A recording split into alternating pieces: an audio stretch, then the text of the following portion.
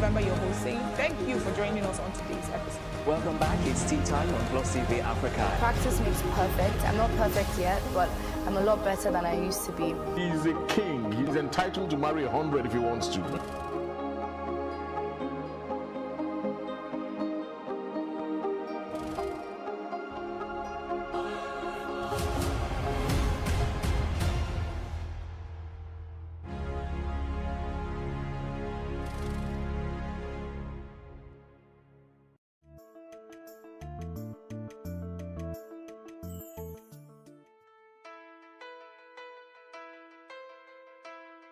So bloating is abdominal disorder in the gastric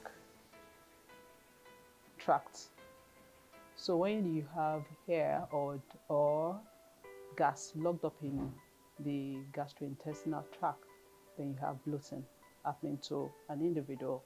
You have the person bloated. So what you can do in that process is to either you can take a warm bath. If you're bloated, you can take a warm bath. You can put lemon in your water.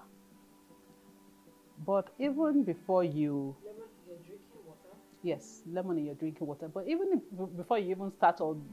Bloating could be very, very discomforting. It could cause your stomach walls to be tight. So you could have pains in your tummy. Then you could belch severely, and you can stop that by taking, you can control bloating by taking mint, things that have mint. You can take a warm bath.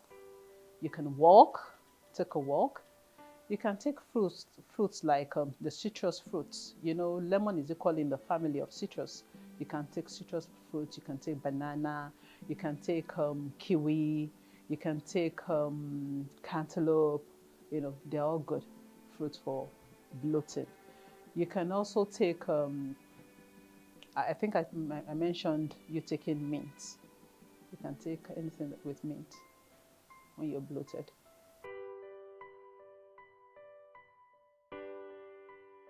Your normal fizzy drink, our everyday fizzy drink, alcohol, you know, causes bloating. Then there's some food that have gas, more gas than the others. So example is beans.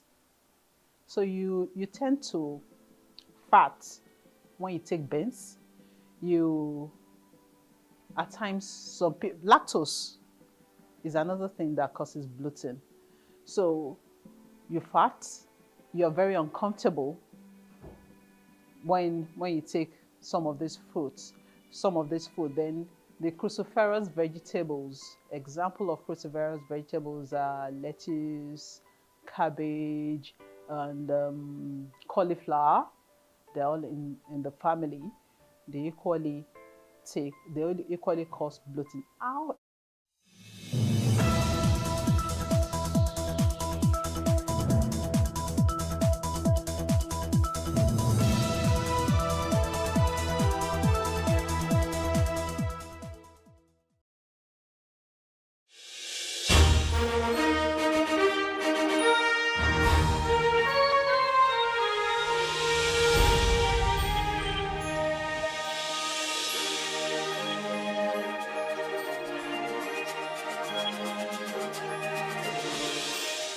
Welcome to another interesting edition of The Advocate on Plus TV Africa on DSTV channel 408. Our panelists with topical issues expect no holds barred. We say it like it is. On today's episode, I'll be looking at rape and sexual assault globally. Inikbi will dive into the social media's role in unity or division as it relates to African youth. Hussein from Abuja will be speaking on Nigeria and double standard, the role of citizens. Elijah will address national posture for rebuilding Nigeria, the way forward. We will be back after this break. The shadow pandemic on rape and sexual assault globally. Injustice anywhere is a threat to justice everywhere, according to Martin Luther King Jr. Recently, the brutal rape and murder of a 7-year-old girl in Ethiopia sparked nationwide outrage, with the public condemning the lenient sentence given to her attacker. This tragic incident has amplified concerns over the effectiveness of the justice system in protecting the most vulnerable. Similarly, in India, the rape and murder of a trainee doctor in West Bengal has shocked the nation, prompting the Supreme Court to criticize authorities for their mishandling of the investigation, highlighting the urgent need for systemic change. Well, this is a very, very sad reoccurrence. I use the word Really sad reoccurrence. because it's more Precisely. like a rampant occurrence and situation, especially in India. Then in Africa, we have more of pedophiles walking amongst us. Like you see people, caretakers, people who you leave your children with, Precisely. you It get seems to be people who molesting are them. close to you. Exactly. These are people who are close to you. They are not strangers. They are not aliens from Yeah. space or something. People who you even trust your children, in their care. Exactly. So what do you think, and especially when it comes to the justice system, the sentence of having Awat's attacker, what are your takes on this? Okay, so these scenarios, right? The recent one in Ethiopia and then India, I think that it just highlights, the serious issues that we have when it comes to protecting those who are vulnerable. Yes. So when we come into the justice system now, because we all know that there are laws and there are punishments for these perpetrators. So it's not about the laws now. It's beyond the law. It's the enforcement of this law and the process of enforcing it. So when we hear that a 7-year-old is raped and then murdered, right, a victim of rape and sexual violence, and then we hear that, the punishment is 15 years.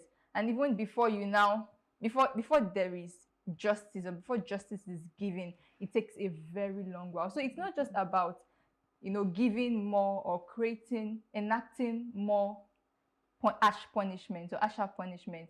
It's about the justice system. We need a justice system that works, right? A justice system that is fair and also swift as well. Swift, yes. A lot of times, Swift, especially swift. Yes, swift. A lot of times you see when we have rape cases, it takes a very long while. Imagine a 7-year-old being raped. Before the 7-year-old gets justice, or not even justice, now before there is a verdict or decision given to that case, rape case, it takes a very long while. You're talking about 10 years, 15 years. The child would have grown, and there's a lot of trauma. So it's beyond. In Heaven's case, she died. She died. Don't Yes, forget and the then- Indian scenario, though. Yeah, That one was yes, a young exactly. medical doctor. Yeah, who was? And it was more of a she gang at rape that point case, gang- and she was murdered. Yeah, And so- the perpetrators of this act were not found till today. till today, and then Yes. they are You know, working. one thing before. okay. Sorry for cutting you short. All right. Before we actually get to this point of view, I just want to say something relating to India. Okay. Now, although rape and pedophile, it's the crime of rape and that crime of pedophile is common everywhere. But particularly, the media kind of focuses more on India. Because the reoccurrence is. Yeah, and should I say it's disrespectful. It seems like it's a I don't cultural. know. I don't want to say it's a cultural thing, but it's almost. You can't say rape is a No, cultural. no. I'm not coming from that thing. instance that it's a culture, but I mean the culture of rape. Yeah, The seems culture to of rape be is a recurring. Recurring, yes. in That's India. just more like There's a particular situation. joke. there's a there's pattern situation- now. Yeah. For There's it, a yes. situation where a woman or young girls will board a train from one part of India to another part, and in the train, once there are more men in the train, in that particular train, she doesn't feel safe. Exactly. The That's next what thing I'm you saying. hear That that You she's get raped. Yeah, it that's boils what down I'm saying. to So that's why I said that they are making Disrespect. it mindset, seem though it's a Disrespect. cultural thing. disrespect. You get for women disrespect for and- women. yeah. You understand? So it's more like And honor killings, Honor killings, And then there's a yes. situation of some young Indians that were raped, 2 girls, and eventually hung on a tree and they died. And then in the process, I think I read an article where some men were saying that the reason is why they are trying to justify this is that the reason is because these young girls or these women are usually very beautiful, so the men could not just That resist is their not decision. that is And not it's- a that's bad why very that's why I wrong. said it's a And wrong. that is You know, not there valid. is It's a there was very wrong there was a culture. post I read on social media, and they were like, in India, every woman needs a security aid. Like, it has gotten to that. point. You know, the uprising and the outcry when this doctor died, it was more like this pain. They were bringing out the pain in them. Yeah, that From they are different bottled up, Different you know, scenarios, you get. It's more Let's like get it's- Hussein's point of view. Hussein, your Oh, point sure. of view. Yes, few years back, we actually have a similar case here in Nigeria, in the northern part of Nigeria, where a young girl was raped repeatedly and was eventually murdered. That it took after some days before the security operative could uncover that the headmaster of the school was the perpetrator of such evil. Just like you guys have actually said, it should be a capital punishment beyond just sentencing few years in prison, because murder, of course, is a capital punishment. And then we should perhaps be looking forward towards expediting the action of cases like this, such that people will know that when they're involved in this kind of activities, then justice is not delayed, no, justice is denied. More importantly, we also parenting. I like emphasizing on parenting, because it just takes more than just giving directive and guidance. It's also a matter of accommodating the children, listening to them, even when they are speaking their languages that you might not tend to understand. Out of their language that could look like nonsense, I'm sure that there should be an element of sense in it.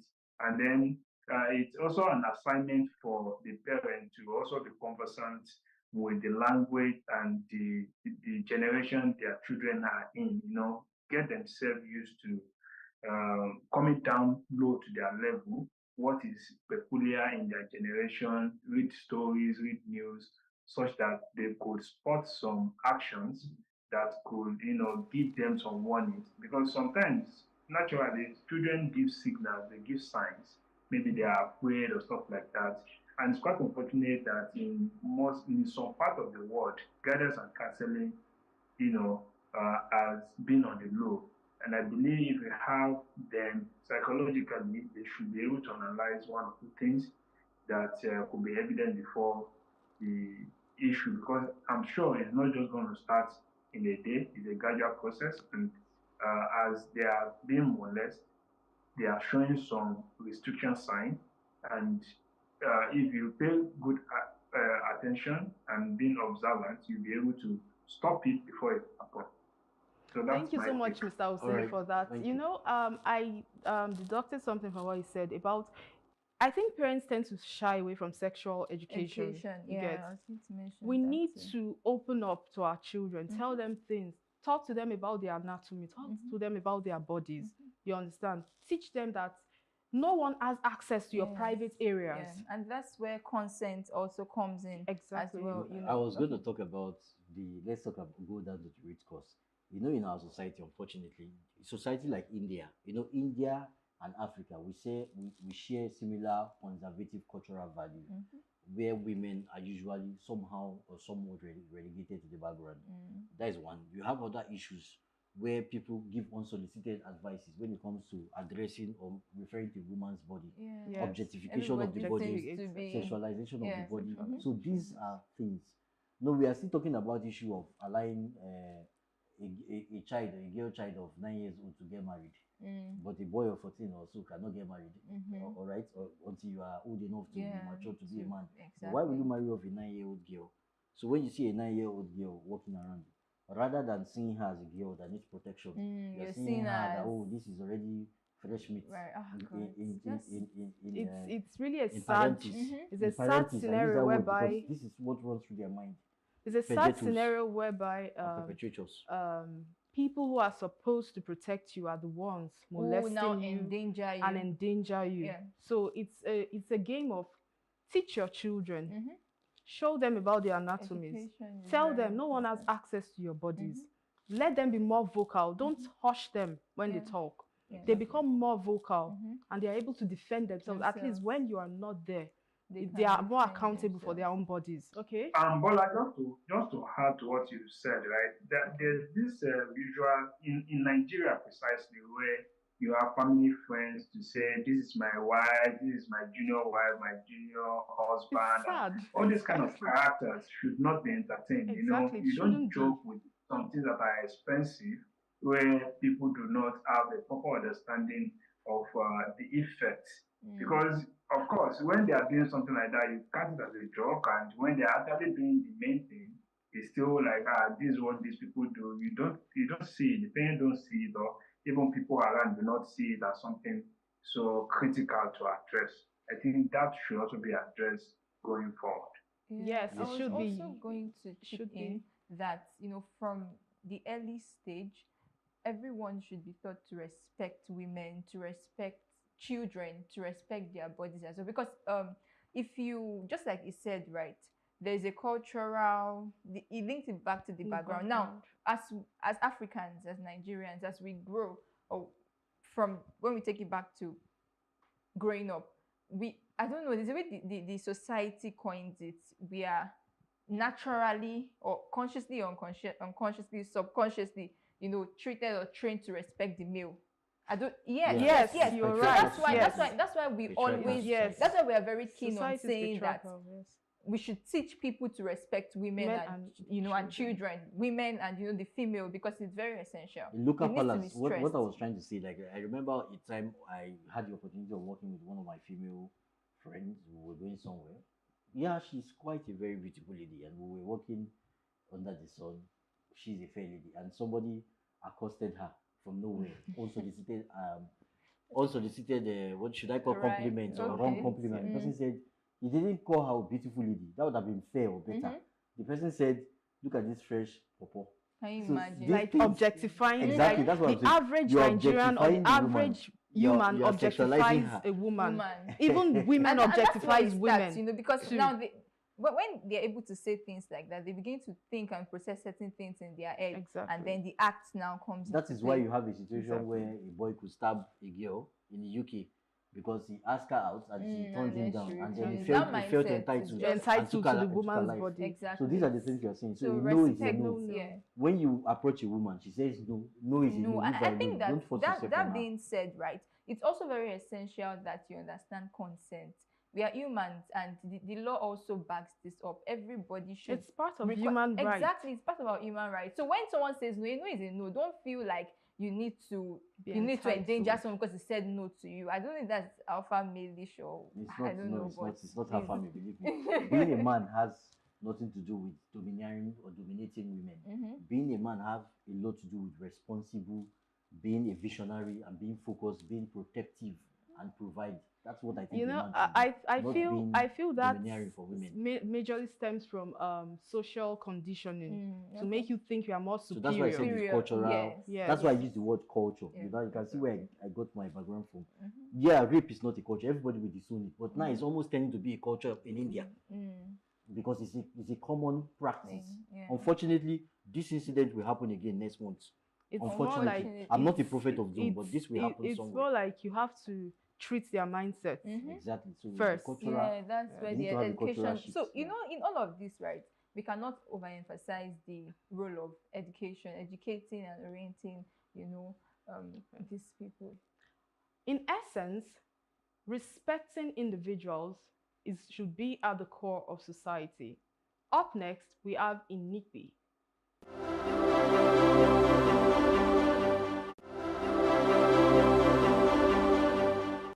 African youth at the crossroads, social media's role in unity or division. In this digital age, social media platforms like X, formerly Twitter, have become powerful tools for communication. However, recent online skirmishes between African nations, particularly Nigeria and South Africa, highlight a troubling trend. Fierce scarcity mockery and xenophobic tensions have escalated into harmful rivalries that expose the divisions within our continent. While tech giants like Elon Musk makes profit, our youth and left engaging in destructive keyboard wars, often driven by unemployment, ignorance, and idleness. As Africans, we must recognize the detrimental impact of this conflict and shift our focus towards unity and collaboration. Instead of tearing each other down, we should leverage social media to promote our shared values, drive sustainable development, and build a stronger, more united Africa. Our governments, elders, and leaders must also play an active role in guiding the youth towards meaningful online engagement that contributes positively to their personal growth and the continent's future. So Interesting topic. Interesting topic, Very really, interesting. really, because I mean we've seen the uprising, just like Bola would say, Yes. right, on X precisely, and you know Boot it's up. yeah, it's concerning. When right? I saw the trend on social media, I said, "Oh my God! Oh, you not guys, again. Not Don't Nigeria's you going have go something to do? overboard." You And- know, I feel this beef or feud balls Blood, deeper. bad blood. You get Of it's Of a course, bad blood. I mean it's deeper Goes than deeper just than coming all to these catch social crews media and throw problems and all banter that. on. So In it's fact, on both X. and Twitter are the victim. Would you say Twitter is the victim? Both- because okay, both- they are both making money. especially. Twitter is Both. making their Both money especially. from Both. all of Yeah, this. it's So you both. won't say Twitter is a victim, except you're saying they are Anyway, victims of the thing making is, money. So it boils down. Sorry to cut you. It boils down to like xenophobia in society. Yeah. Not loving, Mhm. not ready to change your mindset to address some certain issues that drag you back as a Yeah. society. And- So okay. I feel that is where all the problem came out from. Yes, and you know it's baffling because why is it that African continent, like within, why are we just fighting fight each other? ourselves. We see And ourselves why are as we the fighting? competition We have instead of more collaborating. pressing issues to attend to than fight. Anyway, you know, so okay, you have The something. the to say. thing is, I'm going to say something quite interesting, but I want to hear Hussein's point of view because Hussein is a traveler. Hussein, I know you've traveled to some countries. You've been to South Africa before. If I'm wrong, correct me. What's your view on this? You know, the issue of Nigerians coming on social media. It's first of all started with Chidinma Additional, where South Africans denied her the opportunity to participate in their pageants. Yeah. And then they went on to congratulate another person from another Exactly, from another that country make and us even proud. continent. You know, like, Yeah. okay, she came back to Nigeria. Thank God she was received here. Now, Mhm. it didn't stop there. Nigerian youths were peppering, they were trying to fight South Africans and they would order for boat It ride. wasn't Nigeria. No, Let's get this I don't know straight. where they straight. started It's from. not Right? from It's South South Africa. Okay, whichever It way. was South Africans Whichever who way. started Nigeria. it. Whichever way. Okay, let's say South Africans, they started it first. That's what They happened. started No, Uber, let's say. they book a boat on Twitter, right? Yes. Boat app. Up. Yeah. And then the boat drivers will That come out. ordering So right they- from they Nigeria actually all the ordering- way. No, so and- ordering from Nigeria. Yeah, exactly. And then when they come, they will cancel it after they Exactly. burn their. And then they will and then do that. the- They They change- change. the younger, I think the they young change their people, VPN. exactly. They change their VPNs to be Exactly, yeah. exactly. And the same thing, South Africa, Nigerians retaliated and Yeah, they Nigerians ordered boat actually ride. started. Sorry, they now retaliated. And you know a lot of South persons Africans came suffered and because were of this saying, because oh, fuel is not cheap, yeah. petrol is not cheap. That was the in whole both countries. aim. That was the aim. So what's your view? mocking that. You guys have actually spoke a lot, very well about it.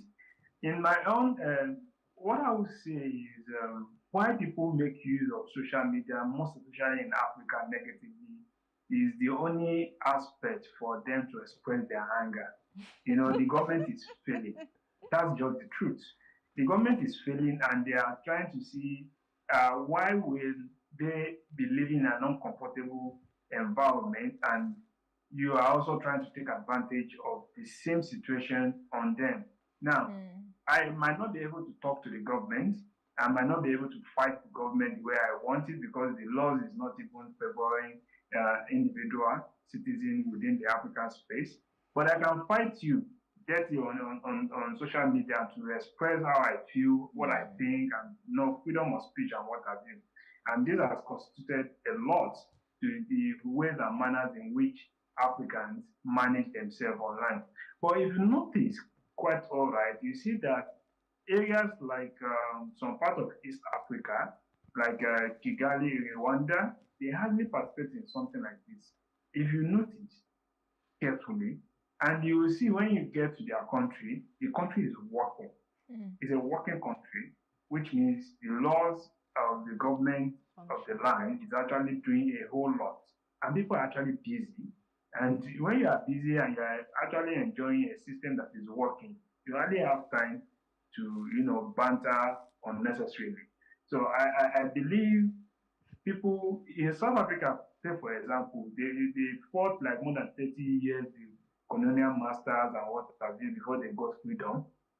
And eventually they got this freedom. Well, they have some lazy attitude, just like relating to some south part of Nigeria, where the men do not really want to work. Then Nigerians, precisely, are there taking the edge, being diligent at what they do, and they are feeling threatened. Do you get? So all these things are anger, like vested over time, and some part of laziness, or maybe they don't have job at hand at that time, and they are trying to express that. But you should not. It's quite unfortunate because before you travel to any country, it's always advisable you browse through the internet, get to understand their culture, their ways of life. But in Africa, more especially in Nigeria, it's a lot of things that people read on the social media that without, it's personal opinion that now constitute judgment that people now feel majority of us Nigerians are just like this, and not knowing that some people are expressing their anger, and it's that anger that is actually constituted the ways and manners in which they talk, and that is actually not our true identity. So social media is expected to be a connecting tool to help us build our potential, to help us attract more investors, more collaboration, more businesses, a lot of things to help us develop. But unfortunately, social media is being used the other way around. And again, how do we cop it? The government has to work.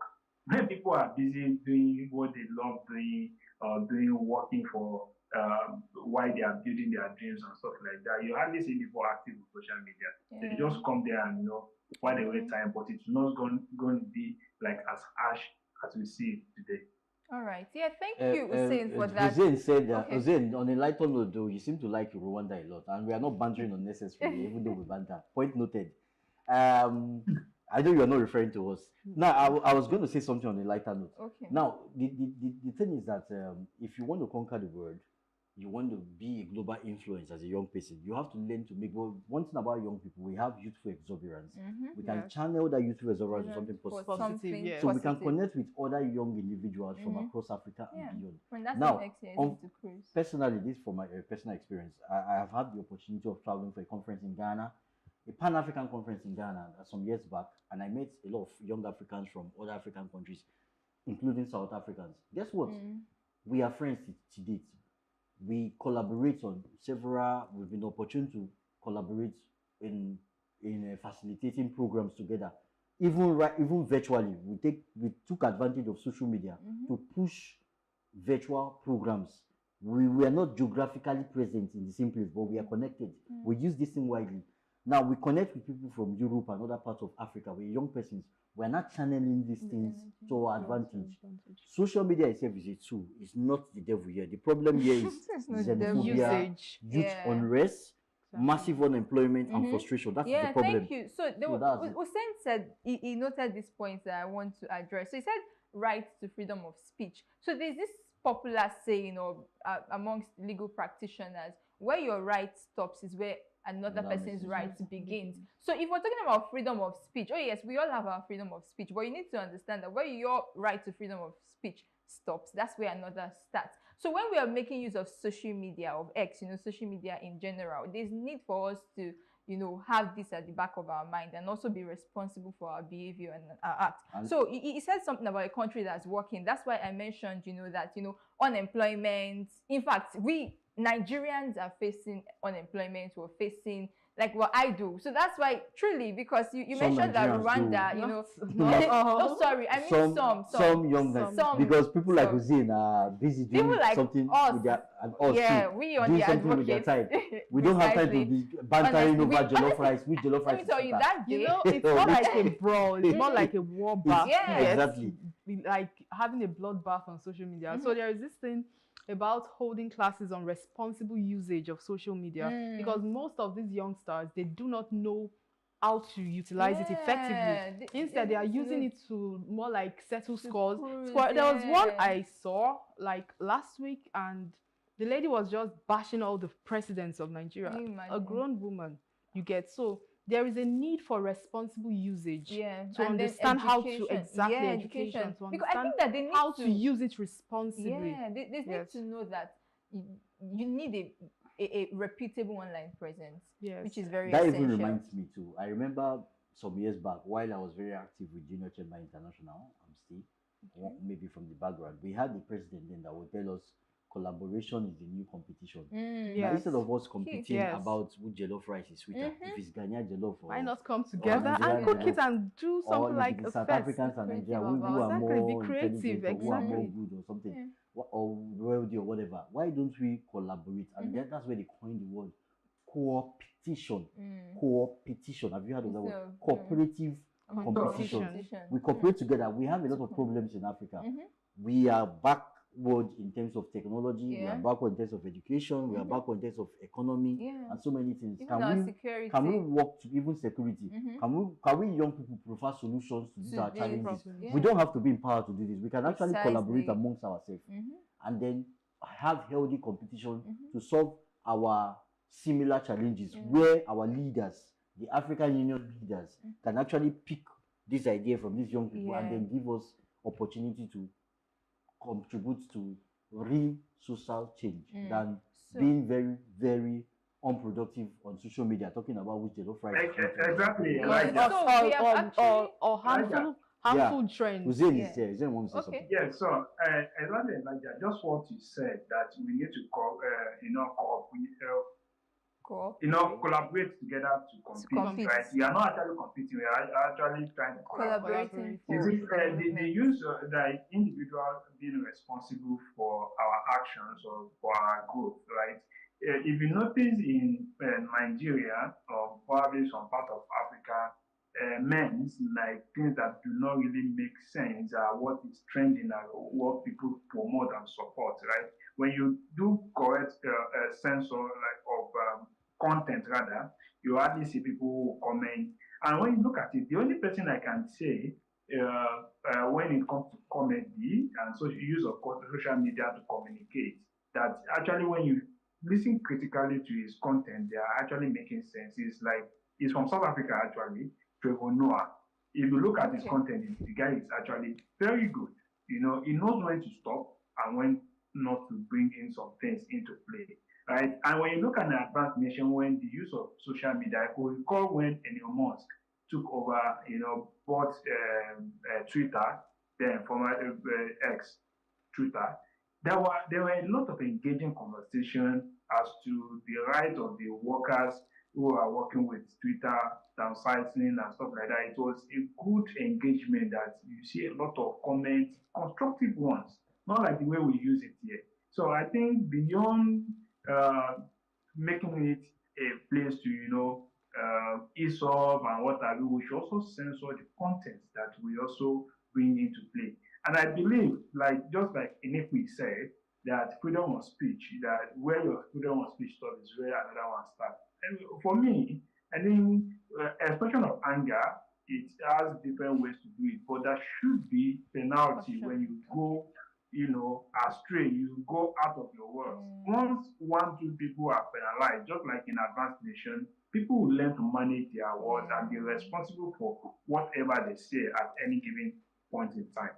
Yeah, thank you for that, Hussein. So I think you already actually dwelled on what we're going to discuss before, we go on a short break. That's the role of the government, right, in ensuring to caution this act. So Elijah, Bola, what do you have to say? What role do you think the government can play, do you understand, to caution this misuse of the social media? You mentioned one, right? Policy making, right? What's it called? Punishment and what have you. Okay, like we talked about freedom of speech. Yeah. You cannot curtail people or try to use iron fist on them, not to express themselves. It's more like a two-edged sword. Yes. So what I should say, what I want to say is that create programs, create policies, yes, for responsible usage of the internet. You get, some people are not educated, they do not know that they can actually benefit so many things from the usage of internet. They only think it's about bloodbath, word bath, and all that. You see someone who has the opportunity to like do something great for you, and you insult the person because you're on social media. There is this saying that you see on social media has made everyone equal. When socially equal, you get. True. So it's a problem there where you are not educated, when youth are not educated on how to properly use social media. So my 2 cents is create programs for responsible usage. Yeah. Elijah. Well, she has said all, and even the policy and the rest. Yeah, you know, we're talking about social. Nigerian double standard, a citizen rule. It is a brand new day in a city full of prosperity. A young man was seen muttering loud and repeatedly saying, "Can this situation change for good at all?" He spoke about the policing system that is expected to protect the people, but yes, prioritize protecting the rich and making the poor that are vulnerable. He spoke about the civil servants employed to run a better system, but yet create numerous barriers when new innovations that can make the system better are being introduced, and are the first to complain about bad governance. As it continues, it becomes worrisome as the leaders of tomorrow's future is currently being challenged, considering the decay in the public education system and high cost of private education system, yet the entertainment industry that now promote indecencies in words, actions, dressing, and all are being celebrated, which questions the need to even have an education in the first place. Yes, it has eaten so deep that money and knowing how to spend it is the only thing needed to manipulate most citizens, voters, or rather vote cravings, while selecting the leaders ahead of morals, values, and willpower. And those that understand the consequences of such actions only wills without taking any corrective action, making the process business transactional only.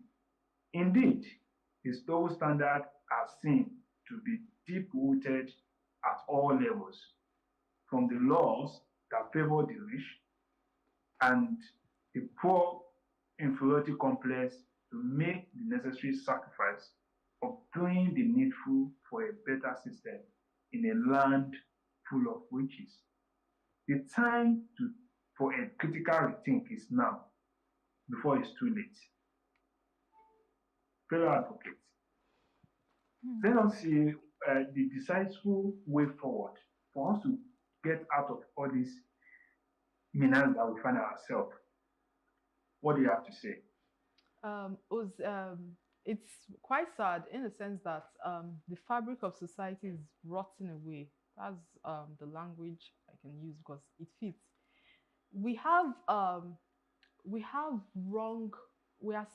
The youths are exposed, especially the very younger populace. They are exposed to wrong standards. They see something normally once upon a time people frown out. We all frown at as a society. Now they see it as a norm. So when you start seeing nonsense, when you start seeing something that is wrong as a norm, it becomes a problem.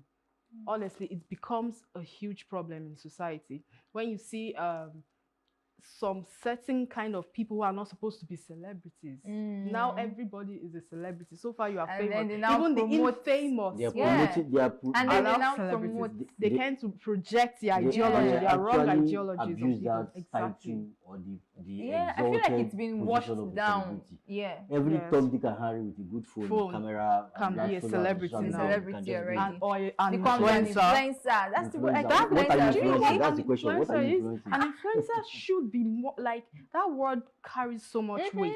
You get morally you are influencing upright, ideas. You are But- influencing lifestyle. Mhm. You get it's. But now you see someone from nowhere without any good track Mhm. record. I'm an influencer, so that's a problem in society. So Yeah. there's moral So decadence. it's Exactly. yes. So it's now from this point of view, it's a general. It's a general point of view. Right? Even It's in not just politics, so it's not in, just the government, even the society, citizens, even in families these everywhere. days, families, yeah, and yeah. families, you see number of divorce rates. Or okay, I feel when it comes to issue of family and all that and children, the way they are being raised, you see, you just there was a video I watched some time ago about a boy, 17-year-old, buying a car for the parents. Then yeah, so 17 years. What does it do? 17. Then the mother was screaming and shouting, "No, take this car back."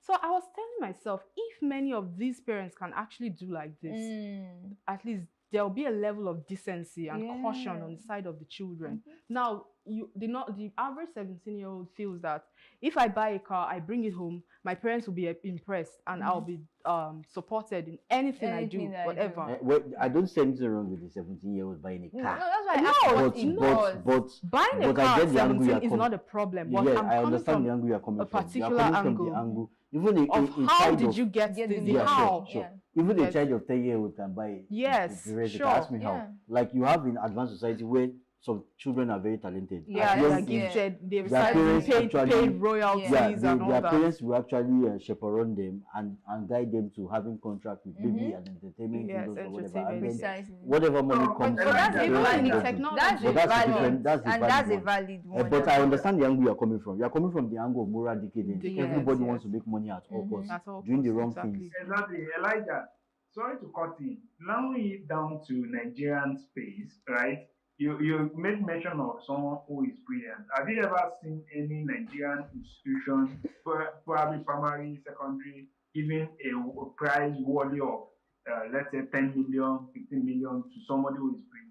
But you Yeah, can see they a don't actually. PPN Nigeria who are exposing themselves. Oh, promoting precisely. Now that's indecency. what we're talking about. They are being compensated with Making- millions, tens of millions, with Exactly. cars and stuff Exactly. like For that. doing the wrong Making things. the Like wrong things compensating a the norm. wrong things. Exactly, a norm, and then And shunning the it right even makes things. people We who have are doing the corporate, right we have thing corporate feel like they're organizations, not. large multinational companies sponsoring entertainment programs that contribute to moral decadence. Yeah. Unfortunately, I won't mention any particular brand. Now, but you it's know what not- I'm it's talking not a about. game of- But you now have people in university that come out with good first class First degree class, and they don't in even have mathematics, jobs. They don't science even and get technology. jobs. They don't. If I thought they even give them an award, it's not more than They 100,000 give naira. them 10,000 For naira. some of these sponsors, it's 10,000 not a naira. game Thank you of for saying. aligning What are with you their using values 100,000 anymore. naira? It's not a game of aligning with their values. It's a game of fame. How famous is this brand to push my brand forward? Precisely. You get. Nobody now No, compensates. no, who will take you care know, of or Nigeria? Nobody is reckons taking with- care of the Nigerian society. Precisely. Everybody is, I don't care, it doesn't concern me. My son is not involved, my child is not involved, it doesn't concern Everybody me. And then just wants there's to- the fabric of the society is being destroyed day by day, and no one cares. That's disastrous. To make it worse, right? I was opportune to be part of the national process build-up of 2019 election with a young presidential aspirant.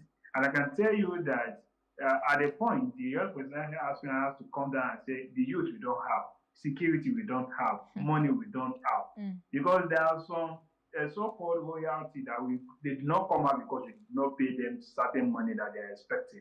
So you see, during the election process that we are expecting people to choose right and see people with good power, with track record of what they've done.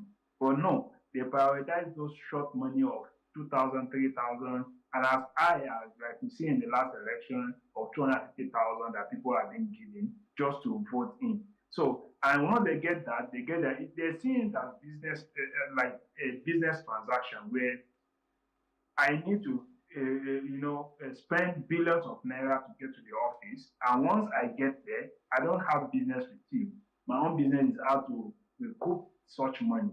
And then it now affects the ways and manners in which we are being, ruled, we are being addressed. A lot of moral indecency are actually going on and forth, because there are critical things that need to take charge, which is the government, the critical entity rather, which is the government. But government is not transactional. How do we correct that? Yeah. That's the problem. Yes. So, taking it from the government, right? We've talked about the government and then role models in quotes or influencers and public, personnel. Now, we, the citizens, what are we?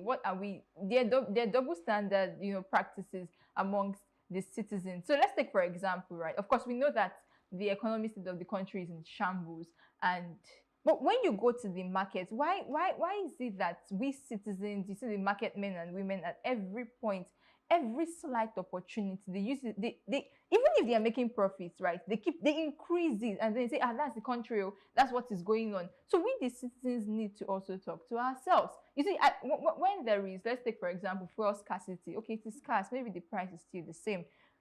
All of a sudden, transportation, this hike in transportation, this hike in... People selling black market fuel in quotes. So we are also the problem. That's what is insane. Yeah. You see, community the road is breaking down. Now everybody everybody is fighting for their stomachs. So that's the way I see it. Exactly. No more communal decisions, or you don't want to project like looking out for my neighbor, looking out for my country. No more. There is this no nationalism. Let me use that word. No, that ideology is dead. As far as I'm concerned, so everyone is fighting for their pockets. When everyone is fighting for their pockets, it's more like a rat race. You understand? One stumbling on another to stand up. Yeah, you see that it's exactly survival of the fittest. So that's the problem. And the funny thing is, today now we have this statement that regardless of the activities, I should just have my own to do. I should be able to do my own conveniently. I don't want to know what the situation will look like. I don't care about the situation. You see, I want to make reference to the drainage system again. We had flood that affected. So now you will see citizens who would comfortably go out to throw that into those drainage. And then when the flood comes up again, they're like, oh, the government, that what quota are you paying to the development of the society? So it's, it's a lot of, it's not just the government now. Solutions. The solutions more is the ridiculous. The problem I have is that these same Nigerians, unfortunately, when they travel to advanced world, they behave tend well. to comply with the norms, right? Just like Mr. Hussein always talk about Rwanda. When they travel to Rwanda, they comply. Everything actually boils down to the government. Even in abroad that you're talking about it, because the laws in the state is very strict. Implementation. Right? The government are doing that. I can give an example in Lagos, for example. A lot of things like BRT lanes that you don't want to, you dare not enter. Once you are caught, the penalty. People are actually behaving, of which some who do not behave get their hands, burned by paying some penalty. I think a lot of things naturally depend on government. If government do their part, and apparently even the citizen, just like Nitin said, we need to also play our part. Everybody has to play their role to make the society better. Because I can see, hardly will you see in abroad where you see their government official going around with security or delays and stuff like that. They work like normal citizens because they are free. Here in Nigeria, you can be a billionaire, trillionaire. You are not free because you are even afraid of society. which you cannot even move from the city to the village without carrying, escorts. We cannot walk freely within the streets. So what is the essence of harnessing all these words and promoting indecency? And it's a lot, and it's worrisome. It is. Every Nigerian has a role to play to ensure that double standard is reduced to the barest minimum, even if possible, is eradicated completely. Let us do the needful. Let the right be right and wrong be wrong. Let us not promote mediocrity in any sense. And when we see things that are not the way it is, we should see it as it is and promote a saner society. Up next is Felix Elijah. Please do stay with us right after the break.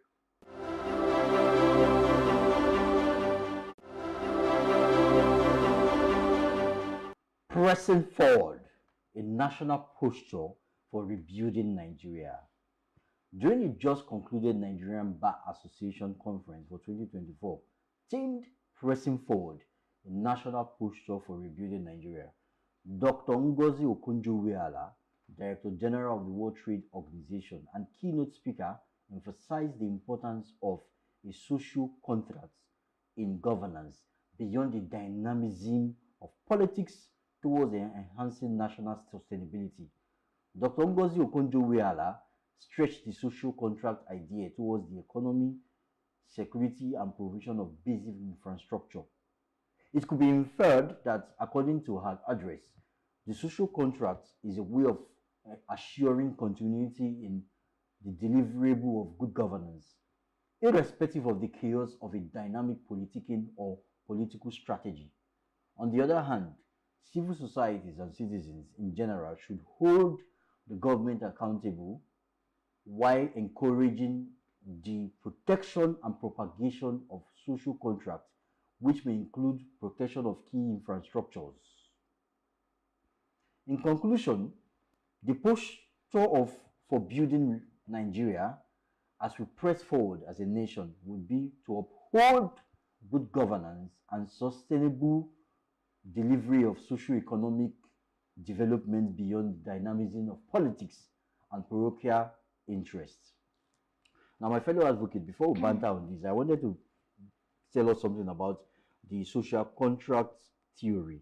Now, the basic social contract theory, the traditional social contract theory, it's more like traditional social contract theories invoke contractual arrangements to explain why government came about and what citizens and government explicitly and implicitly agree to in order for civil society to exist, and what each of their rights and responsibilities are under.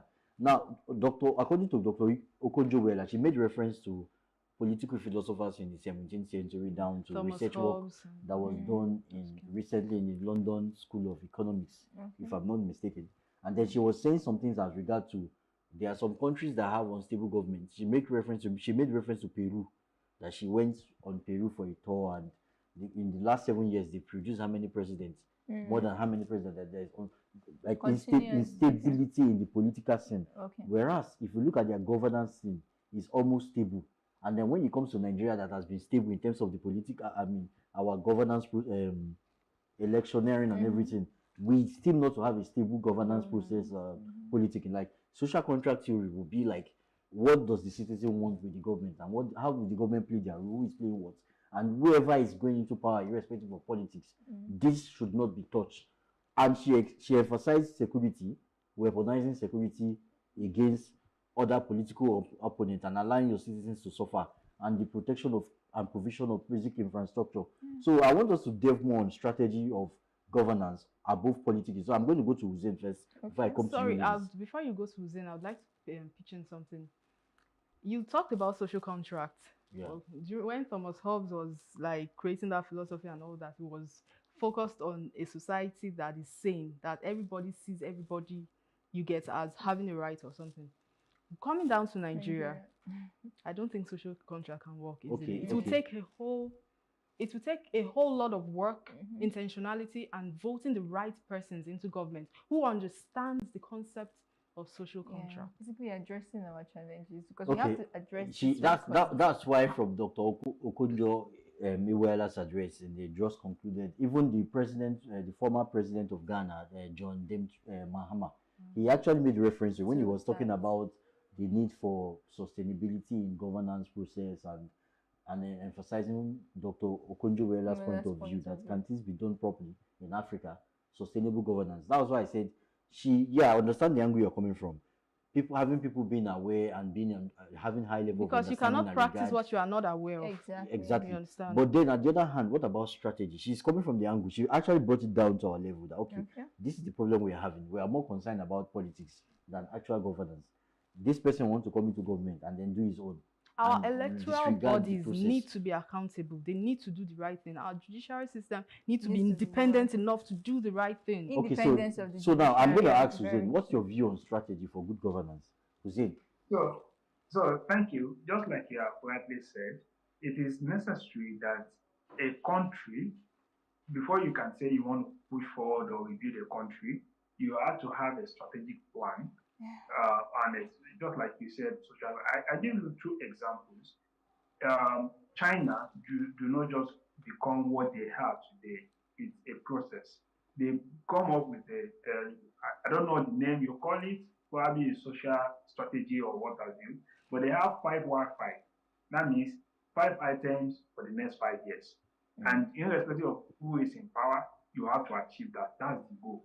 And they use it strategically to build their country. Same thing happened to United Arab Emirates. Early 2000, they came together and said, you know what? All these Emirates are going to become one. And then the largest of the 5 Emirates will be the capital. This says, okay, this is my interest. I want to be tourism. Then, okay, no problem. Do it. We support you. Everybody aligned and they have a goal. And they are moving, right? Now, I don't believe Bola's statement that says Nigerian cannot achieve that. I don't believe. I think it's just a willpower. Every section of, I give an example. Every section of Nigeria has their own interest. It's just for a good leader to align on a purpose to make it work. The example I want to give is you have in Kano, in Zaria, hide and skin that they export semi-processed to the EU and sell it for like maybe $3 per kg. And you have in Aba, made in Aba shoes, made in Aba leather bag. They are importing all these hide and skin from the likes of Portugal and the likes. Now, what happens to comparative economic advantages where you come together and say, you know what, we have these resources. Let us see how to utilize these resources. Have an handshake. It's a willpower for you to be, strategic and have a focus. And I'll also give an example. What Nigerians are demanding for are not much. Once you give the basic, Nigerians are contented, right? In Lagos today, I say it anywhere, any party that wins the election, irrespective of the ruling party or what have you, even if not the winner, they do not have any reason not to work because the system has been built already. I recall some time ago when during former Governor Ambode's tenure, when they want to start this house levy of the thing, Lagosians came together and said, no, you are trying to exploit us. And the government reverted. That means there is a working system that you cannot just bring a law that will affect the citizen negatively and the citizen will not be able to communicate or fight back. So in essence, what we are saying is it is possible. And one thing that people do not pay attention to is actually the legislative arm. We pay too much attention to the executive arm, governor, president, chairman of local government, and what have you. And we rely on the court, which is the judiciary arm, to make judgment when you have grievances. But neglecting the fact of the legislative who are actually making this law. You're having people who do not really understand the law that they are making to even help to review the entire system. It is the right time to begin to focus on the legislative arm who are going to the House of Assembly, House of Representatives, and Senate to make a law that will favor, a rebuilding process or a sane country. I think that is one aspect that we are missing. And once we are able to do that, it will be able to hold any executive or the judiciary responsible for their actions if they do not act appropriately. All right, thank you so much for that. Okay. You made mention of something that legislature, you get the legislative and the people there who do not even understand the laws they are making. That's part of what I was saying, that if these people are not aware of the things they do and understand the positions they hold, how do they now understand something like social contract? Except you have good leaders, not just good leaders. It's one thing to be a good leader, it's another thing to be a functional leader in politics and an informed leader in government. You understand? So that is what we are talking about. Yeah. So so I think you made like really nice points, right? I like that you actually talked about the economy, state of the country, and then you talked about the legislature. So yes, you said that some of these people who are in the legislative don't even understand the law, right? And so they don't even understand the society to be able to create these laws to attend to the issues that that we are facing as a country. But then again, let's take it back to the economy state of the country. So I feel like economically, there are things that we need to attend to, and that's where the strategic, development comes in, or taking strategic steps. I actually feel like we put so much focus and attention on oil.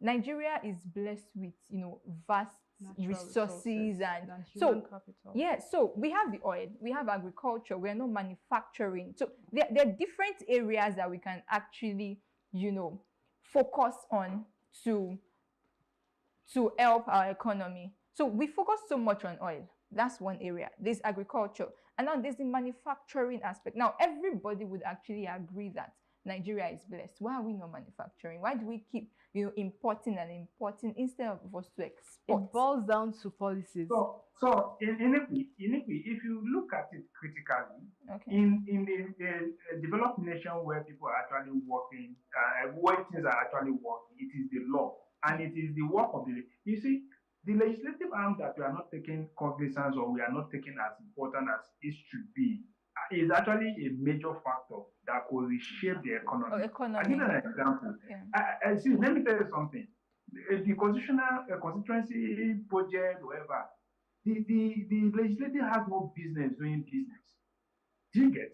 Of the executive. They have no business doing business of the executive. They are there to monitor. But here they are having billions, trillions allocated to them as constituency development allowance. They are not the executive. Do you understand? Yeah. These are the people who are expected to monitor the process to ensure that what is needed to be done, they are, migrating from oil-dependent nation. Because one time we've been agricultural dependent nation before the discovery of oil. So what happened to that?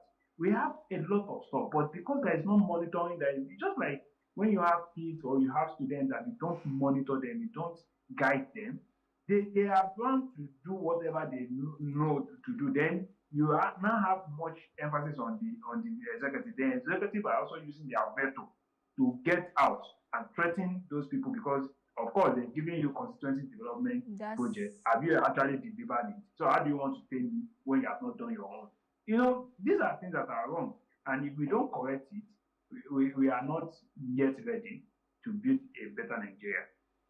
Well, you all have said it. The bane of the cross of the matter is as much as possible, we have to be very intentional. Our dues are the hem of affair. Yes. Intentional about governance. Politics should not be a distraction to, politics can be chaotic and dynamic, but governance ought to be sustainable and continuous. In all. And then the citizens should always try as much as possible to hold the government accountable. It's a both ways in handshake method. The government should listen to the citizens, and the citizens should hold the government. The citizens should also hold the government accountable. There should be like always a continuous conversation between both ends towards sustainable development. So thank you all for your time.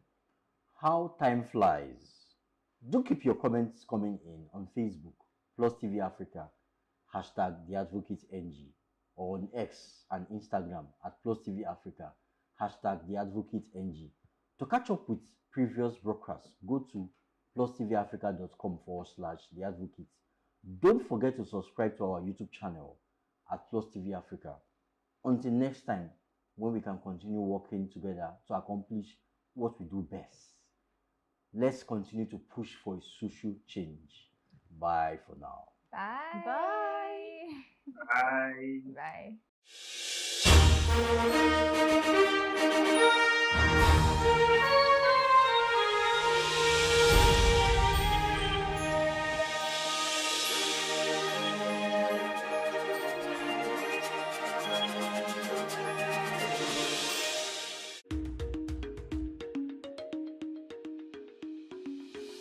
Today, on the Justice Court, the plaintiff, Josephine Abimbola Akinriola, is asking the court to compel her husband to be responsible for the upkeep of their children. Previously on the Justice Court. I met Ayola during my service here as a youth corper. When was that? That was in 2005. Because I'm an SS patient, I usually get I'm always very careful before going into any relationship. So at that time, I was going to 26 years. So then later I gave in to his request. I have never had in my life where somebody will give birth and from the hospital will move straight to her parents' house. I said, I have never had that. And I said, if you move from this place to your parents' house, I will not come after you. I don't know. It means you are married to your parents. To water down the allegation that I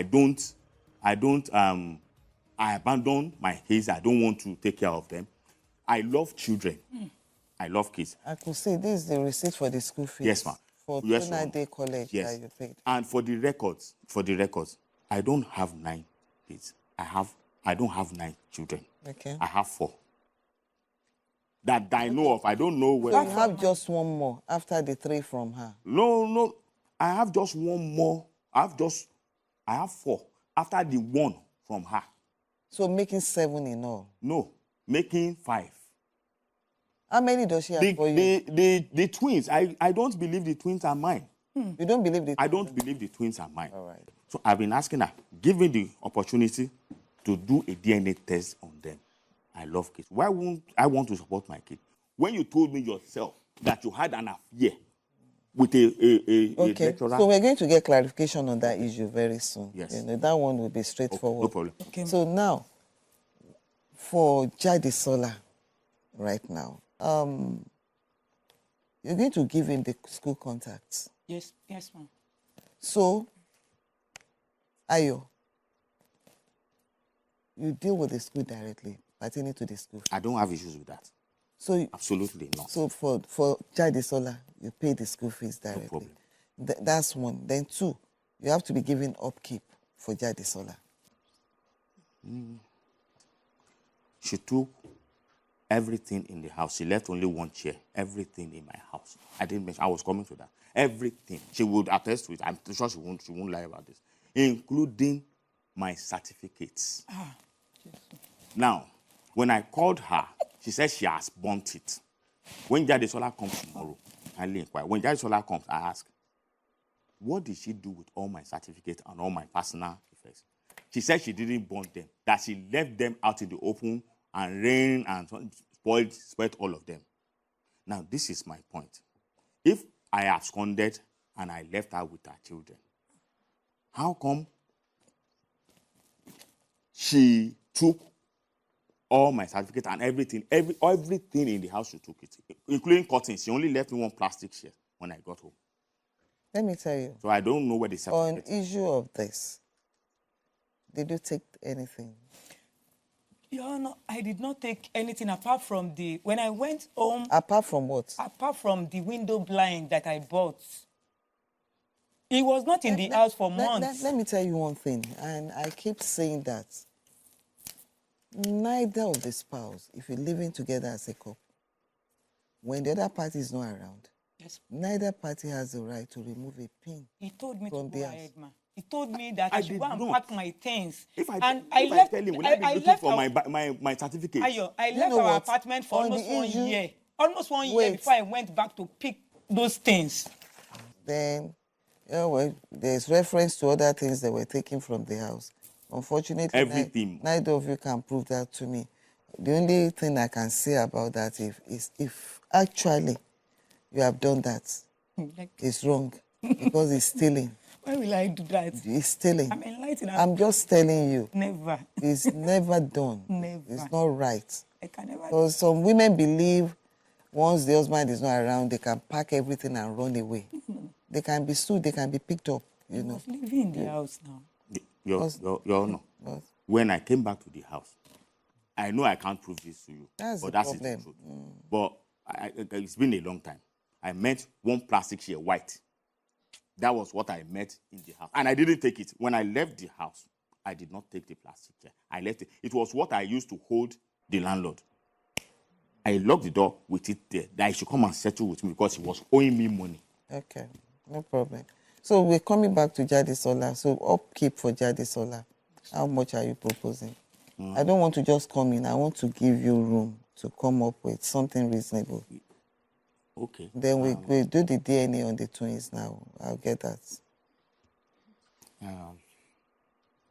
for Jadesola, currently now, I think I should be able to afford between 18 to 20,000 because I don't have a job currently now. I lost my job on Friday. You place it on 20 now. All I want to tell you, this is your daughter, and I'm very sure you want her to turn out well. Yes, absolutely.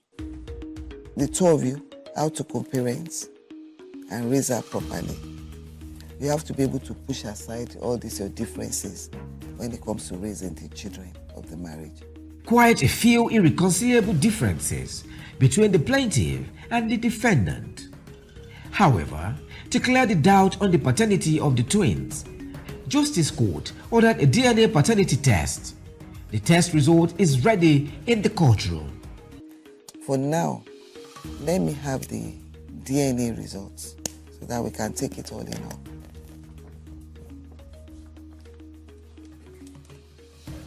Step forward. These are the DNA results for DNA paternity test on the alleged father and the set of twins. Thank you, sir. Conducted by Leeds DNA Laboratories and DDC, United States. Thank you. So I have the DNA results. That's from Leeds DNA Laboratories, DNA Diagnostic Center, test results, certificate of analysis. This is to certify that the result of DNA test conducted for Ayola Benjamin Akinriola and the minor child, Taiwo Toluwalashe Akinriola, has been perfectly analyzed as concisely summarized below. The case number is stated: child male, Taiwo Toluwalashe Akinriola, alleged father Ayola Benjamin Akinriola. DNA analysis positive. The above results summary shows that Ayola Benjamin Akinriola is the biological father of the tested male child, Taiwo Toluwalashe Akinriola, as plainly expressed on the DCT test results sheet overlay. Probability of paternity, 99.9999998%. That's for Taiwo.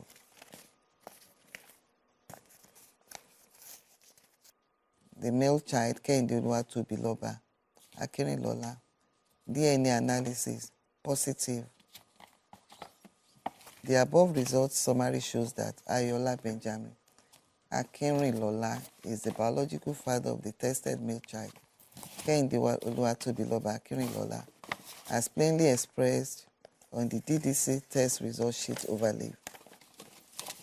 Probability of paternity, 99.999999997%. So how do you feel about this? Well, I feel cleared, and like I said, I love kids. I do things for other kids that are not mine. I am happy now that my number of my kids are not 5, but 7. How many are they now? Are now 7. 7 children. Yes. Okay. So, and I'm also saying that I will do absolutely everything possible, not just taking care of their needs, which I will gladly do. You'll be responsible for that. Yes, be a father figure in their life, but stay far away from their grandmother. That's as long as you did not marry their grandmother, and right now you are not living together either. Yes. So I don't know why you have to bring in grandmother at this stage. Okay. Because the reason is because I'm not interested in that. I'm guiding you and I'm telling you. The earlier you focus on your children, do you understand me? Because I could see that when you talk about irreconcilable differences, so many have sprung up in your relationship. And to even crown it, you've moved on with another woman, right? What kind of marriage did you conduct initially? The traditional marriage and the registry. and the registry marriage. Yes. Because I don't think you know the implication of that. You have to tidy that up. Do you understand? Yes. Your number. I'm listening. Sometimes, some years back, because I didn't want to bring this up, but at this point, like I said, I am happy now. I have more kids. That one is absolutely. So now you have more kids. We'll take this from her. The children are with her. 10 years old. With their grandmother. No. Whether with the grandmother or with her, they go to school wherever they are. So it's not where they stay. I keep telling you, whether grandmother, grandfather, you are living apart right now. The children goes to school. So, same thing. Direct payment to the school. The same thing that applied to the applicable. But now we have the twins and the upkeep for the twins now. Because now there are 3 children. Yes, I can say authoritatively that I will take care of the school fees of the whole 3 kids. I will, no matter what, I will make sure I get that one done. That's good. But like I said, just this Friday, I lost my job. And that one... So, like, how long do you want me to give you for us to have a review on the upkeep of the children? Well, I'm doing absolutely everything possible to make sure I land another job. Now I have my certificate. You know, the reality is they have to feed. Yeah, I know. They've been feeding. They'll keep on feeding. 11. And some others, you know the way it is when you have children. Other expenses that will come up. Yes. So I can't just leave that in vacuum. Everything to be on her. More so, she had another claim that I didn't bother to go into. And that's talking about all the past expenses. I can see your face, but you've been doing I have a job. He said he doesn't have a job either for now. So what happens? He has a job. How do you prove that to me? He's working at Food Co. We can go to LinkedIn. He said on Friday. He lied. Let me see a copy of your letter for pass it to him. Ayo is lying. Everything. Okay, just putting it on. Yes. And I've been out of job for over 6 years. My parents have been the ones supporting me and my colleagues at work because my company, the one that has been, they've been supporting me. 11 good years. Look at it, man. Let me have a proof. No other man. You know what? Let me have a proof that is working. I'll tell you one thing, right? If you can prove this is what he does for a living, this is how much he earns. But right now, let him prove that he has lost his job.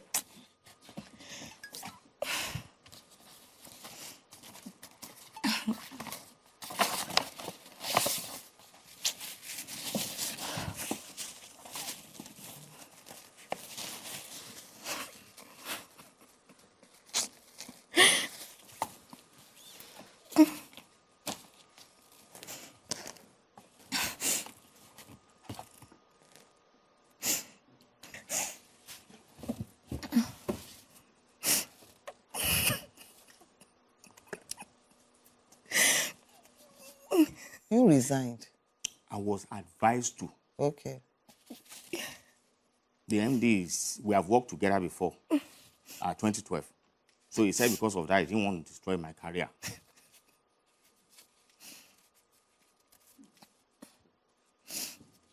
We asked you to resign. Yes. 3 days ago. They asked me to resign on Friday. On Friday. Let me show you. You know what will happen, right? On this, the legal team will write a letter to your organization. So you give them the contact. We write them to be sure that you're no longer a staff there. Okay. I want to be sure it's not a gimmick. No problem. No, you know. Absolutely. So let that's them. the MD there, are they? The one that replied. HR, there's a copy to. No, let's see that. Let's get that. You know. So because like okay, I'm back to where I was before with regards to the twins. I would I will work on that and revert. No, it's something we have to conclude. I'm going to give the judgment right now. And I'm trying to work on something that will be convenient for both of you. So it's something we have to round up now. God doesn't work that way. Otherwise, I can give my judgment. I'm just trying to give a soft landing. For now, pending the time that I'll be able to get something up and doing, I can add that 10,000 naira to it at least to... That's 10,000 naira per child in a month. Think about it. That's 10,000 per child for 30 days. With the way the economy is, we have a review in January. Apart from school fees, no? He's paying all that. Okay. He's paying school fees, he's taking care of medical bills. Okay. But for the upkeep, you have to share now. Yes. Judge Fumi helps both parties to reach amicable settlement. After the break, Judge Fumi rules. This is my judgment. By virtue of the DNA results read in the court today, Taiwo and Kehinde Akinrilola have been declared and have always been biological children of Ayola Benjamin Akinrilola. Ayola Benjamin Akinrilola is to pay the school fees of the 3 children of the marriage directly to the school. You have to disclose all the information you will need pertaining to the school of the children to him. Yes, and provide medical bill. You pick it up if and when it comes up. And give the upkeep of 35,000 naira on a monthly basis to the plaintiff Abimbola Josephine Akinrilola on a monthly basis. Then by January,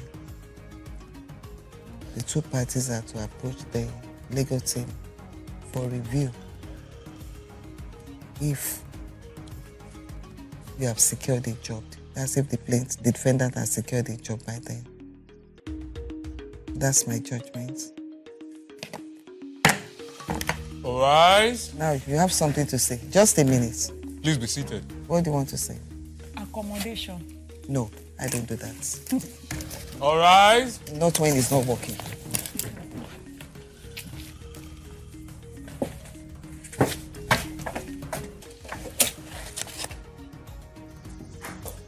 Thank you.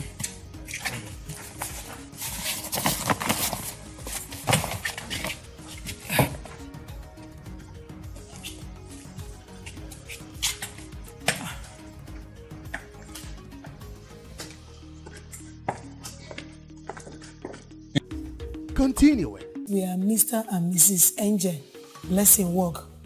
We've been here in the month of February, where I and my husband, we brought an issue to the court, a divorce issue. The court stepped into the matter. When they stepped into the matter, we were asked to enroll in marriage seminar, marriage counseling, which was undergone by Ms. Chidi Okafor. She was the one that organized and does the marriage counseling. Previously on the Justice Court.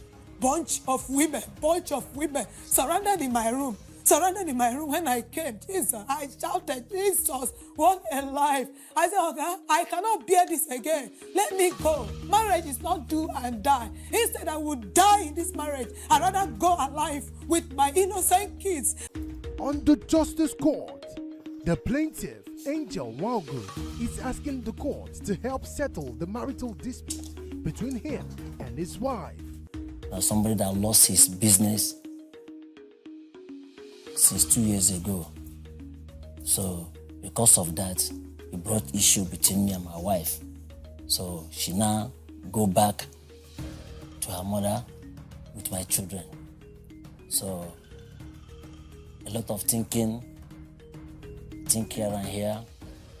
Formerly, I don't used to drink, but because of this issue, sometimes I take 1 bottle. 1 bottle? From 1 bottle to 2 bottles? From 2 bottles, the thing keep on increasing. keep on increasing to a chronic level. He become a chronic drunkard. And he didn't end there. He will just be going about. If he didn't find my husband in Baba Ijebu spots, you will find him hanging around with babes. Any babes you see, anything under skirts, he move around. Each time I see it, I cry. I say, oh, what a life. Does that mean this jobless attitude has turned you into a chronic women chaser and also a drunkard? If I tell him, he will give me another slap when to eat, only to hear a voice, take it easy, take it easy, take it easy. I was like, what are they taking easy? Let me go inside and check what is taking easy in my room. Oh, my honorable judge, what I saw, oh, I cannot bear it. I saw my husband on women's body on my matrimonial bed. I said, what an insult. My husband has defied my home, defied my bed, defied all that we had together. He defied it. The plaintiff, Angel Wangu, claims that he found himself taking solace in the green bottles after he lost his business to a fire incident 2 years ago, and he has not been able to rise to his responsibilities. The defendant, Blessing Wangu, alleges that in addition to being a drunkard, her husband also started being a chronic womanizer and a wife beater. She claims that she has had to move out of her matrimonial home due to domestic violence. Judge Fumi wades into this matter. Angel, everything she said is the truth. Yes, ma'am. I'm going to recommend the two of you to attend marriage counseling classes. Do you understand? Yes, ma'am. They will talk to you, they will guide you. I thank God that since I went to that marriage counseling, everything changed. I find myself living a normal life. I find myself living a truthful life, loving my family, loving my wife and my children. And I want to use the opportunity to thank the Justice Court, all the members of the Justice Court. After the process of the marriage counseling, I see changes in the life of my husband. It was that first day he came visiting us. He visited me, visited the children, and everything he did there, iota of truth, iota of love, everything, unity was there. In fact, the court they have contributed immensely to my life, the life of my family. They have done well. All the audience, they have done very well. They have supported us. We are very much happy for what everybody have done in my life and the life of my family. They have so much done well. So we are very much grateful for all their efforts. And I pray that God Almighty will bless and reward all our viewers, the court, everybody. Just like what my wife has said, when you have an issue between two partners, you don't need to call any outside person or maybe family and others. They may poison your mind in different ways. The best way, because I have gotten this experience, the best way is to bring it a place like this as Justice Court for them to handle the issue, settle the matter, and you and your family will be living in peace. So I am grateful that I came for this place and we are living in peace. So the advice I'm giving those, we are not praying for problem to anybody family. But if you happen to be like that, my advice is for you to be calm and do the normal thing, come to Justice Court. Justice Court will handle the case and make everything work well for you and your family. My advice, based on the experience I've got to my audience, my fellow brothers and sisters there, is that when you have an issue, please don't be afraid. The courts, they are there for you. They are there to resolve matter for you. They are there to resolve things for you. They are not there to separate you. They are not there to separate you with your spouse. They are there to join you. Look at me and my husband. We were once separated, but now we are together. It was the efforts of the courts that made us to be together today.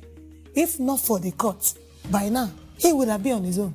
Me, I will be on my own. So what I see there is the courts are your friends.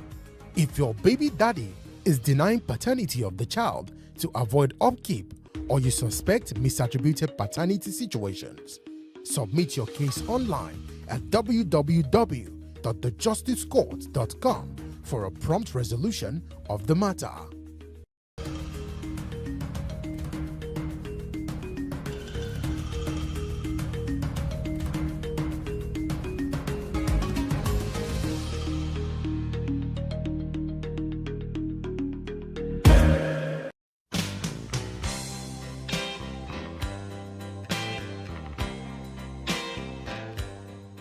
The pandemic opened the world to a new dispensation regarding work.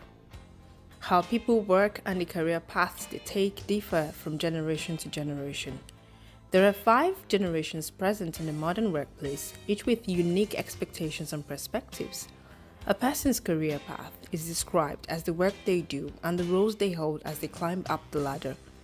Before the millennium, career paths for many was simply linear, which could be a person working at the same organization and growing there till they retired, or a person working in the same role but changing jobs a couple of times. Security and staying power were the cornerstone of this career path.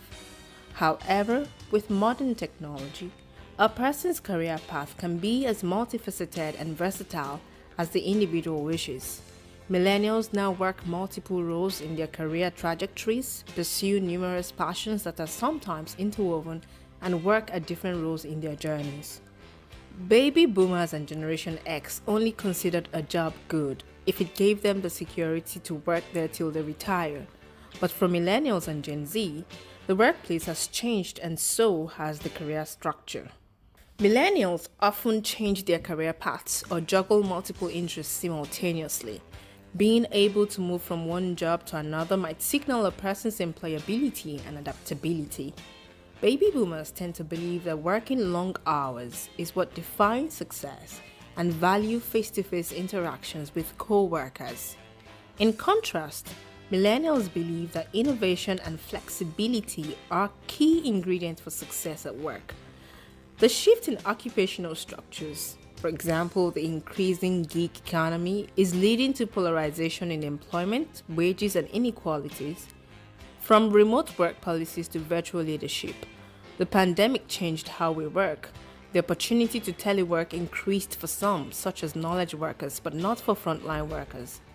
Among the benefits are an improved work-life balance for some, as well as changed attitudes to well-being. Teleworking can lead to a higher productivity and lower operating costs for companies. Work is increasingly flexible and decentralized. Working from home or out of a workspace is favored by many because of the flexibility that comes with it. Millennials and Gen Zs prefer flexible work schedules and part-time hours so that they can balance their work and life compared to older generations who prefer security. Some people are social people. You know, when they go to the office, they have friends everywhere. Good morning. How was the football match? You know, you just with your colleagues and stuff like that. That social element at work, a lot of people need it. Me personally, I'm an extrovert, but I'm also high on the introverted side. I like going to parties, I like making friends, but I also like keeping to myself. So at work, I'm not the friendliest. I would smile, I would say hi, but I don't need to. So it depends on your personality and what you need. For me, work from home works a lot for me because I get to spend time with my family. I'm always in the house with my partner, and that really makes me happy.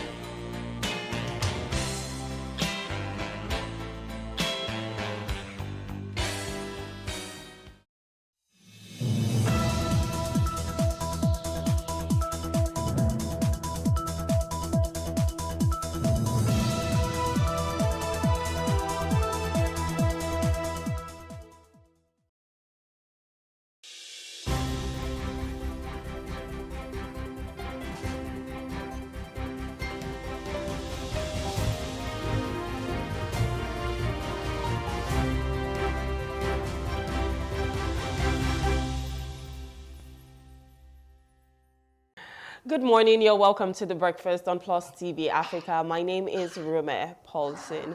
It's Friday, the 13th of September, 2024. And in fact, today is Positive Thinking Day. So whatever you're doing, do not focus on the negatives. Always focus on the positive. First, I would like to apologize for starting this show a little bit late. Several technical glitches, but we're working on them. And thankfully, we're here now to finally begin the breakfast with you. All right, on the breakfast today, we'll be looking at several hot topics, one of which, we're going to be talking about Dangote and a lot much later, but let's focus on our top trending. The first top trending says FCCPC Executive Vice Chairman Tunji Bello clarified that the Commission did not issue an ultimatum for traders to lower prices, focusing instead on tackling price gouging and fixing. The FCCPC is addressing exploitative market practices such as cartels charging high membership fees to control prices, which prevent fair competition. A stakeholders meeting was held to engage traders and service providers in finding a consensus to curb rising prices. While acknowledging that fuel price and exchange rate hikes have affected costs, Bello criticized disproportionate increases in food prices driven by cartels.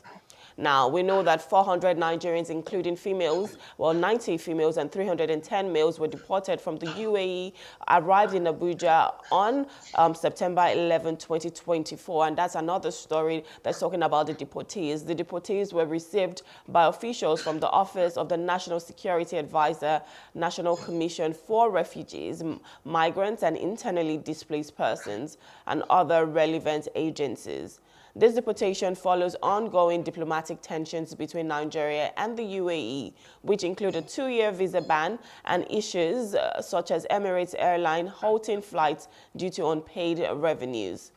While Nigeria made progress in settling the $850 million debt to the UAE, diplomatic relations remain strained despite an agreement earlier in 2024 to lift travel restrictions.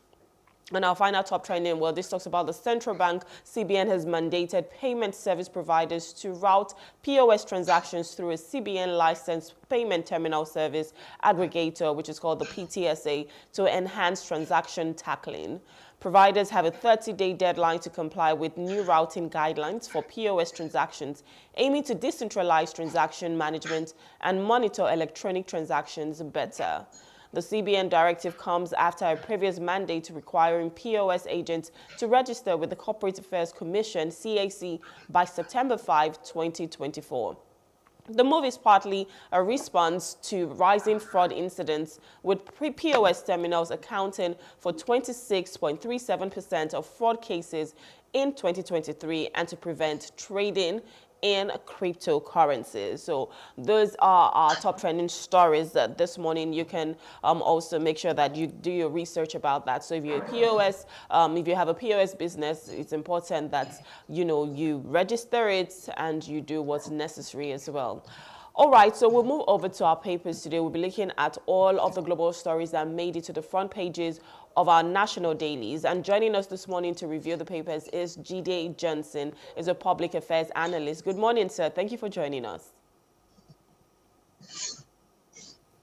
Hello, good morning, sir.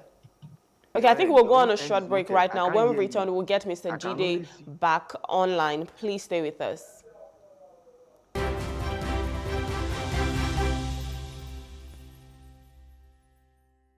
Thank you for staying with us. You're still watching The Breakfast on Plus TV Africa.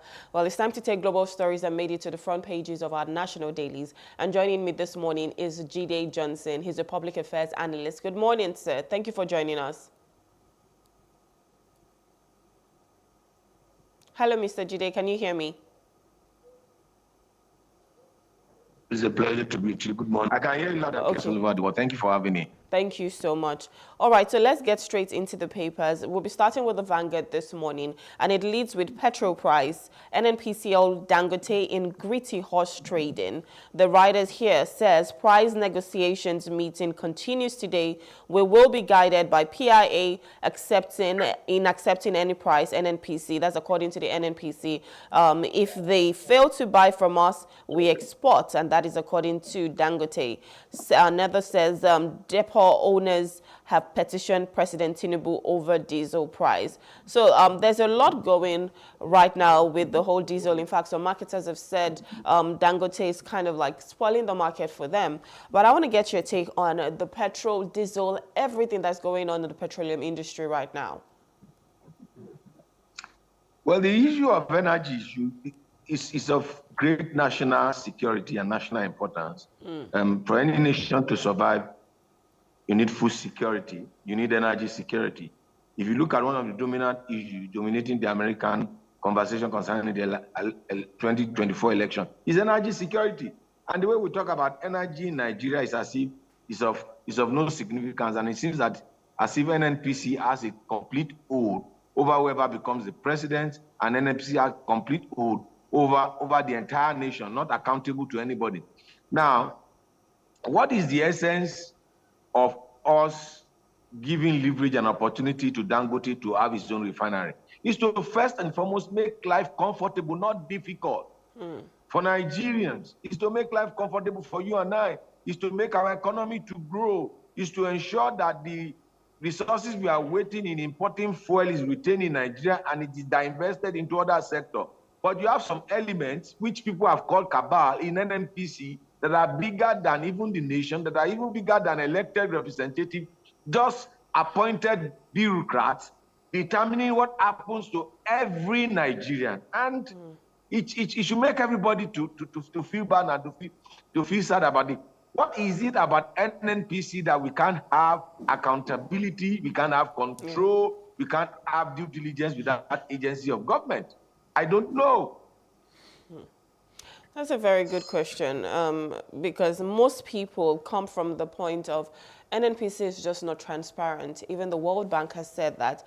And sometimes we just wonder why we're here in this country, why we're in this situation, because you would expect transparency from all sectors, not even just the NNPC, but corruption is eating deeply, and here we are. But how can we mitigate this issue? Because we've already established that this is a big problem right now.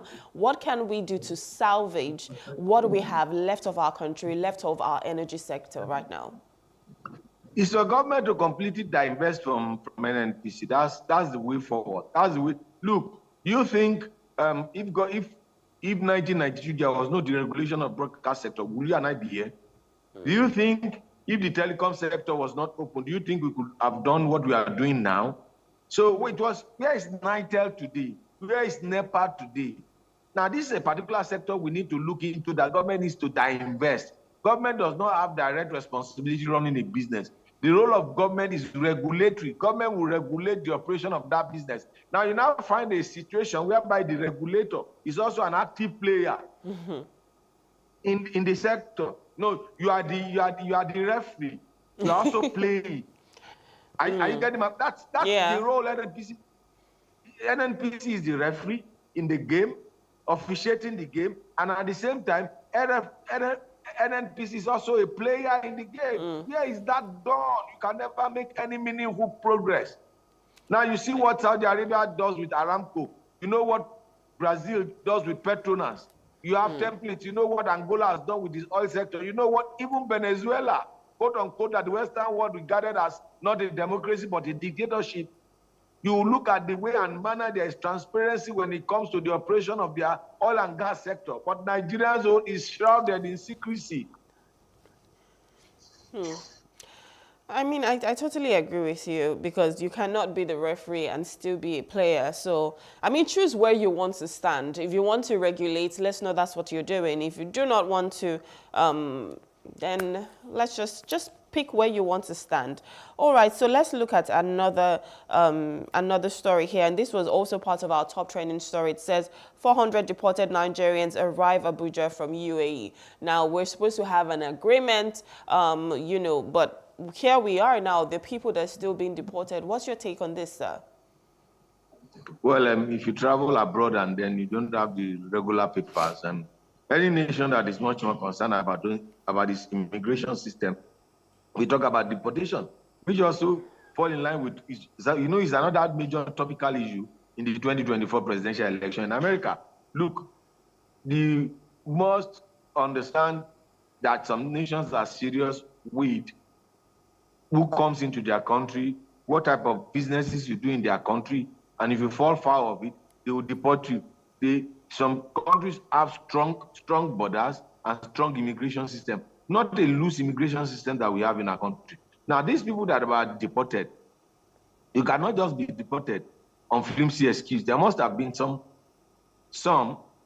major infractions with the immigration laws or requirement of this particular country. So as far as I'm concerned, when nations enforces their law, I don't look at it from sentimental point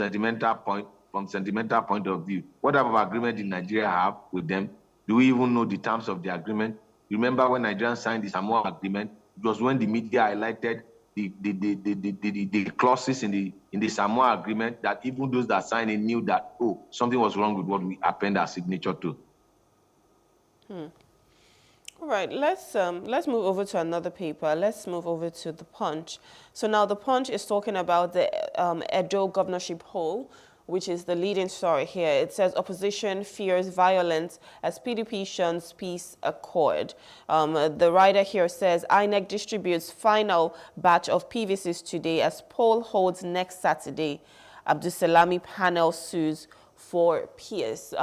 What do you think about this? Because I know that in other countries, or I know Nigeria can be a little bit peculiar, but in most countries, you would expect that it's just a race of which you either win or you lose, and that's fine. But there should be sportsmanship. There should be, a peace accord between both. But we're seeing here in Edo State in Nigeria, PDP is shunning the peace accord, and now there is the fear of violence.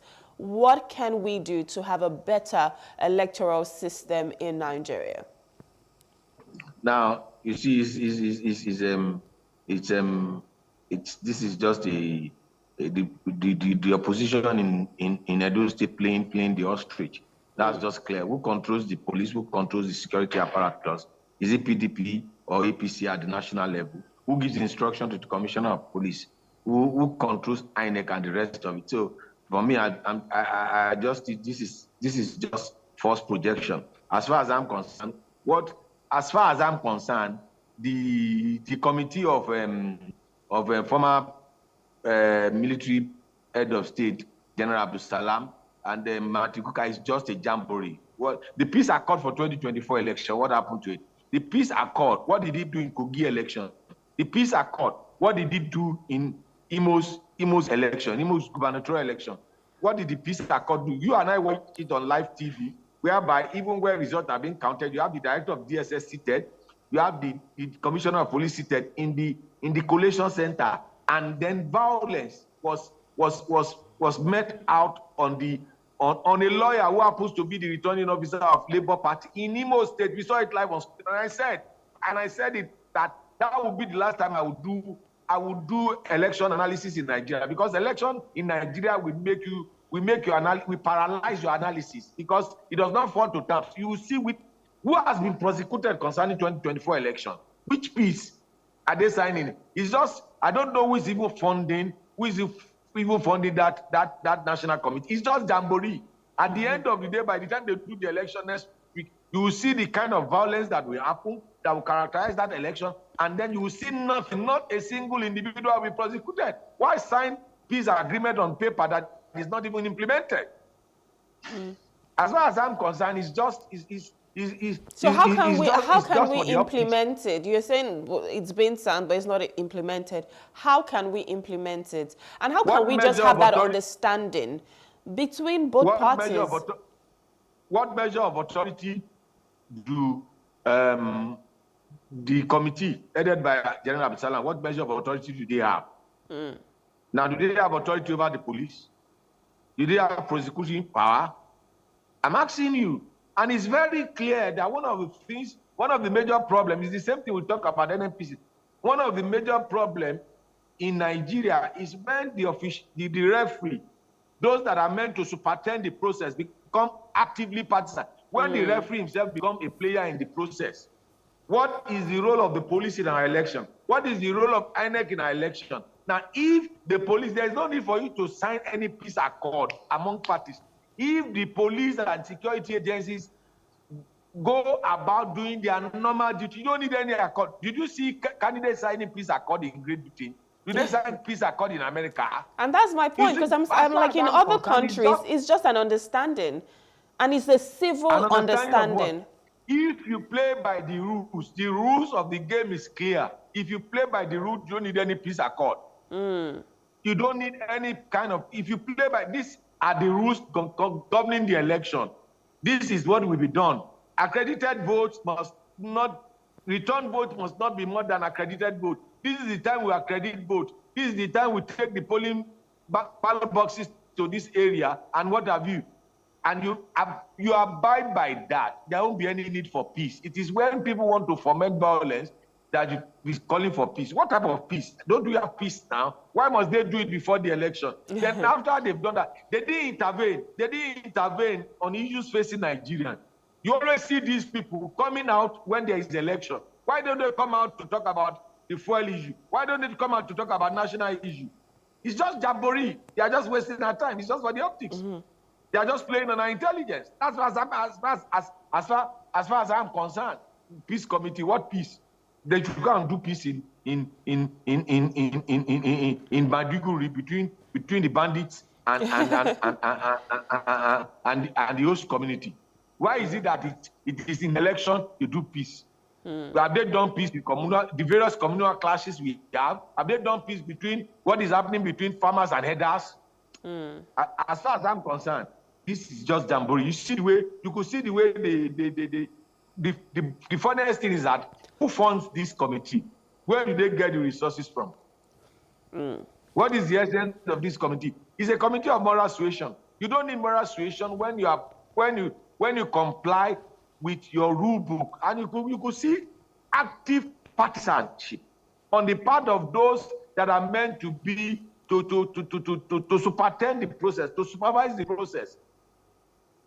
If INEC remains INEC, and if security agents remain security agents, if the IGP does not change the police commissioner, when election is coming, what do you think that IGPs usually do?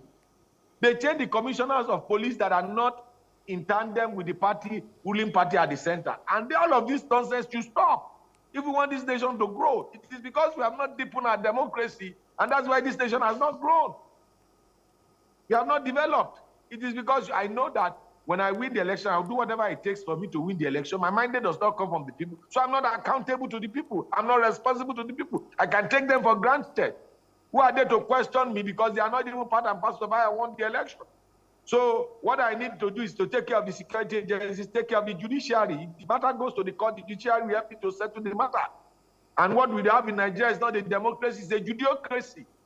Because the outcome is determined by judiciary.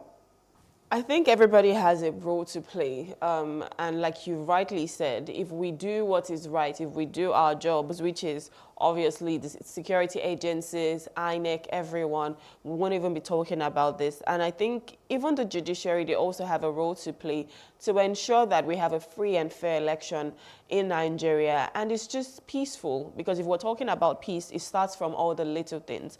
I'm going to take another one, which is also a little bit political. It's talking about Rivers State and obviously power. So it says here, PDP governors lose as NWC, that's the National Working Committee, hands Wike Rivers control. There's been a lot of back and forth in Rivers State. We know Wike, who was the former governor, now the minister of the Federal Capital Territory, and the current governor, Sim Fubara. There's been a power tussle. I think that's what I can call it, a power tussle. But we're seeing here now that NWC hands Wike Rivers control. I want to get your take on this. The fact that a former governor who is now, working in a different capacity still wants to have control over his state, even though there is a current governor that is supposed to be ruling that state. Well, it's one of the fundamental problems with our democracy. One, the party structure should not be handed over to any individual, whether it's a governor, a former governor, what have you. But the structure we have had in our democratic experience is that the governor is the leader of the party in the state. That has always been the standard operational procedure for political parties in Nigeria, whether in PDP or in APC. in Nigeria since 1999. The governor becomes the leader of the party, the president becomes the leader of the party at the national level. So what you are seeing is high-stake politics. And let me just digress a little.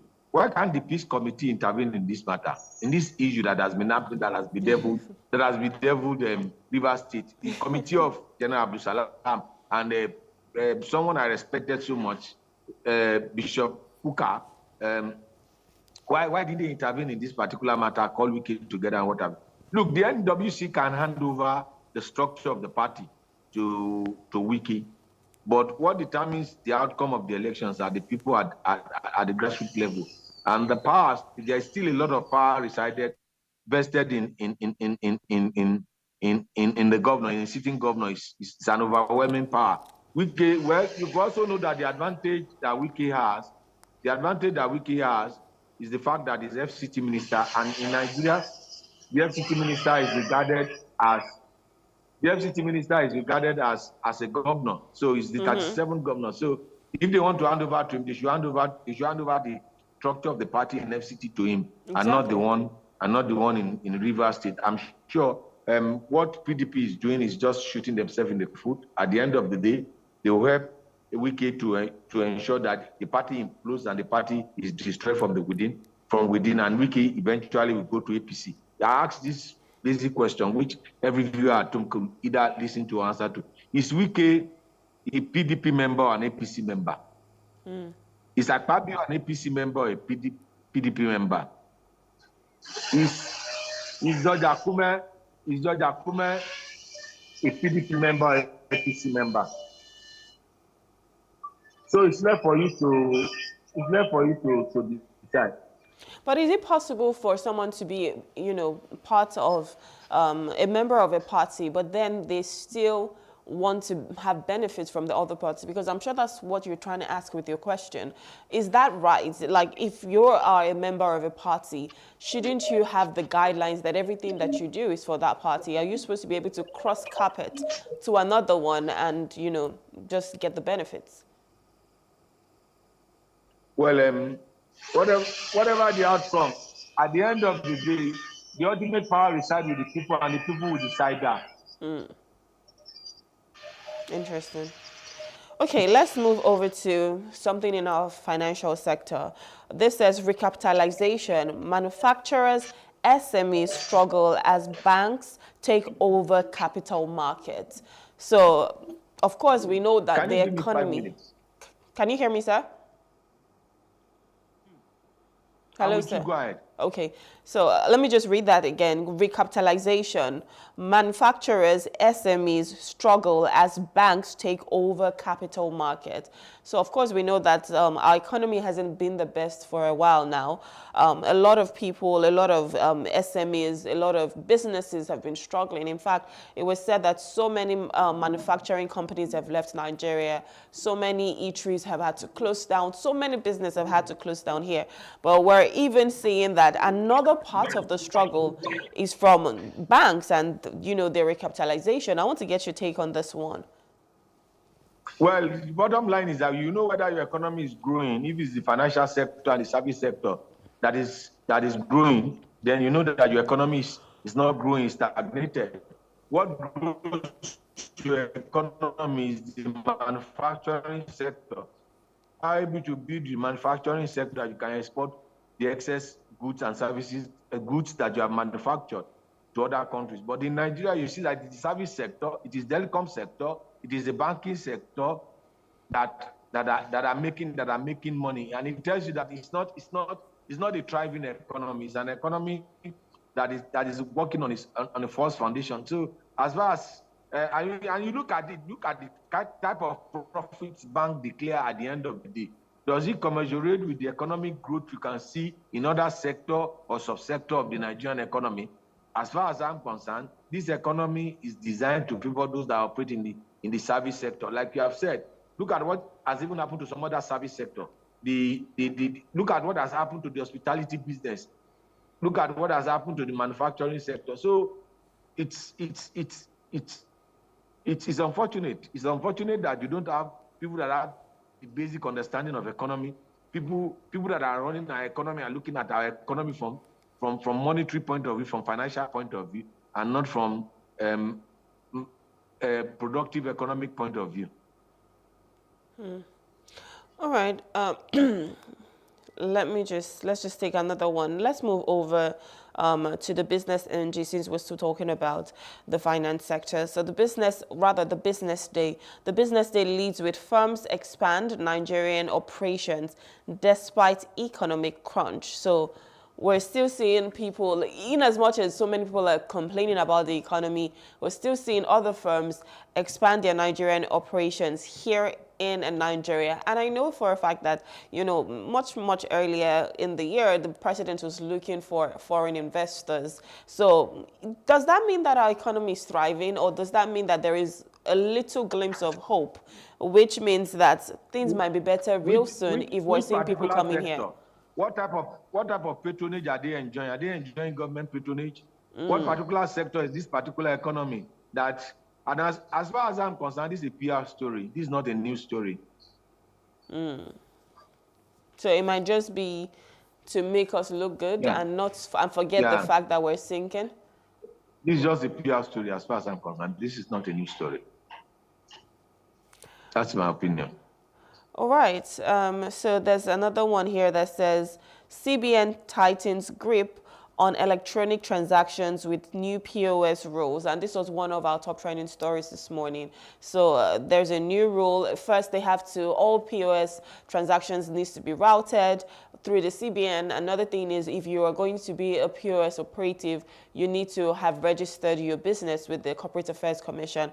I want to get your take on this new regulation with this. And I know one of the issues they highlighted was fraud cases. And this might just be a way to be able to know what transactions are happening, and if in case there's any fraud, they can just mitigate that. So what do you think about this new regulation?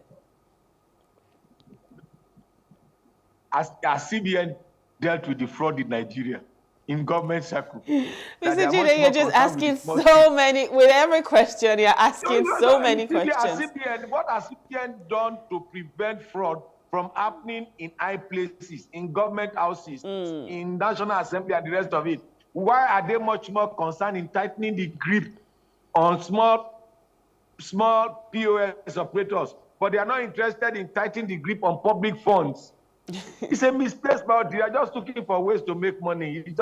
They can't tighten grip on governors stealing money. They can't tighten grip on people taking money out of the banking system, and we can't trace it. They can't tighten grip on NNPC for us to know how much we are earning as revenue from oil sales. Now they want to tighten the grip. They should allow the poor to breathe. They should allow small businesses to breathe. Too much regulation kills business. You know what? What grows the business is the regulation. The regulation grows the business. When you have too much regulation, it kills businesses. It stunts economic growth. It is basic. But those that are in charge of our economy in Nigeria today, they are interested in making money. It's about taxation. And I've told people that care to listen, look at the Lagos model from 1999 to date, and then you translate what you see in the Lagos model to the national model. It's clear. It's about taxation. Triple, fourth. How do we make money from people? That's what it's all about.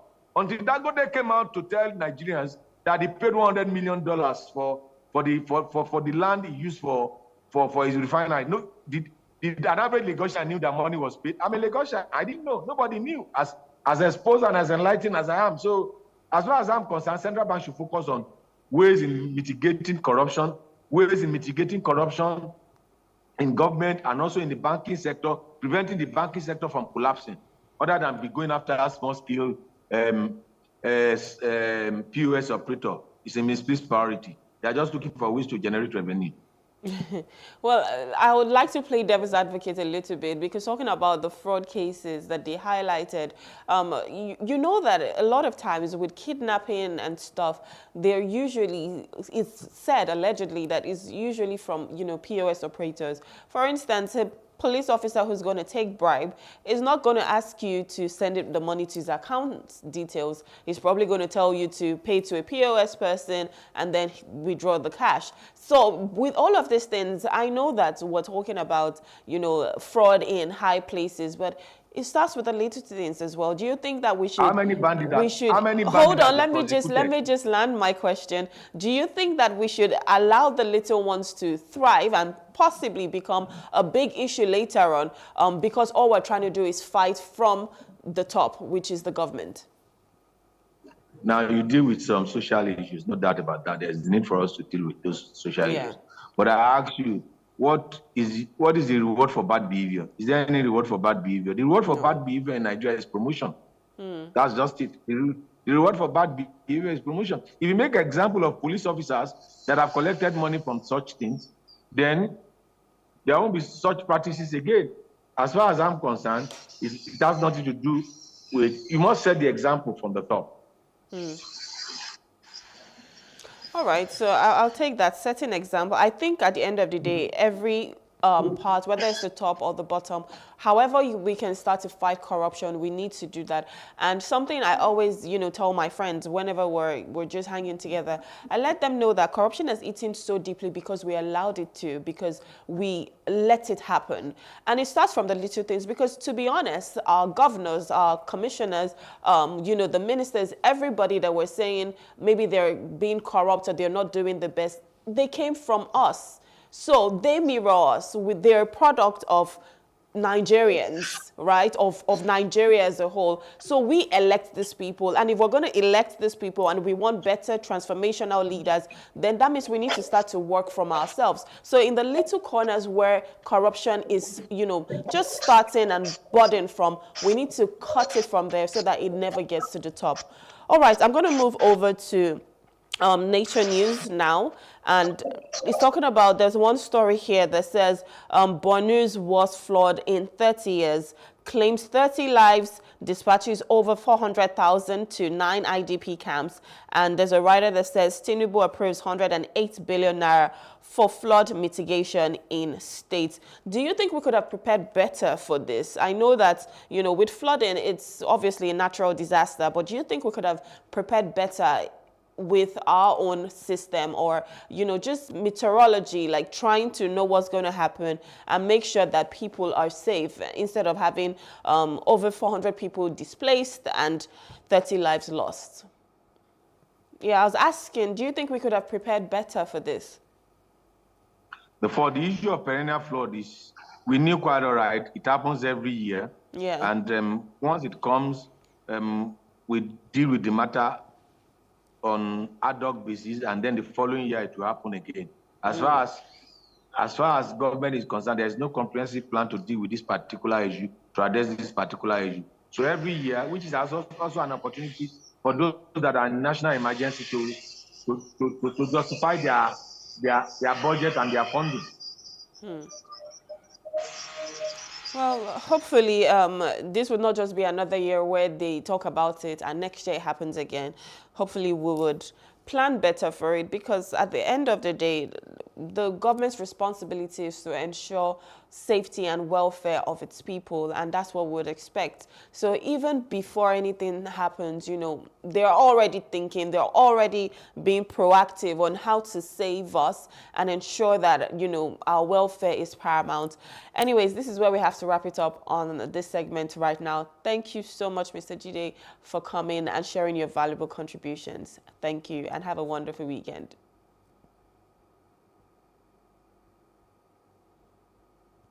Hello, Mr. Jide.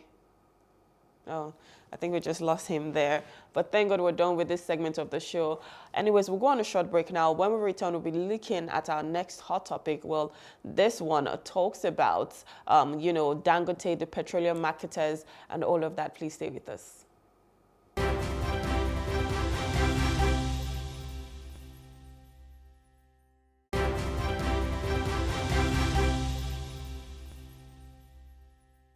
Thank you for staying with us. You're still watching The Breakfast on Plus TV Africa. Well, let's discuss marketers who complain to Tinubu over cheap Dangote refinery diesel.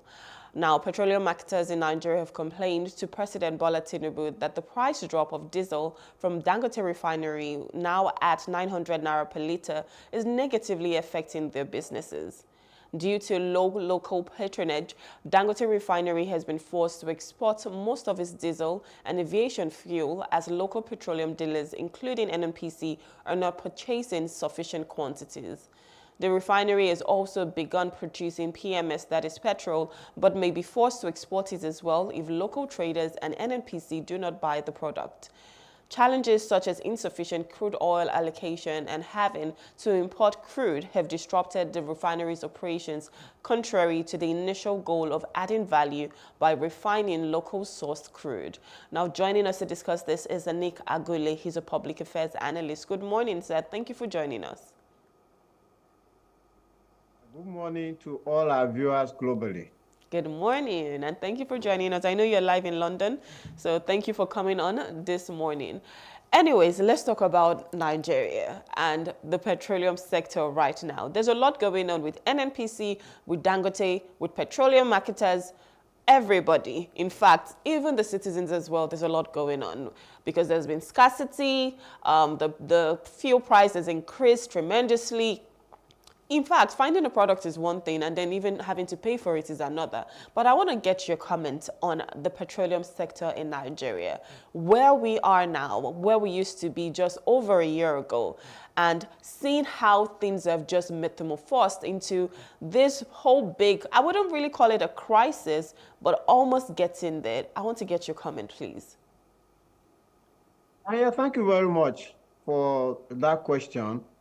It's actually intriguing to see what's playing out because all our hopes were on Dangote Refinery, that once the refinery begins to produce, that we are going to attain product sufficiency and product security, and even at cheaper prices. Because, I mean, you look at it and you say, there's absolutely no way you can transport crude to a place like Singapore or Rotterdam, refine it there at high cost because the wages there are quite high and everything, and then import it back to Nigeria and it will sell at the same rate,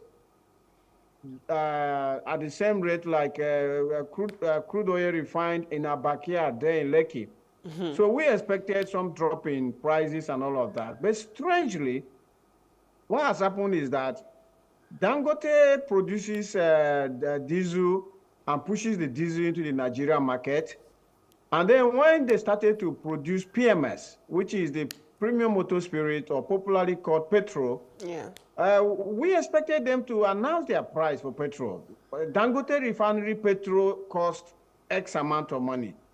And then the government can transparently decide that Nigerians should either buy the petrol like that, or they are going to subsidize the petrol and all of that. But repeatedly, Dangote has been unable to name the price for his petrol. Instead, Dangote says, oh, I'm waiting on the Federal Executive Council. I'm waiting on the NNPC. I have never seen a business, a private sector business for that matter, that produces goods and is unable to name the price for their goods. Instead, they are waiting on the government. And then we hear this story about marketers not willing to uptake Dangote's petrol. How can they uptake petrol when he has not even named the price of the petrol? You know?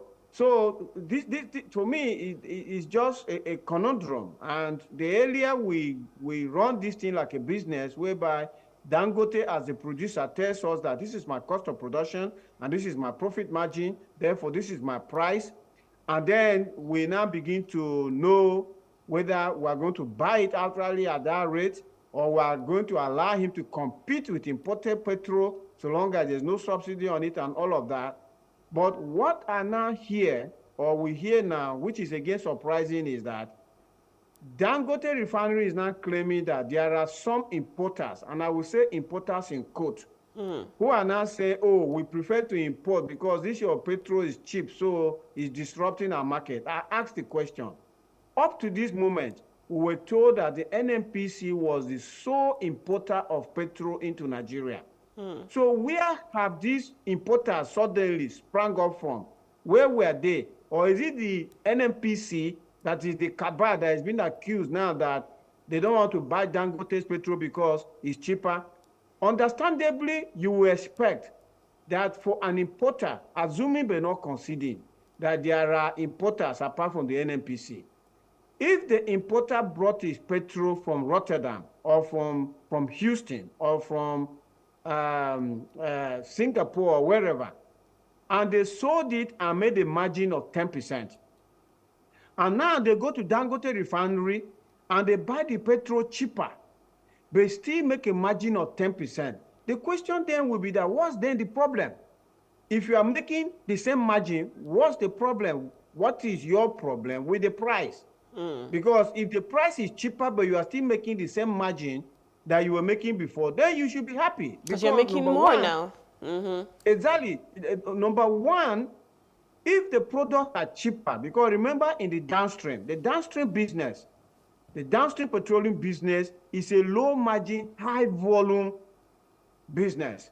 So you want to sell as many millions of liters of petrol as possible, so that when you multiply by the small margin, you still make big money.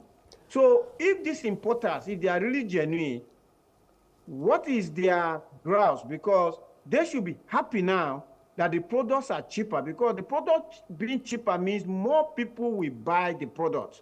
People that ordinarily wouldn't feed their tank will now feed their tank. So that is high volume. And they are making their margin on that volume. Then they should be happy. Why are they not happy? So for me, the story is not clear at all. And perhaps is Dangote refinery not giving us all the data? Or if truly some marketers have written to the president that, oh, Dangote petrol is cheaper, and so we prefer to import, let the president just call their bluff. Yeah, let them go and import the petrol and let them compete with Dangote's products in the market, and the consumers will choose. So I know that one of the, like you've said, there's a conundrum, and we don't even understand it. There's no proper clarity with all of this. I mean, it would be nice for Dangote to come out and say, this is what I want, to sell my product. For the marketers, obviously, if they're complaining about the cheap diesel, you should be happy, like you said. You should be happy that you're making more money, which is great for you. And then, of course, people can even afford it. But one issue that we're having right now is Dangote is saying there's some sort of low patronage, and he's looking at exporting. So he's going to export the diesel, he's going to export the fuel as well. At this point, how can we get security for the product? Because like I said in the opening statement, the one issue, aside the money issue, maybe you don't have enough money to buy, but even finding it as well. I remember someone was in the queue for over 7 hours and still bought petrol at 960 naira per liter, right? Just a few days ago. So most times you don't even see gas stations or petrol stations that are selling.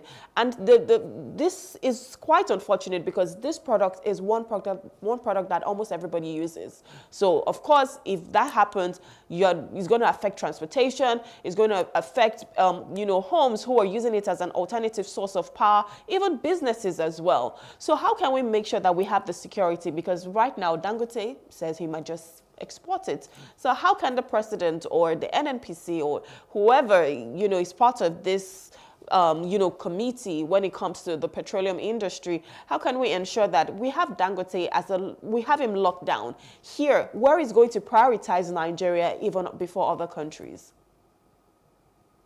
You see, we have a problem here. So we have a problem on both sides. We have a problem on the Dangote refinery side, which I have already enunciated, which is, how can the private sector business produce goods and are unable to name the price for their goods? This has never happened before. Why is Dangote refinery waiting on the Federal Executive Council or NNPC? Did they build a refinery for him? He should tell us how much he's selling his petrol. Like, if he's going to export the petrol now, is he going to wait on the government of the nations where he will export to before he will name the price? No. He's going to sell his petrol to the off-takers in those countries. So that is one side. The other side is the government. So you discover that the government keeps saying, oh, we're carrying out reforms, we're carrying out reforms. Removal of subsidy is a reform. It's not a reform. A reform has to be backed up with removing the structural imbalances in that sector. and making the sector better to deliver value to the citizens. You know, that is not yet seen. And let me tell you one thing. You know, in the transportation sector, like you have a car. Yeah. If you put petrol in the car alone, the car is not going to move. There are many other things that need to be in that car for the car to move. For instance, engine oil. Right. Engine oil must be in that car. Is the government through the NNPC dictating the price of engine oil in the market? Is the government dictating the price of spare parts for which that car needs to function in the market? Is the government dictating the price of even importing that car in Nigeria? People are bringing the cars, they are selling the cars according to what gives them a profit. So if you go to like Lagos, where the cars are just are imported and they land, you will buy a car cheaper than if you now go to Jos, where, you know. So why can't the government just allow this space?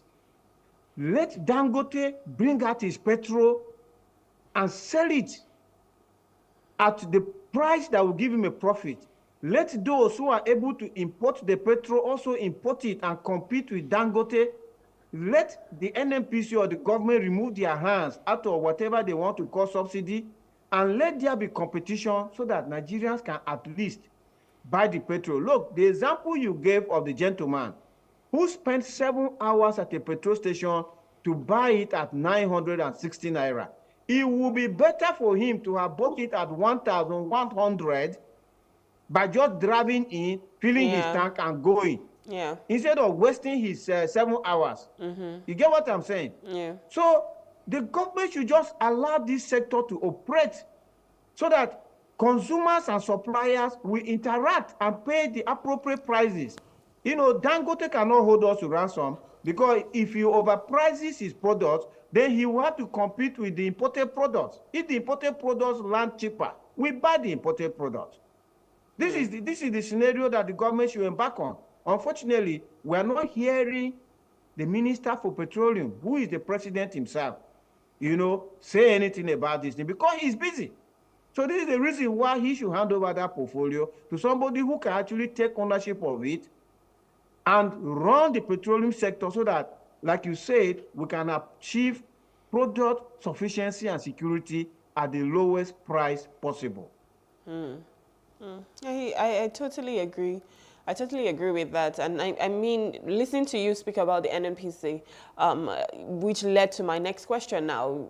My former guest, the person I had on Off the Press, you know, his sentiment was the NNPC needs to, you know, just take out their hands from it, which you've also mentioned now, because he said you cannot be a referee and also be a player in the same game. So it's important that you choose wherever you want to be.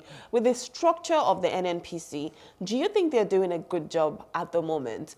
And what do you think we can do to overhaul our petroleum sector to ensure that we have a better working petroleum sector for Nigerians? NNPC is one of the biggest headaches that Nigeria has. Wow. You may probably have heard the report where they said their subsidiaries combined made losses running into about 22 trillion. What that means practically is that if we didn't have those subsidiaries, then we will be 22 trillion richer. Yeah? Right. And don't forget that our national budget is 28 trillion. And we have this giant behemoth that is just threw 22 trillion of our money into the gauntlet. So it is better we didn't have it. And for me, this is where I have a problem. The NNPC has been entrusted with Nigeria's 4 refineries. If those refineries were working at their full capacity, perhaps Dangote refinery may not even have come into existence. Because Nigeria would have had product sufficiency, there would have been no gap for Dangote to try to fill in terms of petroleum products. If at all he built a refinery, it would have been for export. You know? So those refineries are dead. And they are dead because the NNPC, who is responsible for them, have allowed them to die, yet the NNPC is paying full staff cost at those refineries. And that is the genesis of this problem. So now the NNPC, having killed the refineries, went and made themselves the sole importer of petrol into Nigeria. With all their inefficiencies and all the stories that we have been hearing about ships coming in, signing paper, going out, and all of that, the same NNPC now wants to go and position themselves between Dangote Refinery and us. And I ask the question, why? Why is the NNPC pursuing us to everywhere? Now that Dangote has come with his private sector petrol, they will not even let us interact with Dangote Refinery. And we have the NNPC sitting in between us and them, and we have got to the point now that they have frustrated Dangote Refinery sufficiently enough. Dangote Refinery is now saying, I will send my petrol overseas. And he has to. You know why he has to? When you refine the petrol, you put the petrol in storage tanks. Remember that this refinery is working every day. Yeah. So the petrol is being refined and put in storage tanks. Those storage tanks are fast filling up. And we are not off-taking that petrol. So if we don't off-take it, Dangote Refinery will have two choices. Either to stop production, since there will be no more storage, or to sell the product to whoever wants to take them so that he can continue production. He has to produce. He invested 20 billion. He needs to produce to make his money. So the NNPC cannot ground his refinery just like they have grounded their 4 refineries. So if I were President Tinubu, the NNPC is the first thing I would deal with on my first day in office. Yeah? I would take out the management that has not produced anything from those refineries. I would then set the NNPC on the course of privatization so that the NNPC will become a fully privatized company. Remember, privatization doesn't mean government ownership will go. Like in NLNG, it's being managed by the private sector, even though it's being owned by the government. And I would have applied that kind of solution to the NNPC. If President Tinubu did that on day 1 in office, I tell you that at least 1 or 2 of our refineries will be back up today working with the private sector, bringing in the investment. I totally agree with you, and I like the fact that you're saying things that kind of segues into my next question, because I was going to ask about our refineries. We have 4 refineries in Nigeria, and of course, if they were working, I think they're supposed to be at a capacity of over 450, million barrels or something like that. I don't have those facts right, but 25,000 barrels. Yes, exactly. Per day. Per day, yes. So imagine if that was working, that means we would have enough for ourselves, and we can even export to other countries if possible. Do you think that we're not really looking at even the revenue that we could possibly get from this? And instead of looking at that, we're spending so much money having to import this fuel. What can we do to ensure? I know for a fact that I think the Port Harcourt refinery was supposed to start operations in August, but then, of course, as per usual, they've moved the dates time and time again. Kaduna refinery was scheduled for December. We're not sure if that's going to happen anymore. But looking at our refineries that are dead and almost non-existent at the moment, where do we start from? If we want to really grow our economy and, even generate revenue from crude and petrol, PMS, DPK and all of that, what can we do now? Where do we start from at this point? So that is where I started to say that President Tinubu never misses an opportunity to inform the world that his government is undergoing reforms. But by simply removing fuel subsidy without tackling the structural, imbalances and deficiencies in the downstream petroleum sector is no reform at all. A reform disrupts a sector and then rebuilds it to deliver better value. So the refineries, as we have them, even though they are dead, they are not valueless. Because let's not forget, when President Obasanjo was leaving office 17 years ago, he sold, I think it was 51%, it wasn't even 100%, of the Kaduna and Port Harcourt refineries for over $700 million. Dangote that just built a refinery now, Otedola and Co., they paid over $700 million for a share of two of the refineries. So that's to tell you that there's still value in those refineries. So President Tinubu should have simply done either of two things. Number one, he would have just swept away the management of the NNPC, set the NNPC on a private sector course, and then by now the refineries will already be in refurbishment, if not that some of them would have started operating. Or if he wanted to leave the management of the NNPC intact, because maybe they are his friends or whatever, for whatever reason, that he has left them intact, he should have taken the refineries away and put them back on the market, just like President Obasanjo did. And if he did that, let's say President Tinubu at Eagle Square said, fuel subsidy is gone. Then immediately he went to his office on the first day. He set up a tax team that said, look, these 4 refineries were put up in the market before. That means the template for the sale already existed. Take that template, dust it up with current realities, and put the refineries back in the market. Perhaps within 6 months, he would have sold the refineries. And now that he's in office for like 15 months, that means for like 9 months, the new owners would have got to work with those refineries. I can assure you that at least 1 or 2 of them will be back into production. Because the refining technology is a simple thing. It's about cooking crude oil. Cook it, and then you derive petroleum products at different boiling points. That is what those boys in the Niger Delta are doing. Yeah, exactly. You know? So it's not rocket science. And we have people who are interested in this refinery because the Nigerian market alone of 200 million people cannot be ignored by anybody. Well, I hope that, they're watching, that they're trying their best to put all the policies in place to implement these things, because petrol is one of the products that we need so badly in Nigeria. And if we don't have it, or if we're buying, I never thought a day would come that we're buying petrol for almost 1,000 naira. Just last year, it was about 186 naira.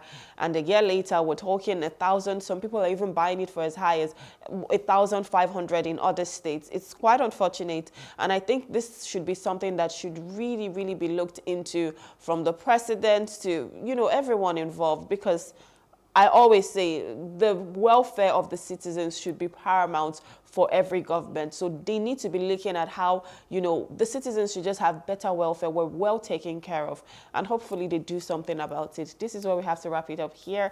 Nick, we want to say thank you for coming. It's always a pleasure having you on the program. Thank you so much. Thank you very much. And I must say that you have summarized it beautifully. Let the welfare of the citizenry be the main goal of our leaders, and they will never get it wrong. That's right. Thank you. Thank you, sir. Have an amazing weekend. And you too. Yes, sir. Bye-bye. Bye.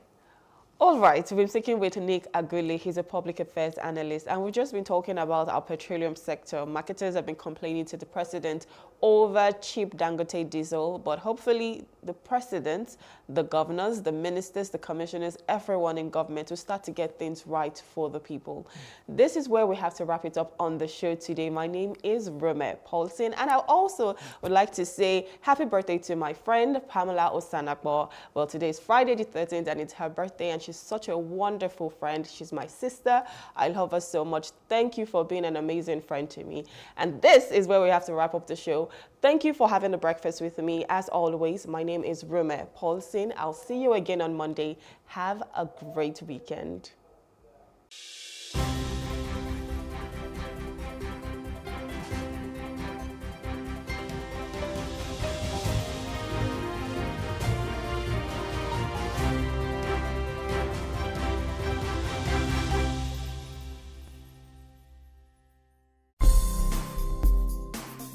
Women are shattering glass ceilings around the globe, making indelible marks across sectors, and the Nigerian banking industry is not left out, as Adora Umeoji joins the list of female chief executive officers (CEO) in the sector. In this feature, we bring you the profile of female chief executives of banks in the country. Adora Umeoji. Umeoji has over 30 years of experience in banking, including 26 years at Zenith Bank.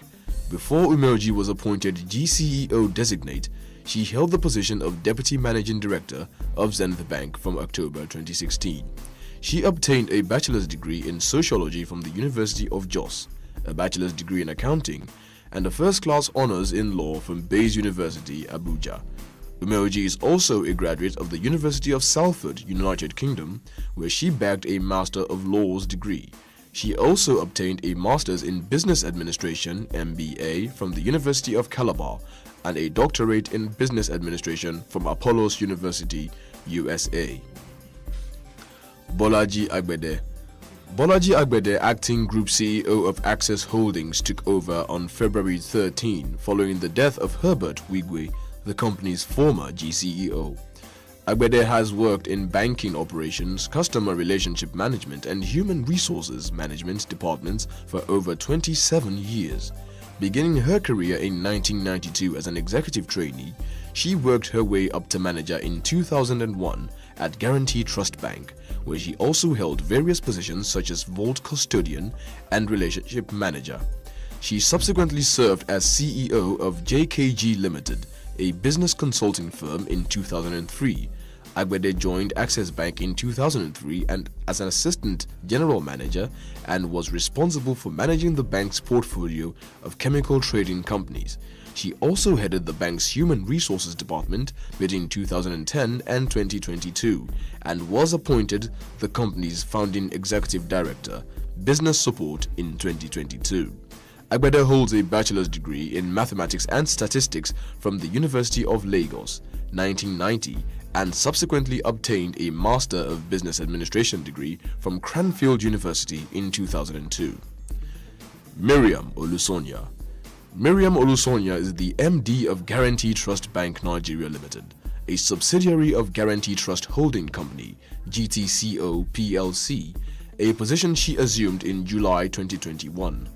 After beginning her career at the bank in 1998 as an executive trainee, Olusonya advanced through the ranks and now possesses over 25 years of experience in a variety of banking-related fields, including corporate finance, investment banking, financial markets, asset and liability management, investor relations, and transaction services. Before her appointment as the bank's MD, she was appointed Executive Director in 2018 and held positions as the group's treasurer and head of its wholesale banking division. Olusonya currently serves as a non-executive director on the board of GT Bank Gambia Limited. She is also a non-executive director of the Nigerian Interbank Settlement System (NIBSS) and the Shared Agent Network Expansion Facilities (SANEF). She graduated from the University of Ibadan, Nigeria, with a bachelor's degree in pharmacy (B.Pharm) and the University of Liverpool, UK, with a master's degree in business administration, finance and accounting. Nneka Onyeali-Ikpe. Nneka Onyeali-Ikpe took office as MD CEO of Fidelity Bank on January 1, 2021, becoming the first female MD CEO in the bank's history. Before the appointment, she was Executive Director, the Southwest Region, overseeing the bank's business in the region's 6 states from January 2015 to December 2020. She has professional experience of over 30 years across various banks, having commenced her career in 1986. Onyeali-Ikpe has worked at Standard Chartered Bank PLC, Zenith Bank PLC, and Citizens International Bank Limited, where she held several management positions in legal, treasury, investment banking, retail commercial banking, and corporate banking. Onyeali-Ikpe holds Bachelor's of Law (LLB) and Master's of Laws (LLM) degrees from the University of Nigeria, Nsukka, and King's College London, respectively. Yemisi Edun. Yemisi Edun is MD and CEO of First City Monument Bank, the first woman to ever hold the position at the organization. She assumed the position in July 2021 following an allegation of marital infidelity against Adam Nuhu, the former FCMB MD. Edun started her career in 1987 as a corporate finance specialist with Akintola Williams Deloitte, a member firm of Deloitte Touche Tohmatsu. Thereafter, Edun joined FCMB in 2000 as the divisional head of internal audit and control before assuming the role of Chief Financial Officer, CFO, of the bank in 2015. Edun holds a bachelor's degree in chemistry from the University of Ife, Nigeria, and a master's degree in international accounting and finance from the University of Liverpool, UK. Tomi Somefun. Tommy Somefun was appointed MD CEO of Unity Bank PLC in August 2015. Prior to her appointment, she served as the Executive Director overseeing the Lagos and Southwest Business Directorates and the Treasury Department of the bank. She has 35 years of experience in the private sector, 26 of which are in the banking industry. From 1982 to 1986, she worked as a senior audit assistant for KPMG, which was the beginning of her nearly 40-year journey to become the formidable banker she is today. After working for a few more years as a senior auditor at Arthur Andersen, she left in 1989 to become an associate at Ventures and Trusts Limited. Veering into the banking sector, she began working with Credit Bank Limited before joining UBA Group, where she served as the MD CEO of two significant UBA subsidiaries, including UBA Pensions Custodian, a startup company which was founded with her as the pioneer MD. She graduated from Obafemi Awolowo University in 1981 with a Bachelor of Education in English Language. Yetunde Oni. Yetunde Oni in January 2024 was appointed by the Central Bank of Nigeria, CBN, as the MD CEO of Union Bank of Nigeria. Until her appointment with the bank, Oni was a financial services leader with a successful career spanning over 30 years, holding senior positions in international and local banks and focusing on emerging markets.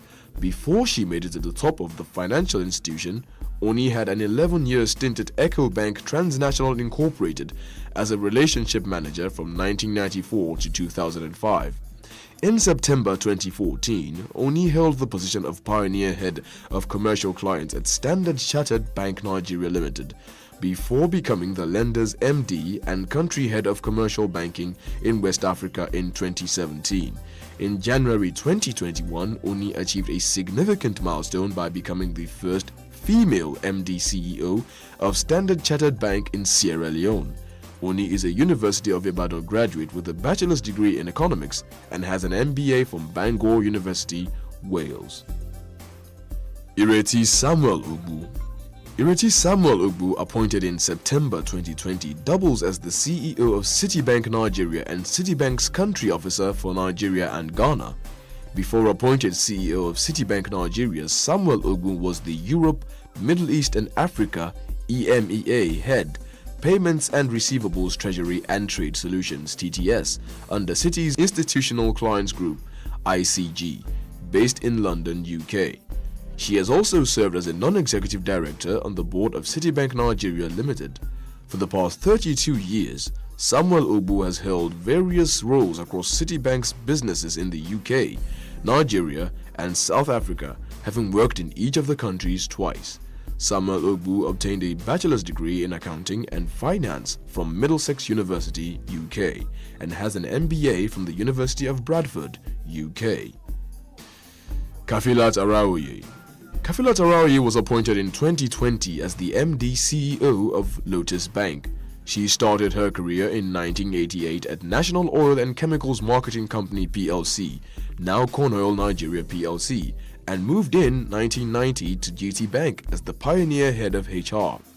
Her last position at the firm was General Manager and Group Head, Human Resource Group, a position she exited in 2015.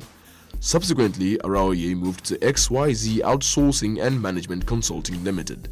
From 2015 to 2020, Araoye holds a first degree in history from the Obafemi Awolowo University and a master's degree in industrial relations and personnel management from the University of Lagos, graduating as the best student in her class.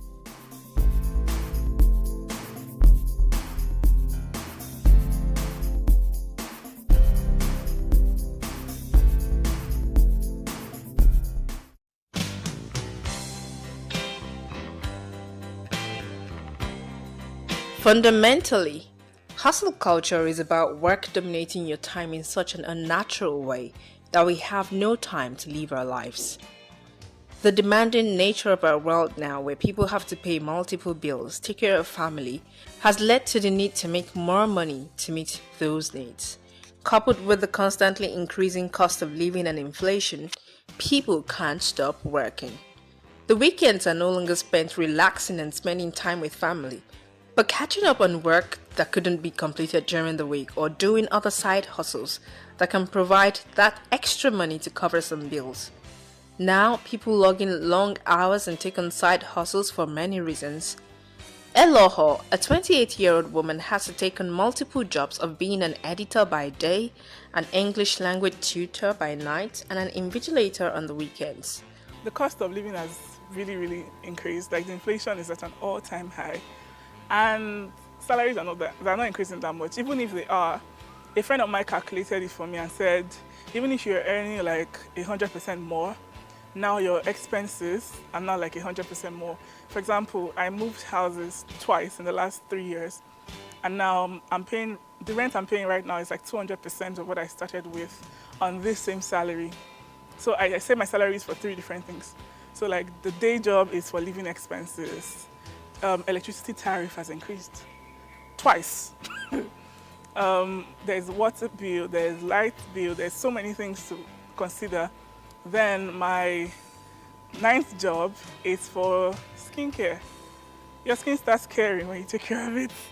So, and skincare is now more expensive, just keeps getting more expensive.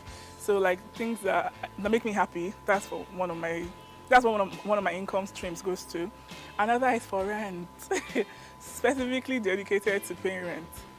And you know, I'm also a firstborn, first daughter, first granddaughter. So there's black tax too. Oyidamola Abati is another young person who has found herself juggling many jobs and gigs. In terms of the juggling, it's not so hard anymore. People do it now, like especially now that the pandemic changed everything really. Before the pandemic, people used to ask me, how do you do it?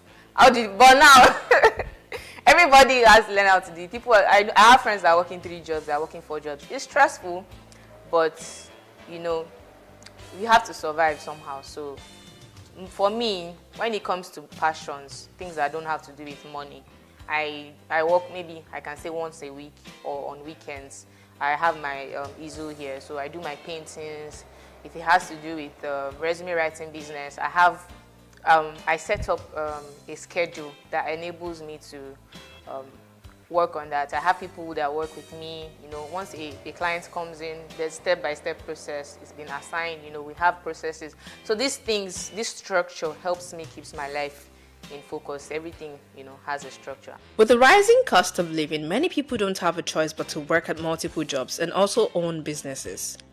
The economic realities and the proliferation of entrepreneurship has necessitated many into working multiple jobs and hustles to make ends meet. The average young Nigerian works at a job and does a small business on the side. With such little time to rest, it's no wonder burnout has cropped up in our vocabulary since 2020. Burnout is a condition that is classified as an occupational phenomenon by the World Health Organization resulting from workplace stress that has not been successfully managed. It is a state of physical, mental, and emotional exhaustion caused by excessive and prolonged stress. As the stress continues, you begin to lose interest and motivation that led you to take on certain roles in the first place. Last December was the first December in 8 years I did not fall sick. And December, you have a little break. The first day of that break, that's when I fall sick. Because my body is used to like just going and going and going. And as soon as I stop, the body's like, you thought I forgot. So there's this. It's never, and what's part about my kind of sickness is that it's never something you can find. It's really just stress. So in December 2019, I traveled, because I like to travel home every year. I went to Warri, and one Sunday, I just woke up and my body was hot. And so I was like, what's wrong with you? And I was like, no, I'm fine. I wasn't eating, and I'm a foodie, so if I'm not eating, it's really bad. So I wasn't eating, so many things were going on, but I was really just hot, and I was shaking. And then I said, no, I'm going to church. So I went to church, and before I knew it, I landed in a church clinic. And then my mom came and she was like, what's wrong with you? And I was like, Mommy, I'm tired. That was the only thing, Mommy, I'm tired. The doctor was like, there's nothing wrong with you, but your body is just hot and you look like you're about to faint. I was like, Mommy, I'm tired. So I lay my head on her shoulder. And the doctor was like, you're actually very tired. And they just admitted me. So I was just lying there on the bed. I remember I was wearing a new dress based on it was December. And I tell people that my new dress was christened in the hospital. I was just lying on the bed, like IV in my arm, and I was just tired. I was like, I'm done. And I was like, for now, I'm just going to focus on my lecturing job. I know that even though it's a little, it can still pay some bills during the month. And I'm just going to manage for this period. So I took like a 3 to 6 month break. I said I wasn't doing anything else. So eventually, when I was ready again and I felt mentally up to it, I started applying for jobs again. While hustle culture glorifies overworking as a badge of honor, it often sets up an environment of fear, guilt, and shame, especially when you don't feel like running at the same pace as everyone around you, according to Nicole Kamak, a clinical psychologist and the CEO of Black Mental Wellness. To avoid burnout, here are some tips. Seek support. Make time or find time to rest. Burnout can be preempted by learning to take breaks in between work projects. Don't wait till you're tired and burn out before you take a deserving rest. Take note of the activities that re-energizes you and schedule them into your regular activity.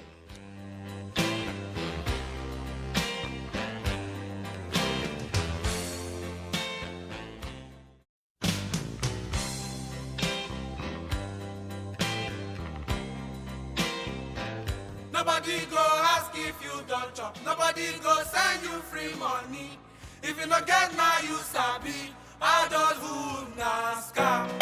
Adulthood na Scam is a popular song depicting the travails of being an adult and the responsibility that comes with it. There is no time the enormity of the responsibility dawns more than after graduation. After graduation is the time to make use of and put into practice the knowledge gained by students. However, the current higher education system is still struggling to bridge the gap between school and the workplace for students. The needs of the workplace differ, and something as simple as writing a CV is not taught in the classroom. How to apply what you have learned in school in the workplace is usually a knowledge gap that most graduates struggle with after graduation. Studying a particular course and deeply understanding the career paths available, the jobs available, the way companies and organizations operate, how to get hired, getting the relevant experience needed to get hired, knowing how to sell your skills are all parts of the puzzles that needs to be figured out by the young graduate. Abiola Ogunleye is a final year student of the University of Lagos, and he shares that he expected being in the university to be much more immersive. I was expecting to, be in a department where, aside theory that I would learn in class, of course I expected to learn theory, history and all of that and how to go about things, but I expected university to be like how I saw it in the movies, where you'd have real life projects to undo, you do practicals, you do carry out. So for someone that was going to mass comm, I went to do mass comm with the mindset of possibly being on radio or TV and also journalism. So with the mindset of, okay, being part of the press club, producing newspapers, covering stories in school, producing shows and hosting them in school. Even in terms of as simple as terms, media terms, like we didn't learn media terms, like even courts, we don't know what courts means. You understand? We don't know what, there are some terms, I'm just talking about terminologies here, like the most basic thing. So when I'm on set for a movie shoot, or because I did some radio listening, there were some terms that I did not understand. And when you check the terms, like there's some, even workshop, they make use of workshops. So sometimes I was like, what's that? And then like, people are like, you don't know something as simple as your workshop or the studio or, headshots. Terminologies, just terminologies. With a constantly evolving workforce and without a corresponding update in the school curriculum, the young people who win are those who go out of their way to learn skills required to be employable in the marketplace. For example, in my school, we have we have the newspaper, we have the radio and TV, but for most of it, you have to be the one that will take the extra effort to be intentionally involved in them. You can just decide to do your coursework away from all of this and just factor it. Except in a few cases, like with the newspaper, where it's actually a course and you have to take it, but it's not compulsory if you don't want to take it. So and mostly for folks in the print, in the public relations and other departments, there really isn't much of a way for them to practice in school. For now, it's just the newspaper, the print segment, and the broadcast segment that is in school. TechCabal reported in 2020 that 58.9% of HND graduates are unemployed, 49.55% of OND graduates are unemployed, and 39.75% of BSc holders are unemployed. With the current Nigerian curriculum, there is an even lesser emphasis on soft skills that have gained prominence lately in the workplace. According to Rohan Rajiv, Director of Product Management at LinkedIn, in a Forbes article said, foundational soft skills have become even more important given the rise of remote and autonomous work and are growing in importance across industries, levels, and work environments. Abiola explains that there is no room for soft skills in the classroom during his university education. I don't think the curriculum or the course itself prepares you for all of that, for soft skills. It's just mostly, what happens is that they mostly focus on the course itself and not the soft skills. Yeah, they try to implement it in terms of maybe when you are doing group projects, you have to collaborate with others. That's teaching you teamwork. You have to do research on your own. You have to do a couple of other things on your own. To learn all of that, it's going to be more of personal development on your own. And I think that's what, little associations here, like student associations, will now take up all of that and introduce other aspects that the school is not entirely focusing on. But when it comes to the core academic content is what schools are majorly focusing on delivering. As many universities strive to update their curriculum and arm students with the skills they require to compete in today's labor force, the onus lies on students to take the extra effort to research, learn, and put themselves out there to get the required knowledge to survive.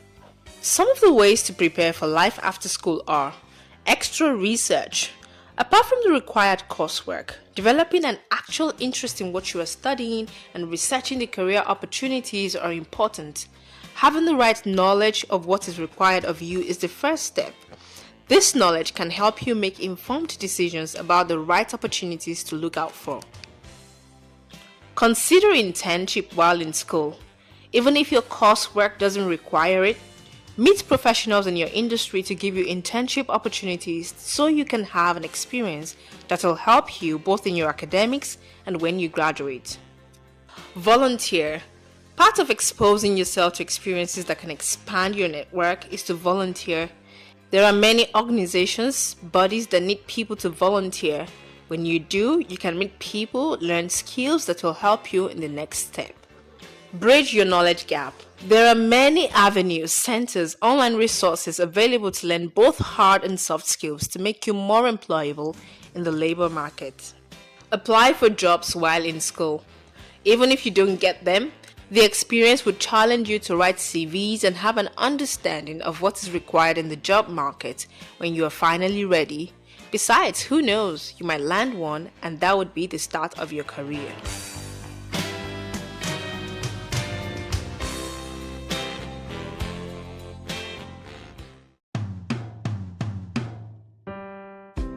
Our growing-up memories are often fragments, brief moments, or a canter, which together form the scrapbook of our life. There we derive the wisdom and knowledge, so deep that they cannot be wished away. My name is Professor Deji Fashui, and here are my good old days reminiscence. Although I was born in Akure, Ondo State, my dad, Chief Gabriel Oluwadare Fashui, hailed from Ilogbo Ekiti, Ido-Osi local government area of Ekiti State, and mom, Florence Idowu Fashui ni Afolabis from Ado Ekiti. Dad retired as the program manager of Ondo State Agri Development Program, while mom retired as a senior matron in various government hospitals in Ondo State and later Ekiti State.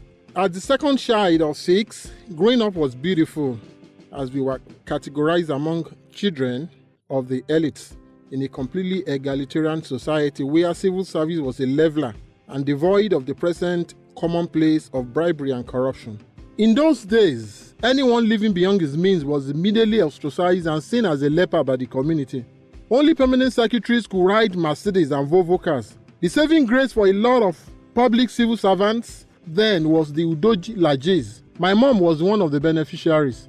As a nurse, she was able to buy her first car, a Datsun 180K, sometimes in 1975. Prior to that period, the whole family had to make do with my father's Peugeot 504, and of course, a manually driven car. Don't just start imagining how the whole family will cramp themselves up in that car for a family outing. Yet, we were generally contented and there was dignity in labor. In those good old days, education was compulsory and largely free at primary school level for everyone in the southwestern part of Nigeria, including Akure, where I grew up. There was no class discrimination or distinction in schooling, as virtually all schools were government-owned. I remember with nostalgia that my parents decided to allow us go to St. James's Primary School barefooted like other children, not because they couldn't afford the shoes, but because we must not be different from other pupils. I ended up becoming the senior prefect of the primary school, representing the school in various debates and quiz competitions frequently organized by government at the time. I left St. James's Primary School for the prestigious Christ School Ado-Ekiti, where I had the greatest foundation and molding, like many other peers at that time. Those days in Christ School Ado-Ekiti afforded us the opportunity of meeting colleagues from different ethnic groups in Nigeria, especially those from the eastern and midwestern part of Nigeria. We cultivated their cultures and found a blended midpoint of interaction devoid of animosities. We were simply members of the same family. Till date, most of us set mates as of that time still find it funny reliving our lives and times at Christ School. Still, no class segregation in spite of our individual achievements. Nobody cared if you are a high court judge, captain of industry, governor, or a big name somewhere. Everybody goes by his first name, and your name is your name. God save those of us with bad aliases in those days. Mine shouldn't be called in public. Please don't come on this thread and spill it out. Oh, don't just come and spill it out. Exciting good old days. My undergraduate days at the University of Ibadan were also relished with nostalgia. Life was simply good and a lot tolerable. It was survival of the fittest, as nobody tells you when to wake up, eat breakfast, or go to class. It was my first total freedom from home, and I did not bungle the opportunity as some of our friends were christened NFA, no future ambition. Life was not as riotous as it is today, although there were few cases of spoiled brats who will do anything to lure us to exotic life on campus. But I was already fully formed in the secondary school, and the Christian ethos were never compromised. I must confess, we had our own fair share of pranks in those days too. Dad and Mom, if you are listening, let me apologize in advance for this disclosure. I remember we would steal Dad's car key for some midnight parties without his knowledge, even while living under the same roof. We would push out the car outside the compound before starting the engine, travel occasionally with the car, arrive back home safely before the family morning prayers, wash the car, and we would pour a lot of cold water on the bonnet to cool the hot engine, to forestall suspicion of a hot engine, particularly from our FBI trained investigator mom, who was sure to spot any infraction. Anyway, it is what it is. Guys must be guys. In all of this, we did not lose sight of the lessons. We were taught and we imbibed the ideals of hard work, which we were told to be the prelude to a successful life. We were taught that nothing good comes cheap, and that there is no shortcut to success in life than hard work and commitment to your chosen career. Those lessons paid off and helped a great deal in my rise through the ranks to become a professor and the dean of the Faculty of Agricultural Sciences in Ekiti State University. I must not fail to mention that my journey in life took me at some point to the eastern part of Nigeria, where I had my youth service and my master's program. In those days, the East welcomed me with open arms. It gave me the best opportunity of appreciating the culture, mentalities, norms, and idiosyncrasies of others, and the need for a harmonious relationship. This taught me a lot of tolerance with the understanding of different cultural backgrounds. I was fully accepted into their fold. I had cordial and almost filial relationship with my supervisor, Professor F.C.O. Bioa, who took me as a son. And on a lighter note, I almost brought home an Igbo lady as a wife. Those were days when we saw each other as one, unlike today when the apparent divide is very disturbing. Talking about passion, my experience in the computer world woke up my latent talent in ICT, and this motivated me to later establish a computer outfit in Akure, Ondo State called Workman Computers. This company was an instant success, even though with a lot of rough takeoff. Workman is still flourishing under the management of my wife while I've taken to academics. Another big lesson in entrepreneurship. My worry is the continual slide in our social values with a concomitant depreciation in ethos of hard work and dignity in labor. Unfortunately, our new generation of youths have stood these ideals on their heads, believing that they can start life from the peak of life.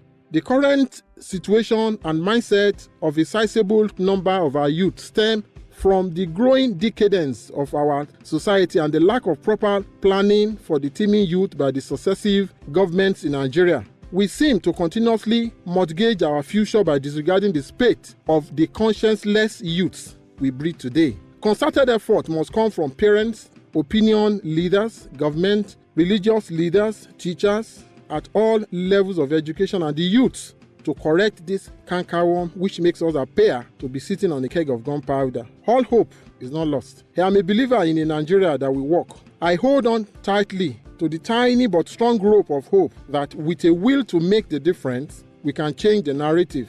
Our children must learn from those rosy days of ours. Take the lessons, enjoy the tales, and make a positive move towards surpassing our modest achievements. Yes, it can happen. Proudly a Rotarian, I therefore join Sir Shemori Badejo in this collective patriotic drive towards a greater tomorrow for our youths, and even for us too. It is possible. It is achievable. Thank you and God bless.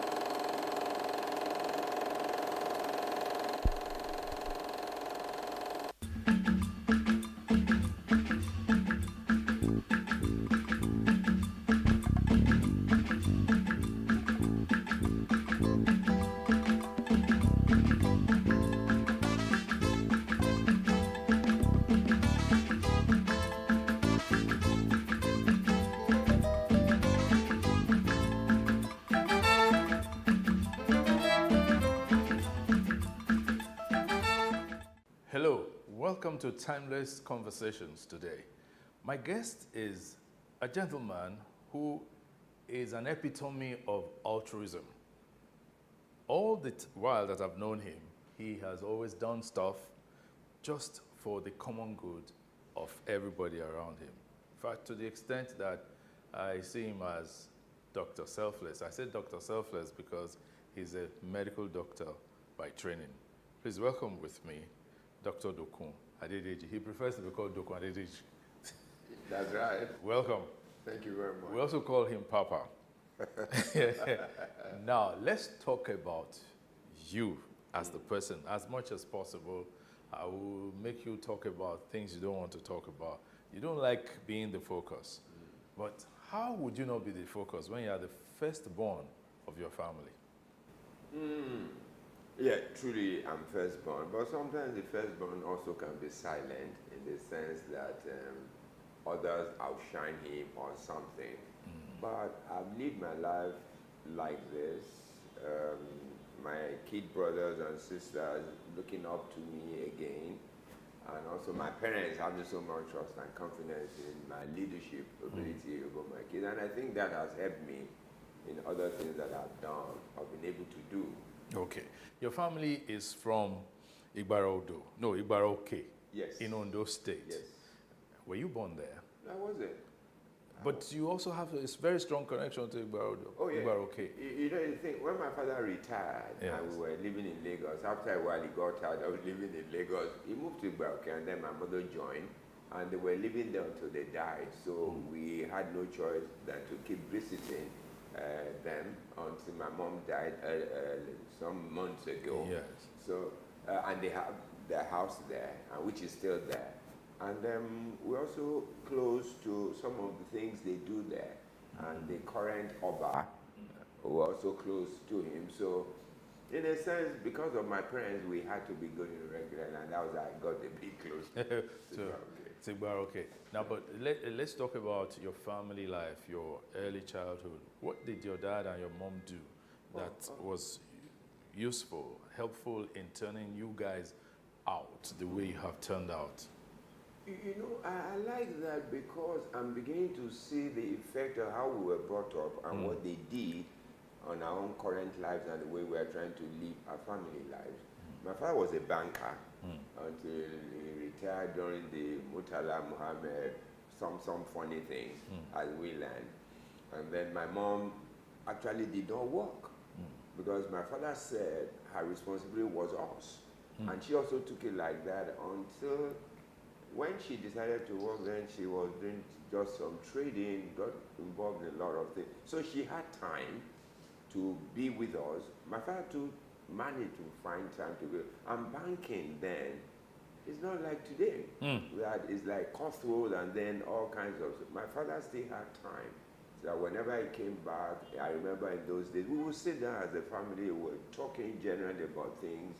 And those things that we used to talk about had been some sort of the things that have guided the way we all have grown up.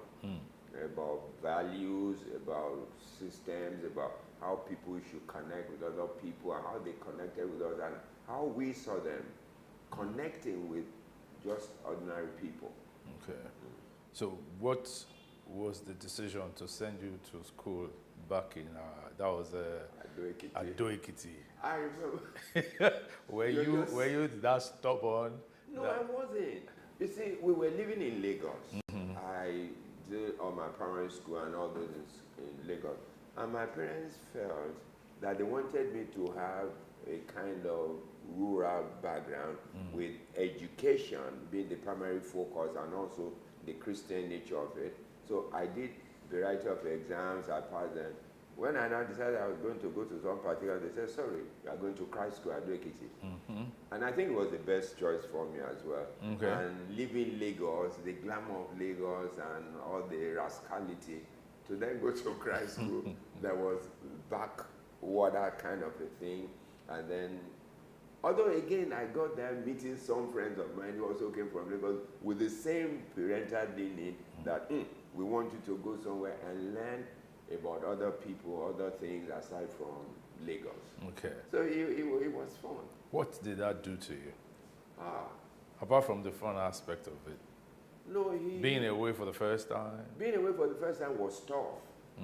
I remember the first time that we were on holiday, I was to come home. I think my dad couldn't send someone to pick me or something, so I had to come by public transport or something. So for me, it was jarring, never done that before. And also what it helped me to do was to meet a lot of people from different backgrounds. And in those days, it doesn't matter whether we were Christian or not. I mean, I met all kinds of people. And also, it allowed me to settle into education and also gave me the opportunity of going to some extracurricular things that had built my life today. It was a very good experience for me. So, what led you to decide to read medicine? To read medicine?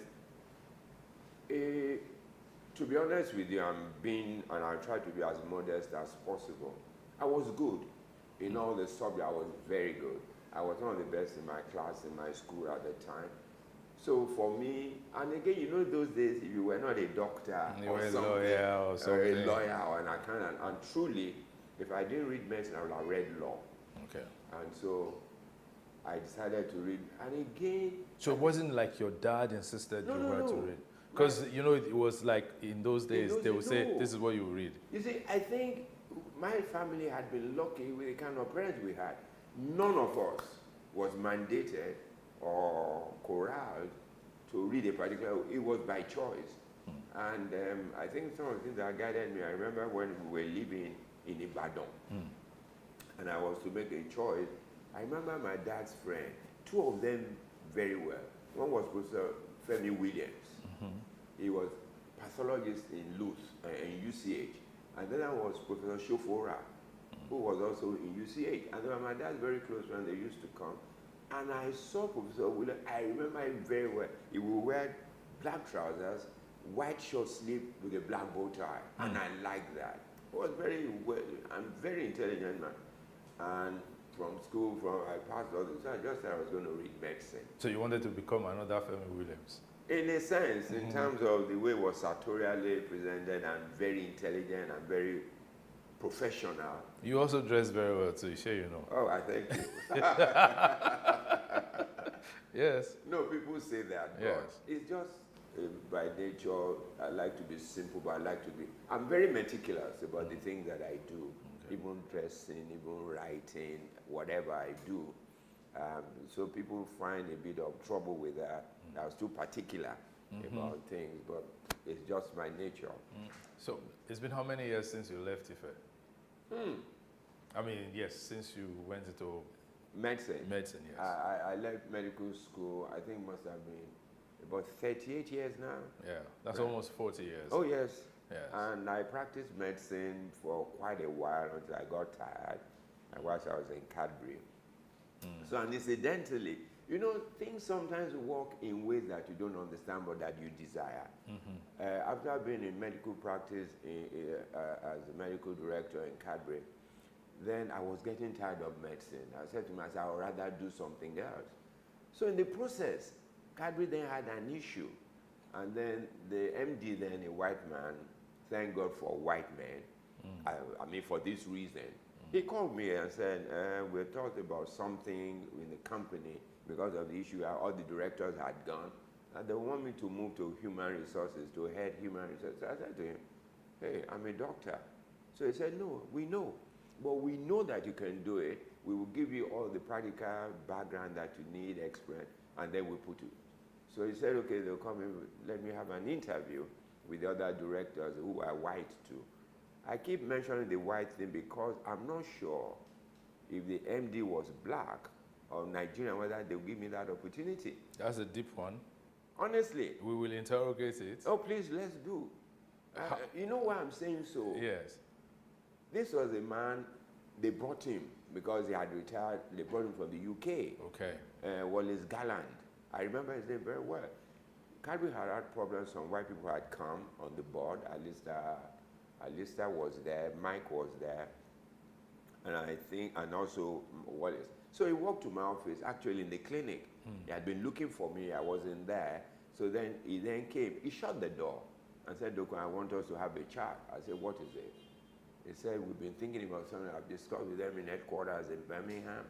We want you to become the head of HR. I said, look, I'm a medical doctor by profession.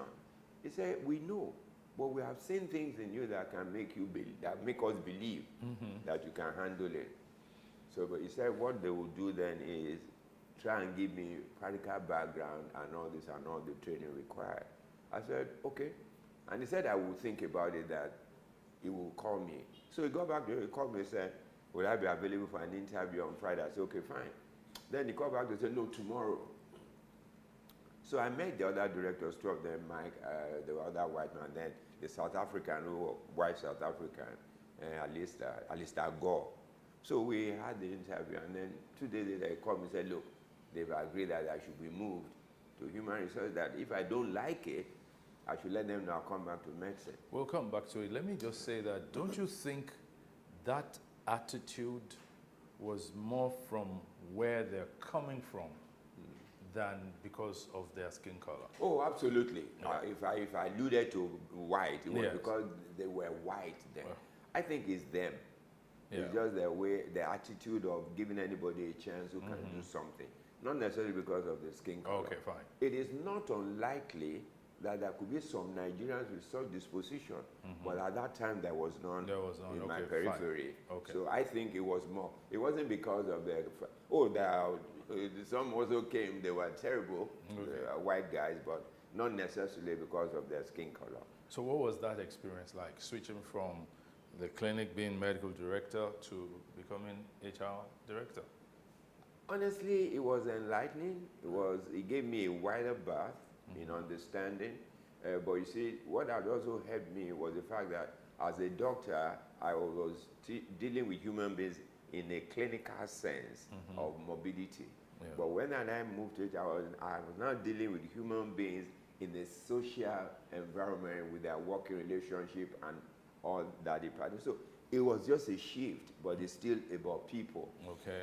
But I think it deepened my interest in people and gave me a better understanding of what trips people, how they live their lives, and what affects them.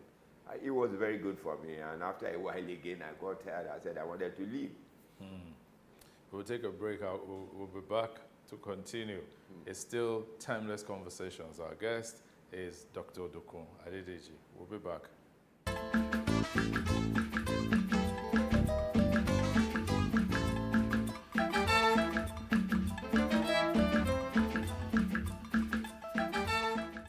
Welcome back to Timeless Conversations with Dokun Adedeji as our guest today. So you were saying you got tired and you thought, let me go.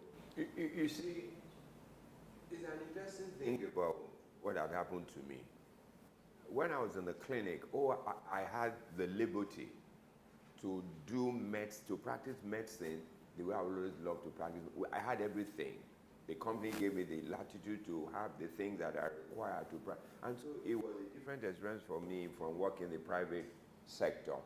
And so when after a while, I just saw, I come here, I treat people, I do this, I can't wake up the dead. So I said to myself, I'd like to have a different experience. You know, the thing that helped me, as the clinic was under the HR department, so I was attending top managers meeting and all those. So I was making contributions to our discussions, and I said that, look, this is something that I didn't think I was going to go to HR until that opportunity came. So when it came, you know, whilst I was even in the clinic, I was involved in some NGOs where I put so much time and interest even whilst working. And so I began to say to myself, and I came with the experience of what Bill Gates said. Bill Gates said when he called his colleagues and said, look, when he becomes 50, he was going to retire. And he began to do other things that gave him satisfaction and opportunities to do other things. So I said to myself, I've worked in the clinic, I've been HR, I've done my bit. I would like to spend the rest of my life doing things for other people and doing things that I enjoy, not necessarily for money, but for satisfaction. And so after a while, I told the company that I would like to leave. So they said, well, I said, I just was tired. There was no way I would become the MD of the company. I mean, going by what I can see, because I'm limited in that scope. And I'd rather, now when I can still do stuff, go and do things. And they said, okay, fine. So I left. And since I left, I've been involved in the NGOs that I mentioned, that now I superintend over it, and it gives me absolute satisfaction. And the peace it brings to me, I can't quantify it. So I thought I made the right decision. So it's like you turned the page. Oh, yes. In your life's story. Oh, yes. And decided I'm going to be more into NGO, social service, as it were. Now, the NGO is the Christ Against Drug Abuse Ministry. That's CADAM. What informed its formation? You know, sometimes, I remember when I won an award, and the chairman of the company, because I won the chairman's award in Cadbury, which was an international award, Cadbury staff worldwide. So the chairman asked me, he said, Dokun, what gave you this desire to do this and that? I said, honestly, I don't know. I just think it's my nature. It's not the same thing. What happened was, I never smoked before, never drank before. One day in church, the pastor just said, look, we're starting a new ministry called Drug Addict Rehabilitation Ministry to cater to the people that have been on drugs, maybe in the hospital at home. They didn't have any intention of turning to anything else, so I joined. So once I was there, it then began, not because of my medical background, but it was just my nature. So when we were there, I began to suggest to people that, look, going to the joints and meeting this addict, just talking to them was not, they even said to us that, look, we want you to take us out of this and then put us in a place where we can get rehabilitated. That was what began the journey. So I then got very involved in it. We then built our center, began to admit people, And we went to see people turn around. There are quite a number of them. There are still a lot of them that are drug-free, living productive lives. So that was my interest. In what year was this? The ministry actually Yes. was founded by Pastor Deyemi. I think he founded the ministry in 1991. Okay. And then I joined the ministry in 1992. So that's like 1991 today. That's 30 years Yes, ago. and then So you've 29. been with it. I've been in the ministry for about 29 years. 29 years. And since I retired in 2010, yes, this is what I've been doing full time. Even I wasn't paid. But that was not until now Mommy Joe now set up a board. The board said, no, you couldn't have been doing this all these many years and then we don't. So they said they'll give me some allowance. But the allowance is not even the important thing. But the fact that it was touching people's lives, people's homes, people's families and parents. Let's talk about not just the testimonials yet, but the drug abuse situation in Nigeria. I know it's a global thing, but let's situate it within our own area. Lekon, one of the greatest tragedy for me, or pain for me, is the issue and our attitude to substance abuse in Nigeria. Why do I say that? Since I got involved, we've been shouting at what I'm seeing that will envelope. When initially, some years ago, they said Nigeria was a user nation, a transit nation. People carry through Nigeria. I remember telling one of the top echelons of NDLA, was actually the chairman, and we're joking that then we were even a user nation. So they didn't believe until 2013, when NDLA finally agreed that we're a user nation. Then I cautioned again, a year thereafter, that we're not just a user, we're manufacturing. Everybody said, no, it can't be. Where am I going to? In 2017, a survey was done by the UNODC. The report came out in 2018. The global average prevalence use of substance abuse globally was 5.6%. In Nigeria at that time was 14.4%, translating to over 14 million Nigerians between ages 15 and 64 that had used drugs the previous year. And let me say this, that survey probably did not take into cognizance people who do it in the office, people who do it socially, these were people they thought that were doing drugs on a regular basis.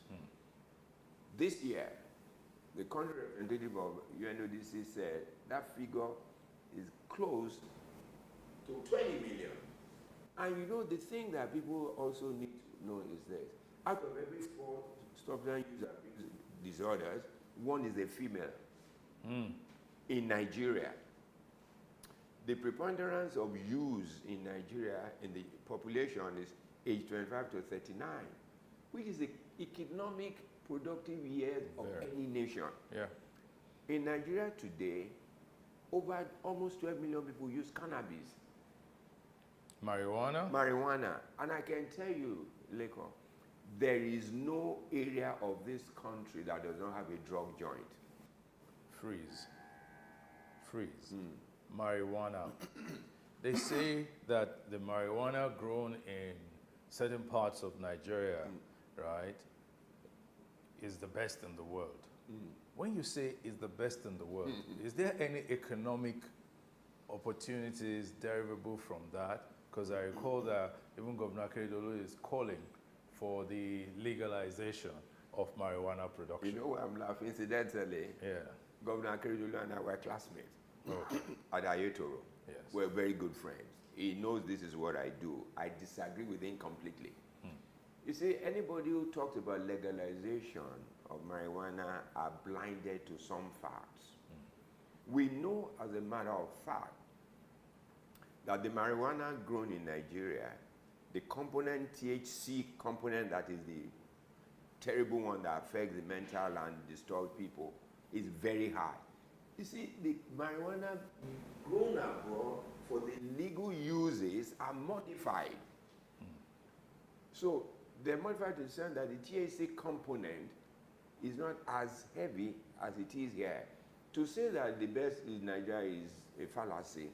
Nigeria is the 5th highest producer of marijuana in the world. Now, the thing about this is, we are not in a state yet, and I don't know when we can get there, when we can sort of decide that this is what we use marijuana for. So legalizing it will be a tragedy. It will take us down slope. And I'm glad that General Marwa has spoken against it, as many of us are against it. We need to be very careful. Yes, economic benefits are there, because we know that within marijuana, there are over 100 and something substances or compounds in it. And some of them are used in the manufacturing, they're used in building, they're used in hair industry, hair production, beauties and all those things. They're also used in medicine. But one thing that people forget, even the medical marijuana is not an answer to many of the conditions we use them for. In infantile epilepsy, for instance, which sometimes it is used, it is not everyone that has infantile epilepsy that benefits from marijuana. And we have also known that regular drugs that are used for those conditions are far more efficacious than even marijuana. Trying to legalize it and under the guise of the legal use is just to make it into something that becomes acceptable. If we're not careful, marijuana will join the class of socially acceptable substances like alcohol and cigarette, and it's becoming like that in Nigeria surreptitiously. Yes. Because a lot of people use marijuana. And you know, one thing that I'd like to say is this. There are varieties of marijuana, various kinds that people are now using in Nigeria. They call it loud. They call it Arizona. They call it Colorado. They are not marijuana at all. What about the one they call skunk? Skunk is different. Okay.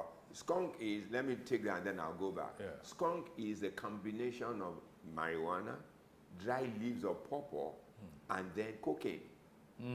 That is why when people begin to use skunk, they begin to have a tendency towards addiction because of the cocaine element. Okay. And then they all, you see, and it's more expensive. They give a reason to say, oh, because it's higher in potentiality, and that's why people use it, and it's more expensive than ordinary marijuana.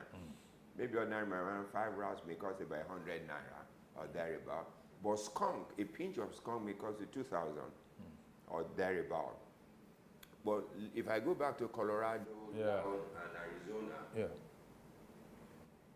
we know that in those substances, which is not marijuana in itself, the marijuana component of them is about 10 to 11%. The rest is made of chemicals and herbs. And that is why when you see people use it, they can go berserk. They will begin to. It is the element, it is not the marijuana element because it's very low. It is the chemical component. They are synthetic marijuanas. And that is what is common to them. And why people use them is because the smell does not have the peculiar smell of marijuana. So if you use it at home, parents may not know. But what brings it out is the effects and consequences. And those are things, we need to do something about the substance. You know, you said that marijuana, unfortunately, was becoming, or sadly was becoming, surreptitiously a socially acceptable drug. I recall that growing up, joints where they sold or smoked marijuana were not very much welcome within residential areas, right? But these days, sadly, people smoke marijuana on the street, openly, even people in uniform. You know, you see, the thing is, dealing with the issue of substance abuse in Nigeria needs strategic thinking and implementation. And to be honest with you, I'm glad that General Marwa has come to become the chairman of NDLEA. He was chairman of PASIDA, and in the process, he met with a lot of stakeholders. So he had a very good understanding of what the issues are. And I think it's beginning to unfold. My fear is, I hope they give there's a political will to help him and also the resources. In the sense that one of the things we must begin to do in Nigeria is look at the NDLEA proper. The law setting it up has to be reviewed, in my own understanding. It's too omnibus. what they expect to do, this. If we don't begin to particularize their area of attention, yes, it's good. They can be doing the interdiction, catching people and all the rest. But we need to place emphasis on demand reduction. If we don't do that, because one of the things that the Europeans have understood is this. They give us a lot of gadgets to catch people at the airport. You can't carry the drug. So what happens to the drug that doesn't go out? They get domesticated. And if they get domesticated, it allows accessibility and availability on different scales. So people can get it, they can use it. So the thing we must begin to look at now is how do we look at this thing? As you said, I doubt if you walk down this whether you won't find where you can buy it. And it's not limited to motor. You see, the wrong impression we've always had. We thought people who do drugs are motor park boys, rascals. Is not true. Big people, I mean, some experiences we are seeing lately have shown us that big people do. If you want to see some of these things in some areas of secluded areas of Lagos, highbrow areas, is to watch during break time.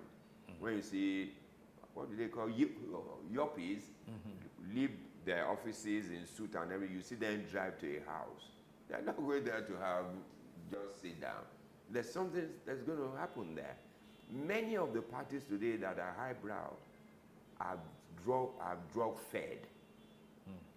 So we need to be aware, and you probably also have noticed or seen from when they has done, many of the cookies, many of these things are bought online. People are making drugs and putting them in food materials and selling them to young people.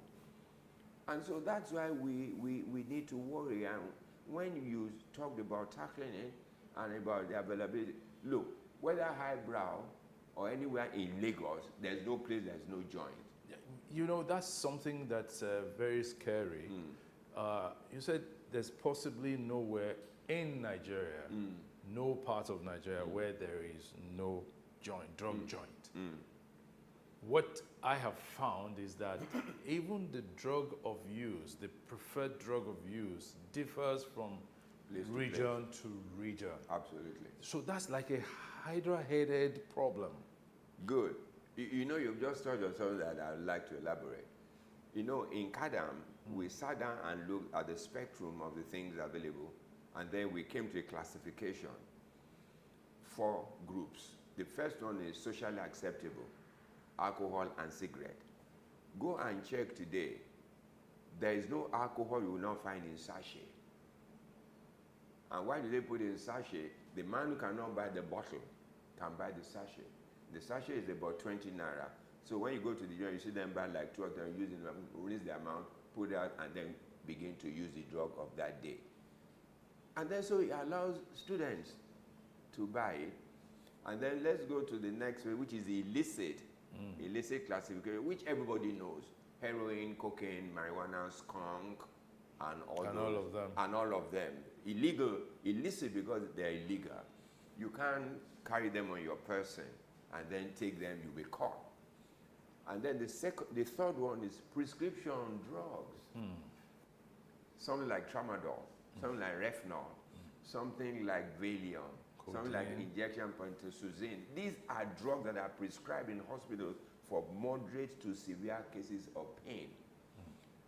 One of the things we're beginning to find that is scary, and I'm talking very responsibly because they are being called to come and intervene.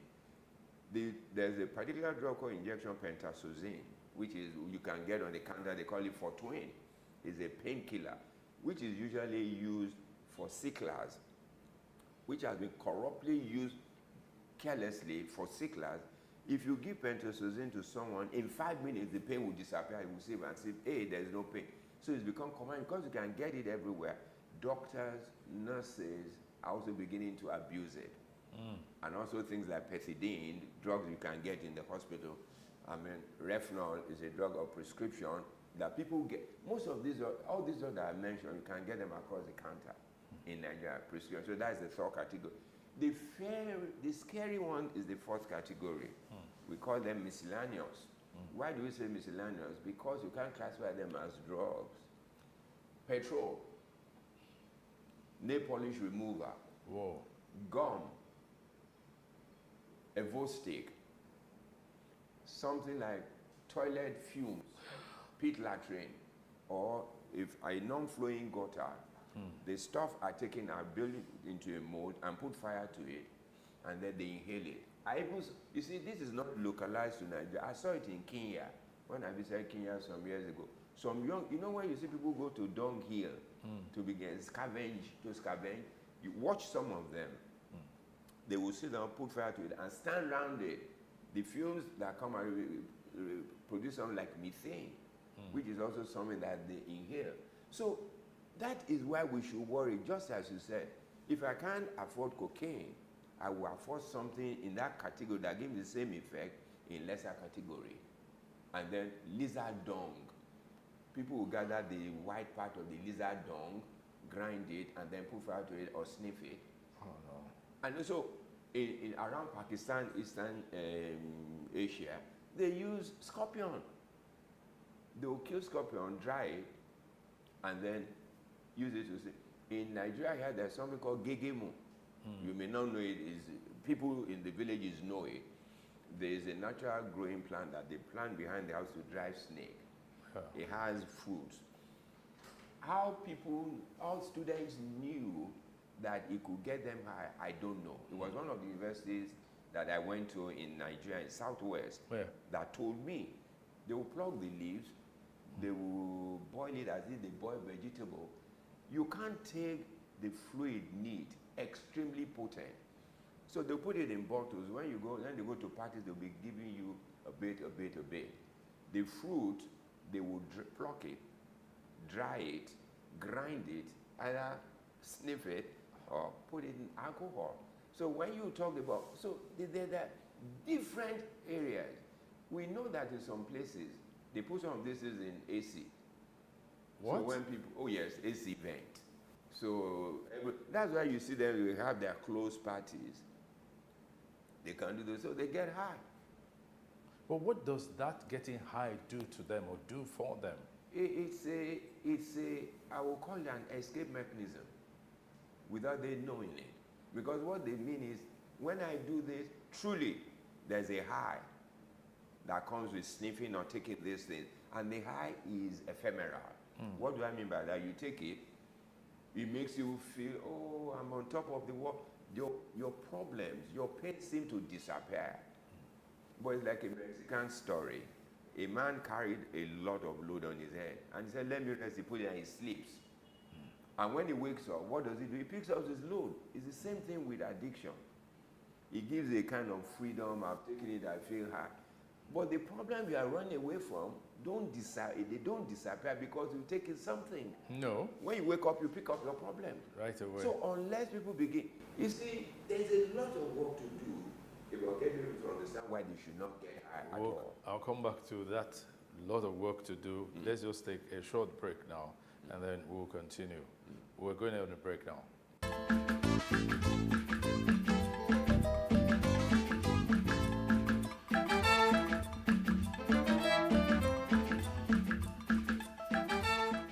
Welcome back from that break. It's still Timeless Conversations with Dokun Adedeji, my guest. Yes, we're talking about drug abuse, the prevalence of drug abuse, and you were alluding to how it is so widespread, the 4 categories. What's the way out? You know, honestly, I'm not as pessimistic as some people think about this issue of substance that we can't get out. We can't get out. Yeah. But it takes complementary effort. And for us to understand that it is not NDLEA stuff or NAFDAC stuff alone, you know. Okay. It's about all of us. And I'll tell you how and why. To start drugs, many times we find out it starts from the home. I'm not saying that every home that has a problem, their children will take drugs, no. But it gives them there's something. There's something. There's that a gravitation. Absolutely, that then pushes them to take it. The thing is, primarily, that I say today is parents must be parents again. You and I grew up in a society that it takes a village to train a child. Yeah. Your neighbor can first of all push you by the ears and bring you to your parents. No, flog you mean? And flog you. Yes. And then still bring you to your parents and parents And will they'll flog flog you you. again. Yes. It doesn't happen today. Parents go to schools to beat up teachers. What are you telling the child? He can get away with blue murder. Many parents don't know their children. Yeah.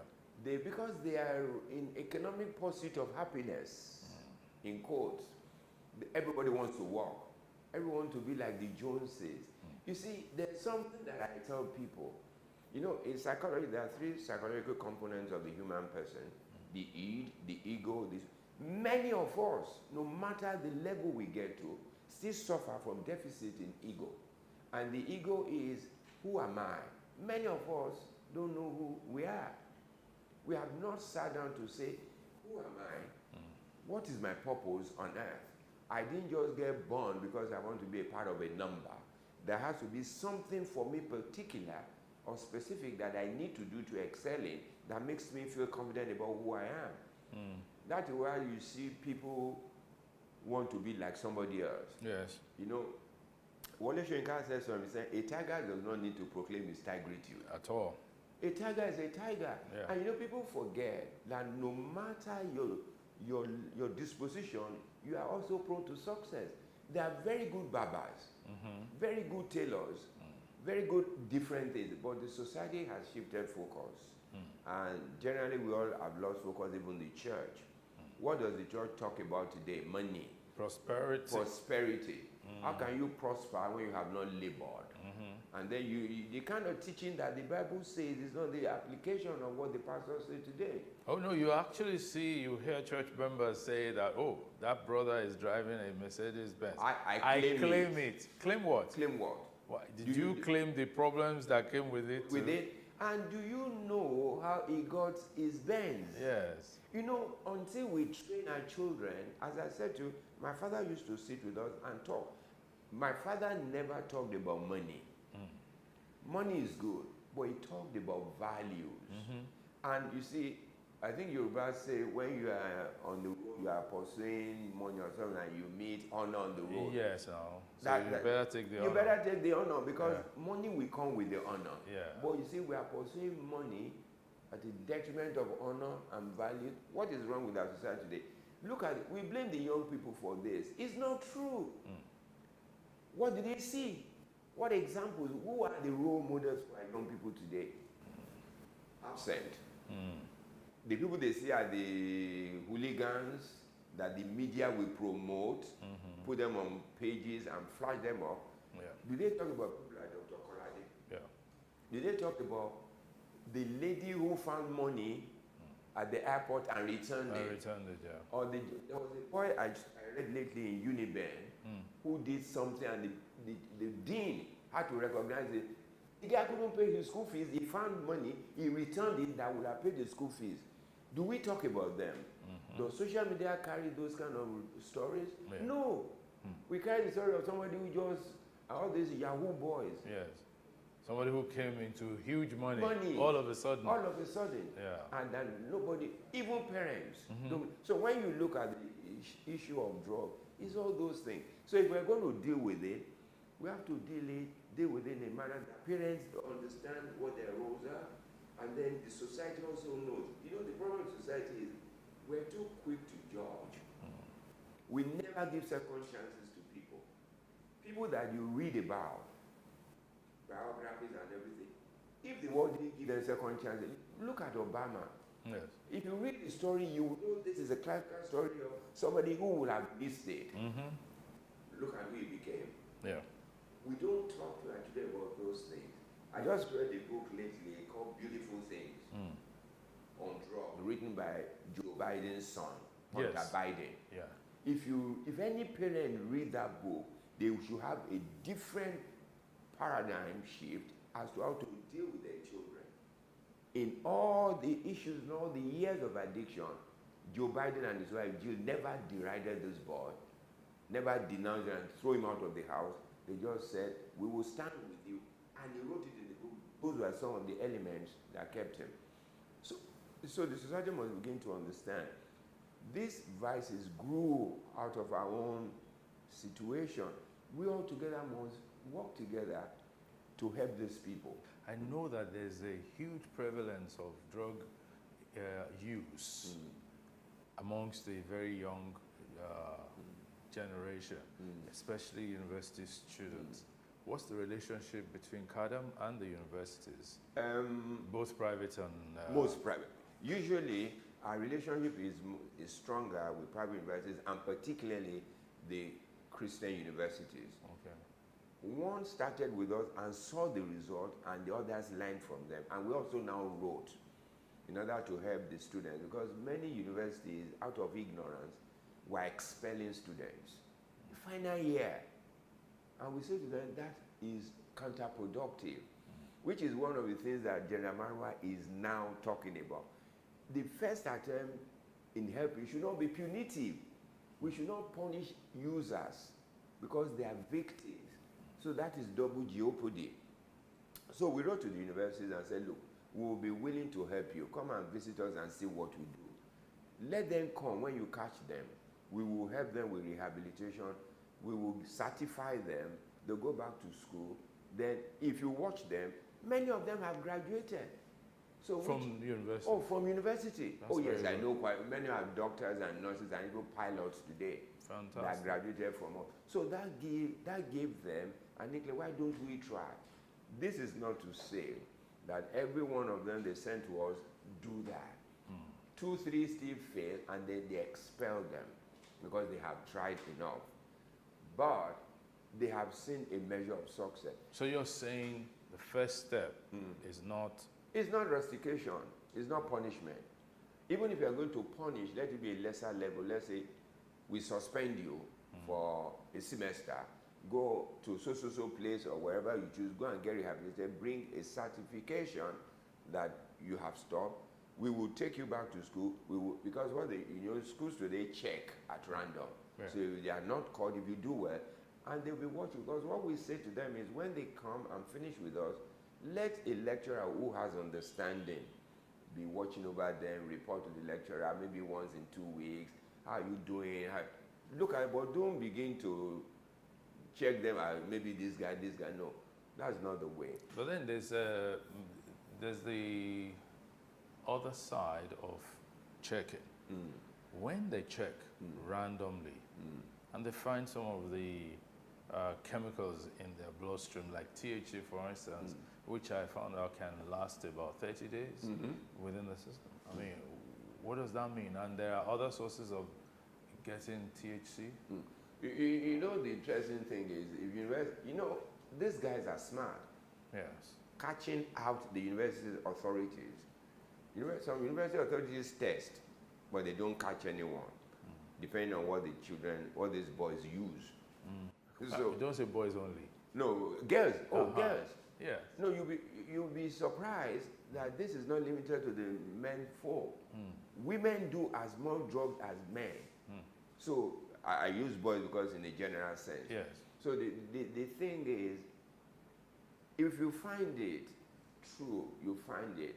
But it doesn't mean that the person is on a regular use. Okay. Because if you use cannabis, if you don't use it within the next 2 weeks, you can still test positive. But some of this we are telling universities, do these things with caution.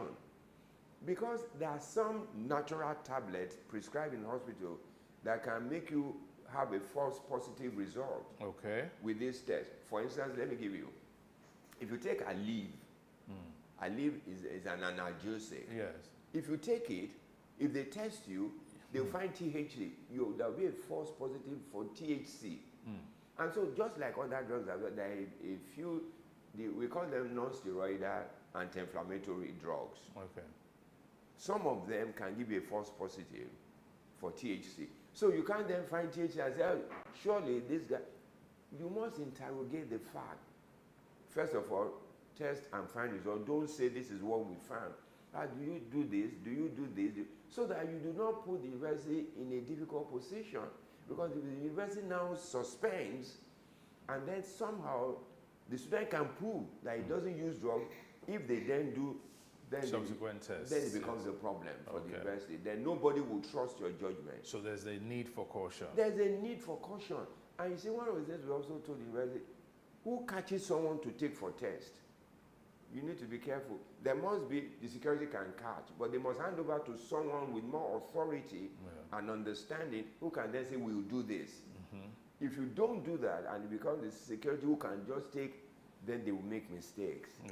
And what we also told universities, all this noise about drugs, they don't grow in the universities. They got brought in. Some of the staff of the university are culpable. In the kitchen, in the laundry, the marijuana dispatch person. Yes, all those things are people who can bring this to this. There's one particular student I saw last week who said to me that within his school, I won't mention the university, it's a Christian university. He said in their school they use Colorado. So I asked him why. He said in the test kit of the university, Colorado does not show. It's not detected. So they use it on a grand scale. To get it within the campus from people who sell it as students starts from 2,000, 2,500 to 3,000. So he now has a friend who is in a public institution who brings it, who gets it from outside for about 500 naira. So he brings it to him. But that guy was coming one day to supply it. Both of them got caught. He was tested, it was negative, although he uses. The other person who brought was positive because he uses other things. So he was suspended or expelled. So we said to him, we will rehabilitate him and do a letter to your university that this is this, and then give you a second chance. But public institutions don't really care. You come, I mean, you can imagine that population in some of these public institutions, how would they be bothering themselves? But they have to bother because they are producing people for the outside market. The same way the workplace needs to begin to bother today in terms of the people they employ. Because if you are not careful, you will employ them to your system and they begin to grow within your system. And the drug they take does not have to be it can be an innocuous thing. If you see somebody in the office, for instance, who is taking a particular beverage, put it on his table, the same bottle or container for like 3 hours is not, it must be strange to you. Or somebody has a flask. You know, there's this singer who sang one time, water bottle. Yes. Those things are not just straight water bottle. Nobody goes to a party carry water bottle. Yes. So you must know that there's something in it. So I'm talking about this because we must begin to be observant of the current practices in our environment to help us take decisions. But this whole situation looks so bleak. Is there a way out? Oh, of course there is. You are optimistic? I'm optimistic. Look, let me tell you my basis for optimism, particularly now. Yes. And I must confess, having met General Marwa and worked with him a bit, I have a feeling, I'm strongly optimistic that if he is allowed to take the time and strategy as he wants to do, with the available resources, and then with his motivating his work staff, we will get results. It will be, but it's not a sprint, it's a marathon. What do I mean by that? It won't happen by magic. It will happen because we join up to work with him, and it's every facet. You said something the other time in questioning me. Even within the law enforcement agencies, they are greater users of drugs than the average society. I've been to joints where I saw them in uniform, take off their cap and they're shacking up. And that's why we have those accidents at the checkpoints and all those things. The custom must be involved in the of interdiction. You know when people import, was it end of last year, somebody imported some containers of tramadol. If they were not caught at the port, they would have gone. When they said the number of tablets counted, they were distributed across every Nigerian. Each of us will have 2 to 3 tablets. You can then know the magnitude. But I can show you, if that thing had walked past them, within 2 weeks they'll be importing another set. Another one, So each component of society, you know, I mentioned parents, I mentioned schools, I mentioned the workplace, then the church And the mosque too. And the mosque, the religious body. You know why I'm particular about religious bodies? They see a lot more people than any component of our society. Yeah. So if the pastors know about drugs, they talk about, not in a judgmental sense, oh, if you take drugs, you go to hell.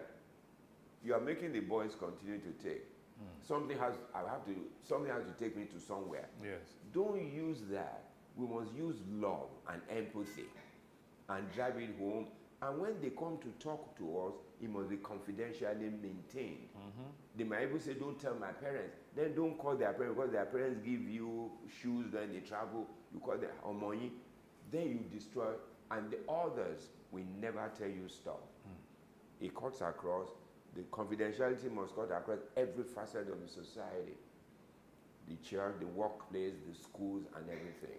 Now, to ask you a final question, how is CADAM funded? I thank you for asking me. It is one of the most difficult aspects of our operation. And I must say this, if not for Mommy Gio, we would be struggling like anything. She visited us and saw our center in the rudimentary stage when we were, she said, and this is a rehab center. No wonder when I tell people to come, they don't want to come. They say Bujero, and that is like a ship pen. Yes, so like, I said, Mommy, but what will we do? We've talked to everyone that we can talk to, no help. She then left, then called me. That was how she began to release money to us until we built a good center. Yeah.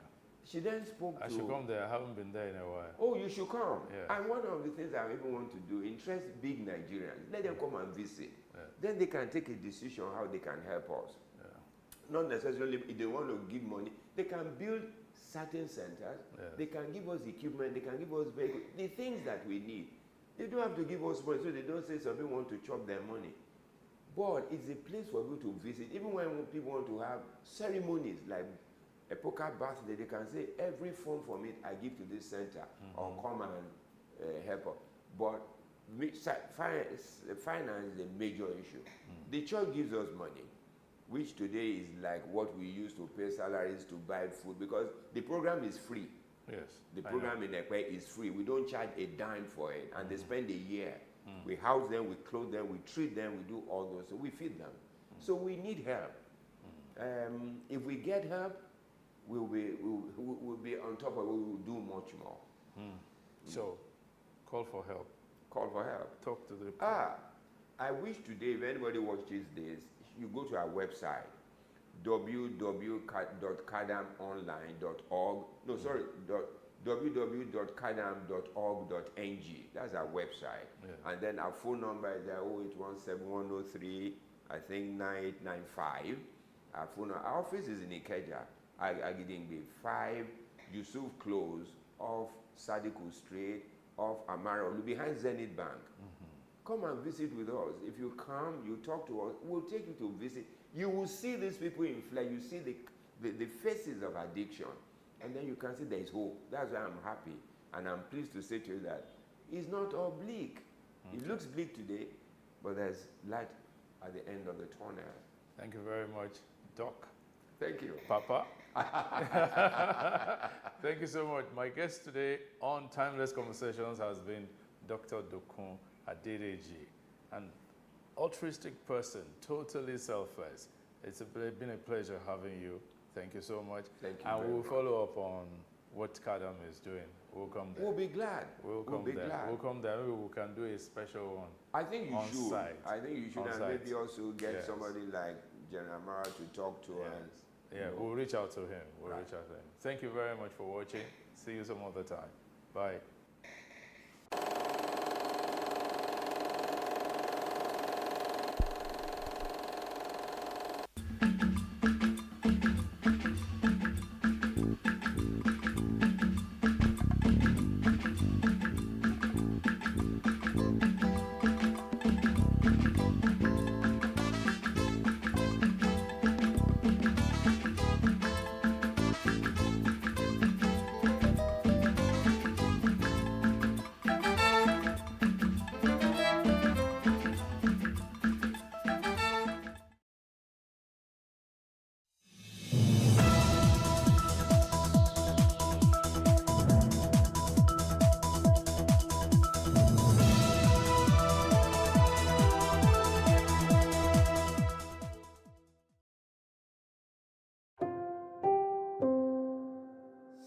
This week on The Inside Story, we're 2 months from the U.S. presidential election.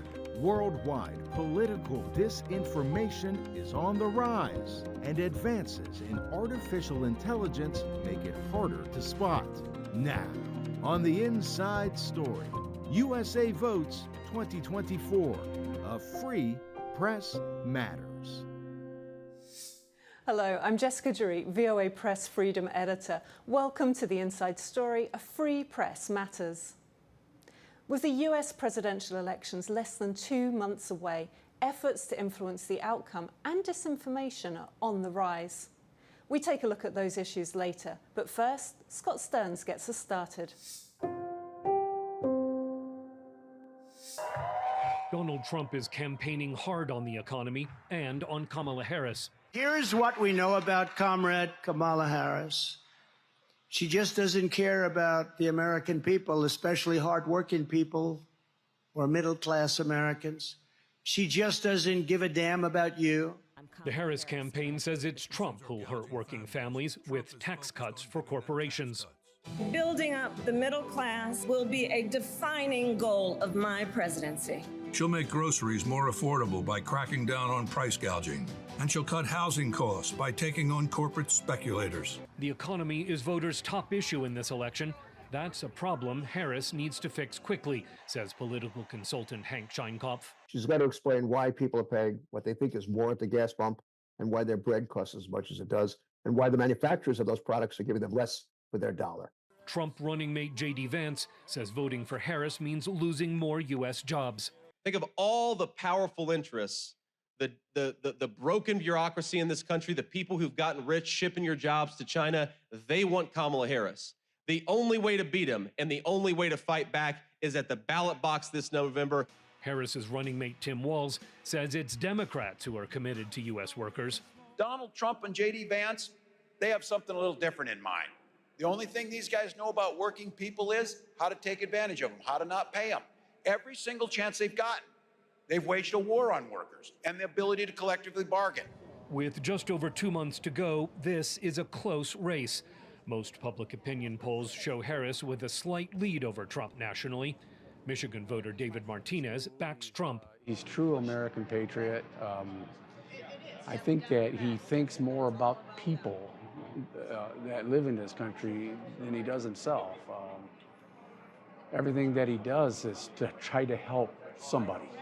Georgia voter Becca Rush backs Harris. You know, it's 2024, and we need some fresh blood, and we need a new brighter future.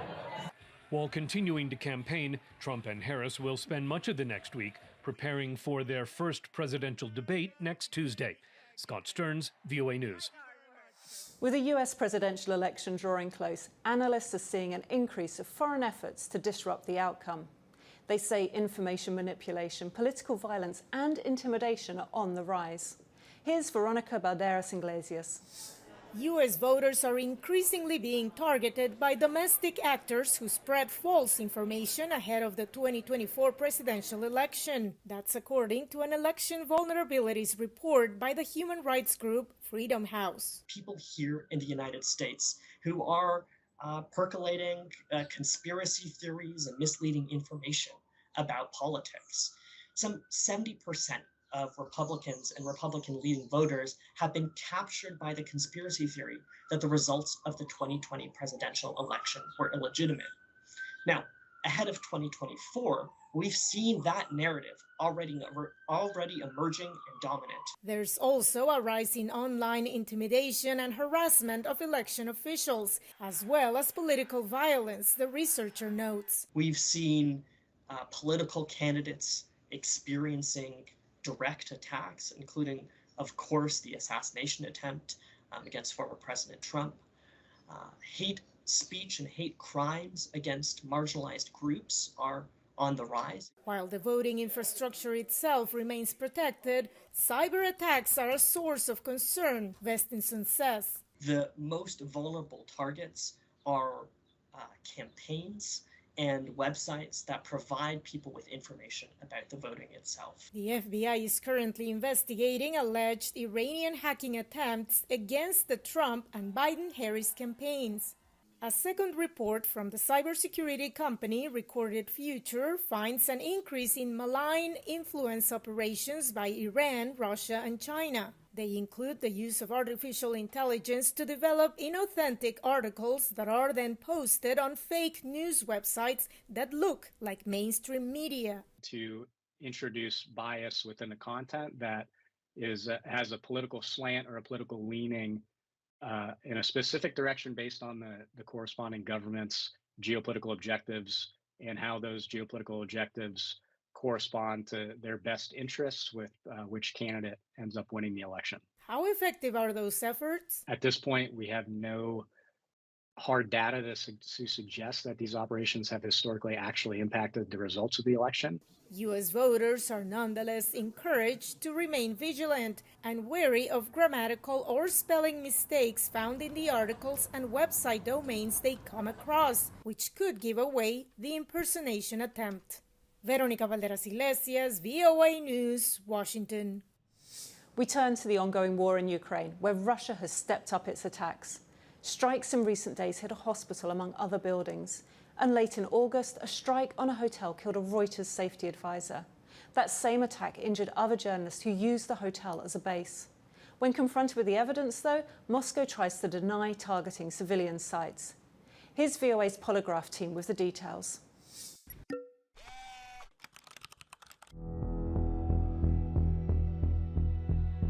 The Kremlin neither denied nor admitted Russian responsibility for a missile attack on a hotel hosting foreign journalists in Kramatorsk, eastern Ukraine, on August 24th. The strike killed Ryan Evans, a safety advisor for a Reuters news agency crew, and injured 2 Reuters journalists and other reporters. Kremlin spokesperson Dmitry Peskov downplayed the significance of the attack, arguing Russia does not target civilians and that Evans was not a journalist. I read information from the agency staff that he was not a journalist, but some kind of security advisor. I repeat once again, strikes are carried out on military infrastructure or facilities in one way or another related to military infrastructure. That is false. Evans was part of a Reuters news crew and had worked for the agency since 2022. He was entitled to the same protections as other media workers under international law, which also forbids directly targeting civilian objects. Press watchdogs say Russia has a well-documented history of systematic attacks on civilian structures housing foreign journalists in Ukraine. Reporters Without Borders said the Russian military hunts down journalists in Ukraine's Russian-occupied territory, giving them a choice between collaboration, prison, or death. RSF has documented 53 events in which 121 journalists have been victims that could be classified as war crimes. Not including Evans, the Committee to Protect Journalists has documented the deaths of at least 15 journalists and media workers covering the war. Moscow has likewise sought to control the narrative following Ukraine's August 6 incursion into Russia's Kursk region. Russia has opened criminal cases against at least 7 journalists who have reported from Kursk, falsely stating that they illegally crossed the border into Russia. Ukraine's National Union of Journalists documented Russian missile attacks on hotels in Kharkiv and other Ukrainian cities popular among journalists, calling it a deliberate tactic to limit coverage of the war in the international media.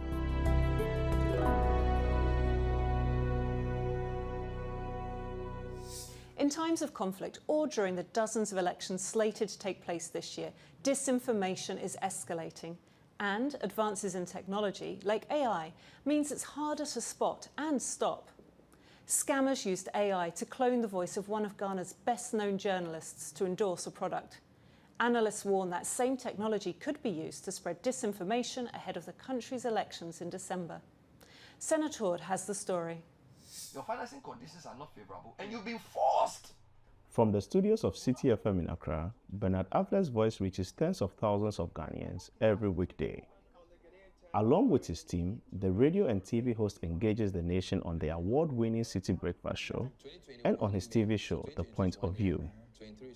I use a talk program platform to raise important development issues, but I also use the power of good interviews to question our duty bearers, to actually demand for accountability. But that voice of accountability has been hijacked. Somebody called me and said, Bernard, I'm calling to check on the sex enhancement medicine that you discussed on your TV show last week. I was like, whoa, what are you talking about? Avler says perpetrators used artificial intelligence tools to clone his voice and show, then broadcast it on Facebook.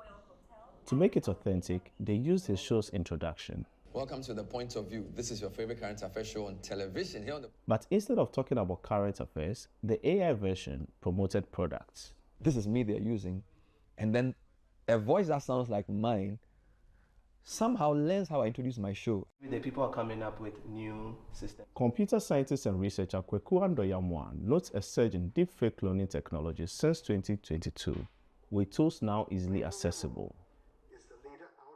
They charge you $1, which gives you access to clone your voice in like 3 steps. You repeat 3 phrases, and then you have a cloned version of your voice saying anything. In an election year, the easy access to AI poses a serious threat to Ghana's peace and security, analysts say. During the 2020 election, fake news and misinformation led to unrest, and at least 8 deaths linked to political violence were recorded. Some worry that cloning technologies could make the situation worse this year. City FM has already seen increased disinformation. It says perpetrators are using the media outlet's brand and credibility to spread disinformation. For this reason, City FM is introducing security features to flag fake news and clone content in their widely circulated photos and stories.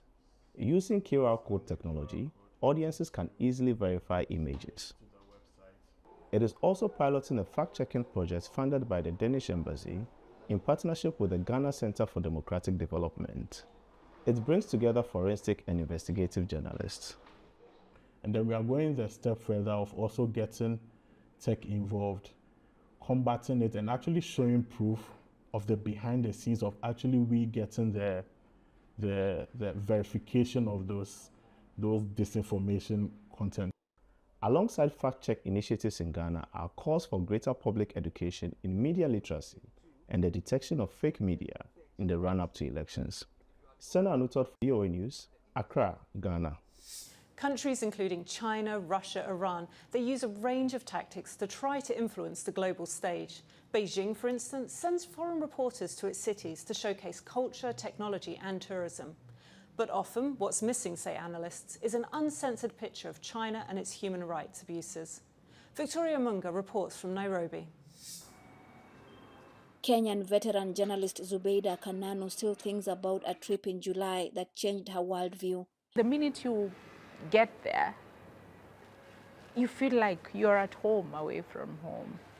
Kananu, a news editor and the president of Kenya's Editors Guild, says she was among 5 senior journalists on a Chinese embassy-sponsored media tour. It took us through, how media has evolved in China, the new technologies that they're using, the use of AI, the use of ChatGPT in telling their story on a day-to-day basis. Kananu wrote about Mao Zedong, the founder of Communist China. Her article, published in Kenya's local daily, is one of many stories about China she has in the pipeline. The trip gave Kananu first-hand experience interacting with people in China. They've embraced Africa in a way that I've never seen. And then they introduce you to their culture through food. China sees these trips as key cultural exchanges. Chinese embassy spokesperson Leo Pangyu tells VOA. He says media cooperation can not only improve the level of the media itself, but also help deepen the political, economic, social and cultural exchanges and cooperation between countries. China's efforts include sponsoring press tours to China and even sending some journalists to Xinjiang, a region where Western media have accused Beijing of human rights abuses. China literally wants to, in a very, in this very dark way, take these officials and take these foreign journalists to the exact location where these human atrocities are happening. And basically in this very censored and policed environment, tell them, look around, there's nothing to be seen here. China has sought to boost its image abroad by developing an international media network and signing agreements with local outlets from Europe, Latin America and Africa, according to the International Federation of Journalists. In Kenya, Beijing has set up media houses that employ hundreds of local journalists.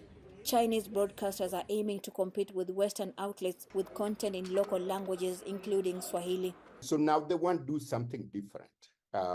They want whatever they're investing to be associated with massive information and penetrate to the village level. While Chinese-funded large infrastructure projects have been visible examples of Beijing's influence on the continent, hosting local journalists from around the world, say experts, is a more subtle soft power approach. Victoria Amunga, VOA News, Nairobi. Experts on China's disinformation and rights record say Beijing uses these trips to try to secure positive coverage. I earlier spoke with Yechi Wang of Freedom House about what Beijing wants out of the media tours and what journalists should be aware of. Thank you for being with us, Yechi. Thank you so much for having me. China says that this is a chance to show journalists their culture, their technology. But what is the reality of these trips? What is China not showing these journalists? Well, those trips are usually very orchestrated and it's very restrictive. Journalists can't venture to talk to whoever they want. They cannot even, go to another location that is not authorized by the Chinese government. So it's very, very restricted. They can only go to places that the government send them to. They can only talk to people that the government send them to talk to. China's become very restrictive recently with visas and with access to foreign media. Without having a Chinese minder on one of these trips, how easy is it if you wanted to go and speak to an everyday person in China about what's happened? It has always been very difficult, but in recent years it's getting really, really difficult. That applies to everywhere in China, and that's, as I said, applied to everywhere in China, especially in regions like Xinjiang and Tibet. In Tibet, it's just banned by law, but in Xinjiang, technically, you can still apply for a visa to get into Xinjiang. Even when you actually get into Xinjiang, you're followed everywhere. Journalists have sent pictures of themselves having cars behind their own car, having people who are, look suspicious following them wherever they go. Some of the journalists who go on them, they get to travel, they get all this access to sort of Chinese culture and new ideas presented, as presented by Beijing, and come back with positive stories. How does China typically respond to foreign negative coverage? Well, Freedom House research does show that, people who actually went, African journalists who went to China, who participate in those press tours, some did come back with a lot of positive coverage about just parroting Chinese government propaganda. Generally, I think it's to the Chinese government advantage that they did those trips and then people, foreign journalists, had positive coverage. But sometimes it doesn't always work as they wanted. In terms of when you are actually doing critical coverage of the Chinese government's human rights abuses in China, there are a lot of repercussions, even in the country that the journalists live in. They get censored by their own editors, the owners of their news outlet, because somehow either the news outlet is owned by China, but by Beijing, or somehow partnered with Chinese state media, or maybe the owner has some business in China. So the journalists, the African journalists, Kenyan journalists, they get harassed, intimidated by Chinese government, whether it's by the consulate who denounce them, saying your coverage is biased, you're smearing the Chinese China's image, all that.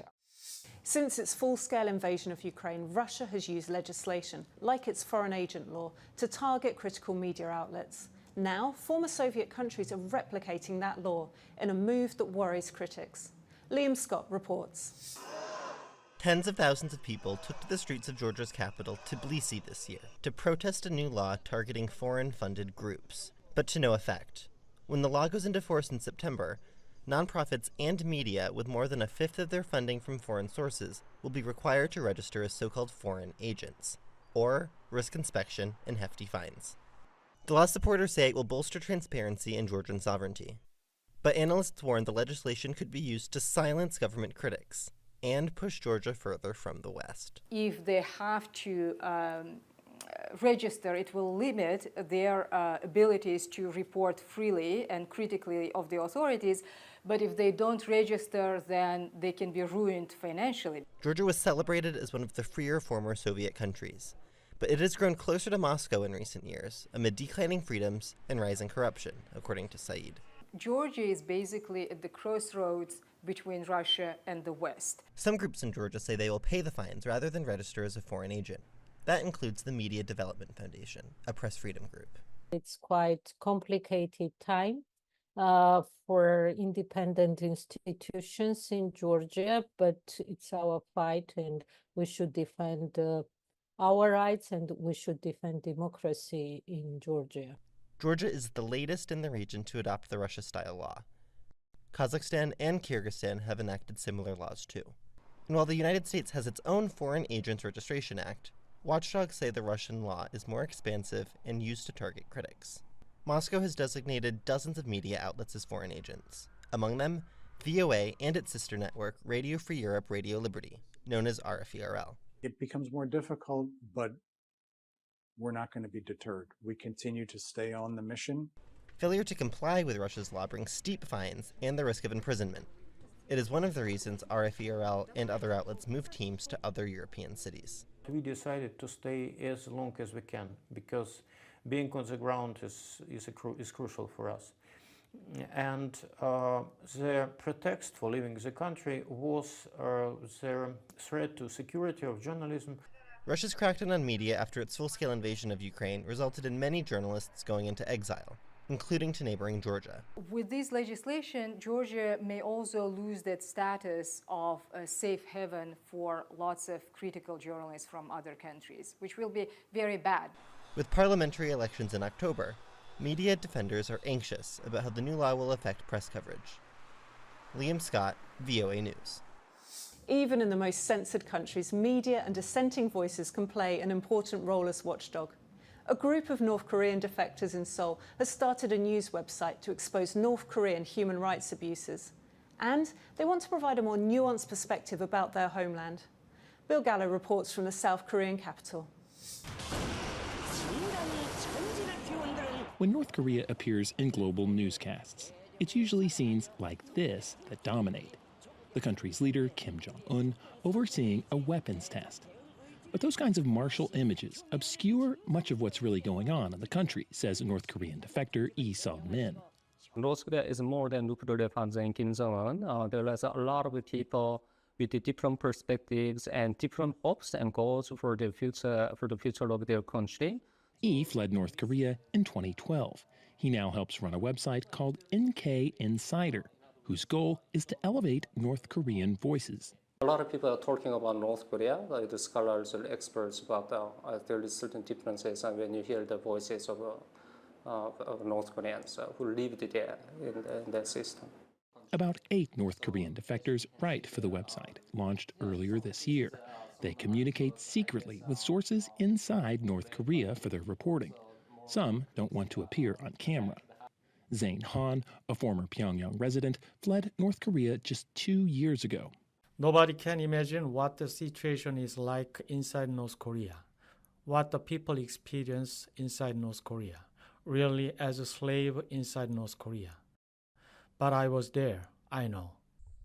Han is one of very few North Koreans to recently make it to the South. That's because North Korea has tightened border security since the pandemic. It's getting more and more difficult to see the new defection from North Korea. The ordinary North Korean people's chance is, I think, almost like a zero. He says one of his goals is to speak for North Koreans who have no voice and cannot leave. To give a platform to North Korean defectors and by extension to those still living inside North Korea.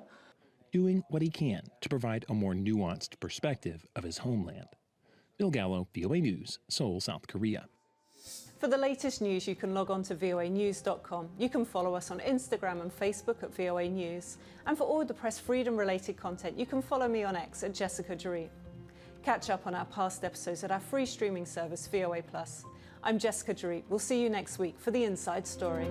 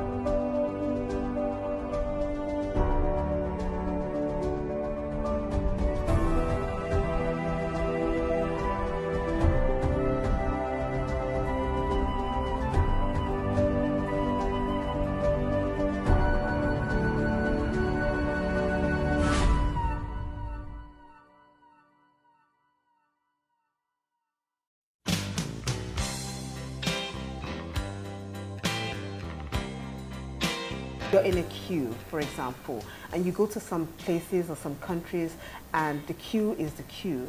You have to join from the back, right? And that's conducive because, hey, I was here before you, makes sense. But then you find some people that they just don't have the time and everybody is in a hurry and they jump to the front stylishly and feel they will get away with it. Sometimes some people just don't want trouble and they just leave you with your, you know, your actions. But then you will find in some places where people don't like it, they don't condone it, and they will call you out. Excuse me, the queue is at the back. We need to see more of that nowadays. You've probably experienced a scenario like this. You're waiting in line for a service or to buy something, and someone who sees the long queue comes along and goes straight to the front of the line, completely disregarding everyone standing. In most cases, some people on the queue will speak up, but some will look on with utter disbelief. With teeming population, it is almost inevitable not to experience queuing. If you're not queuing at the bus station, you're queuing at the ATM or in the bank, or to get tickets to your favorite show. Queuing is a way to create orderliness and to ensure that there is some fairness. But like clockwork, there will always be the impatient ones, or the ones who feel too smart that they find a way to jump the queue. Queues are not created to simply waste time, but to ensure orderliness, because the chaos that happens without the orderliness leaves a lot of people bitter, angry, and helpless. The reason why queuing is challenging for us can be associated with the way we see it. Darden Professor Elliot N. Weiss and colleagues Graham Gillam, Kylie Simmons, and Donald Stevenson explained that across the globe, people wait for food and transportation, to make purchases, to get services, or to have experiences. But how they view the wait, what the rules are, and what they expect vary widely. Some cultures see needing to wait as almost always negative, while in other societies, seeing there is a line can signal there's something worth waiting for. In an environment where they don't call it out and they allow people to jump the queue, and jumping the queue becomes normal and the norm, they won't say anything wrong with it. They will continue to do it because they can't see the bad in it. You get to an environment where, hey, it's not possible for you to ever think of jumping the queue because people say, get back. Excuse me, we've been here before you, join the queue. There and then you notice that you've done something wrong.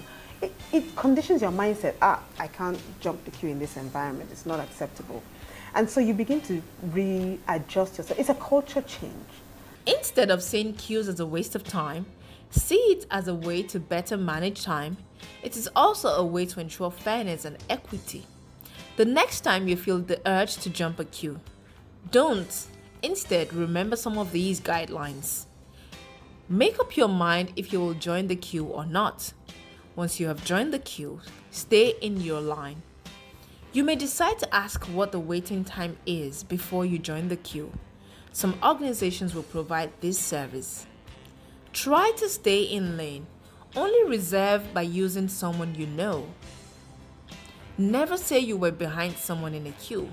Wait for someone to be behind you before you leave the queue if you must. Respect other people's space while on the queue.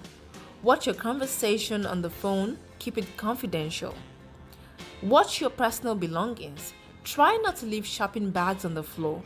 Acknowledge the number of bags you're carrying.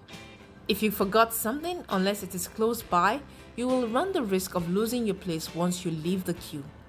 Exercise huge amounts of patience, even when the queue appears endless. If you're holding a place for someone, explain to others around you to avoid conflict. Sometimes, the queue may be a telephone inquiry. You may have the option of calling back or leaving a message to be called back. If someone appears like they're jumping the queue, politely correct them without getting into a squabble. Always wait your turn if the queue is automated. Sometimes you may need to wait to be beckoned, served, or for the green light before proceeding. Follow the rules and move orderly.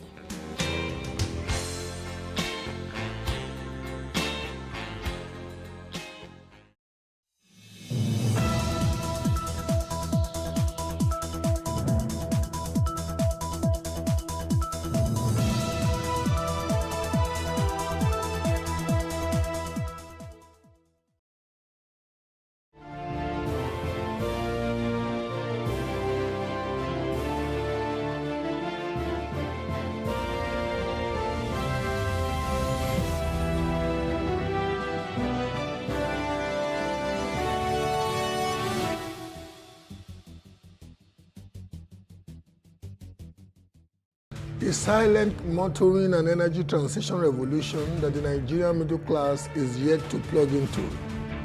I am Bola Oba, and this is Plus Politics.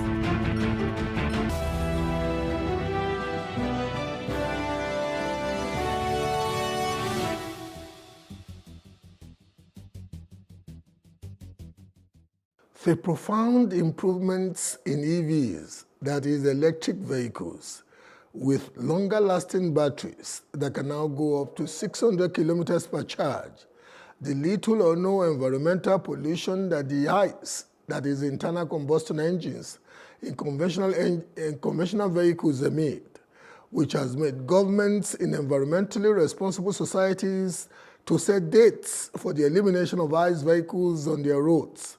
The increased productivity that EVs, which are smart objects like your smartphones and can be leveraged as Internet of Things tools by owners to galvanize increased productivity even while they are on the road. Far more importantly, the dramatically falling price of EVs, the average price of EVs sold by BYD, the world's largest EVs manufacturer, in China last year was $12,000. Indeed, there are Nigerian manufacturers that are now advertising tear rubber, quote unquote, that's the newly assembled EV, SUVs, and ILOS type trucks for half of the prices of, say, Japanese or American equivalents. The unfolding EV good news for the Nigerian motoring public does not stop at the competitive pricing level. The Rural Electrification Agency, REA, and the National Agency for Science and Engineering Infrastructure, NASENI, have signed the Memorandum of Understanding, MOU, for the establishment of a $150 million lithium-ion battery, the chief component of EVs, manufacturing and processing factory already reportedly putting up its plant in Nasarawa State. The question is, why are the Nigerian car purchasing middle class not enthusiastically ramping up the purchase of EVs with all the enumerated techno-productivity, environmental, pricing, and local lithium battery conferring exchange generation advantages? Joining us virtually to probe into the question is the Director General of National Automotive Design and Development Council, NADDC, Mr. Oluwemimo Joseph Osanipin, and literally live in the studio with me is the President CEO of Saglef Incorporated, a U.S. electric vehicle manufacturing company with a new assembly plant in Imota, Ikorodu division of Lagos State, Dr. Olugbenga Sam Fale. Gentlemen, welcome to Plus Politics. Thank you, Bola. Thank you so much for having me. Pleasure. DG, good evening. Good evening. Thank you for having me. it's never too late to say congratulations. Congratulations. Oh, thank you. We wish you all the best in your tenure. We want to believe that you will leave a legacy that will be so profound that the world cannot discountenance. But how would you want to start? What would you want to tell us about electric vehicle technology and the position of NADDC?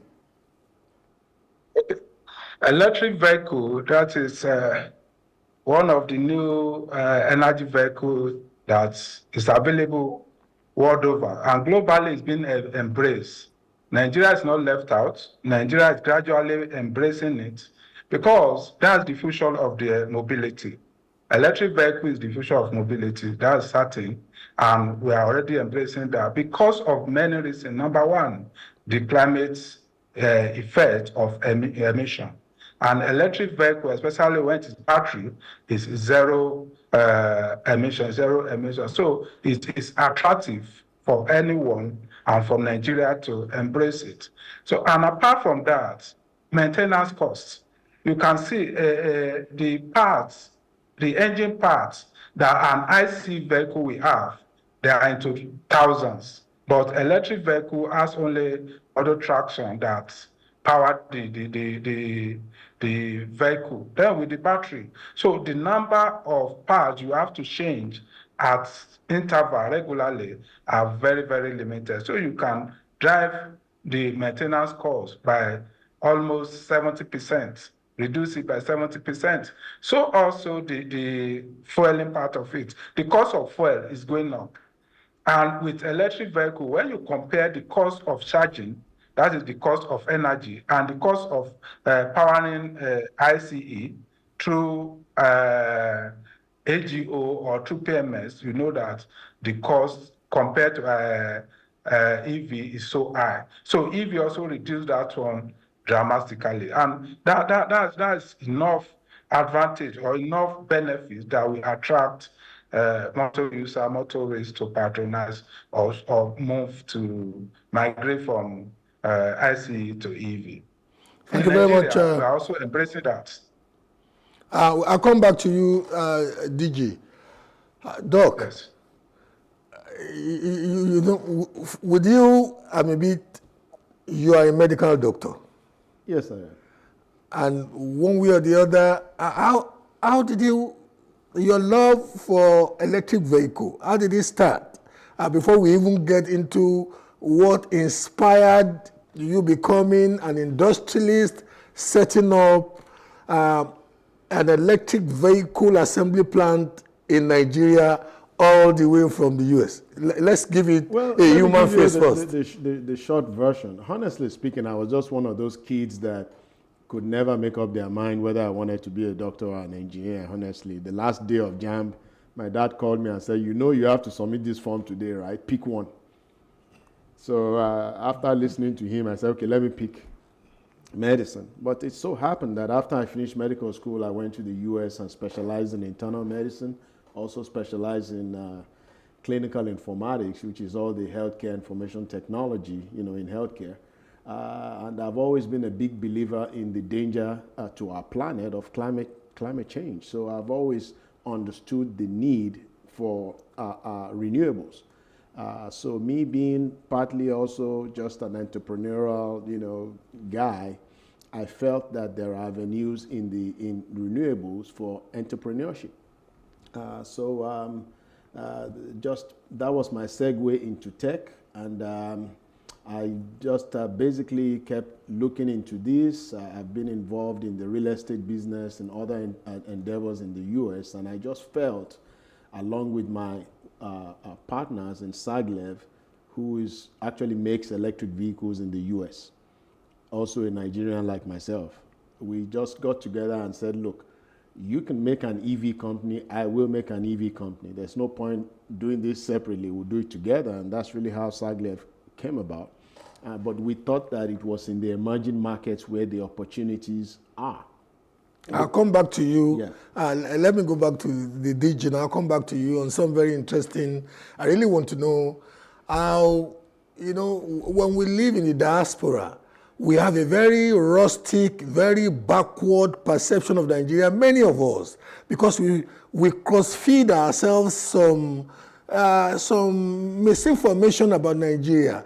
I'm sitting there thinking, because I once lived in the diaspora, I'm thinking, okay, how did you then cross that Rubicon of believing that electric vehicle would ultimately be accepted in the Nigerian market? But let me go to the DG for the next step. DG, I just want to know, we know that Ria and Naseni at the last COP28 signed an MOU with a Chinese concern, an international manufacturer entity that is setting up plant now in Nasarawa State. And there is no way that lithium-ion battery could be made in Nigeria that some Nigerian entrepreneurs would not think, oh, about time to harness the inherent opportunities of electric vehicle manufacturing or components manufacturing in some respects. What would be the strategy? I think I have a confession to make here, and the confession, Mr. DG, is that I was one of those in my capacity as a director of a company that consults for the NADDC. I was one of those that wrote the curriculum for electric vehicles. So an average Nigerian watching now may not know that there is a detailed curriculum for electric vehicle, from how to transition the average roadside mechanic to working on electric vehicles, to somebody who is doing a PhD program, say in a formal academic environment. So, but this is not about me. This is about you as the person that wears the authority of the NADDC, intimating the Nigerian public with the opportunity. So I'm sitting there wanting to ask you, how is the NADDC planning to unshake the opportunity of this domestication of one of the major components of electric vehicle manufacturing in Nigeria? Thank you for the question. Number one, you will know that electric vehicle, the major component in electric vehicle is the battery. In fact, battery account for between 40 to 50% of the cost of an electric vehicle. So what that means is, if Nigeria is investing in production of electric vehicle, in production of battery, it literally means that gradually we are investing in manufacturing of electric vehicle in Nigeria, because by producing the battery itself, we have contributed up to 40% of the component. That is contributed about 40% of the component. That means the battery can give us 40% of the total cost of the vehicle, which is local components, increase in our local component. So that is very vital. Producing battery in Nigeria is vital. And again, apart from it increase our local content component, we can be able to drag down the cost of manufacturing a vehicle and an EV vehicle. And if you can do that, it means we can translate that one we can transfer that one to the buyer. That means the cost of acquiring an electric vehicle in Nigeria can also go down. We really appreciate that, and we hope this big investment can start yielding results by producing battery for Nigerians. One, what other thing we are trying to do, just as you mentioned, the curriculum developed, which we call National Occupational Standard. That standard is being critiqued and the validation have been done. By the time we are through with it, it's going to serve as the basis for training Nigerians, the artisans, and different level of training, either the artisan, the fresh graduate, and those people that already have the experience in EV, those people that want to manufacture EV, those people that want to work on EV. So we know that we will get to a point where we need to bridge the gap in the knowledge. That is the people that will be working on the EV. And we need them to acquire the basic knowledge or have the basic expertise in handling that. That's why we came up with this NOS, National Occupation Standard, which we have critiqued and which the validation has been done. So this also will help in increasing the awareness, as well as help people to adopt, help citizens to adopt EV usage faster. Thank you very much, DG. Doc, before I went to DG, I put, I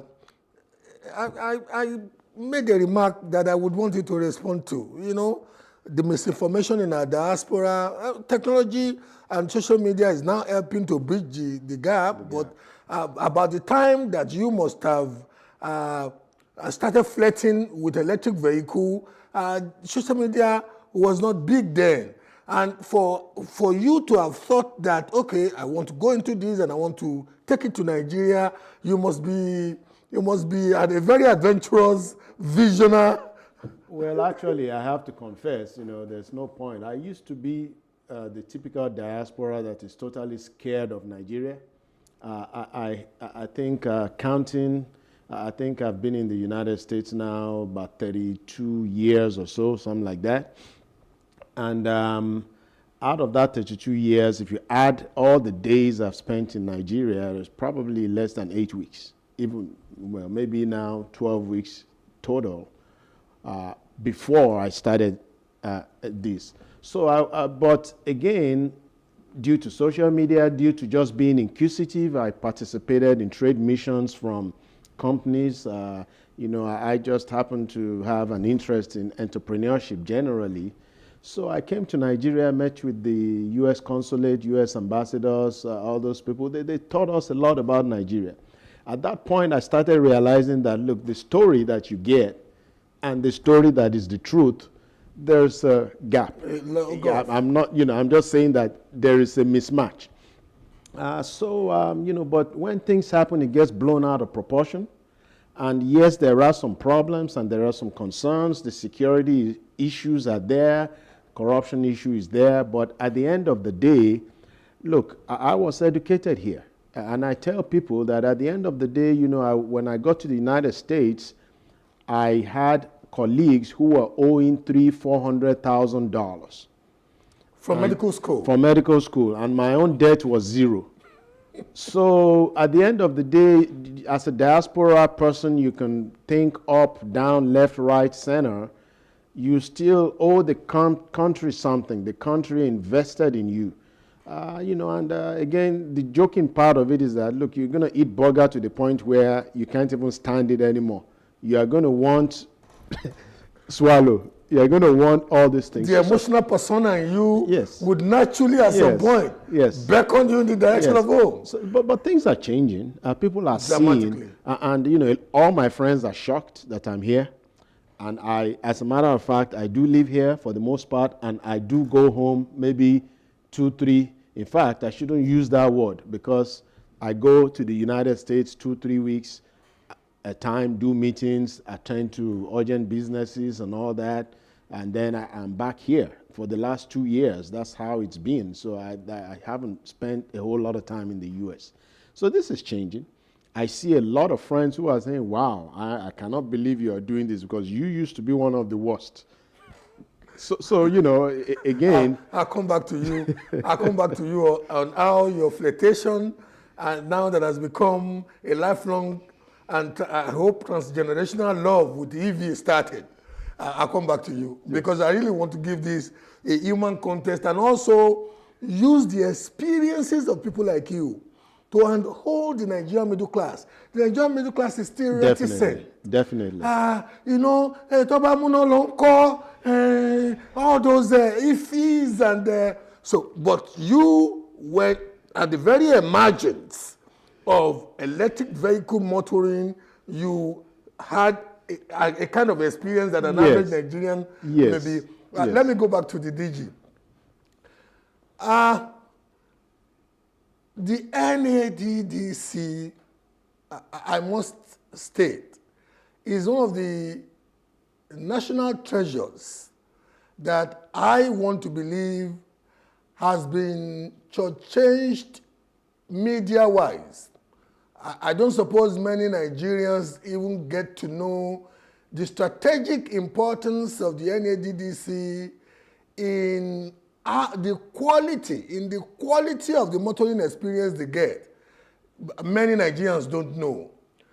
How do you intend to engage the Nigerian public and let them see, especially the Nigerian motoring public, and let them see the whole gamut of things you do to protect them by the quality and standard of the vehicles you allow to be imported into Nigeria and assembled in Nigeria, the quality and standard of the motoring experience they enjoy that many don't know, that even far beyond Standard Organization of Nigeria, the NADDC, is the first line of quality assurance when it comes to vehicular objects coming into this country.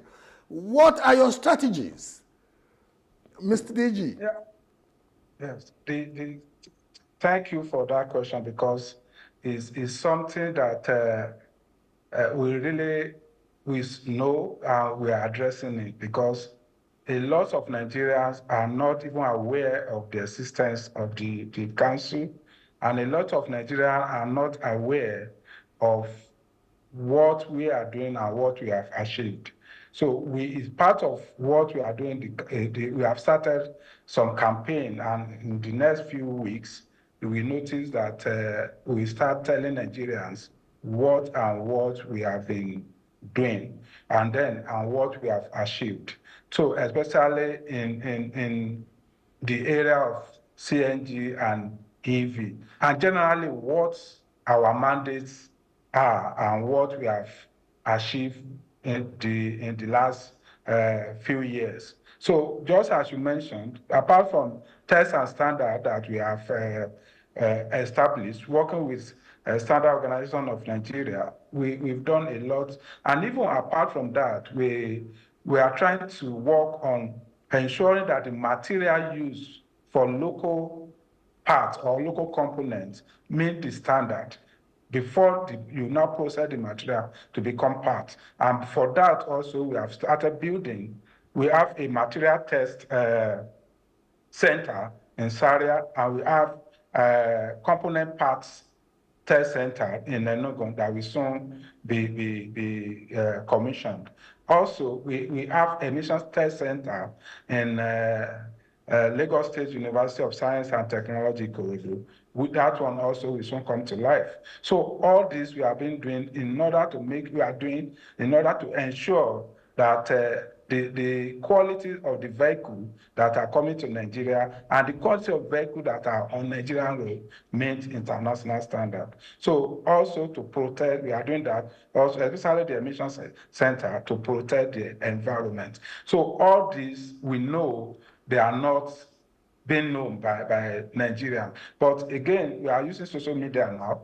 We are using electronic media. And then the traditional newspaper, all this, we are going to employ in educating Nigerians or bringing our services to the notice of Nigeria. So we will start that in the next few weeks. And Nigerians will know more about what we have done, what we are doing, and what we are about to do again. I'll come back to you, Mr. DG, especially in the particular area of human capital development and the inherent opportunities that the council presents to the Nigerian youths, especially in the area of human capital development. I'll come back to you. Doc, we will go, we will soon get to the nitty-gritty of how SAGLEV came into being and why Imota Ikorodu, Nigeria.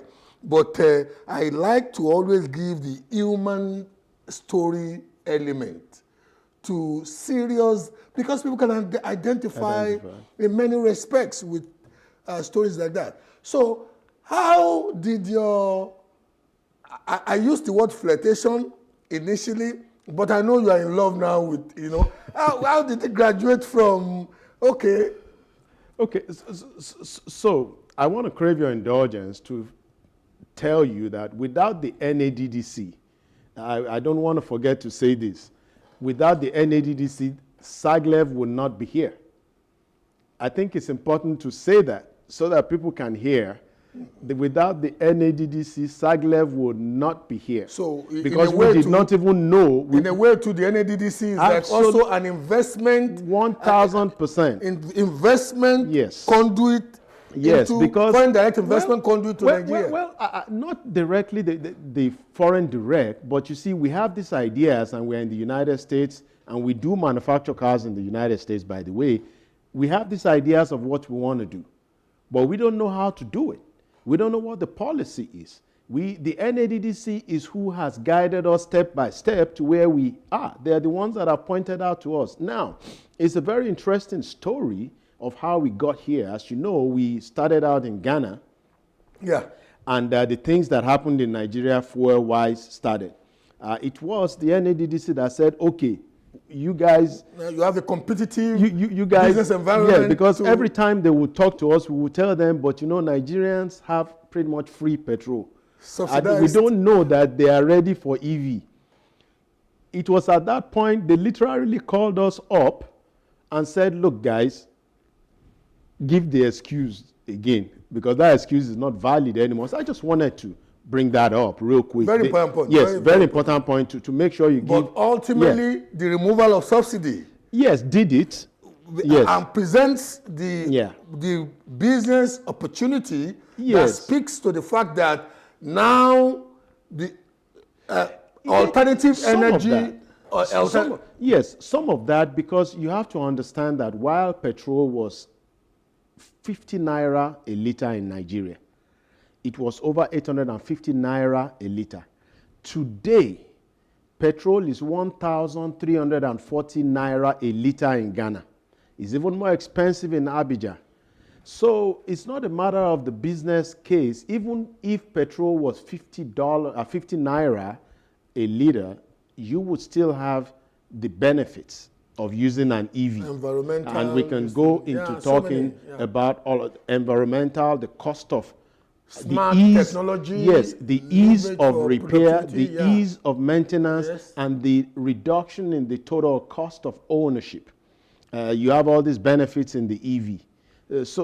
But now going to your question, yes, the reason, you see, I can relate to how Nigerians feel now that, oh, there's no charging. You know, Nigeria has been a country that has suffered tremendously under the lack of power. We still are in this conundrum. So anytime you mention anything electric, the first thing in Nigerian is just natural. The human mind tells you, no, it's not possible.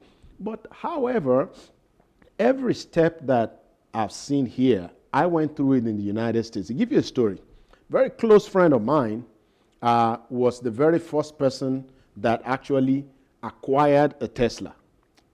My classmate, we've been classmates actually since primary school. So that's why I tell you what year was that? This was in 2012.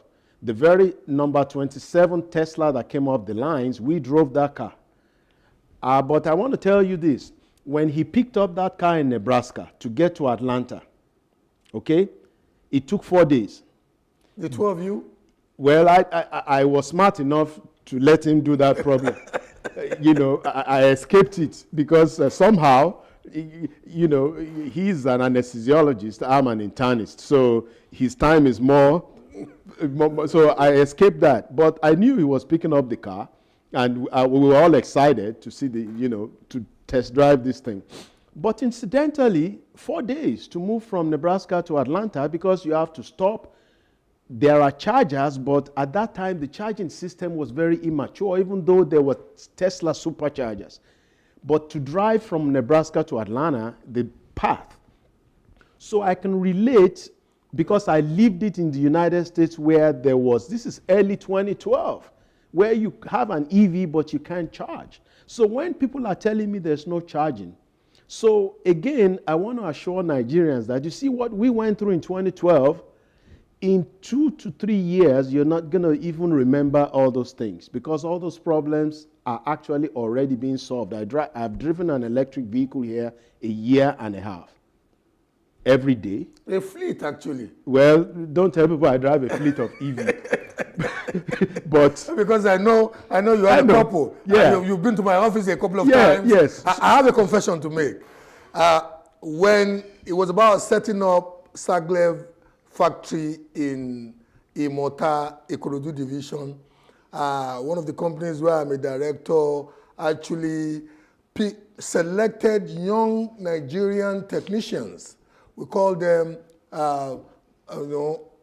automotive mechatronics technicians. We trained fundamentally. They are still in training because they want to expose them to global standards. So they are still in training. But having said that, I think it's imperative. Journalistic ethics demand that I make that revelation. So yes. So again, what happens is I can relate. But the good news is that in a very short time, this Tesla supercharger was all over to the point where you could easily drive that car pretty much nationwide on electric charge. Now, I actually right now hardly drive an internal combustion engine vehicle. I don't. 80% of all the charging for electric vehicles will actually happen at home. Repeat that. 80% of electric vehicle charging, period, in this country, in any country, is going to happen at home. It's like that in the US, it's like that. So there are other little areas where you have to make some adjustments. Doc, you know the irony for me. I'm sitting here thinking, most of us, notwithstanding whatever may be our perception or the reality of public power utility, most of us don't sleep in the dark. We make arrangements. Exactly. And the same power with which we sleep can also charge your car. I'm not going to romanticize it. Charging equipment are still relatively expensive. We will get back to that. Let me go to DG. DG, okay. All right. That is where we go in the direction yes. DG, thank you for still keeping this good time with us. Like I said, when I was going out the last time I was with you, I know that the council, that's the NADDC, has a robust human capital development program that crisscrosses from hand-holding the average roadside mechanic. We call them the Baba Mufus or the HOBs. And holding them from ignorance to being able to work with modern vehicles that are largely computers on wheels. Don't even let's talk about EVs now. A modern automobile are computers on wheels. You have vehicles now averaging about 7 ECMs, electric control modules, some far more. We know that apart from training those artisanal mechanics, you have programs that mentor people, undergraduates in universities. You are partnering with some tertiary institutions. That is actually why you have the emission facility in the Southwest in a tertiary institution in Lagos State. Lagos State University of Technology now, former Lagos State Polytechnic. How do you want to tell an average young person interested like he was in flirting with technology? What do you want to tell an average young person on how the NADDC can usher them into realizing their dream of being automotive mechatricians, or indeed somebody that works on or that can dabble into the world of EVs? Your floor. Okay, let me start from known to unknown in this for this particular question. When I say known, is from ICE. How did we manage, or how are we managing the ICE maintenance? Currently, we realize that even the ICE vehicle are changing. Some of the technicians, the ones we call mechanics, the technicians, some of them trained about 20, 15 years ago, and the technology has really changed. So what we have done is to organize training for the technicians across the country. And as of today, we have trained over 10,000 Nigerian youths. We have trained over 10,000 artisans. And in training them, we ensure that we move them from the type of vehicle they started with. We introduce the new vehicle, the new technology, and we let them keep abreast of the happenings and new technology that we have in auto now. So we've done the training across Nigeria. We have what we call sector skill council. So we have this sector skill, it consists of almost 17, 18 different agencies or people that have experience in different areas of auto, lecturers, people that are assemblers, artisans, all these people, we brought them together and they form what we call sector skill. And they develop a curriculum that we are using to train all the artisans. We train artisans that we call the roadside. We train fresh graduates in Midas so that they can design parts, they can design different things using Midas technology. So we've done all this for both skilled and unskilled artisan and skilled professionals in auto field. And that's what we intend to also do with the electric vehicle. We realize that electric vehicle, you need to be abreast with the current technology concerning that. And that's why we have started by first of all developing the curriculum, because that curriculum is going to be the guide for everybody that want to play parts here, that want to play role here. Just as you are mentioning, you discussed with doctor. Doctor was trained as a medical doctor, but today is now playing a major role in production of electric vehicle in Nigeria. The same way, because of the interest and because of expertise he has acquired outside the classroom. The same way we are doing with EV. There are some people that we acquire this experience not in the four walls of university, but we want them to be grounded. And that's why we have come up with this National Occupational Standards concerning that develop the curriculum for EV. So we have done that, and any moment from now again, we will be embarking on nationwide training of youth. We are already in the process, and we are going to introduce our youth to the common things in EV, the common things, because in EV you don't have plenty parts. So we need to let them know how do you charge, what's the different kind of charging connectors that are available, then all the little details that they need to know, and then how can you maintain an electric vehicle. These are things we are going to do. And in doing that, we are going to partner with people that are playing in that field. We are going to partner with professors, engineers. We are going to partner with engineers that are practically professional engineers, and also the vehicle assemblers or vehicle manufacturers. All these people, we bring them together, and we are going to organize those training and let Nigerians know how to handle EV vehicle. When we did the ICE, after training, sometimes we give them some, we like call it take home, like a diagnostic machine, for example. And with diagnostic machine, I was in one stage recently, and when they were talking to us, one of them mentioned that we have been able to move them from analog to digital mechanics. So the same way we are going to do in EV. Thank you. Thank you very much. Yeah. Where you left it, you've moved past, the anxiety, the initial anxiety level. Now. Well, yes. So just picking up from where, so those anxieties that you had about charging, those are normal. It actually has a name. It's called range anxiety, because you are worried, where am I going to charge? I have 400 kilometers. But 400 kilometers is a lot. It's a lot.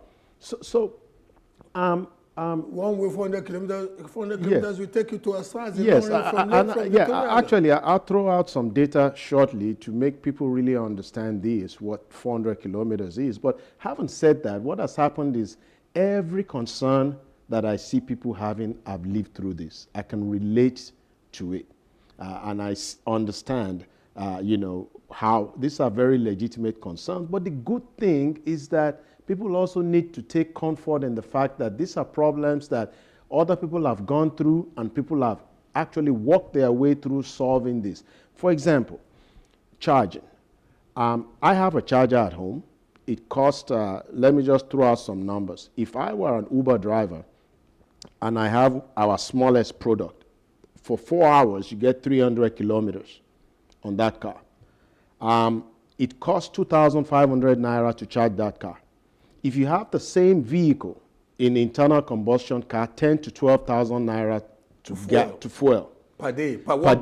Now, and you are not going to finish that, because when we've been here on the ground collecting data for going on 3.5 years now, Uber drivers don't even drive 200 kilometers. So you will not even finish that charge.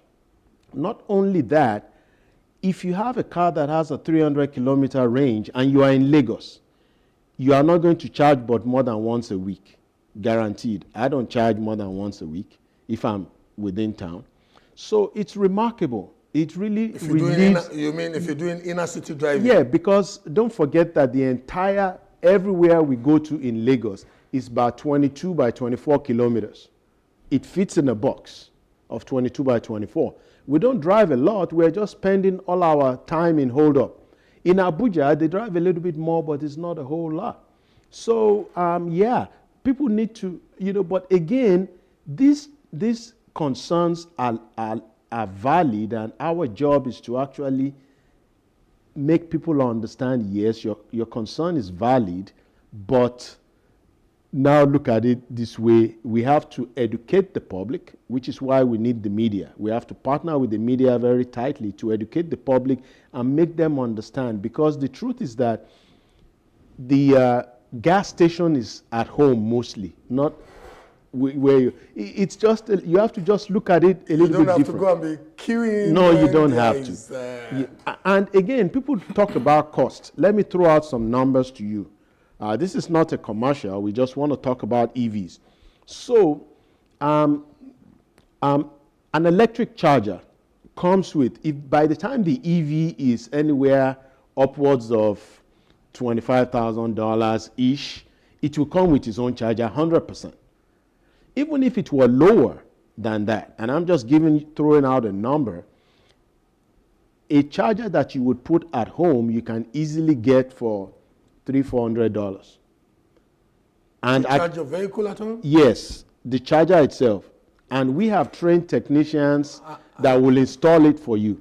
So some of the lower vehicles, the more affordable vehicles, may not come with a charger, but you can easily have a charger by us installed for you at home. It's not expensive. Not only that, what we have done as a company is we have actually provided a charging platform. We have already signed contracts. This is not a commercial. People can find out there are malls already in Lagos where we have banks of chargers.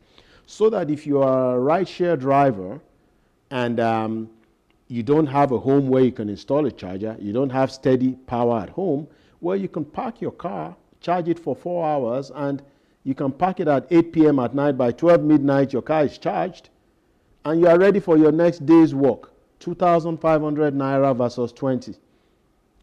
Because if you're using a mid-size, it will be 20,000. a day. So sport utility vehicle? Yeah, oh yeah, much more. So our story is not just about an EV. Our story is very much about jobs. Because don't forget that a lot of the rideshare drivers quit because they can't afford to pay 10,000 naira a day. They quit driving because, how do I know that? Part of our testing, we started ordering rideshare rides by ourselves. We just wanted to know.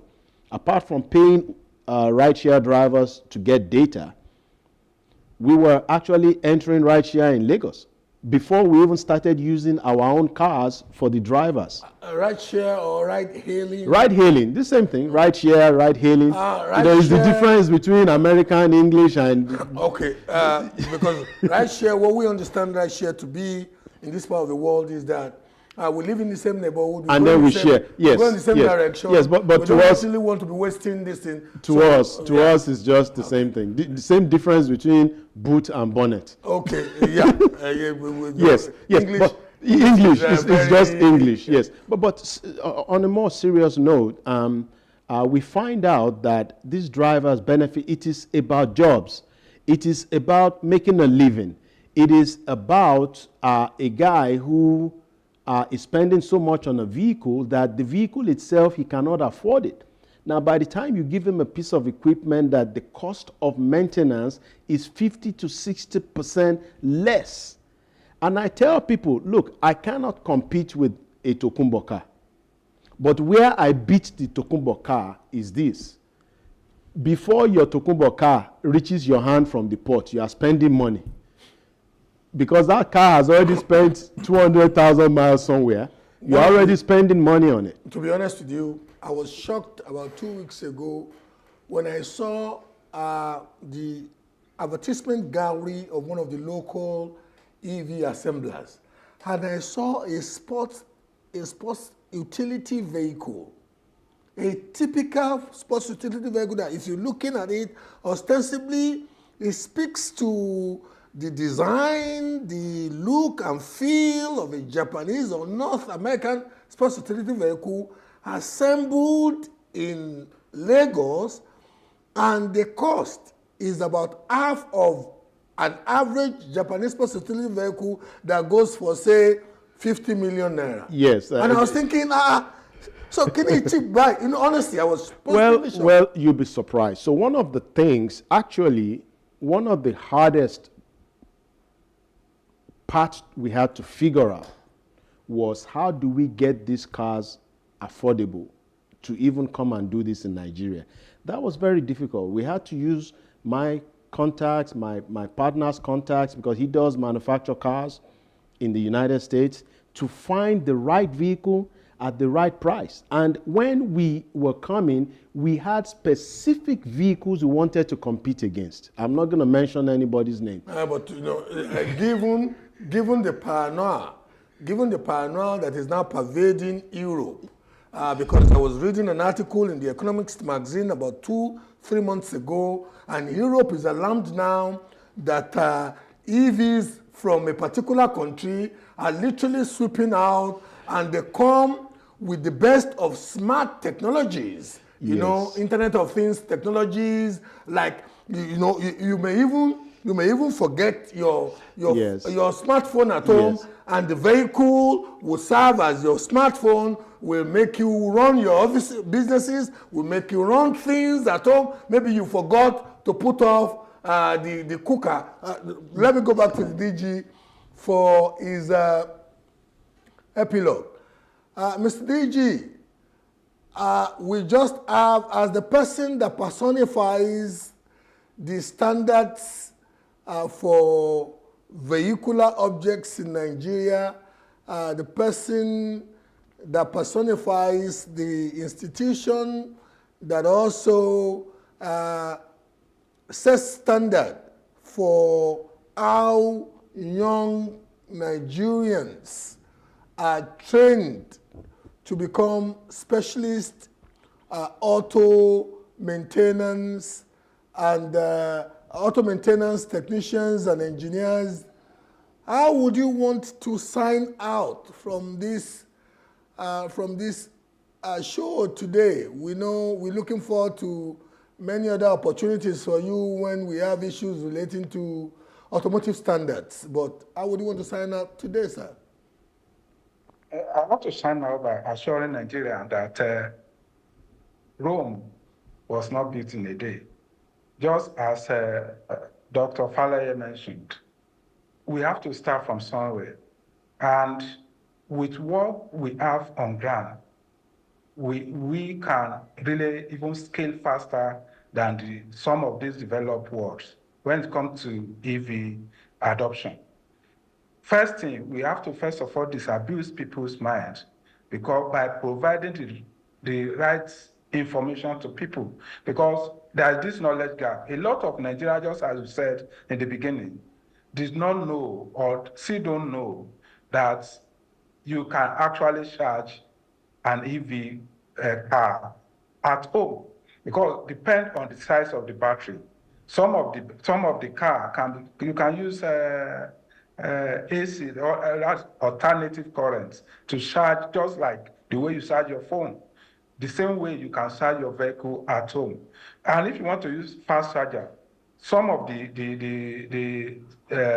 assembler of EV, some of them have fast charging devices, which you can still use outside.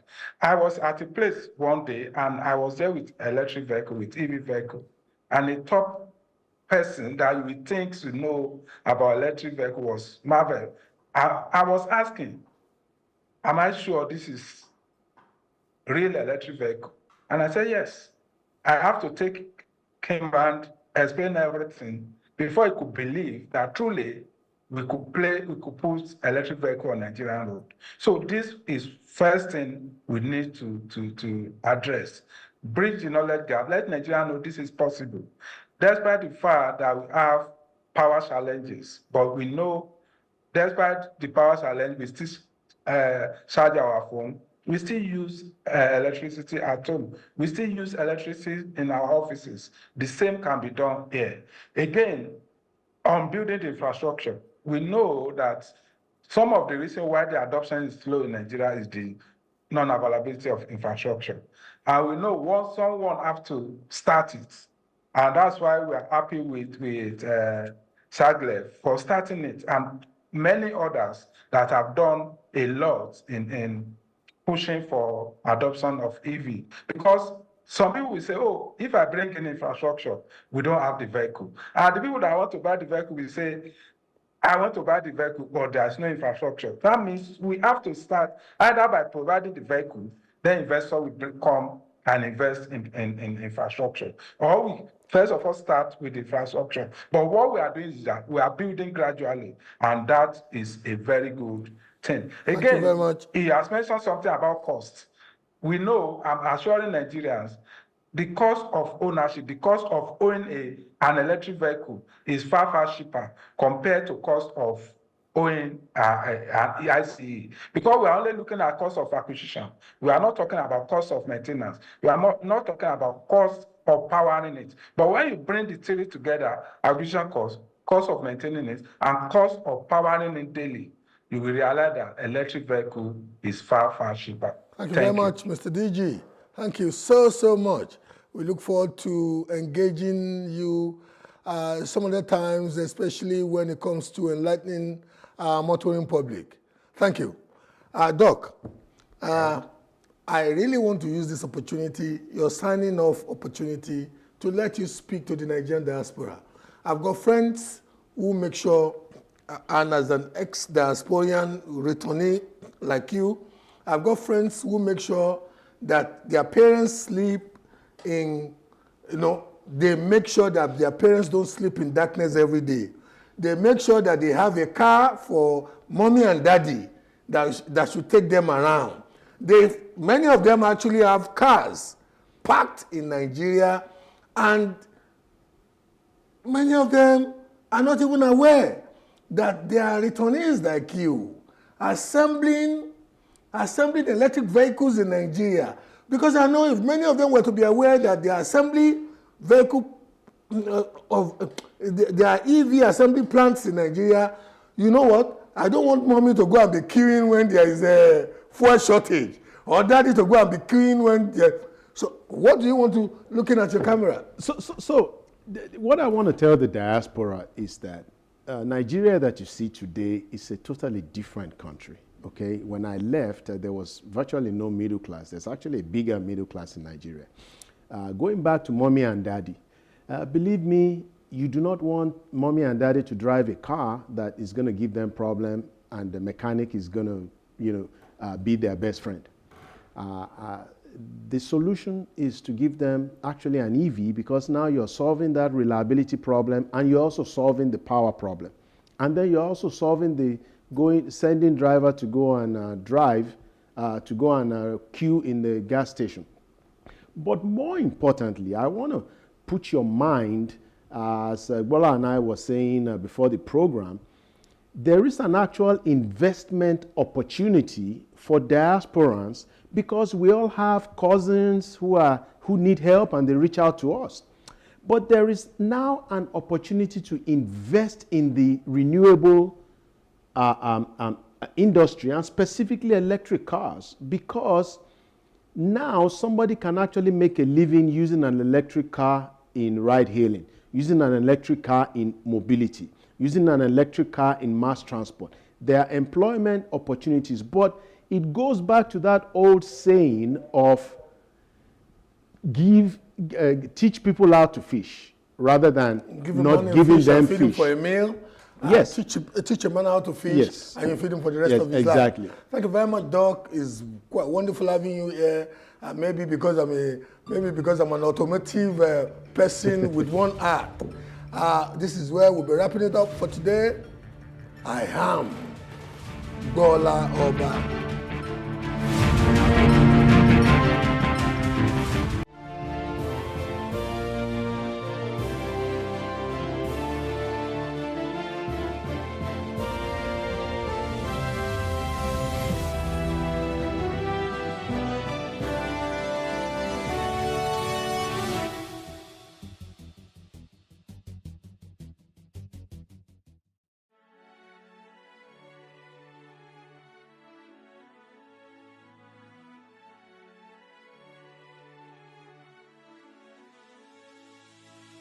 It is engagement we need to have. Those who suffer miscarriages are never taken into account. Members of the National Assembly are also influence peddlers.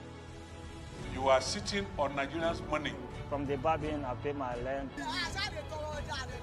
From the Babin, I send my children to school. A consultative engagement. No any tangible notification before they ban us. It's one thing for people to be at your back and the heat of the moment, and another thing for them to still be with you when push comes to shove.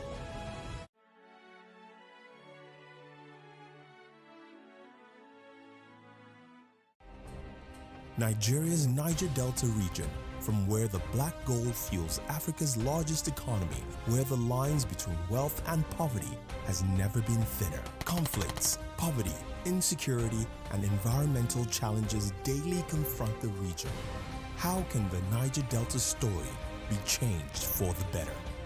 Join Mamode Akuga at 9 p.m. every Friday evening on Plus TV Africa as he probes deep in search of solutions. Inside the Niger Delta with Mamode Akuga, the authentic voice of Nigeria's oil-rich region.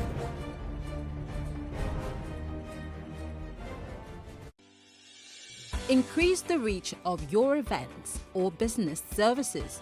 To advertise on Plus TV Africa, please call 0906 000 5719 or 0909 040 8408, or send an email to marketing@plustvafrica.com. Plus TV Africa. Big stories live here.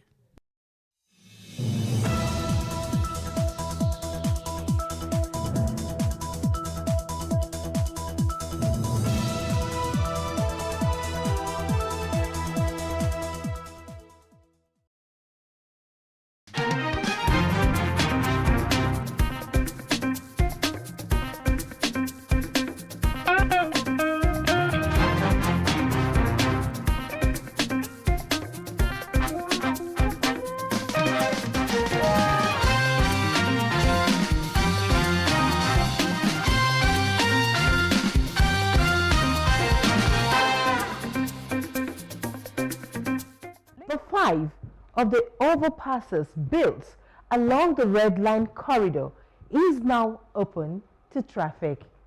The commissioning of the Mushin flyover brings to 5 the number of bridges built and completed by the Sanwo-Olu's administration to create new connectivities along the Lagos Rail Mass Transit's Red Line, which spans 37 kilometers from Agbado to Oyingbo. So elated, Governor Sanwo-Olu describes the opening of the Mushin flyover as another fulfillment of his administration's promise to the residents. He noted that the flyover would bring relief to the issue of congestion experienced in the area. Welcome. This is the Greater Lagos Vision, and I am your host, Love Oyedokun.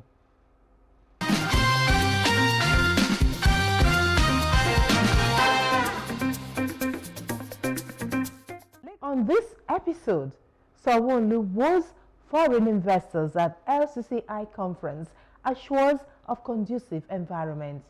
Sanwo-Olu opens last Red Line flyover in Mushin. Plus, healthcare, Lagos ship sets sail, promises enhanced patient care and efficiency. Details of these and many more when we return. Please stay with us.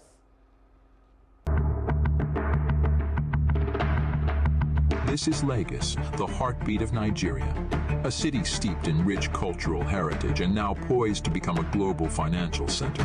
We're at a Lock Mayor show, and it's an opportunity for us to just depict what Lagos is all about. And it's only at an event like this, competing with other bigger cities and other nations, that you can get to tell your story. So it's storytelling time for us. In a historic moment, Lagos made its inaugural appearance at the renowned Lord Mayor's show in London, a testament to its growing economic prominence.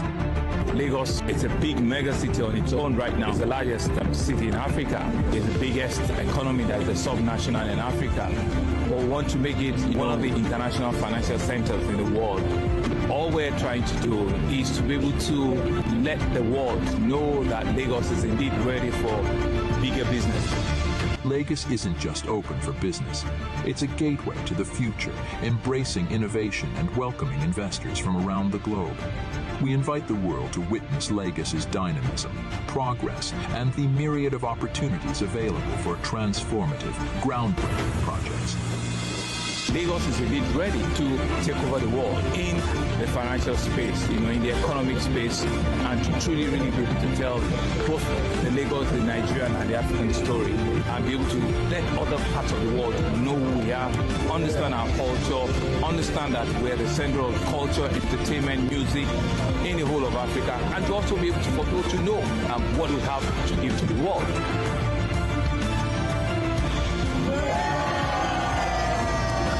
So the whole idea, right, is for us to be able to let the world, get them to know what is happening in Lagos. But GDP of Lagos is actually bigger than the GDP of Kenya, it's bigger than Ghana, it's bigger than Rwanda, and it's bigger than Senegal. As a little subnational, it's very big in how it stands, in how it sits, and it's all of that conversation that we think a lot of people need to know what is happening in Lagos, and how we can use the Lagos story, to sort of like tell the African story.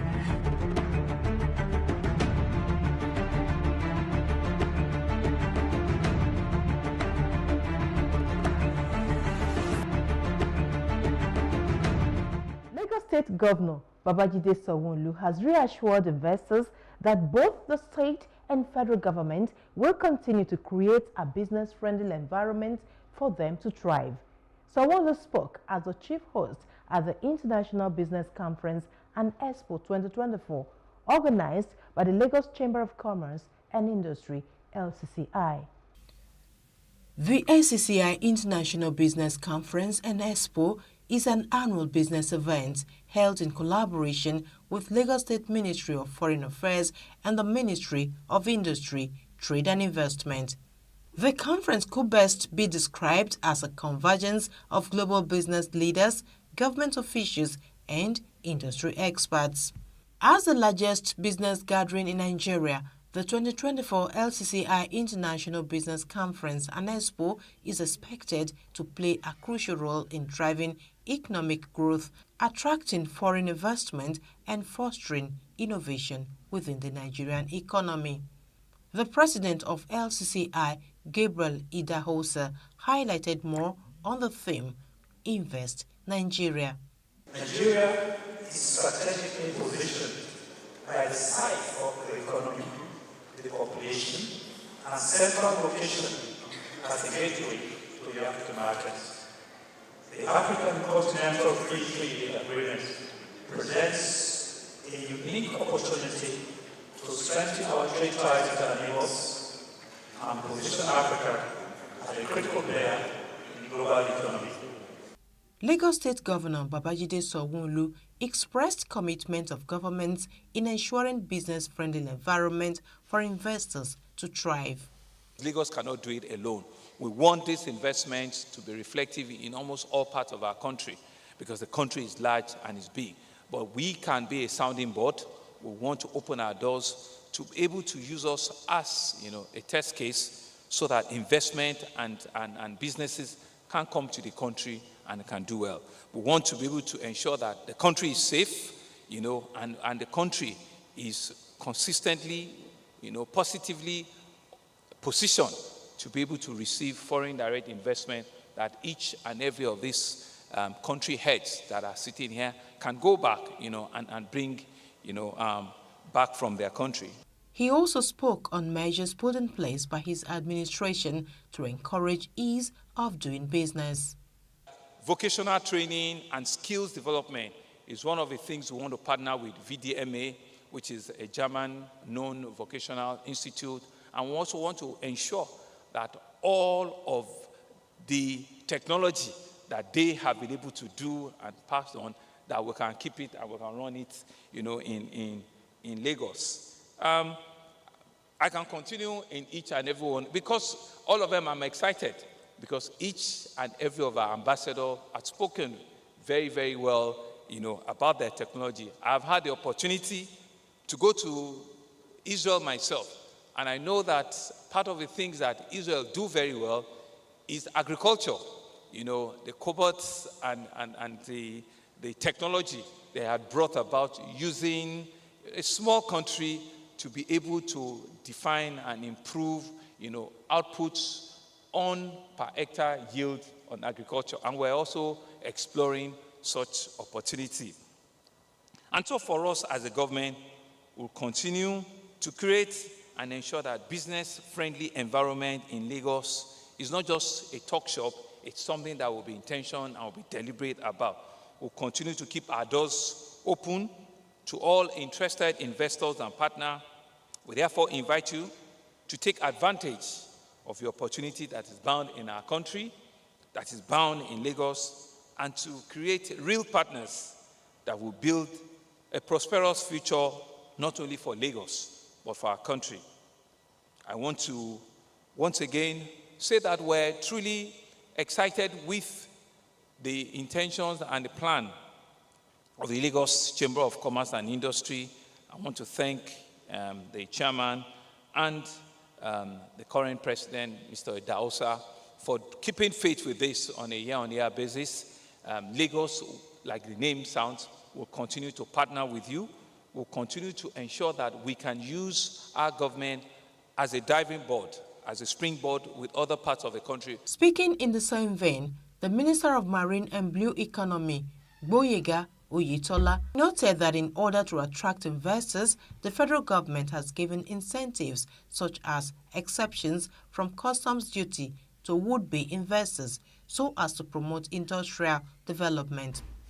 Nigeria's strategic location and abundant resources present vast investment opportunities, particularly in the marine and blue economy sector. Despite the existing challenges, the government is committed to creating an enabling environment that fosters economic growth and attracts significant investment. Today, I will highlight some of the government incentives designed to drive investment in the marine and blue economy sector.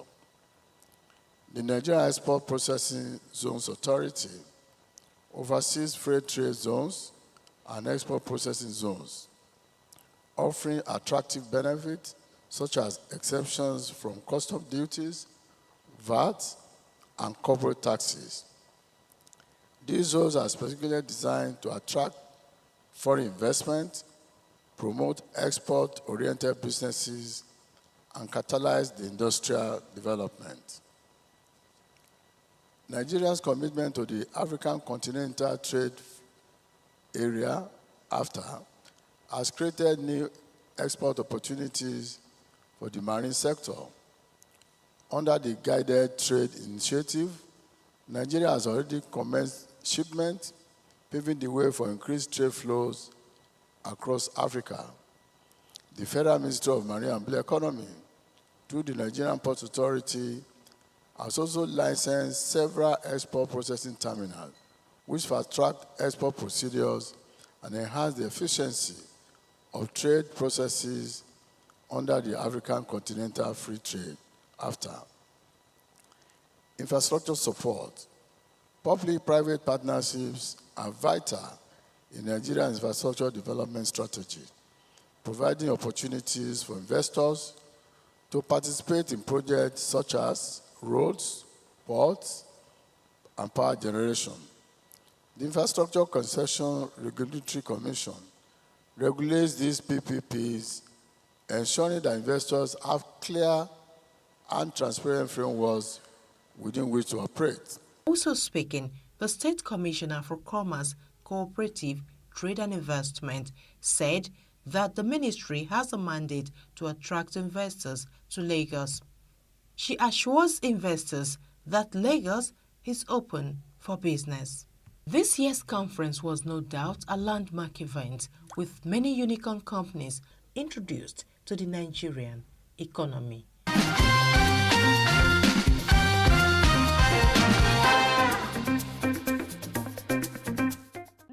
The Lagos State Smart Health Information Platform, SHIP, a partnership focused on data utilization, aims to harness the capabilities of electronic records, improve the delivery of healthcare services, enable patients to assume greater control over their health, and promote collaboration among various stakeholders.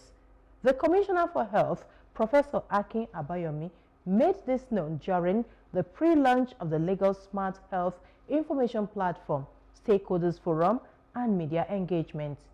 Professor Abayomi highlighted the significant impact that data-driven healthcare solutions can have on transforming the healthcare landscape. The phase one of the SHIP will create an interconnectivity between all our general hospitals and our primary healthcare facilities, alongside with the Ministry of Health and any other public health facility and medical agency in a manner in which all of them will be interconnected. The idea around this is to create a platform of information exchange, whereas data is gathered at the patient interface. As a patient enters into the health ecosystem, the public health ecosystem, at that very point of entry, we already start to collect data. And as the patient moves through the process of their health managed care, we are gathering data at every point. Special advisor at the Lagos State Ministry of Health, Olukemi Ogunyemi, stated that the initiative represents a sophisticated, patient-centered health information system that leverages technology to assess operations, thereby facilitating informed decision-making aimed at enhancing patient interactions with healthcare professionals. SHIP is going to allow us to be more patient-focused. We are patient-focused, but it just gives us that extra not only incentive, but that extra step to be patient-focused. Patient-focused means our care will be individualized and it will give us better outcomes for the patient. So on the supply side, SHIP gives us a chance to improve the quality of care we give. SHIP allows all the healthcare professionals to be able to work at their best. The managing partners firmly believed that this initiative will empower the state government to transform the healthcare system. SHIP will be exposing a number of application programming interfaces, called APIs, through which data will ship. When SHIP is ready to launch, which we hope should happen in another 6 months, we will have delivered a number of API services. I'll mention a few of these services. One is the patient demography service. This patient demography service allows us to uniquely identify and index every patient that presents at our health facilities.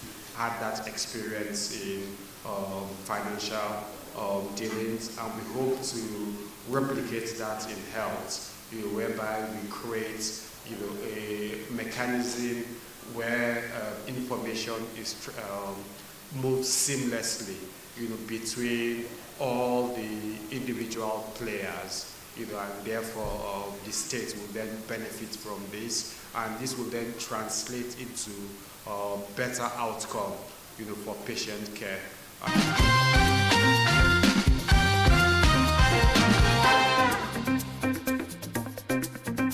The Lagos State Governor Babajide Sanwo-Olu has reaffirmed his administration's dedication to cultivating collaborations with essential stakeholders to promote initiatives aimed at enhancing the agricultural sector, minimizing waste, and guaranteeing that all residents of Lagos have access to nutritious food.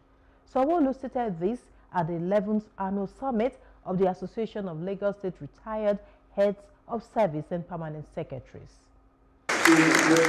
The Association of Lagos State Retired Heads of Service and Permanent Secretaries, ALAHOPS, concludes 2 days of intensive discussions and deliberations.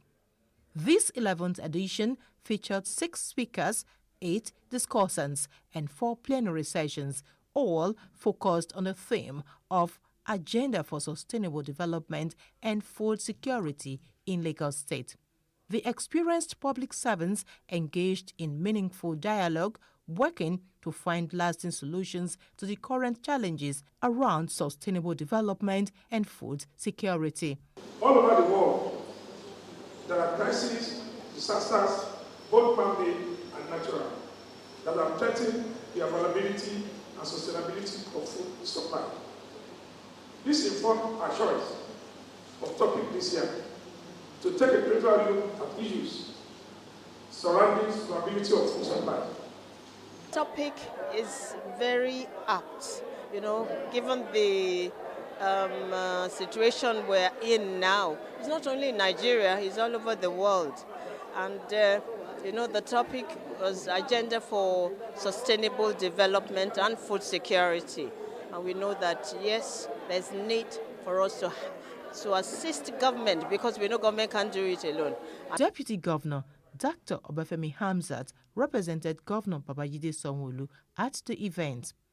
In his remarks, Sanwo-Olu highlighted his administration's initiatives and expressed confidence that the summit would chart a course of sustainable solutions to address the ongoing food crisis. Then the top is strategic food processing, storage, and logistic capacity. So if you go now to that same level, we are building a logistic hub that sits on 200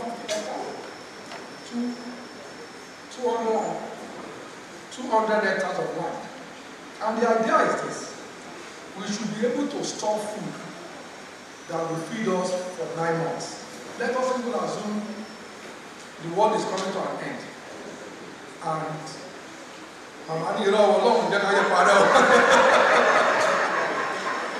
so it's an assumption that, let us say that we cannot produce anything. So, so that, can we even feed before we are able to? So 6 to 9 months. Then the second one is, we kill a lot of cows and cattle that come from our country. We have veterinary doctors at Abattoir. So what they do today is they check the cows, If they are not good, we destroy. But we are saying that we should be able to process it in such a way that if a head of cow has some disease, we should be able to say, okay, we are not taking the game from this state because we are able to track this disease to this particular area. And therefore we stop bringing it, and then we can help them to correct whatever challenge. The state's head of service, Olabode Aguru, emphasized the importance of improving agricultural productivity, reducing food waste, and ensuring affordable access to nutritious food for the most vulnerable populations. Sustainable development and food security are cornerstones to the well-being of our community. However, it is important to note that the adoption of sustainable practices in agriculture and other sectors requires initiatives, approach, efficient resource management, and a commitment to environmental stewardship. In essence, it makes it essential to meet the needs of the present without compromising the ability of future generations to meet their own needs. In Lagos State, achieving food security involves addressing multiple dimensions, including food availability, access, utilization, and stability. It necessitates improving agricultural productivity, reducing food waste, and enhancing supply chain efficiency, and ensuring that the most vulnerable population is accessible to affordable and nutritious food. In his keynote address, Dr. Adetunji of the World Bank urged the government to shift its focus towards driving an integrated food systems agenda. That is things that we can do now and have impact almost immediately. But our inability to attain sustainable food security in Nigeria, I don't mean in Lagos, but in Nigeria, is not as a result of lack of resources. That is human, material, and maybe... To increase productivity and ensure food security, policy leadership in agriculture and food security investment pillar, in partnership with the Commission, is working on incorporating local fabricators into the agri sector to promote fabrication of local tools.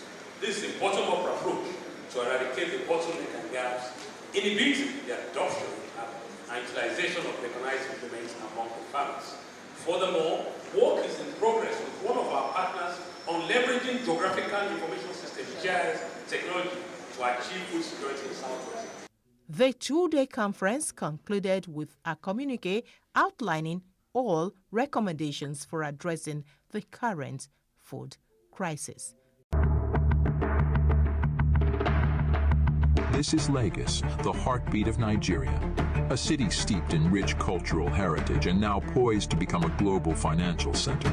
We're a Lot Mayor's show, and it's an opportunity for us to just depict what Lagos is all about, and it's only at an event like this, competing with other bigger cities and other nations, that you can get to tell your story. So it's storytelling time for us.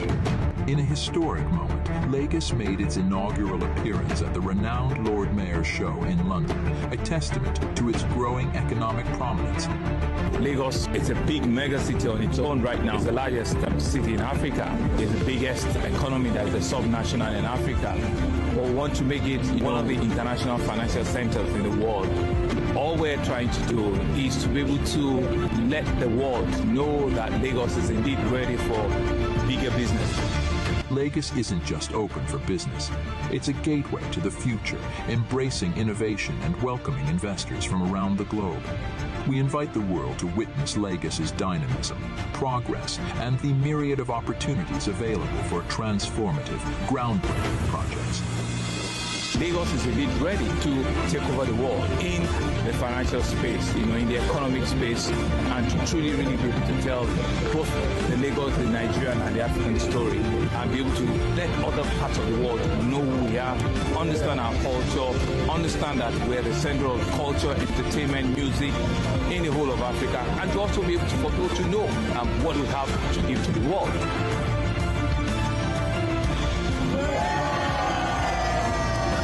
So the whole idea, right, is for us to be able to let the world, get them to know what is happening in Lagos. But GDP of Lagos is actually bigger than the GDP of Kenya, it's bigger than Ghana, it's bigger than Rwanda, and it's bigger than Senegal. As a little subnational, it's very big in how it stands, in how it sits, and it's all of that conversation that we think a lot of people need to know what is happening in Lagos, and how we can use the Lagos story, to sort of like tell the African story.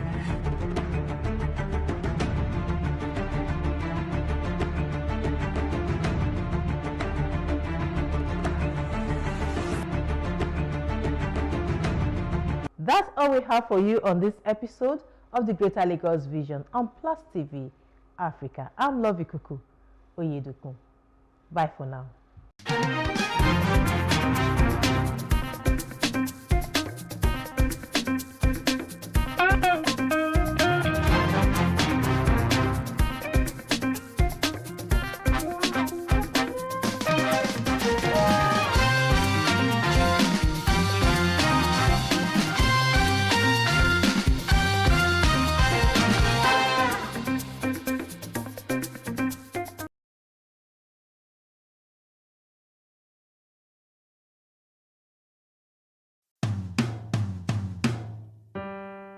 My name is Dakpo Ademosu.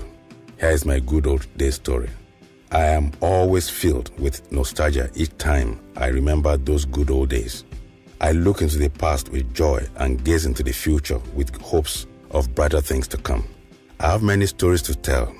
Was it when I followed my mother to J. Allen at Okebola in Ibadan to buy her brand new Mitsubishi Lancer car at a price of 1,310 naira? Or was it when she decided to change one of the tires of the very same car that she has used regularly for over 3 years at 22 naira? Those were interesting days when you dare not bring home a strange pencil or ruler without getting the beating of your life as if you stole a goat in the marketplace. Days at my former school, United Missionary College, Ibadan, UMC, when you would prefer to run away instead of facing a beating for losing your Cortina shoes, even though it was only one leg you lost, but still the same offense. After a school football 3-a-side set with our monkey posts. Oh, our parents at that time certainly did not spare the rod just to ensure that we are all who we are today. We surely turned out good. Wow, life was good in those days when every naming ceremony must come with puff-puff or pancake for the whole neighborhood. And each time you see those covered dishes arriving, you know that somebody is doing a naming ceremony nearby. We all rejoice because we have to share in the puff-puff. And same thing goes with the Ileya meat. Every neighbor shares the Ileya meat with the neighbors. And later years, we were always excited when school vacation was approaching for possible openings in organizations for a 1-month vacation job, which is supposed to train us on the value of money. And we were trained to develop a sense of responsibility and a culture of savings. How can I forget growing up with Kolo in my possession, which now all the children call piggy banks? That is, if any child has a piggy bank anymore. Every child had one those days. Sadly today, the narratives are different. Wealth acquisition mentally has taken over the drive for relevance. Even those with no visible trackable jobs have become role models of some sort, rolling out stocks of followers on the internet with no visible means of income or revenue that can always be substantiated. And I stop to think, why can't we have a brighter future that will be better than those good old days? Can we change the narrative? Yes, we can. Our children deserve a brighter and a better tomorrow, not a good old days, because that is gone forever. But we can still build on the future with discipline, foresight, and perseverance. Let us make the difference now for the sake of our children's tomorrow. Today, I join Shemore in his collective drive towards a greater tomorrow. Thank you.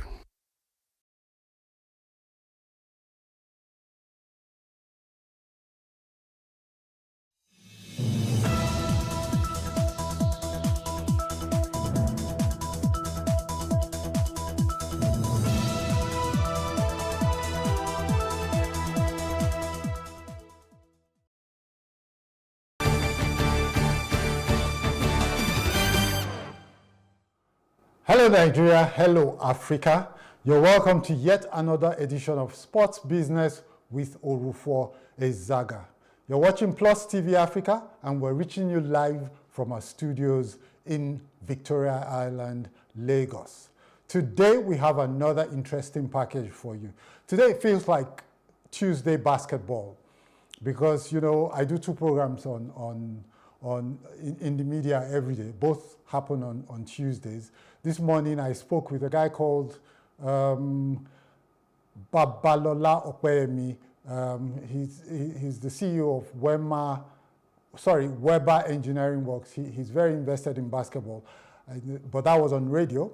And today, this afternoon, I'm going to be speaking with a man who's been in basketball virtually all of his life. He's a very authoritative figure in Nigerian basketball, and he's also, you know, occupying roles outside of the country where he's, you know, the president of the Africa Zone 3 with FIBA.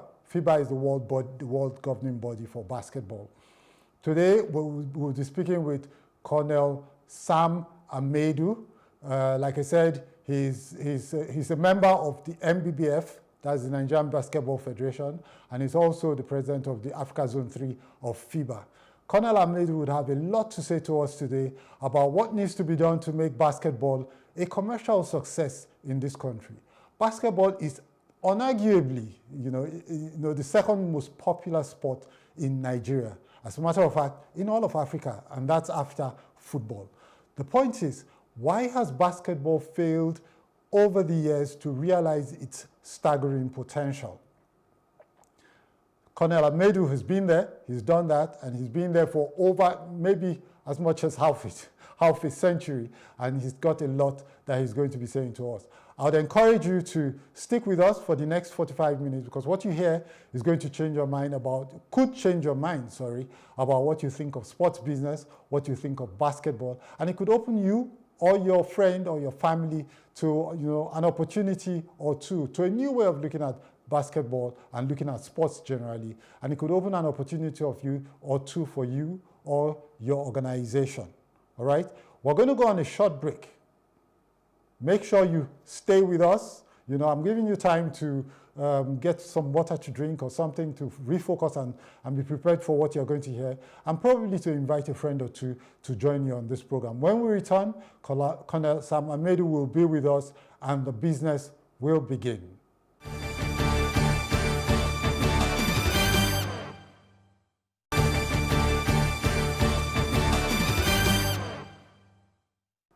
Hello there, you're welcome back to the program Sports Business with Orufuo Ezaga.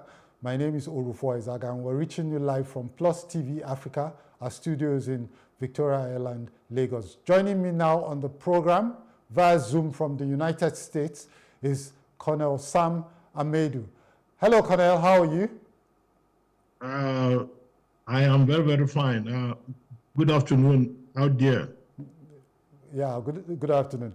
See, Colonel, somebody saw the poster that I posted of you being on this program, and he says, this is going to be an interesting program. All right, so I hope there's plenty you have to tell us that would open our eyes to what's going on in basketball, you know, at least why it's struggling to be a commercial success in Nigeria. Yeah, you've been in the business for a long, long time. Let's look at basketball. What was it like, you know, in the days when you started to play, and what is the picture like today? Well, yes, obviously, picture is different. Let me start from what you have on your screen. You wrote domestic basketball stunted by infighting. To some extent, you will be right. However, the talk of infighting is just an excuse from a lot of us in the basketball circle to cover our shortcomings. Okay. Why do I say that? Presently, there is no real fighting. Okay. agreed that between 2017 for a while, there was infighting in the sense that there were so-called, in quotes now, two factions. Okay. But that has since been settled. There's only one Nigerian Basketball Federation. And we know who the leader is, we know who the board members are. As recognized by the Federal Ministry of Youth and Sports, recognized by FIBA Africa and FIBA World. So any talk of infighting stunted by infighting is just an excuse. Okay. To the point directly, we are lagging behind because of poor leadership. Simple as that. And I'm not saying poor leadership in the sense, I'm not saying that that we, the leaders, are poor. We come with very good ideas, but when we get into office, we sell ourselves to sycophancy. We refuse to take those decisions, even though may not be palatable to us, but will be in the best interest of the sport. So that is the first part. And stemming from this poor leadership is the issue of lack of planning. Now you are talking about why is basketball not as grain or not as business oriented or not making positive returns like so many sports. Nigerian basketball is the #1 viable market in Africa. Why? We have the players, we have the market, the sponsorship.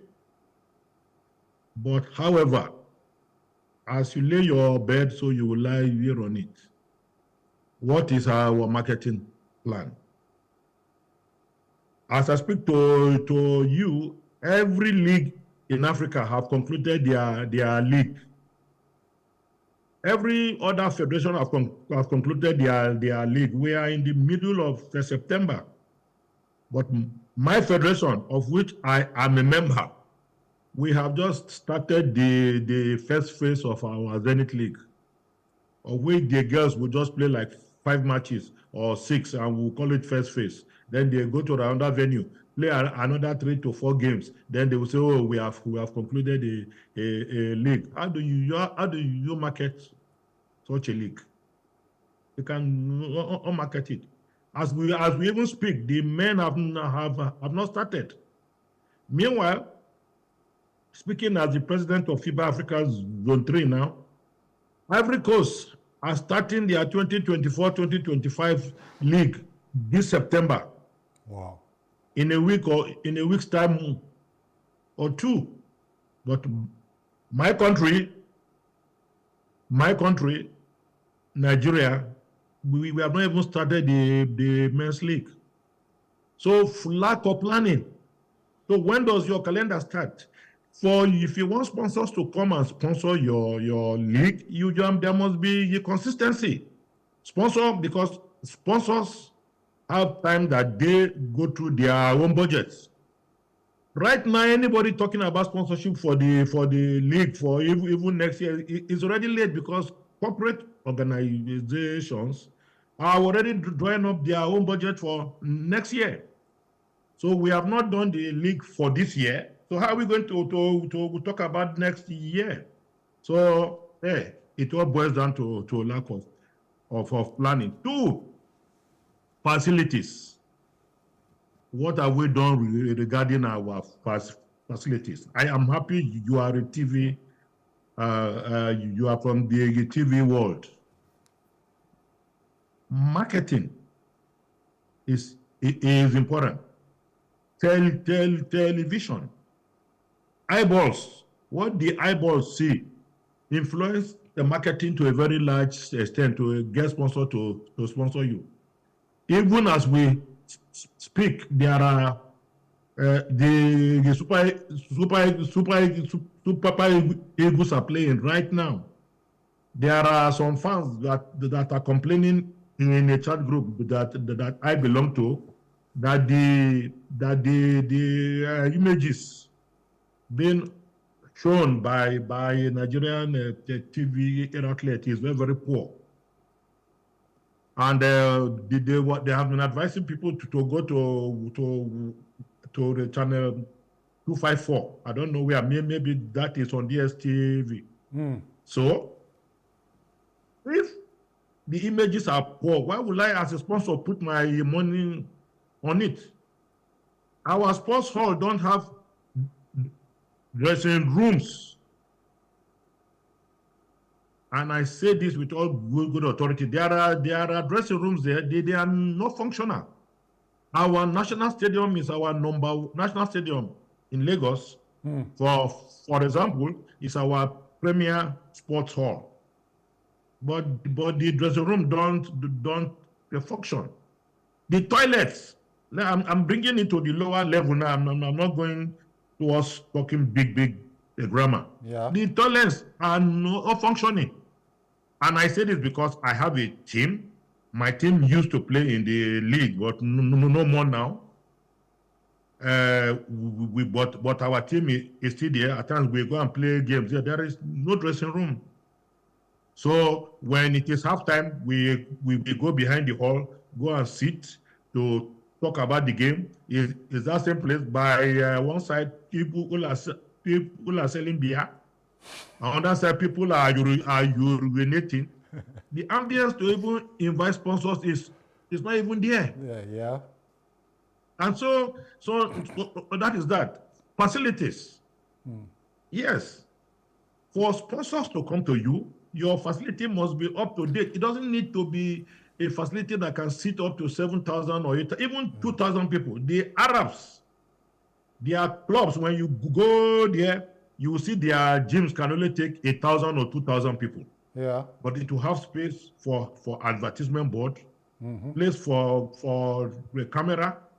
And the cameras that they use is the one that have what you people call the bird's eye view, camera that can take the whole house. Our halls are square. They are match boxes, so that you can only film a particular action at the same time. So it looks like the ball is just running from left to right. But when it is, I cannot teach you TV filming. No, it's all right. Just say what you, because the audience would be listening to what you have to say. Yes. I am saying this because I am a technical delegate, and these are the part of the things that we are taught on marketing, how to film games, how to make it acceptable to the audience so that they can to raise the entertainment value of the sport. That is not there. Another issue. Favoritism. Every year we want to play a league, you will find new teams.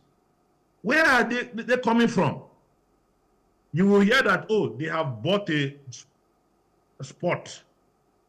I don't understand this talk of buying a sport. I thought league is a promotional league. You start from the third division. If you're among the top 2 or top whatever, depending on the role, you will go to the next division. Next, you will go to the next division, and on and on and on. My team, Dodan Warriors, and in the same vein, Ebun Comets. Those two teams started from the third division. So we moved from third division to the second division. From second division, then we went to the first division. Then first division, we now move to the Premier League. Okay, Colonel, let me come in here, right? Okay, yes. You have outlined all of these issues with basketball in Nigeria, and they make absolute sense, right? But here's the question that anybody watching the program, I imagine, would ask. You've been in basketball for decades, and you've been in positions of power, right? Yeah. How come you know this much, and yet there's still so little that is done? How come you're not able to influence the change that we all desire to see? Yeah, thank you. That is a very good question. As I speak to you, I have been ostracized from the Nigerian Basketball Federation. And what do I mean? I have been removed from all the committees. Why? Because I always speak my own mind, and I say when you are doing the wrong thing, I will tell you. I am not in a popularity contest with anyone. I have paid my own dues, and so nobody can hoodwink me. But let me just expatiate on that. The current board that came in 2017, I was among those that was instrumental to the establishment of this board. Everybody in Nigerian basketball will tell you, you came on board and said, okay, guys, we need to make a change. But I will tell you right now, nothing has changed. If we want to start saying things, I will be here till next week. There are over 100 things. But when I said, guys, this is not how to do things, and no, and when is your turn, you will do it that way, and blah, blah, blah. Right now, I will tell you, check the committee list of the Nigerian Basketball Federation. My name has been removed from all. By the same board that I helped to put in place. Okay, fine. I am not A. If I'm there, I am not. It doesn't say whether I love it or not. But the fact is the same. But why? There are things that are going on that are unethical, that are inimical to the interest of the growth of the game. And even though, yes, like I said, I was among those that put the board in place, I will not tolerate that. So now I am even I have been. That's why I say I have been ostracized. If they could remove me from the board, they could have done so, but unfortunately they cannot. Or let me say, those people that are involved cannot. So let's leave that. So don't say I have been there. When you are there and you are speaking the truth, people don't want you. Now let me give an example. Nigerian Basketball Federation is crying there is no money, we don't have funds. But we have people wearing a kit, a sponsor. I mean, we have people wearing branded kits. How much is that to that country, that company that we are wearing their kits? Okay, you see all these kits that you are showing us the past two. Nothing. We don't, okay, like this girl now, Emi Rokonko, there is a badge on her shirt. How much is that company contributing? But we are advertising for that company. And the reason being that the leaders of the board have an interest in this company.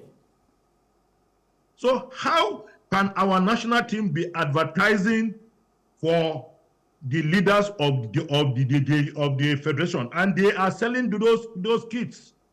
They have a shop in VI. They are selling those kits. How much of those money they are selling comes to the board? No way. But tomorrow you will hear that, the board doesn't have funds. The members should come and contribute funds, or one member has used his funds. The ministry should refund them. So it is a conflict of interest. So these are part of it.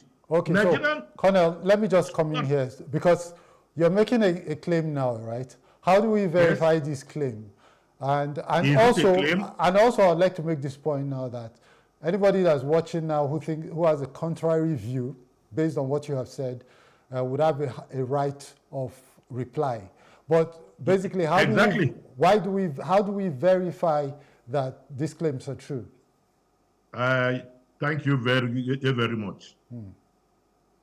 You are a journalist. There are 16 people in the federation. I mean, about 14 people in the federation. I can give you your addresses. I don't want to call names. I can give you your addresses. When PIC used to sponsor us, if you want, I will send you the PIC agreement. PIC used to give to the federation a certain amount of money every year. That can assist us. But this company that we are wearing now, what are they giving to us? So you think, on my honor as a colonel in the army, I will come to your show, being shown around the world, to come and lie to you? That is one. Two, I am a lawyer, and if you want to know, I was called to bar 1983 at the Nigerian Law School. So I am about 40-something years at the bar. So I know what I am talking. If I cannot substantiate those facts, I won't come here. But since you want to find, if you want, after this program, you call me, I will send you the documents. I will send you names of people that you can. It is not a hidden fact. I'm surprised they don't know this. Okay. We know those who own the company are also members of the board. So what we are doing, we are just advertising. We are using our national team to pursue their own personal interests.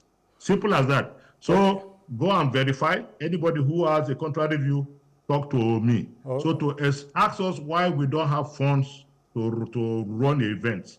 Our under-18 team that went to South Africa, a father of one of the players had to give money to the team. That is how bad things are. But I thought you would call me here. Let's talk about what is making there not to be sponsorship. Yeah, but now since you are look, Colonel, we're discussing that. Yeah, we want to know. We want to just know a foundation. Build a foundation to the real meat of what we're going to talk about, which is the fact that okay. So how do we turn things around? How do we, if the leadership, the current leadership is one that you think has very, very significant shortcomings, are there examples from the past that show that we got it right? And if there aren't, what do we do next when we get to this? What do we have to do to get the right leadership in place? Yes. First, let me take your question in bits. At times, when you lump all, we tend to operambulate or go around the bush. Okay. No problem. Are there times that we have had it right in the past? Yes. Up till 2009. Okay. From here, because I have been involved in Nigerian basketball since 1967 when I started playing. But I became a member of the Nigerian Basketball Federation in 1990. I have been there. You will never hear about this. Why? Selfless leadership. Even when we used to disagree with the leadership of the board, what we say, Mr. President, what you have done here is not the right thing. Let's do it this way. They will never hold it personal against you. Unfortunately, our Nigerian basketball has been turned to like a cult of personalities. We love the individuals more than we love the sport. So the leaders cannot do any wrong. You remember the last time you invited me to come for this same program, and I told you no. Yeah. Because of whom you invited, I won't come. Why? Because it will turn to a back and forth. So when leaders of an organization have formed their own minds, always have an excuse. Don't mind that guy. He is frustrated. Don't mind him. He thinks if he's not in charge, it will not work. But my record speaks for me. Even before, I'm seeing you for the first time, but you have already heard about me. I'm the only club in Nigeria to have hosted an African club championship. I hosted the African Club Championship of 12 teams in 2006. Dodan Warriors hosted Africa. And we won bronze, but that was the first time FIBA had a 12 team, and we hosted it.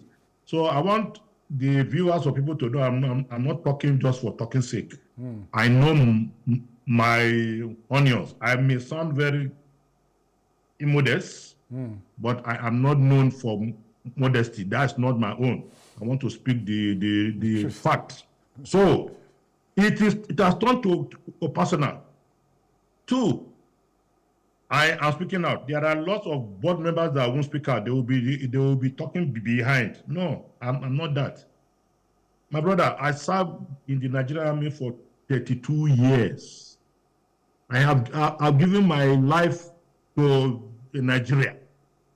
So I don't think there's anybody that will just come and tell me to cow me. So anyway, that is an aside. So that is the point. What did you say again? You said so how do we avert this going forward? Fine. How do we get the right leadership? Good. Now, yes, no. There is nothing like. See, the problem with us in Nigeria, we want to take a solution that is meant for problem A and carry it to problem D. No. The unfortunate thing there is that we are in such a way that, like I said, we worship individuals instead of institutions. And for as long as that is our own, election will come. Even on our board that we have now, we have people that have never done anything with a basketball. But they are on the board. And they are playing bigger roles. They are even said. And they are the people that are misadvising the leadership. Everything now is politics over what do you say? Competency. Yeah. Now you talked about Weber. I am glad you said, oh, you spoke to Weber. I was just smiling. Weber is somebody that I brought to Lagos from Ilorin. He played on my team. Weber is Weber today, at the risk of sounding very immodest.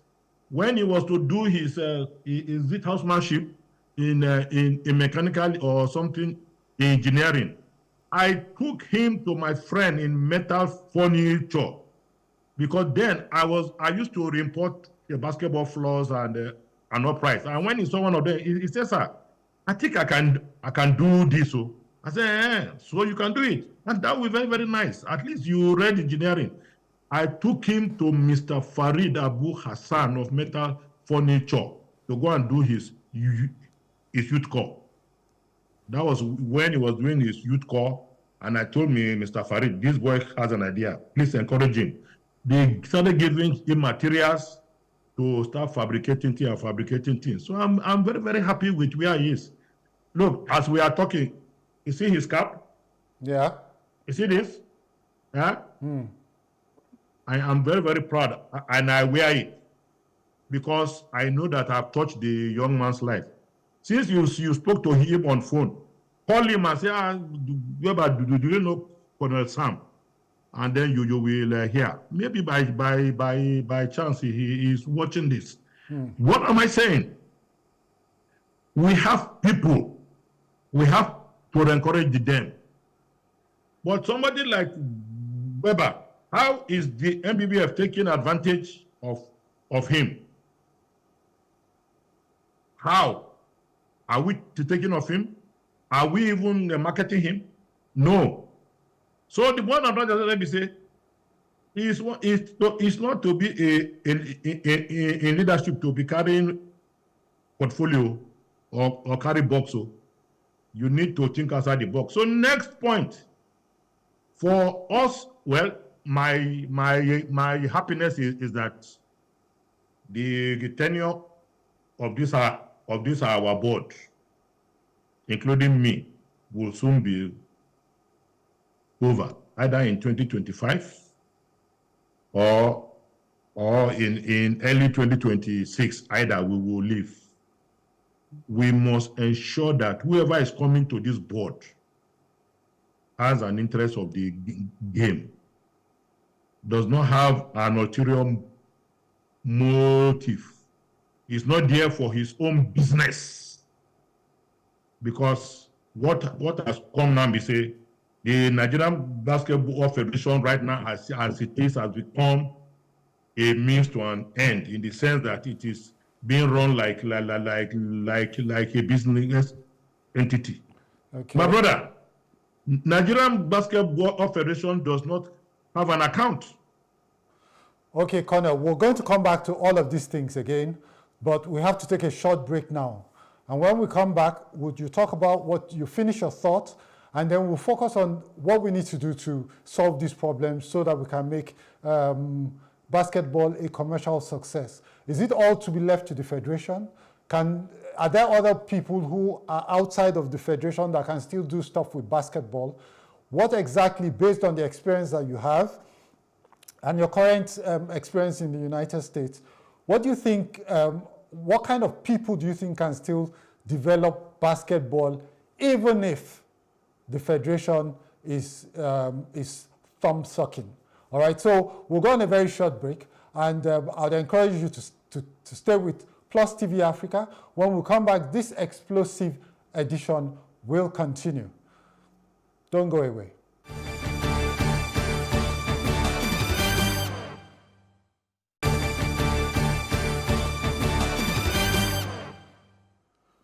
Hello, you're welcome back to the program Sports Business with Orufo Ezaga. You're watching Plus TV Africa, and we're reaching you live from our studios in Victoria Island.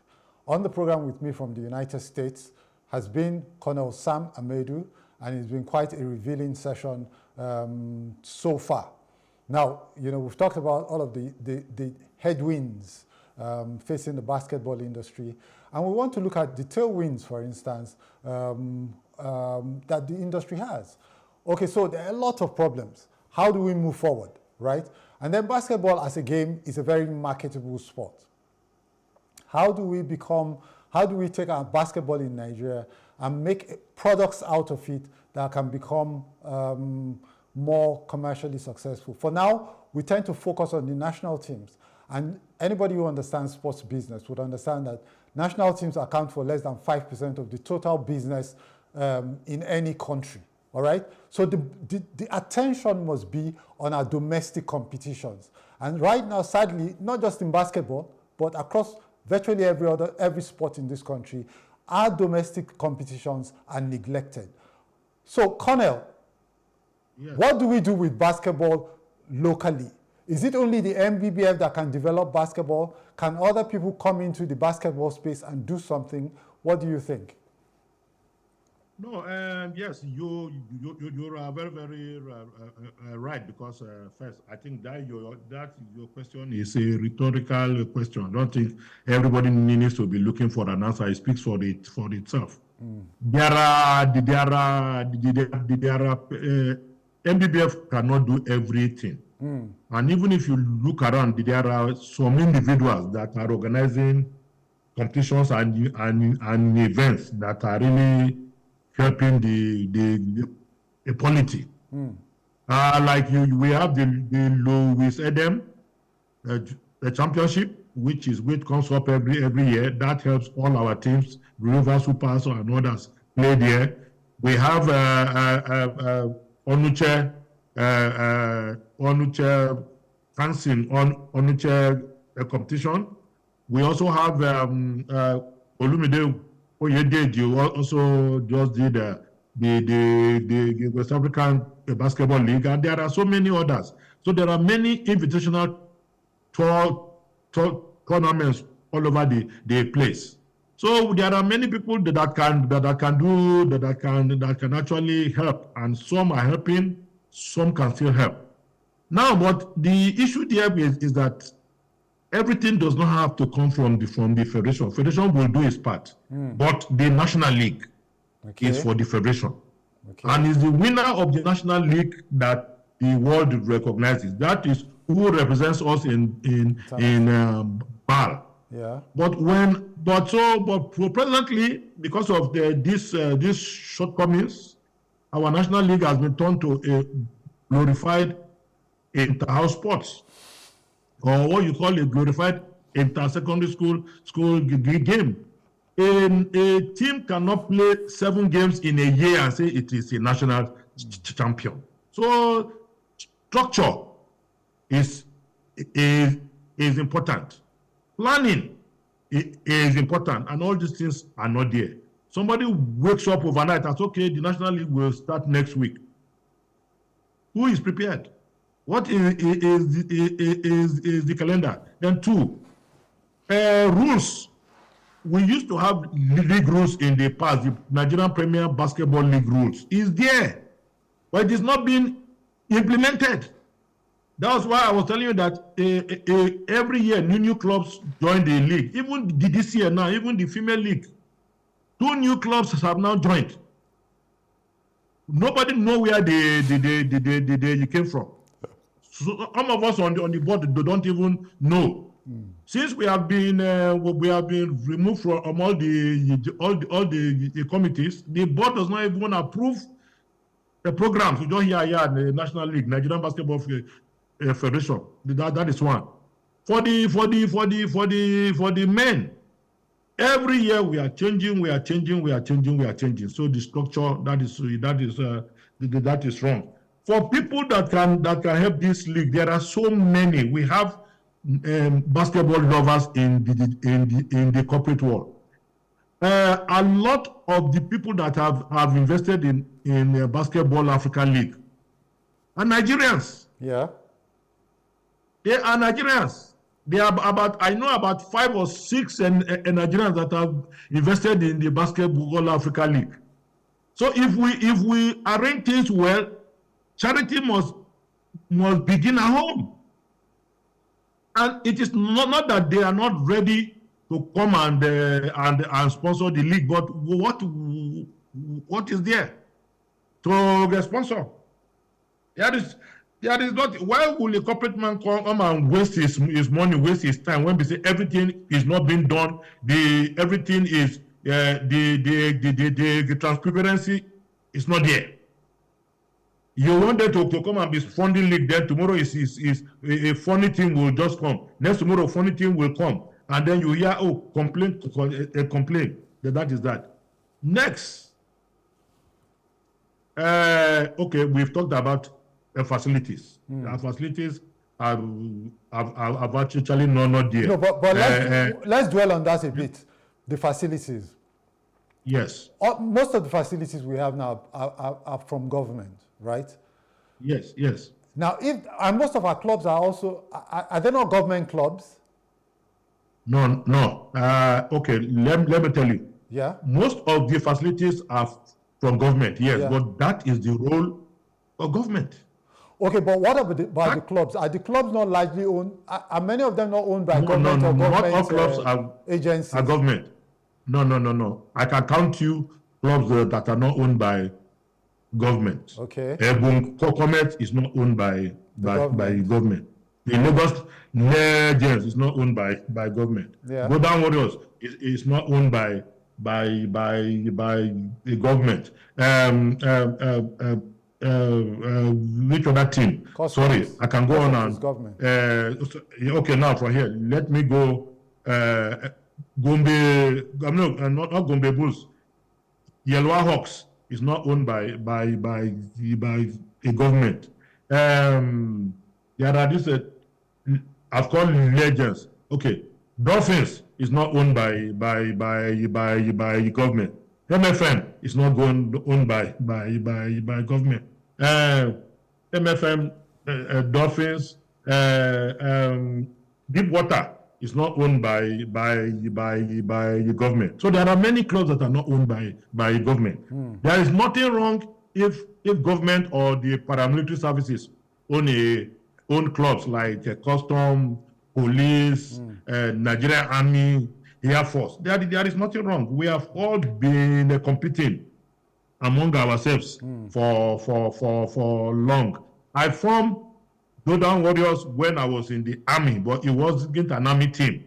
It was a private team. So it's not about government.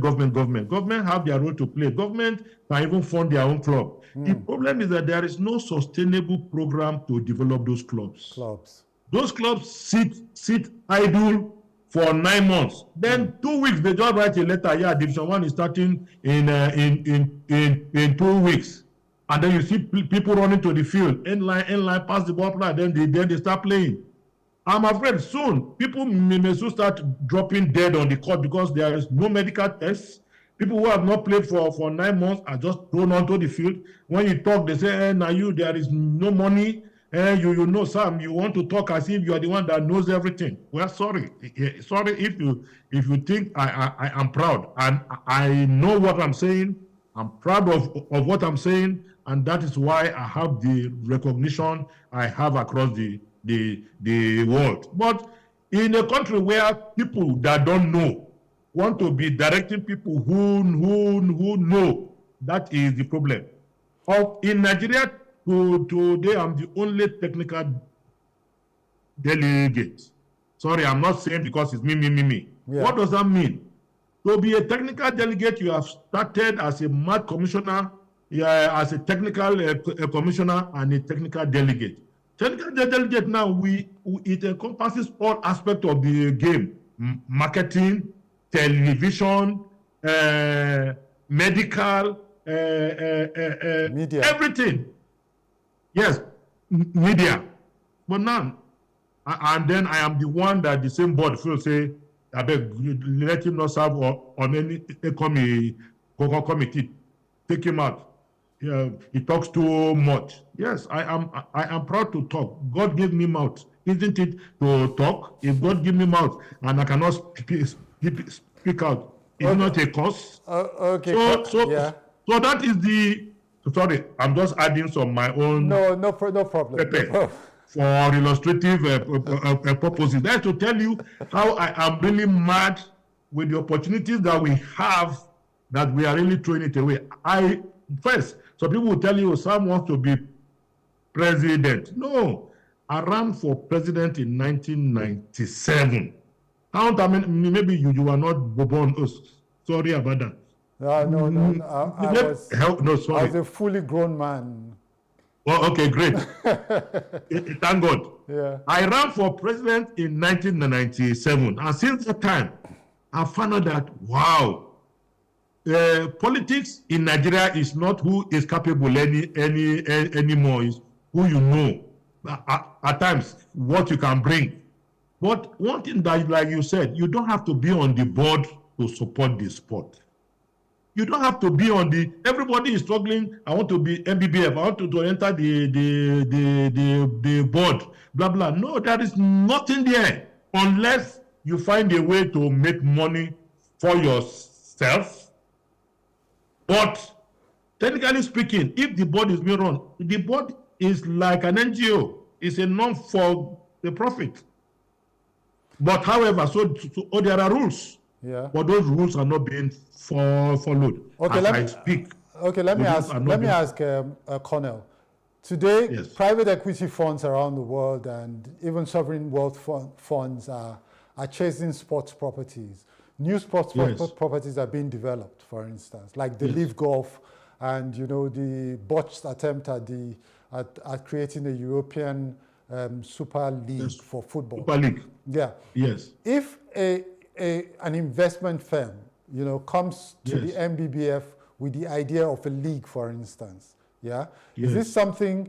But it's a league that is controlled by this investment body.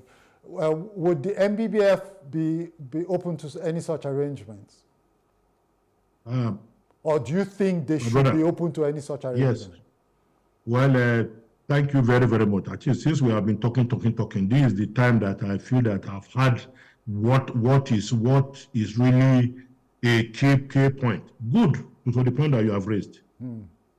The board should be ready to listen, but I doubt if my present board will listen. Why? whatever we are not in control of, we don't accept. And let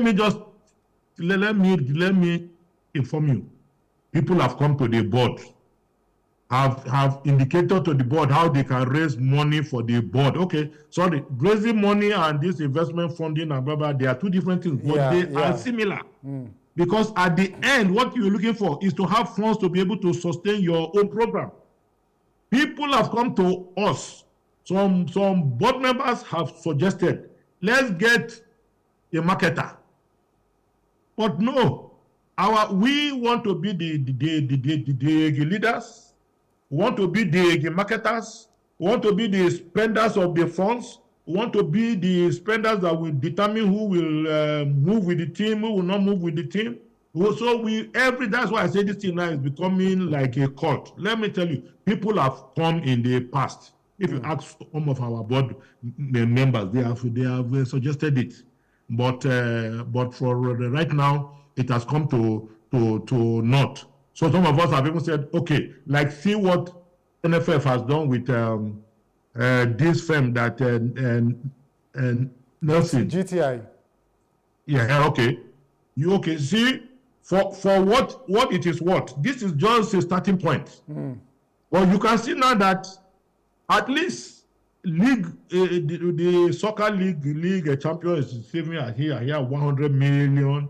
Second, blah blah blah. The club are starting to have money. Referees are being paid on time. Right now, we are owing referees. We are owing clubs. Even some of our players that went to play international, we cannot pay them. So your idea is very, very good. So whoever are going to be the next people on the next board, this will be a saving grace that the federation should concentrate on the national teams and leave the management of league and the development of the internal sports, known as internal sports, the league for men, for women, under 18, and leave them to the sovereign people that you have just said. That will help us, because we need to think outside the box. The era of saying that me be Oga, anything comes through me, blah blah. The NFF have realized that they have changed, and we are talking about basketball. This should not really apply to basketball, because the number one sponsor of Basketball Africa League is Hennessy. Yeah. And they are in Nigeria. I've had time to speak with the NBA guys. How can Hennessy be sponsoring NBA and they are not sponsoring Nigeria League? And they said, hey, Colonel, what league do you have? Tell me what you have. Okay. What do you have? Is this your 5-day league or your 7-day league or no facility and blah blah? So you are very, very right. That is a very good means. But overall, our authorities should ensure that whoever is coming to the board has something to offer to the board. The idea that you are on the board because your brother is the head or your friend is the head or your uncle is the D blah blah blah blah, that should be a thing of the past. Okay.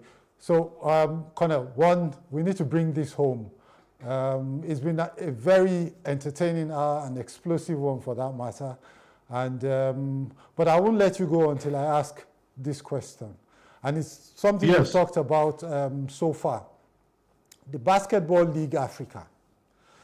What's your impression of the Basketball League Africa? Because like you said, I also noticed that a lot of the sponsors for BAL are Nigerian sponsors, Yet we don't have it. That's number one. Number two, the whole idea of the Basketball Africa League, you win in Nigeria, you become Nigerian champions, and then you go play in BAL and you have to use players, other players to try and... So I'm wondering, how does this develop basketball in Africa? How do you guys in FIBA see this? Because I know FIBA is behind this, it's supportive of this as well. How does this develop basketball in different countries or the local federations? Okay, and specifically in Nigeria because of the sponsorship. No, good, yes. Thank you for the question. Like they say,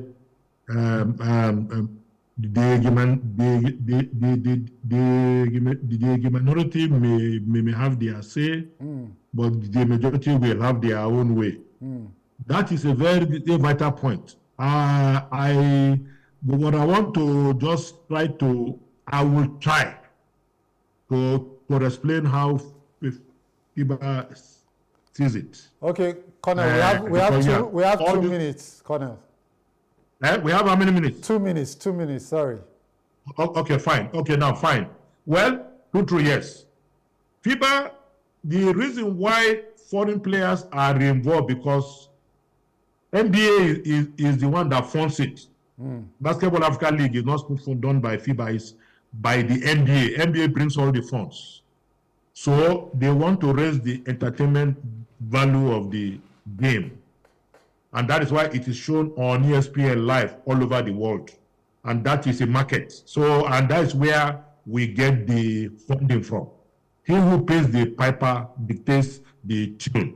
So that is how it comes to Korean foreign players play. But FIBA also said, okay, if the local players know that they can play in BAL, because people that play in BAL are well paid, everything, transport, flying, and all that, hotel co, then it will make them to step up their own game in Africa too, in their own clubs. Yes. But unfortunately, in Nigeria, it does not apply because Nigeria doesn't play a league. We just play like a 1 week event or 2 weeks event. But other countries like in Ivory Coast, South Sudan and co that are playing league, you see how their men's team they are shooting up. Okay. But we are not because we will just play like River Superstar. They are one-on-one. Okwara Falcons. Once they win the championship that we call league, and then they are nominated, they go and look for 6 foreign players with Nigerian names. They are deemed to be Nigerians, but they are not playing here. So at the end, how many of our local players, that is to underscore your point, to buttress your own point, how many of our local players really feel the bar? Like the last bar now. Okay, Colonel. Only a few. Colonel, we have run out of time, I'm sorry. Right, so the next time you call me, give me 4 hours. I will be ready. No, there's still room for engagement. There's still a lot. Okay, good. There's still a lot I'm sure you have to say, and we're going to reach out to you for some more in the future.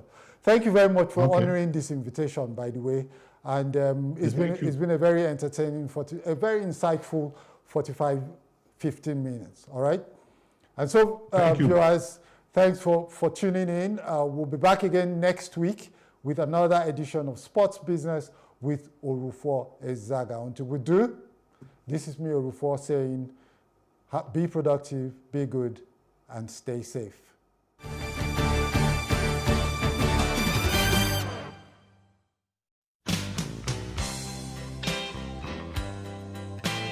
Transportation in major cities in Nigeria has taken a different turn since the introduction of ride-hailing services enabled by technology. It has provided employment for many and made transportation easier and relatively cheaper. However, because of its peculiarity, the dynamic between drivers and passengers comes with its own conflicts. Drivers and passengers often complain about their interactions with one another.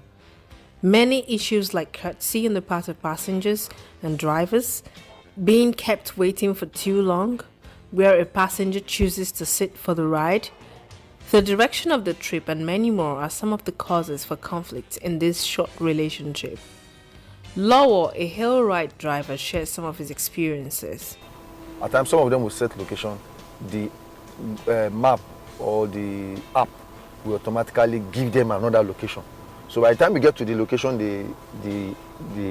on the address, you call them, they tell you, sorry, I'm sorry, I should have told you. The map used to do like that, used to take people to another state, go and turn and come back.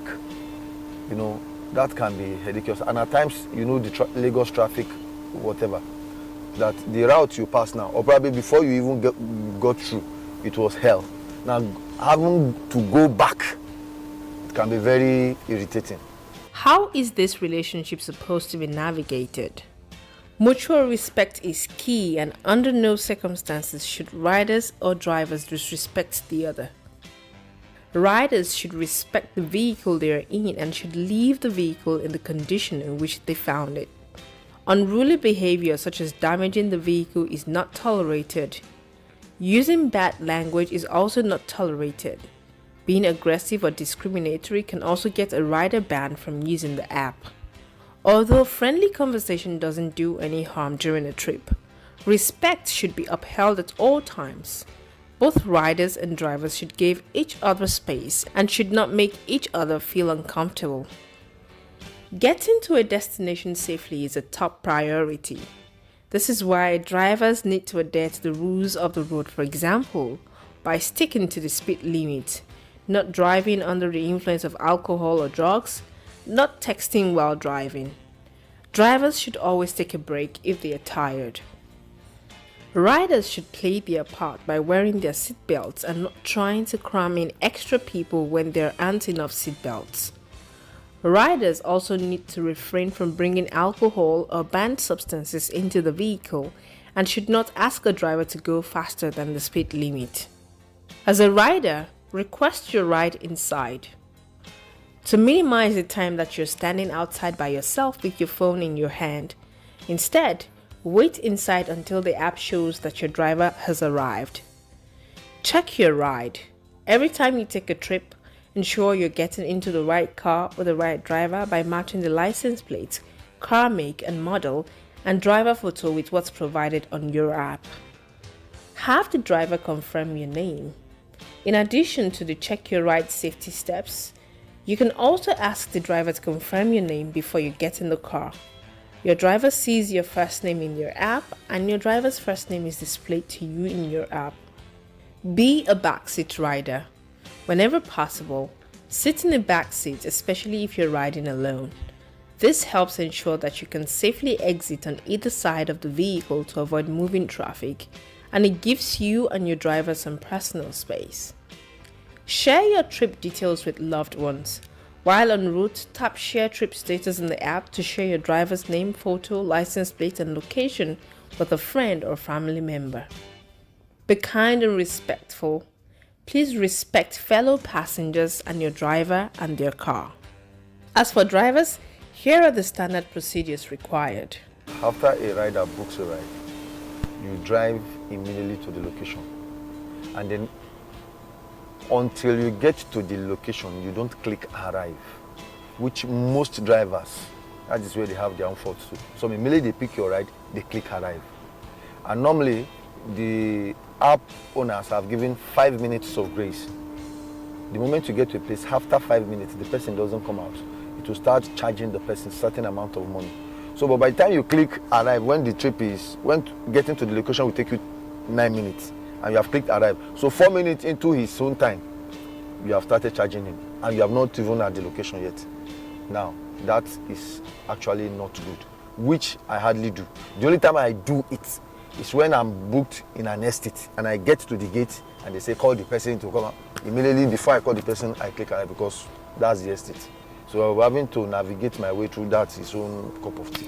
When I click arrive, then the person has 5 minutes before he will start being charged by the app.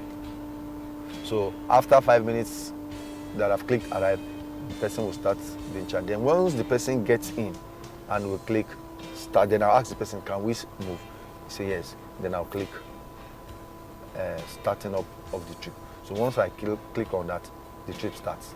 Then we continue moving.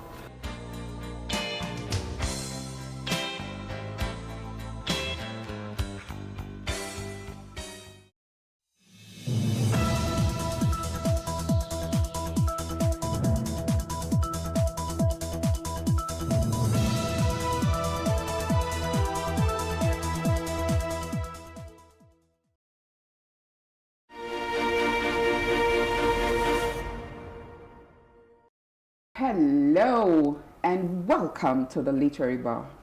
As you know, this bar is always open and I get very excited when you join me right here.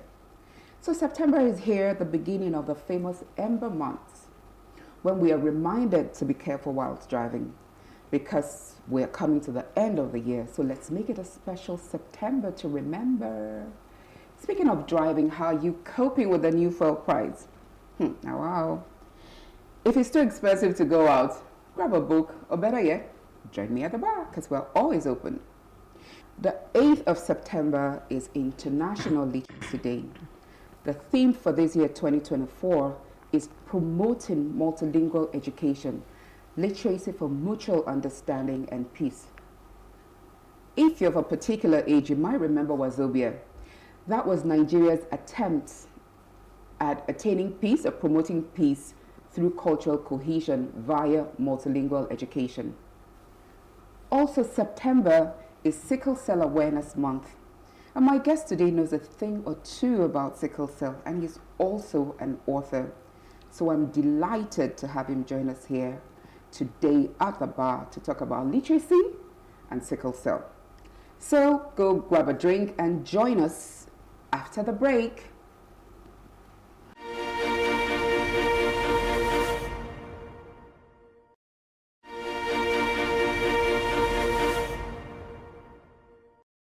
Welcome back. So in the past week, Nigeria got a brand new beauty queen. Chidinma Adechina was crowned the most beautiful girl in Nigeria. She's really beautiful. Whatever the issues might have been, it's a heartwarming story that the proverbial stone that was rejected by South Africa in this case is wearing the crown jewel bestowed on her by her fatherland, Nigeria. We wish Chidinma every success in the Miss Universe contest in Mexico, slated for November. Now, another beautiful Nigerian athlete also made Nigeria and Africa proud during the Paralympics in Paris. 18-year-old Mariam Eniola Bolaji won bronze in badminton, a feat yet to be achieved at the Olympics by an African competitor in badminton. Bolaji has reduced mobility in her left leg after an accident when she was a child. So congratulations, ladies. And not to forget the men. A king got his bride. 56-year-old King Mswati of Eswatini, formerly Swaziland, just got married to his 16th bride. And she's none other than 21-year-old Nomcebo Zuma, Jacob Zuma's daughter. The 21-year-old caught the eye of the king, caught the king's eye at the annual reed dance in Umhlanga, Eswatini. The spectacular reed dance is an opportunity to school young virgin schoolgirls in the Zulu culture. During the ceremony, the girls are a sight to behold. They wear short beaded skirts, decorated with fringes and buttons, together with anklets, bracelets, necklaces, and beautiful sashes. Their chastity and purity is also a big attraction for the king. So congratulations to the king and his 16th wife. And of course, his new father-in-law, Jacob Zuma, the former president of South Africa. Congratulations to everybody, the queens and the king. So after the break, you will meet my guest, and it is his birthday too. This is our first birthday at the Literary Bar. So we'll be popping something right after the break.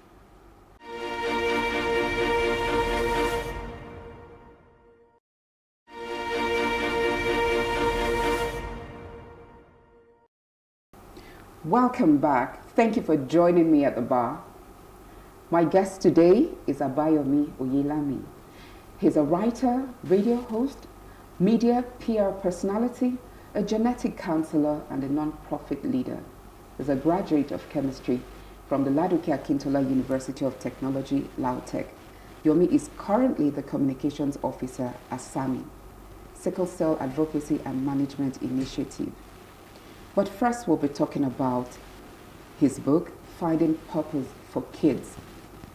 But most importantly, it is Yomi's birthday. Happy birthday, Yomi. Happy birthday. I told you we'll be popping things. So is it me or you who'll be doing this? Anyone.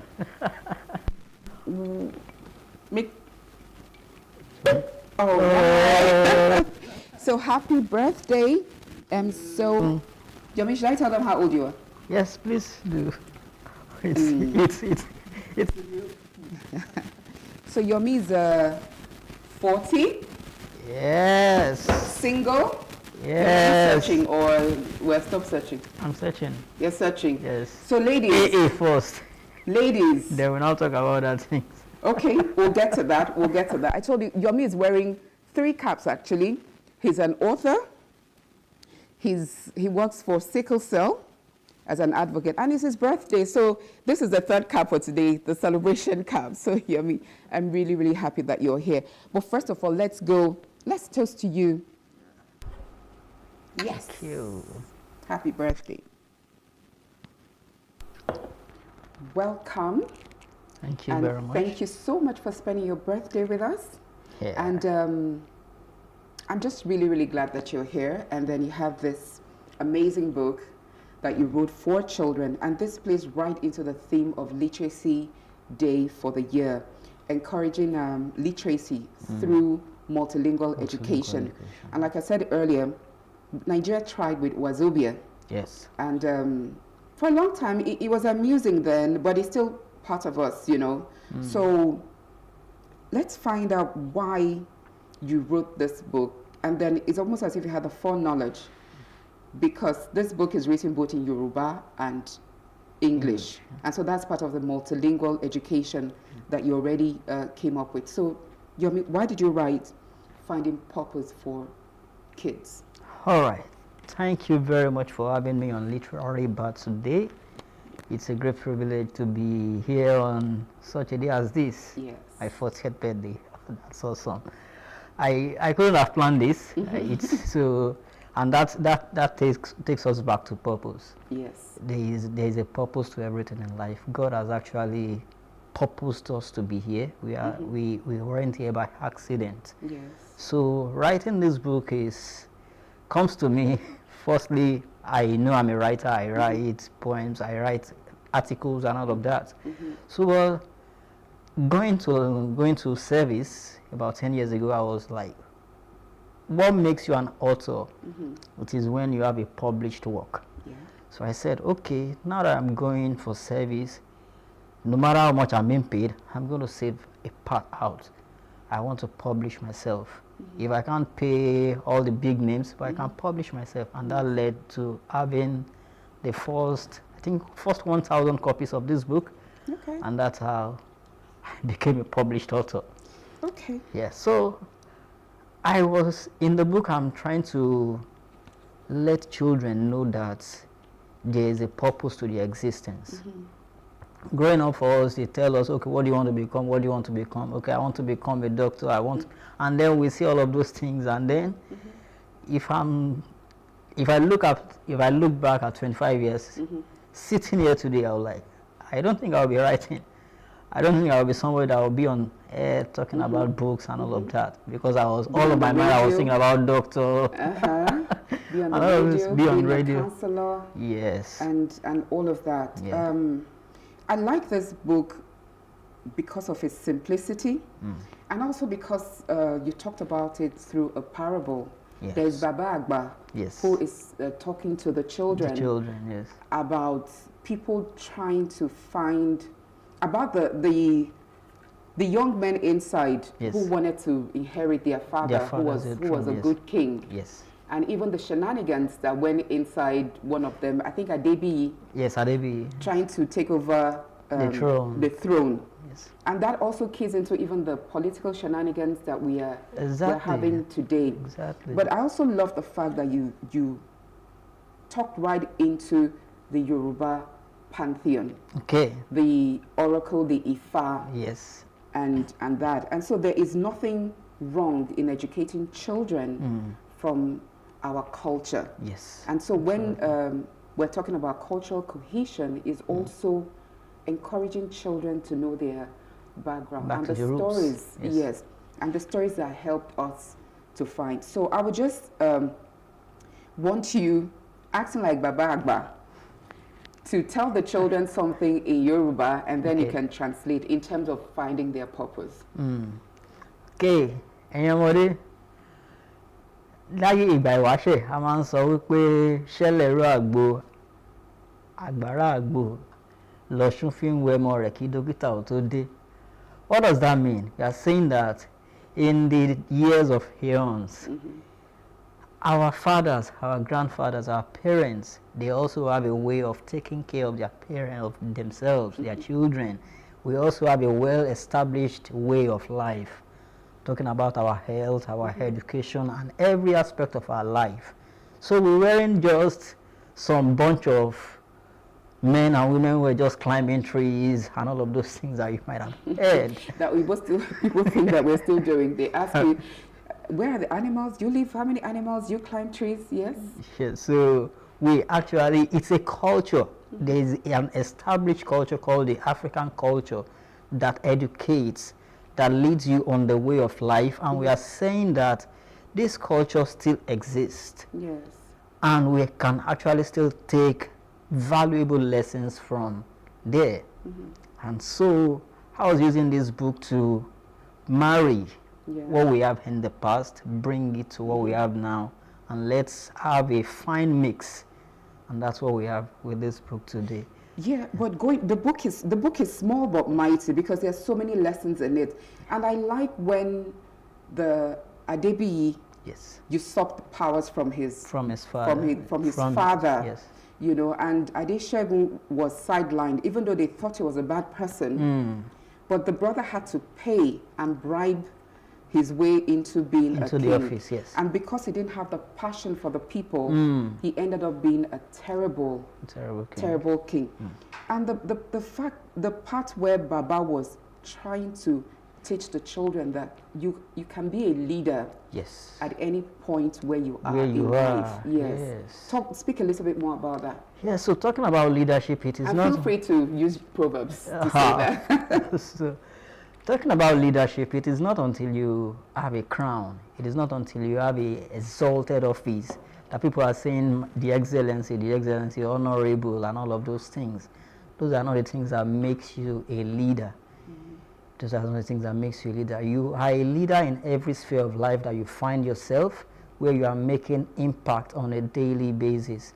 And it doesn't have to come with the clout. It doesn't have to come with all the noise. It can just come in all the little ways of life that you do, all the things that you do. Your words of comfort, your encouragement here and there, those are the things that makes you a leader. It is not until we have you in the front of the camera, for example, before you know that you are actually leading. So live your life purposefully, and then be sure that what you are doing, you are actually impacting lives in a positive way. Let everybody that leaves you live with a smile. Let everybody that leaves you live with a joy that I met someone today who has impacted my life positively in a great way.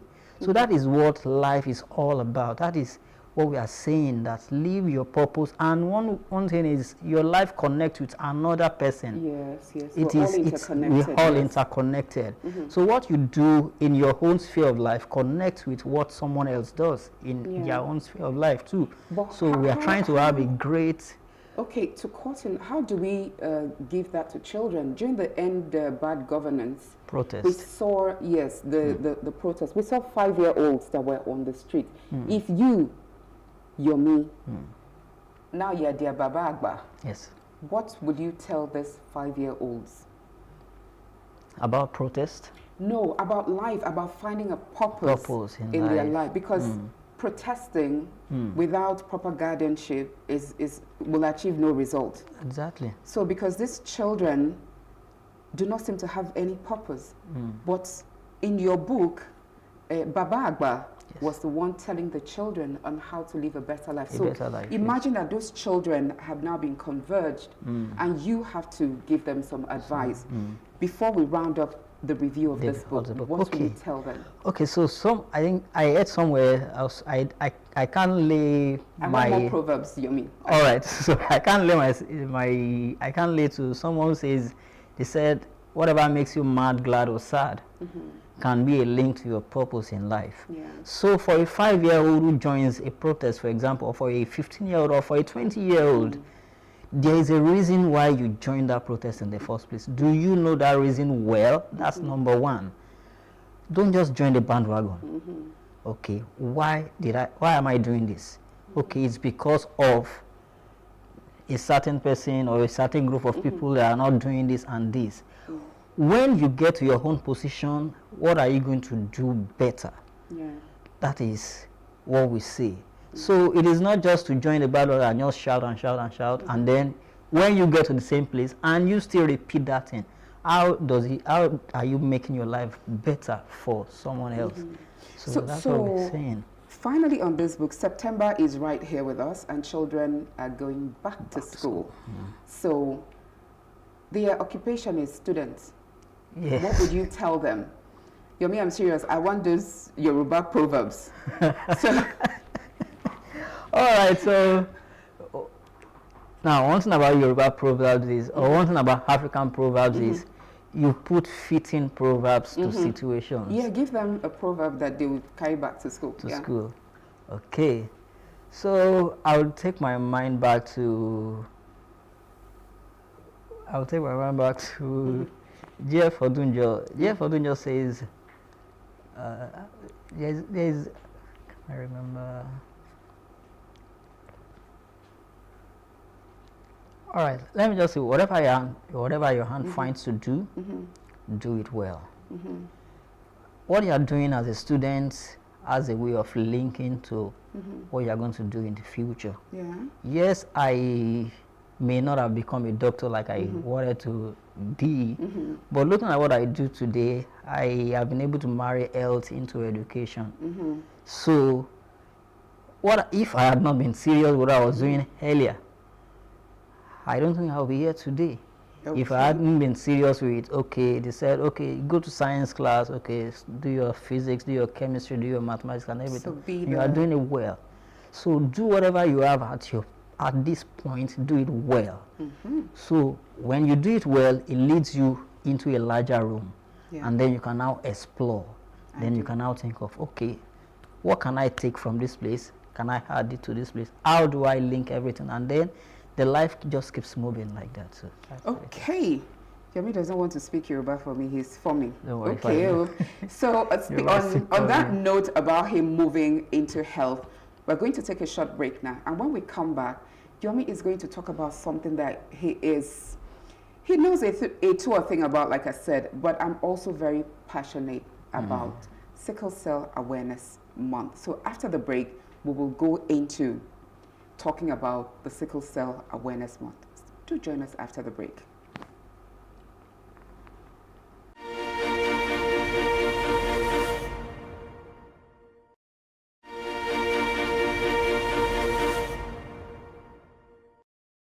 Welcome back. You're still at the Literary Bar with Yomi as our special guest. Before the break, we're talking about a book that Yomi wrote, Finding Purpose for Kids. Yomi is not just an author, as I said. Yomi is also someone who knows quite a lot about sickle cell, and being the Sickle Cell Awareness Month, I just think it is fitting for Yomi to talk to us about sickle cell. Yomi, what is sickle cell? Okay, sickle cell is a genetic disease, a genetic disorder. The United Nations in 2008 labeled sickle cell as one of the foremost genetic diseases worldwide, and they decided to put a date aside for it, so which we now culminated into what we have as June 19, where we celebrate the World Sickle Cell Day. Okay. Now, we know that one day is not enough to talk about something like that. And so that's how we came about September, which is a whole month talking about sickle cell awareness. Why are we doing this? We are doing this to create awareness and advocacy around sickle cell. Sickle cell does not just affect blacks, doesn't just affect Africans. If you go into the Middle East, if you go into, there are various places, and in fact, with the movement of people all across the world, sickle cell is just virtually everywhere. So it is important that we keep bringing it into people's ears. Children, adults, everybody keeps knowing about what sickle cell is and what it is not, so that we can give the accurate information about it. And so we use this month to talk about everything about sickle cell, the myths, the superstitions that you may have heard about it. And then Yummy, that's one superstition. Okay. Abiku, Ogbanje. Yes. Are they evil children, or we just didn't understand it? Okay, so Abiku in Yoruba culture, in Ogbanje, all that we have then. So for us today, we don't hear about Abiku anymore. We don't hear about Ogbanje anymore.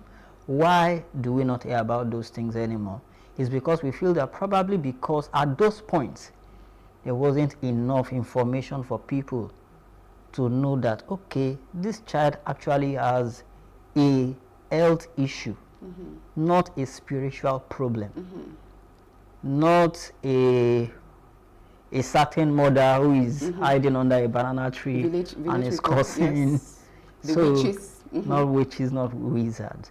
So looking at sickle cell today and trying to look at marrying what we hear then and what we have today, we find that probably maybe some of those cases were actually sickle cell.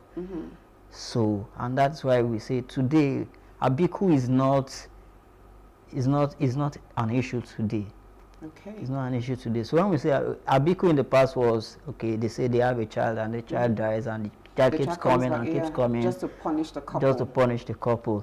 And some people will say they even lacerate the body so that when the child comes, he won't be able to go back again. Yes, you identify that evil child. Yes. So Yomi, we call people living with sickle cell warriors. Yes. Yomi is a warrior, and his 40th birthday is beyond special because with us we have a warrior who's attained 40. Happy birthday again, Yomi. It's really amazing to have you here and to have this conversation. And now that's another myth I want you to debunk. Because for the longest time, people assumed that people living with sickle cell would not live beyond 21. But you've almost doubled that age. Yes. You sure? Yeah, almost. Almost, yes. You've almost doubled that age. How? Can you tell parents today or people who are concerned what it means to live beyond 21 and be 40 and beyond? Because I know that at your organization, SAMI, yes, Auntie just turned 59. Yes. So what don't we get and why are we so scared? Why are we so scared about sickle cell is because of information, basically. Some people have information, but it is not enough. Some people, what they have is total misinformation. And that is what creates the fear. That is what creates that atmosphere around people. And one thing about even living is the atmosphere that you live in. Okay. If the atmosphere is not welcoming, so it's possible that people will not be able to attain as much as they want to. When you have spoken so much evil into someone's life, when you have spoken so much hate, so much worry into people's life, they may get to that point when they feel that they just give up on life. Okay. So I was speaking with someone some times ago. I told the person, I was still in school, and I told the person, okay, you want to go into this relationship, you want to go into this. For me as a person, why I'm here is because I believe and I have strong hope that I'm going to continue living. I'm going to live my life full, live my life whole, and live my life well. So I told the person that for somebody to live long, they need hope. They need that belief that I can actually live long, I can actually live well, I can actually live whole life. So for me, living is not just about just living. It's about full life, it's about well life, it's about whole life. Okay. Yes. Yomi, we're going to take a short break. When we come back, I have two of the most important questions I've ever wanted to ask anyone living with sickle cell. Do join us after the break.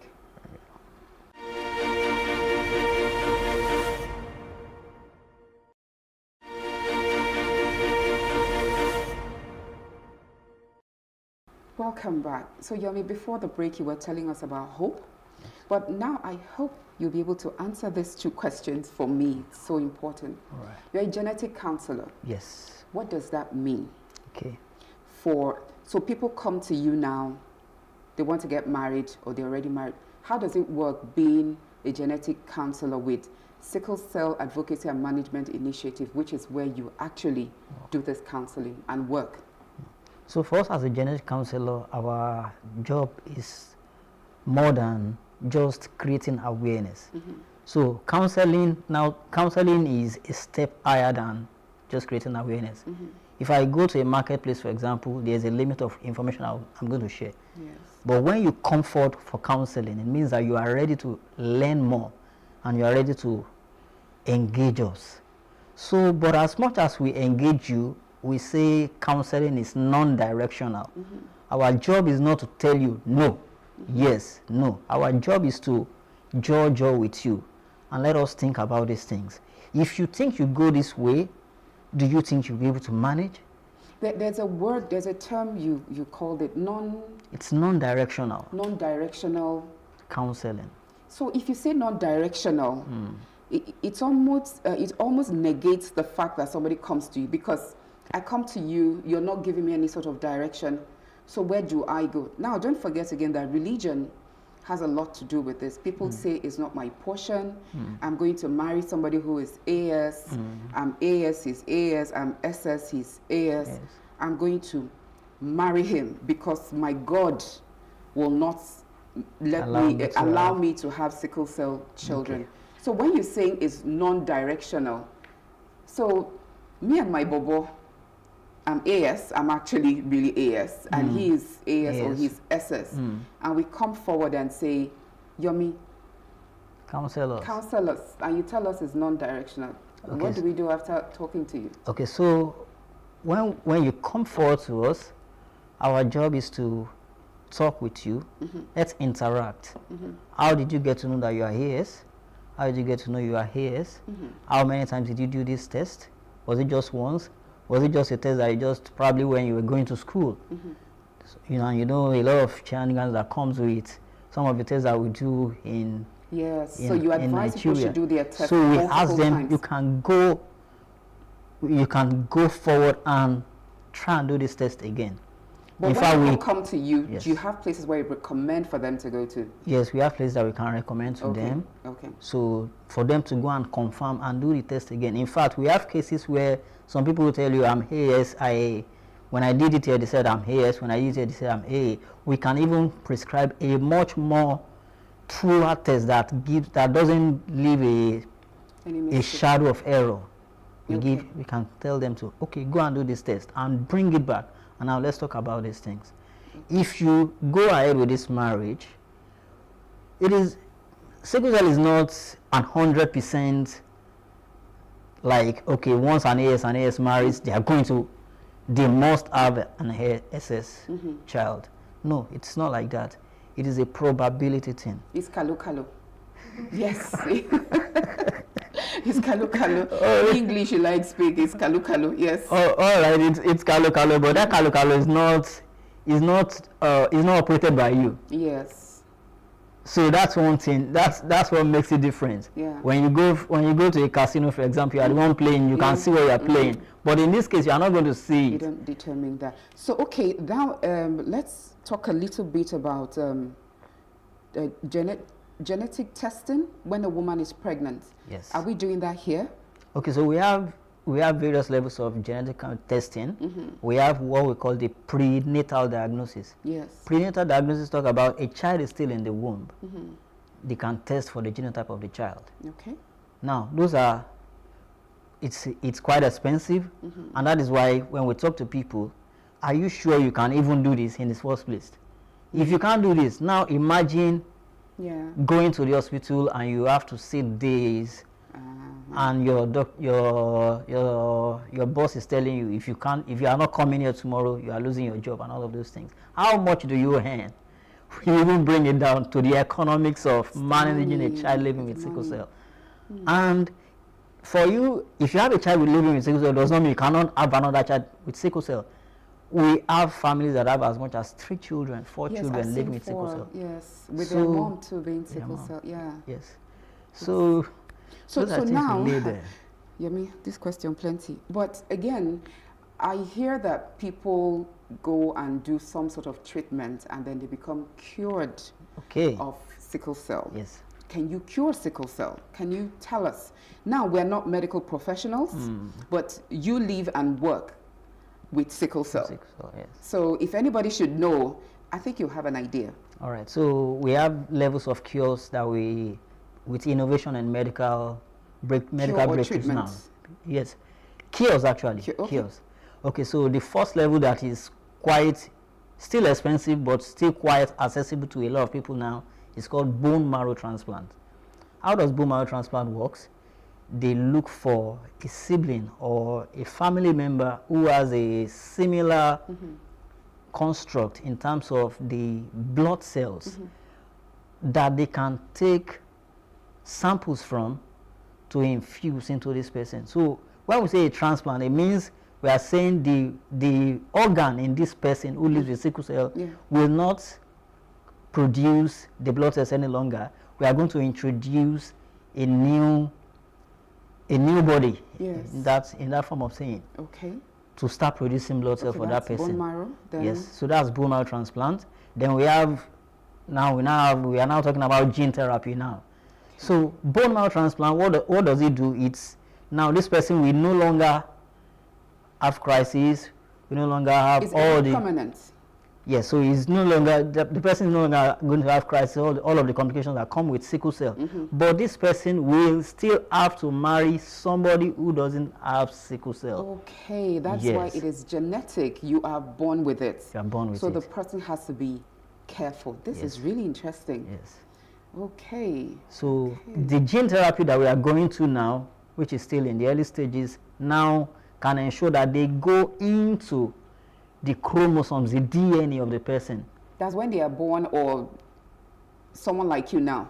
So for someone like us, even for people like us, bone marrow transplant is even has higher success rate in younger people compared to people like us who are now 40 and upwards. Baba Agba. Oh my goodness. Yeah, I mean, this conversation is just so interesting. And could you quickly tell us what you do at SAMI? Yeah, so as far as what I do at SAMI is bringing what we are doing here now. What SAMI does. Okay, so SAMI is Sickle Cell Advocacy and Management Initiative. We were founded in 2008 by a woman by the name Toyin Ebiduni Adeshola, who also lives with sickle cell herself. She was born, she's now 59. Yeah. So what do we do? What we do is we have I used to say our vision is like a bird. We have two wings. We have a vision to have a society where sickle cell disorder is reduced. Yes. And people living with sickle cell and their families are able to live healthy, positive, and productive lives. So we say that sickle cell can be reduced. We are not saying that sickle cell will be wiped out.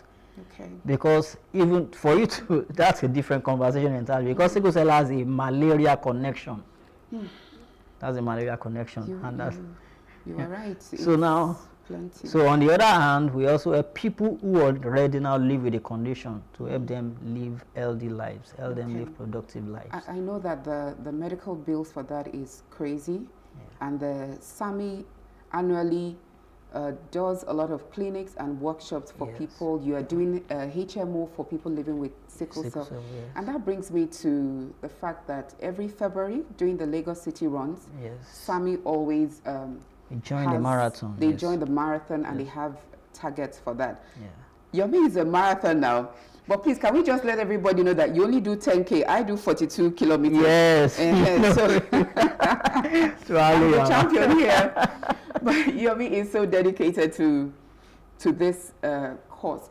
Not just because of the fact that he lives with it, because we know that there are people living with sickle cell that, again, for spiritual reasons, do not want to identify with the cause publicly, because they'll say, it is not my portion, and we also know about the stigma. So I just want to encourage you, and I hope that in 5 years, 10 years, we'll be here to do your 50th, but then you will have a wife with you, Yomi. Amen, and children. Twins are coming. Yomi is single, though. This fine boy here is single. So ladies, he's also searching. But as he says, it must be a lady that is AA. Yes. Yomi doesn't play. Yomi is black to the bone. So I don't even know how we're going to do that. Conversation will be another time when you tell us how you are black to the bone. But this is a bone marrow issue that we are talking about. So that shows you that it is really, really deep. If someone is saying it's a skin deep, but this one is bone deep. It's bone deep, yes. So please, let's be careful out there. Love is good. Loving with reckless abandon is also good. Passion, everything. But when a child is living with sickle cell, it can tear the family apart because it is expensive. It is even difficult for a parent to watch a child going through crisis. It is traumatic. So, Yomi, they have a website. We're going to put it up there with his name so that you can reach out to Sammy and even get more information. Like I said, he does counseling, non-directional counseling. So there's no judgment there. You just go there and learn as much as you can. So please, Yomi, together with Auntie Toyin, they said this year they don't want gifts. Just please keep donating to the cause, especially for healthcare. Because, I mean, what is life without good health? So please, how often do you have your clinics where you give out free medication and tests? Yeah, so the clinic, the Extra Care Field Medical Clinic, used to be a monthly clinic actually. But because of the economic conditions that we found ourselves, we've reduced it to quarterly. Quarterly, and so we stagger it like that so that our beneficiaries can come. They can take probably drugs worth 2 months, then that will last them till the next clinic and all of that. So everything that we do at the clinic is absolutely free. In fact, everything we do at SAMI is free. Yes, yes. It's free for And I also like the fact that SAMI employs mostly people living with sickle cell, because I know how difficult bosses can be, even when you have ordinary malaria, how much more if it's a recurring situation. So Yomi is just a powerhouse, and Yomi, I can't thank you enough, and I hope that you will keep coming back. But before you go, we have cake for you. So just going to take a short break so that we can get our cake ready, and then Yomi can make his wish, and then we'll round up. See you shortly.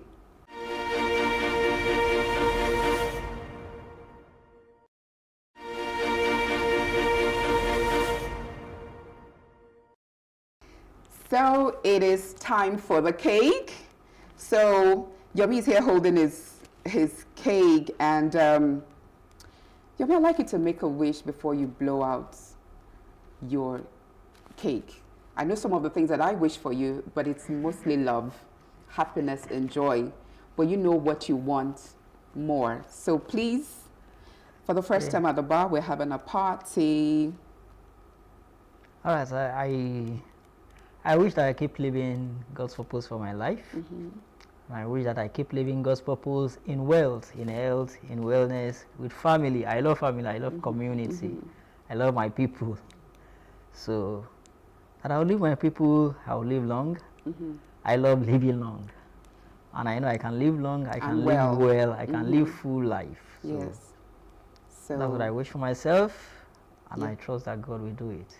Amen. Amen. All your wishes have come true. Amen. In Jesus' name. Amen. Because I know you're a Christian. Amen. So happy birthday, Yomi. We want to thank Sweets and Treats, Diane Olatunde, for giving us this cake. She is a very good friend of Yomi. So thank you so much, Diane, for Yomi's cake. Thank you. So Yomi, blow out your cake and then let's start eating. Should I blow it out? Yes, please blow it out. No, we have more. Diane sent plenty, so yes. As we round up the program, I want to crave your indulgence to read a bit more so that kids around you will imitate reading as a hobby. Come together as friends and volunteer to teach someone who needs education.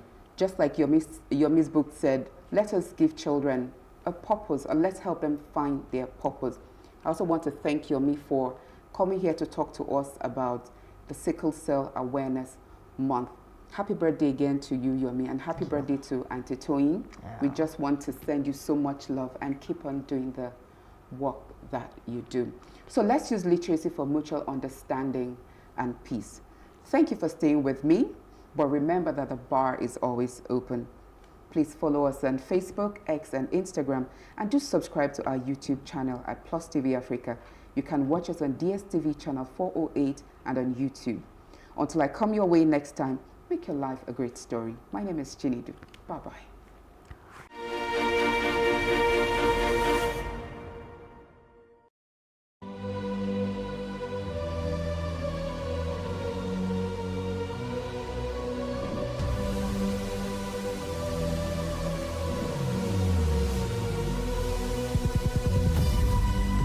What we do not understand, we will stigmatize. What you can see is the remaining of the tanker that exploded. The suspect equally confessed.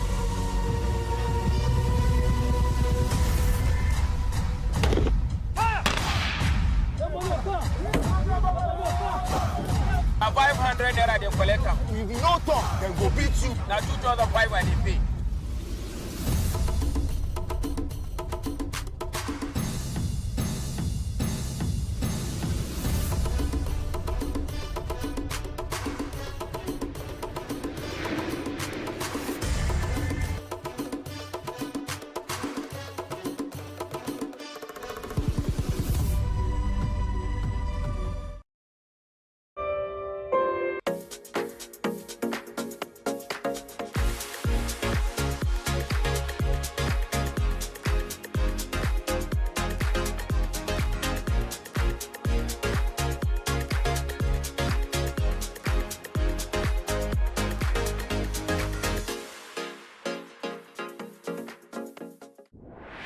Hello and welcome to VOA's Red Carpet. I'm Sunday Shomari in for Jackson Mvunganyi.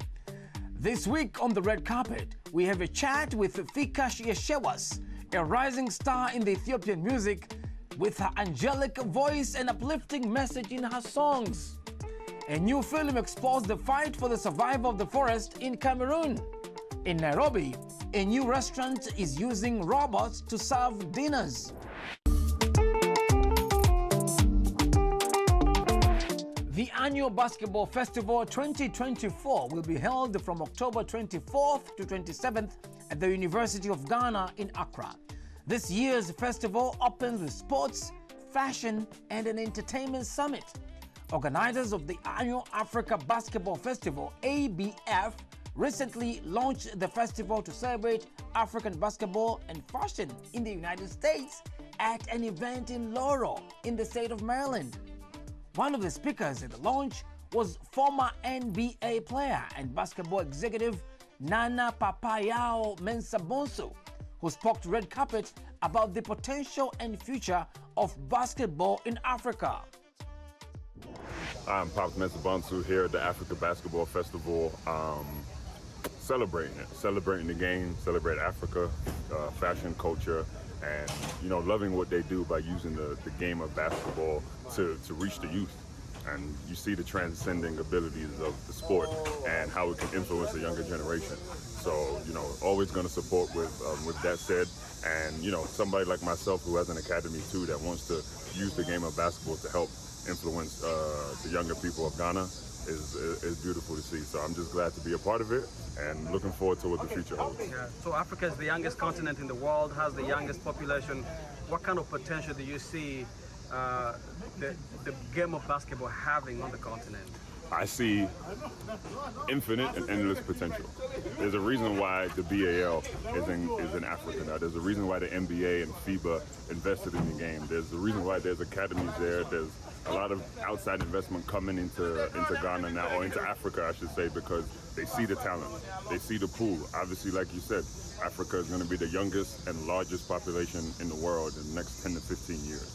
So with that said, we have to make sure we equip this younger generation with the necessary tools to be successful. And, using sports is definitely a way to expedite that process.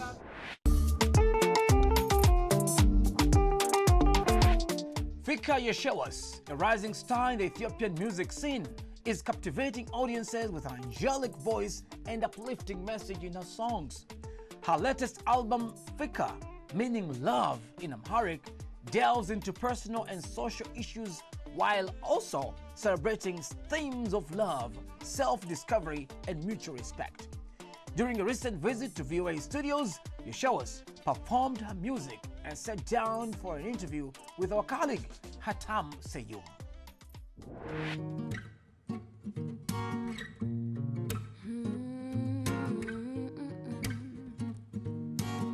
Salam. Fikr Balala. My name is Fikr Yeshuas. I am a singer, songwriter, and a designer. Hey. Salani lingarer. Ownat maninatin. Fansum nanyalalo. Alamnam sitatin. I've always been singing ever since I was a kid. Just kind of grew up with me. I used to play a few instruments when I was a little kid and participate in the media programs and events while I was in elementary school. So I kept up with it up to a certain point, and then I'd stopped it for a little bit while I was doing my studies, and then once I finished, I sort of went back to it.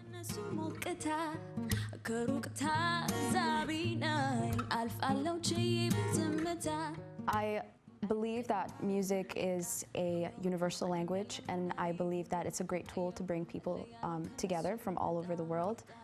So I try to focus my music on peace and love and unity for the most part, and also just to talk about certain issues that are stigmatized and discriminated against by at least our culture and our society, and kind of bring that to light.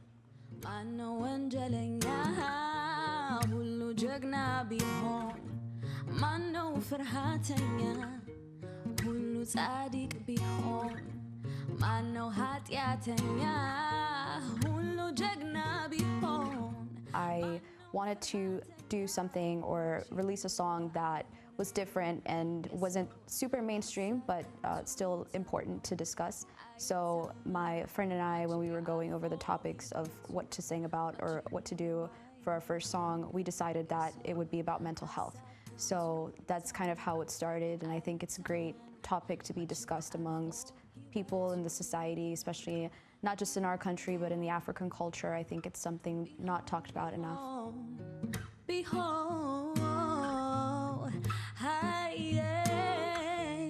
I believe we have a lot to share when it comes to music and entertainment and culture with the rest of the world. So my goal is really to bridge the gap between our culture and our music with the Western world.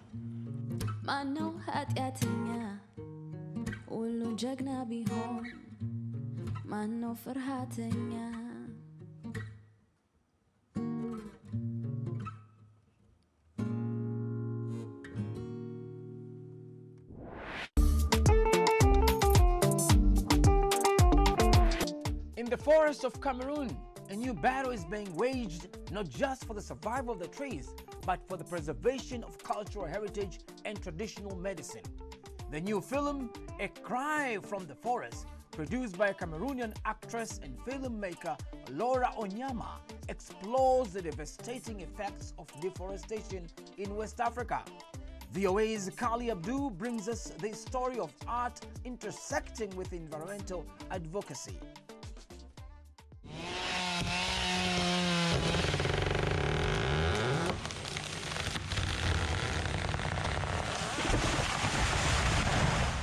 As deforestation continues to threaten biodiversity across Africa, creative voices are rising to bring attention to the issue. Bamba. In Cameroon, a new film titled A Cry from the Forest is doing just that. The movie, produced by Laura Onyama, highlights the struggle between traditional medicine and the encroaching modern world, all set against the backdrop of forest degradation. Yeah, I'm a producer, actress, and I own a production company called Ola Productions. We just did our first movie, A Cry from the Forest, which was sponsored by WWF and AFD France.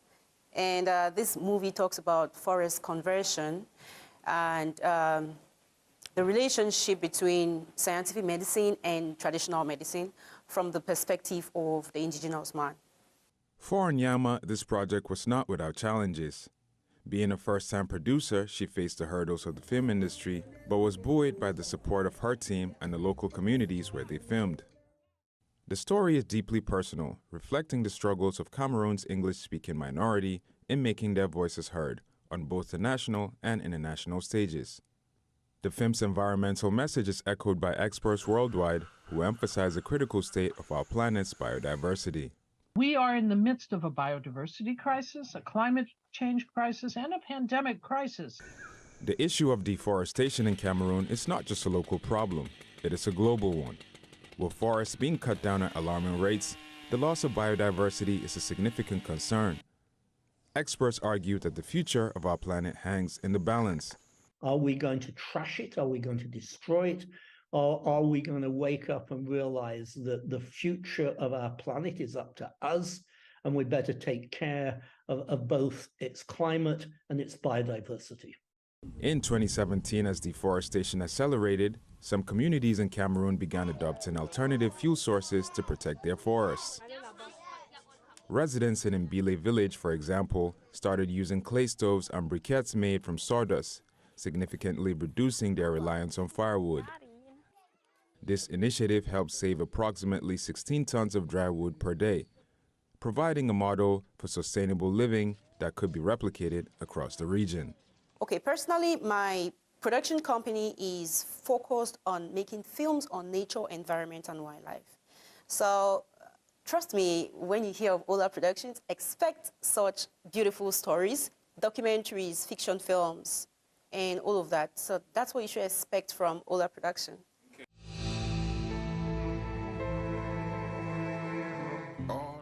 As A Cry from the Forest continues to soar, gaining recognition, it serves as a powerful reminder of the urgent need to protect our planet. The film not only raises awareness, but also amplifies the voices of those most affected by environmental degradation, calling for global action to preserve the natural world for future generations.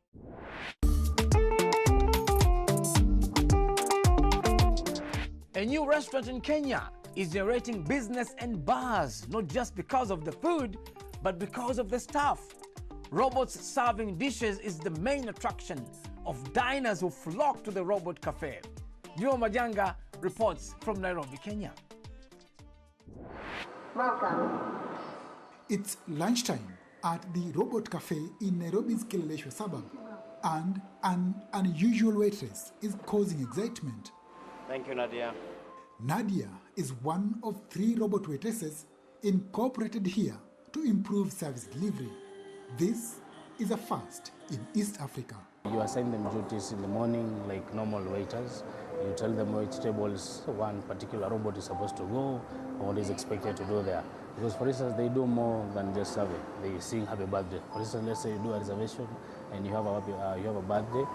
It's going to deliver you your cake with the message and everything, and also sing happy birthday with you with the background of waitresses. Use of robotic technology in the food service industry is not new. Restaurants with robot waiters have opened in the United States, China, and other places. But the concept is new to Africa. Since opening in Nairobi 2 months ago, Robot Cafe staffers say the reception has been good, with the robots being the attraction for customers like Brooke Abito, who is here today with his family for lunch. I was happy to show my kids this, in Africa, in your own backyard. So yeah, it was very good. You can see that the technology needs a bit of development, but it's really nice how the robots take the food, they come and serve you. And when I come back next time, I want to see the robots more interactive, taking your orders, bringing your food. But it's a very good first step. According to government data, the hospitality industry is one of the big sources of employment in Kenya. The introduction of robots in the sector brings fears of people being driven out of work by machines. However, industry experts like Edith Ojuang say there is no cause for alarm, as the technology will just serve as a tool to improve efficiency and quality of service delivery.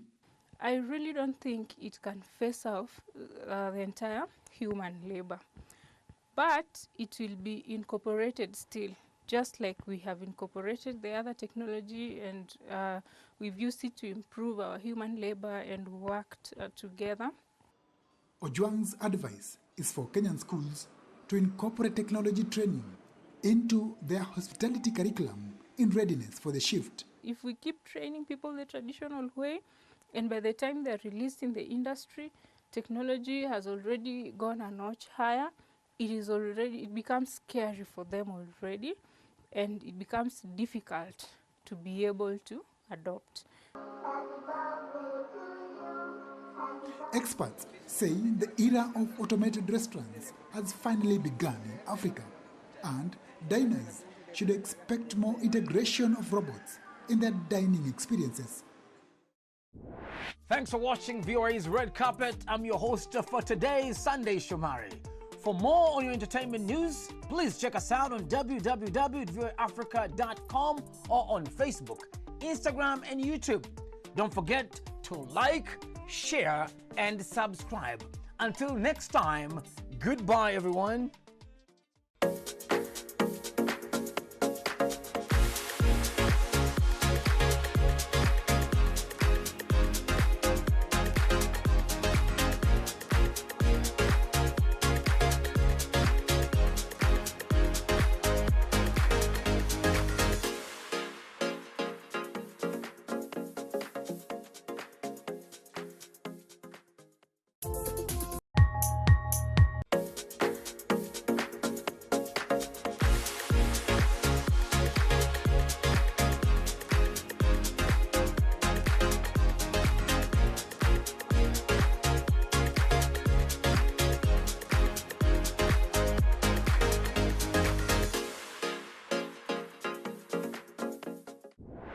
Hello and welcome to VOA's Red Carpet. I'm Sunday Shomari in for Jackson Mvunganyi. This week on Red Carpet, a 24-year-old Nigerian amputee overcomes obstacles to pursue his Paris 2024 Paralympic dream. We chat with the Mozambican band Yababuluku Boys to learn more about their mega hit featuring Burna Boy. Africa's gaming industry is estimated to surpass $1 billion in revenue this year. Plus, Fashion Award winner Ruth Chirwa is transforming the industry in Malawi and other developing countries. Let's begin.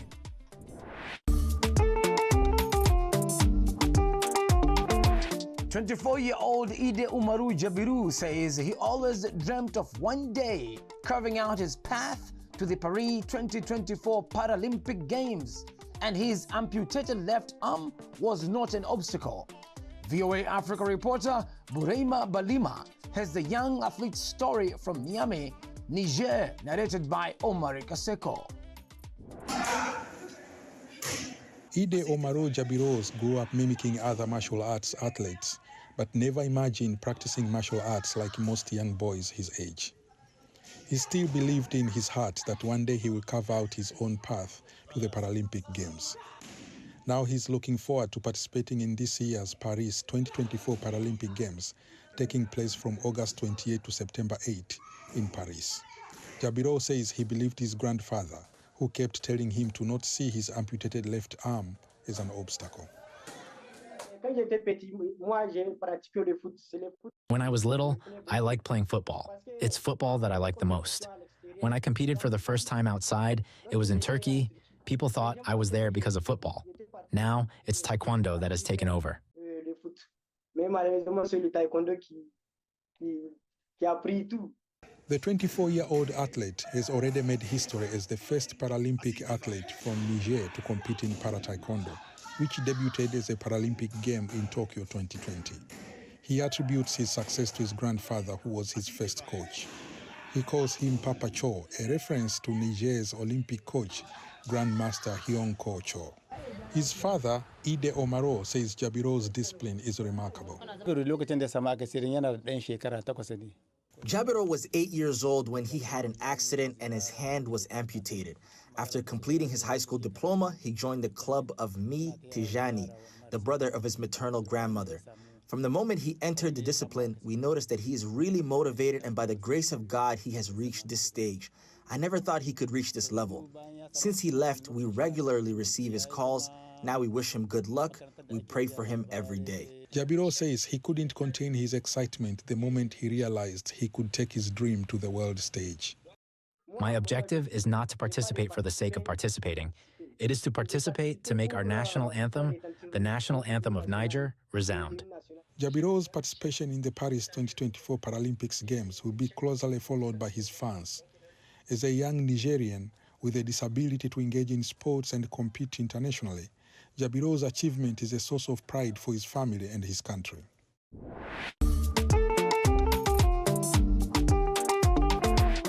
The Yaba Buluku boys from Mozambique captured international attention with their single Yaba Buluku, especially after a collaboration with Nigerian megastar Burna Boy turned the song into a global hit. The group spoke to Red Carpet's VOA's Jackson Mvunganyi about how the band came together and how Burna Boy involvement made the already chart-topping song into a massive global hit. It took, I guess, three forces of Mozambican contemporary music to come together into one unit to be able to break that barrier that has been there for a long time. To cross over and you've done it. Were you surprised at the feedback internationally? Was like a dream, bro. Yeah, it was like something that someone will wake up me, bro. Yeah. This is not happening. Yeah. We won't expect that because that the music will be a bang in Mozambique. We were expecting that, but because you had the market already, you had the audience. Yeah. Because almost everything we produce, we do is it does well. It does well. Yeah. In Mozambique. Yeah. But not outside. You see? Yeah. Outside Mozambique and then Nigeria. We are the first Mozambican hitting Nigeria. Yes. Yeah, in Mozambican history. And that was before Burna Boy jumped on the song? Yes, the original was #1 song. No way. Wow. That's why Burna Boy was that's how he got interested. Yes. Like I have to jump on this. So the first guy was who reached out. He reached out through his representative. Through his artist. One of his artists. Leah. No, the boy, the guy, the songwriter. I know who you're talking about, Yeah. So we was planning to go to Nigeria because the song was banging there. Yeah. So we was chatting that we are coming there. When David went back to Nigeria, he called me, bro. This guy is down here. Where you were, man? Where? He said, no, bro, we didn't come now, but will come soon.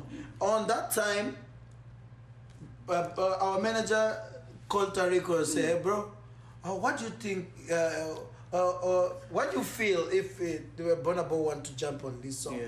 Wow. What's the question? What the question? Bro, just record and send us the stems. Yes. You see, and then on that time, record time. Yeah, that he record, he send the stems, but the master producer did his work. Absolutely, did it well. So we fly to Nigeria to shoot the video, and the song was banging. The song was #1 in Nigeria, was #1 in South Africa, was #1 in Namibia, was #1. On all platforms, the song was #1. Wow. Yeah. Africa's gaming industry is estimated to surpass $1 billion in revenue this year. Its rapid growth is fueled by a young population, better internet access, and a rising number of game developers who focus on animation and storytelling. Some creative artists in Kenya have developed video games and films based on African folklore and urban tales. Mohammed Yusuf reports from Nairobi.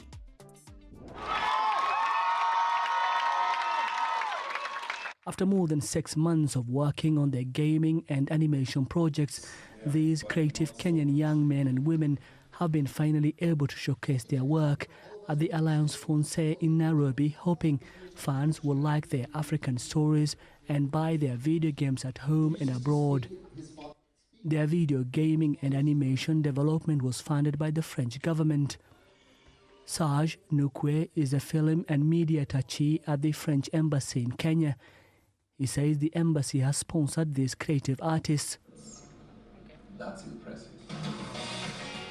Well, game and animation are two vectors of employment. We believe the creative industries in general are a great source of employment because the entry point is not as high as other sectors.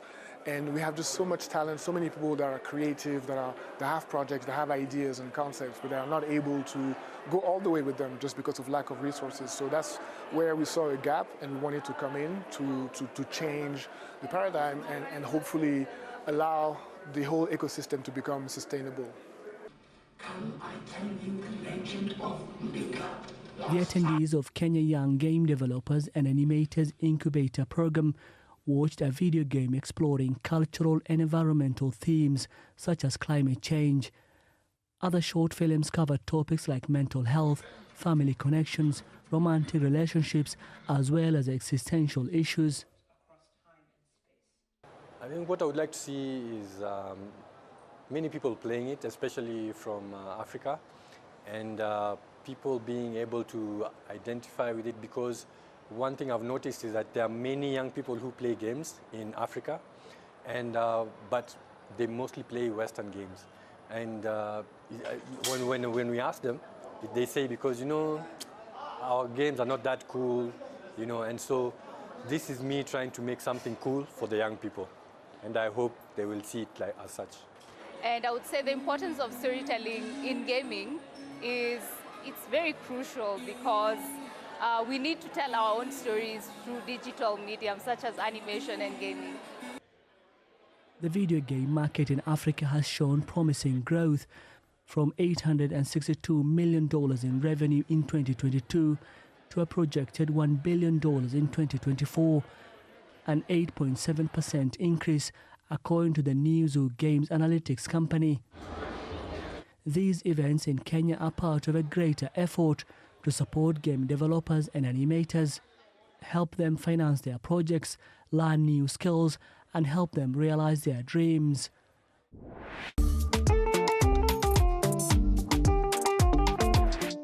Ruth Chirwa is transforming the fashion industry in Malawi and other developing countries, winning awards and gaining international recognition for her designs. Chirwa's fashion line, Upi Collection, is hosting a fashion show next month that aims to break down barriers between people with disabilities and those without. Lamek Masina reports from Mzuzu City in northern Malawi.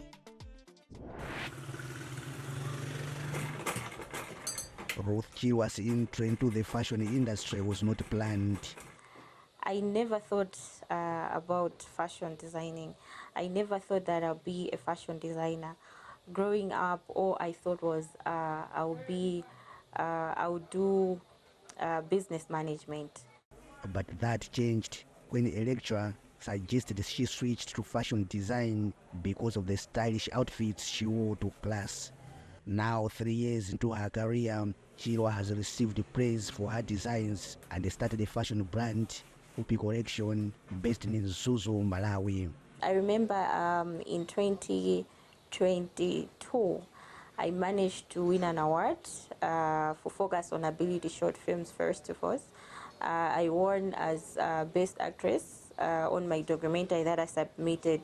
She was also named Best Female Star Fashion Designer at the 2023 Shining Stars Africa Awards. And recently, Chirwa's designs were shown in Portugal thanks to the help of fellow Malawian designers Rili Afonso and Zandria.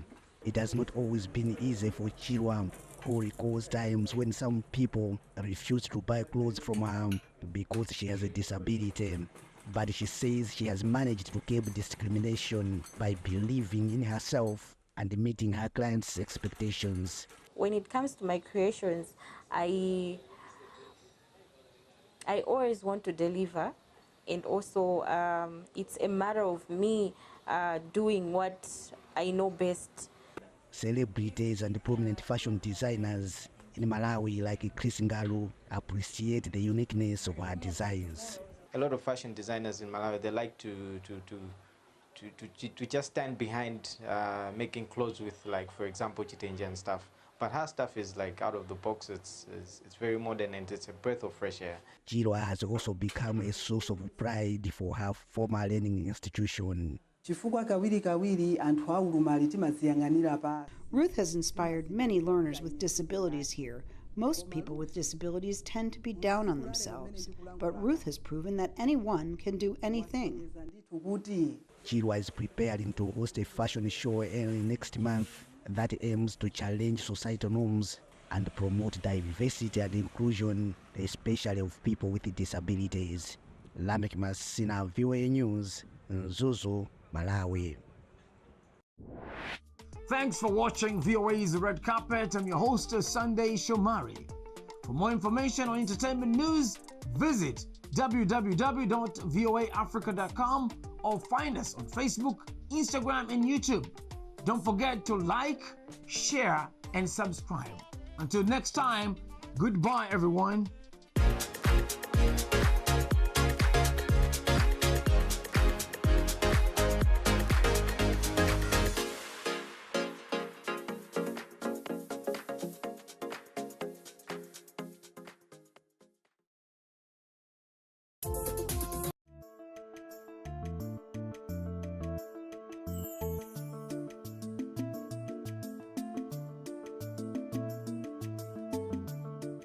Urinary tract infection is simply infection of the urinary tract.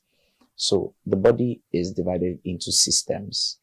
And of course, you have, just like you have the digestive system, neurologic system, you have the urinary tract or urinary system, which is made up of the kidneys, the ureter, the bladder, and the urethra. Okay, these four parts form the urinary system. Any infection in any part of the system is what we simply call the urinary tract infection.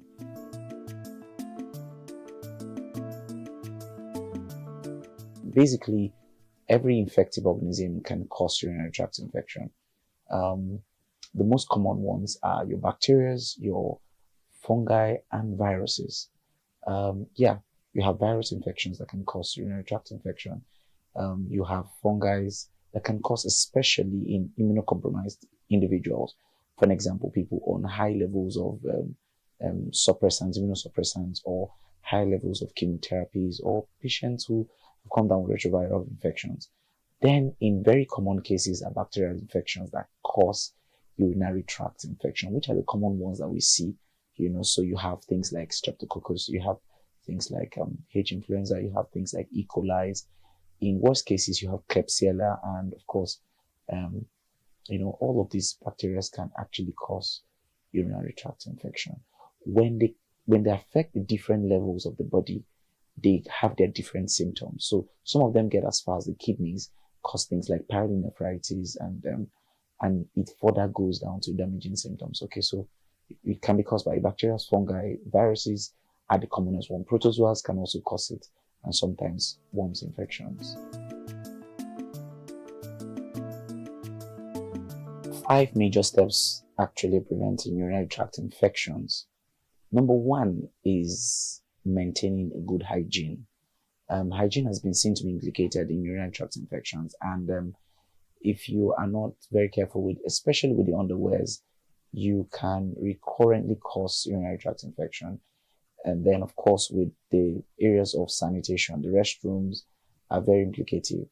And even in, partners, sexual partners, sometimes you may need to be very cautious. Okay, so basically hygiene.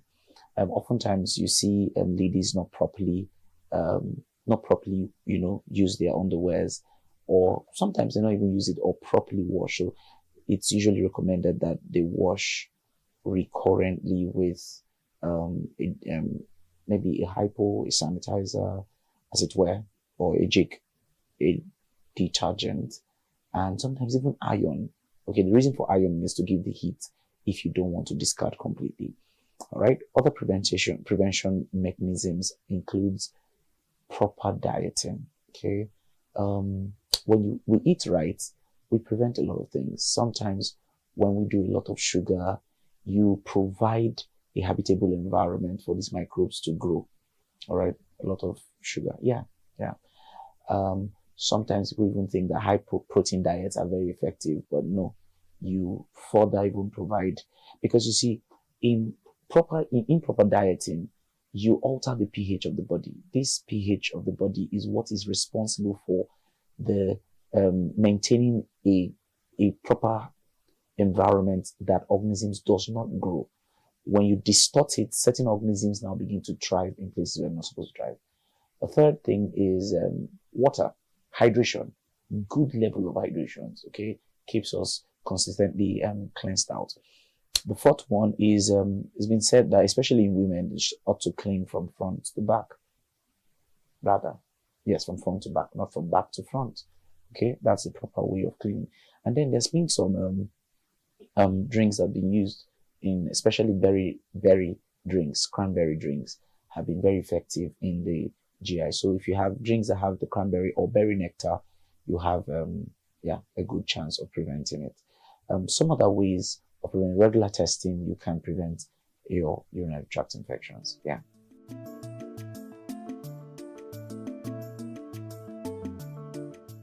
The symptoms of urinary tract infections includes a recurrent urge to want to use the restroom. You have that recurrent, and sometimes it could be very little amount of urine that could come out. You could have burning sensation in the process of urinating. You could have, itchiness. You could have cloudy urine. Sometimes discolored urine that could either be red or dark coke colored and all that. And then one other thing, pain, especially lower abdominal pain. One of the classical symptoms, lower abdominal pain. For men, you could see, of course, some burning sensations on trying to urinate. Usually not so much. And they could also have discharge, but that happens more with sexually transmitted infections. Now, the point about improper treatment, especially in females, is that it's responsible for high levels of infertility when it's not properly treated.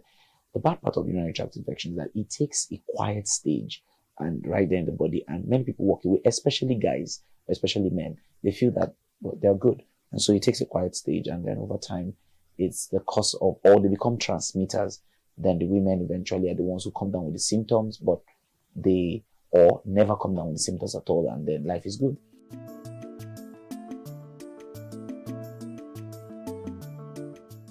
The treatment plan for urinary tract infections can last for more than 2 weeks. It's important that you do not prescribe or you do not recommend yourself many of these roadside drugs that people do, especially when you hear things like Staph aureus and stuff. No, none of that is just very unacceptable. In the treatment of urinary tract infections, you get tested first and you get drugs that are sensitive to these infections. Now, for some reasons, when adequate doses of these drugs are not taken, especially to completion, like I said to you, many times the treatment could last for as much as 2 weeks because of the level for where they are. The urinary tract infection is one of the lowest parts of the body. All right. So you have to do that long. If you don't do that, you begin to grow resistant strains of these microbes, and then you have to do it again and again. But the next time you're coming back to hit it, you don't get the same response like you got the first time. So it's important that whenever you're going to get treated, you treat for a very long time, as much as 2 weeks. Sometimes injections first, and then you complete the dosage with a couple of tablets that are sensitive to the organism. Whenever there is recurrence of urinary tract infection, it's important that you pay attention to hygiene.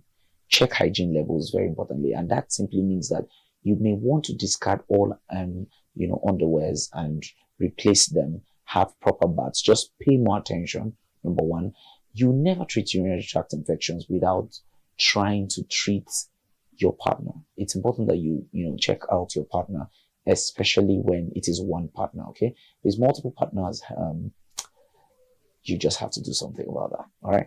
Okay. But then you want to also pay attention to your partner. The second and the third important thing is to check your fluid balance and all the other exogenous things you take.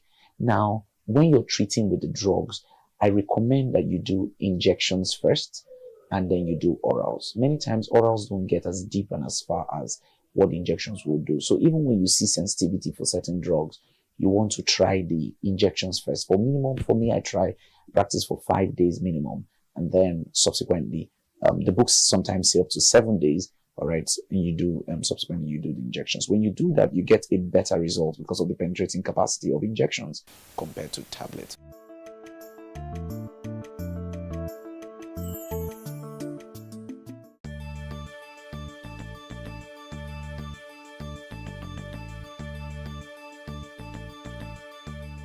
Fever is a clinical condition where there's an elevation of the body temperature above normal.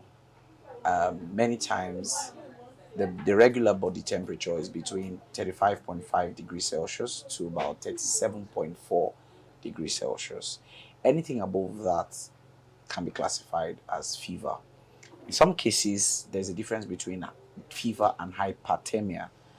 Especially when the person has been exposed to a hot environment, coming out from a hot sun or a natural raised body temperature. But aside that, once there's a raise in body temperature beyond 37.4, you can classify that as fever.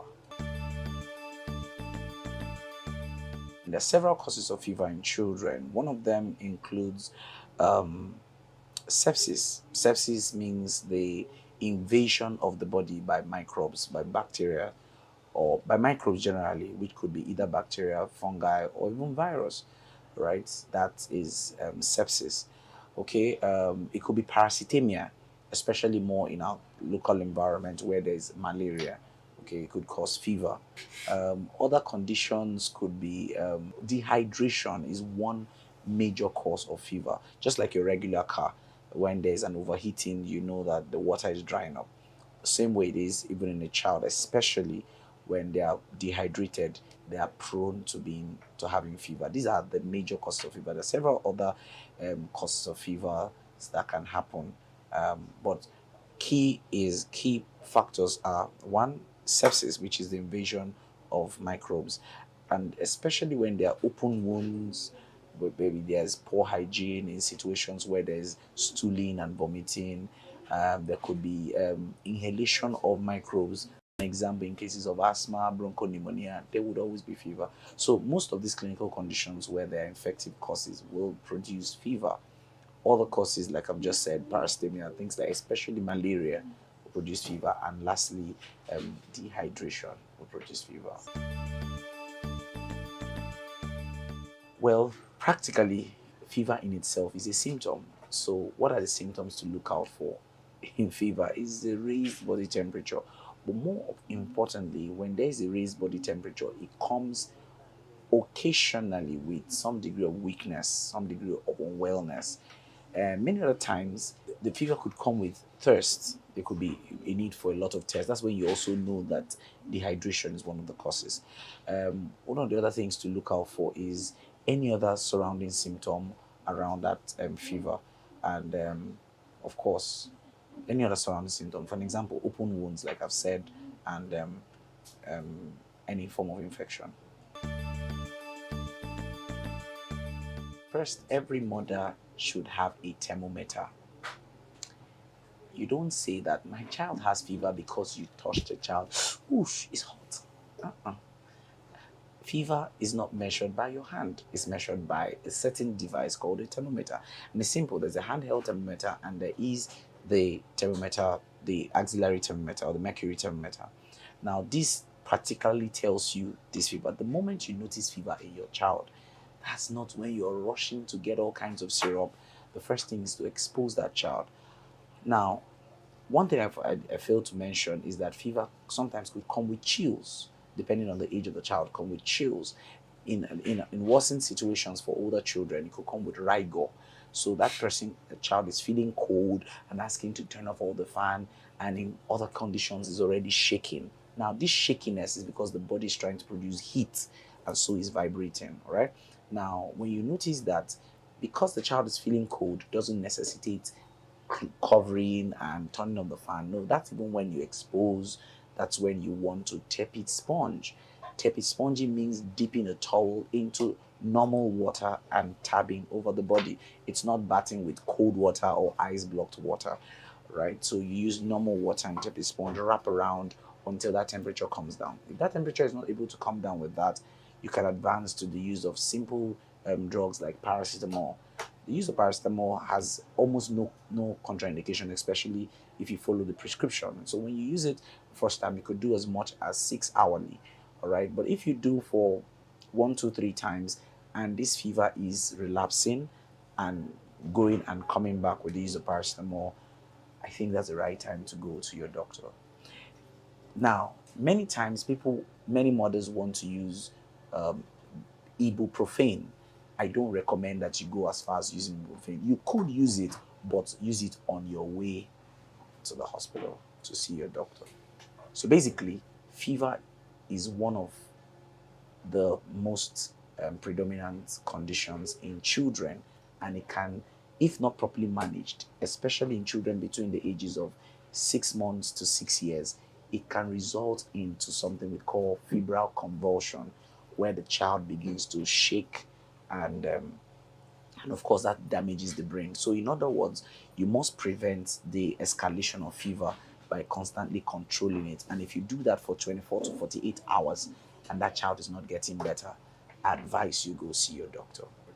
My final word is that fever is not a symptom on its own. Many things cause it. You don't treat the fever, you treat the cause of fever. Fever many times comes with association, and you want to find out what are the other associations. And when you take a close history, you see that that fever has progressed into something else, maybe cough, maybe stooling, maybe diarrhea. These symptoms help the clinician to find out what is wrong with the patient.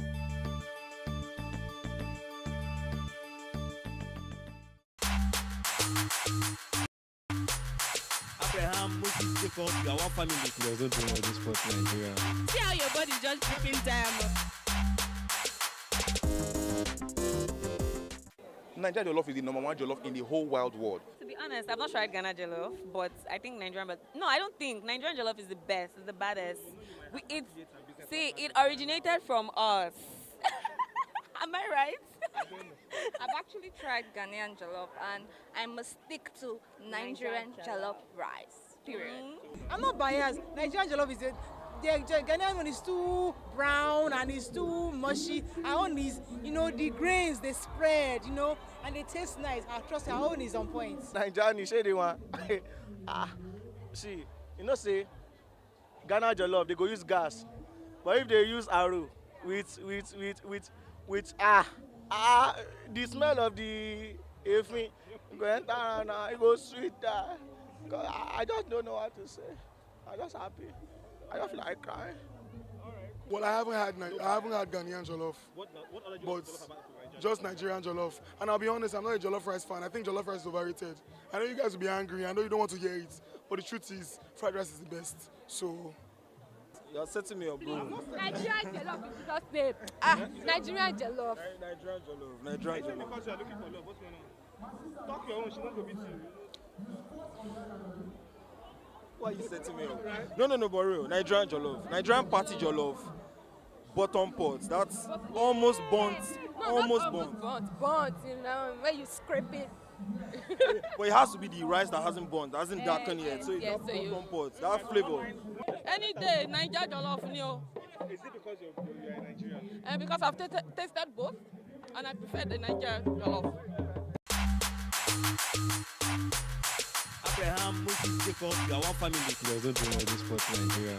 See how your body just dripping diamond.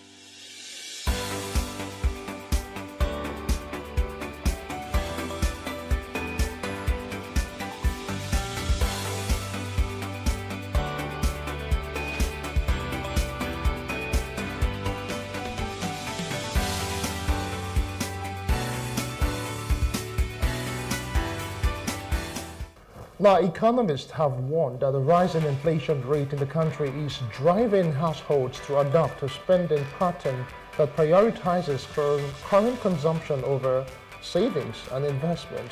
The shift could lead to a higher poverty rate.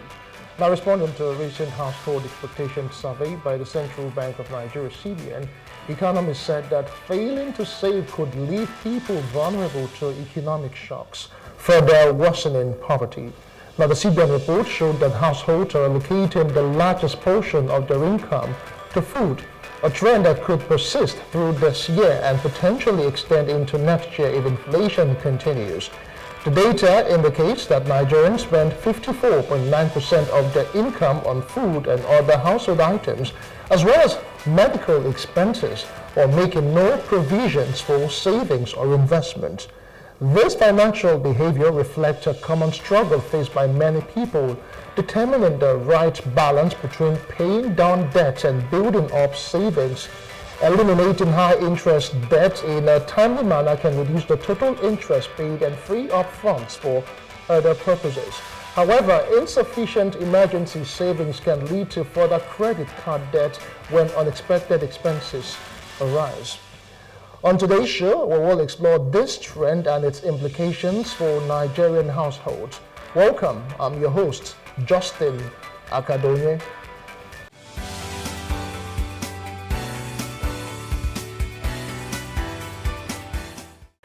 Before we get into the conversation proper, the She-Enabled Sensitization Program organized by the Enterprise Growth and Opportunities Foundation market women in Tedrosho were encouraged to leverage simple technological tools to scale up their businesses and drive growth.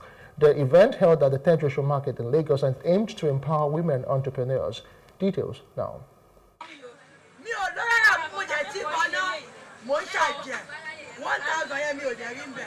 Nigeria is experiencing inflation. Most women are depressed and struggling with their businesses. They are helpless and most of them are victims of mismanagement due to lack of proper financial management. So it is apt that these young people from the Eagle Foundation take time to distribute multilingual pamphlets on the importance of maintaining and reading or computerized records of their sales and stock. And this is what I know I'm able to make. These are the things that we want to teach you that I sell this thing. Back here at this hall, women listen with rapt attention on how they can be financially included with the help of their mobile phones. The session is interactive. I think they will charge about 800 and something, let's say 1,000 naira. Then how do you reach out to those kind of group members? Roland Ajetomobi is a serial entrepreneur.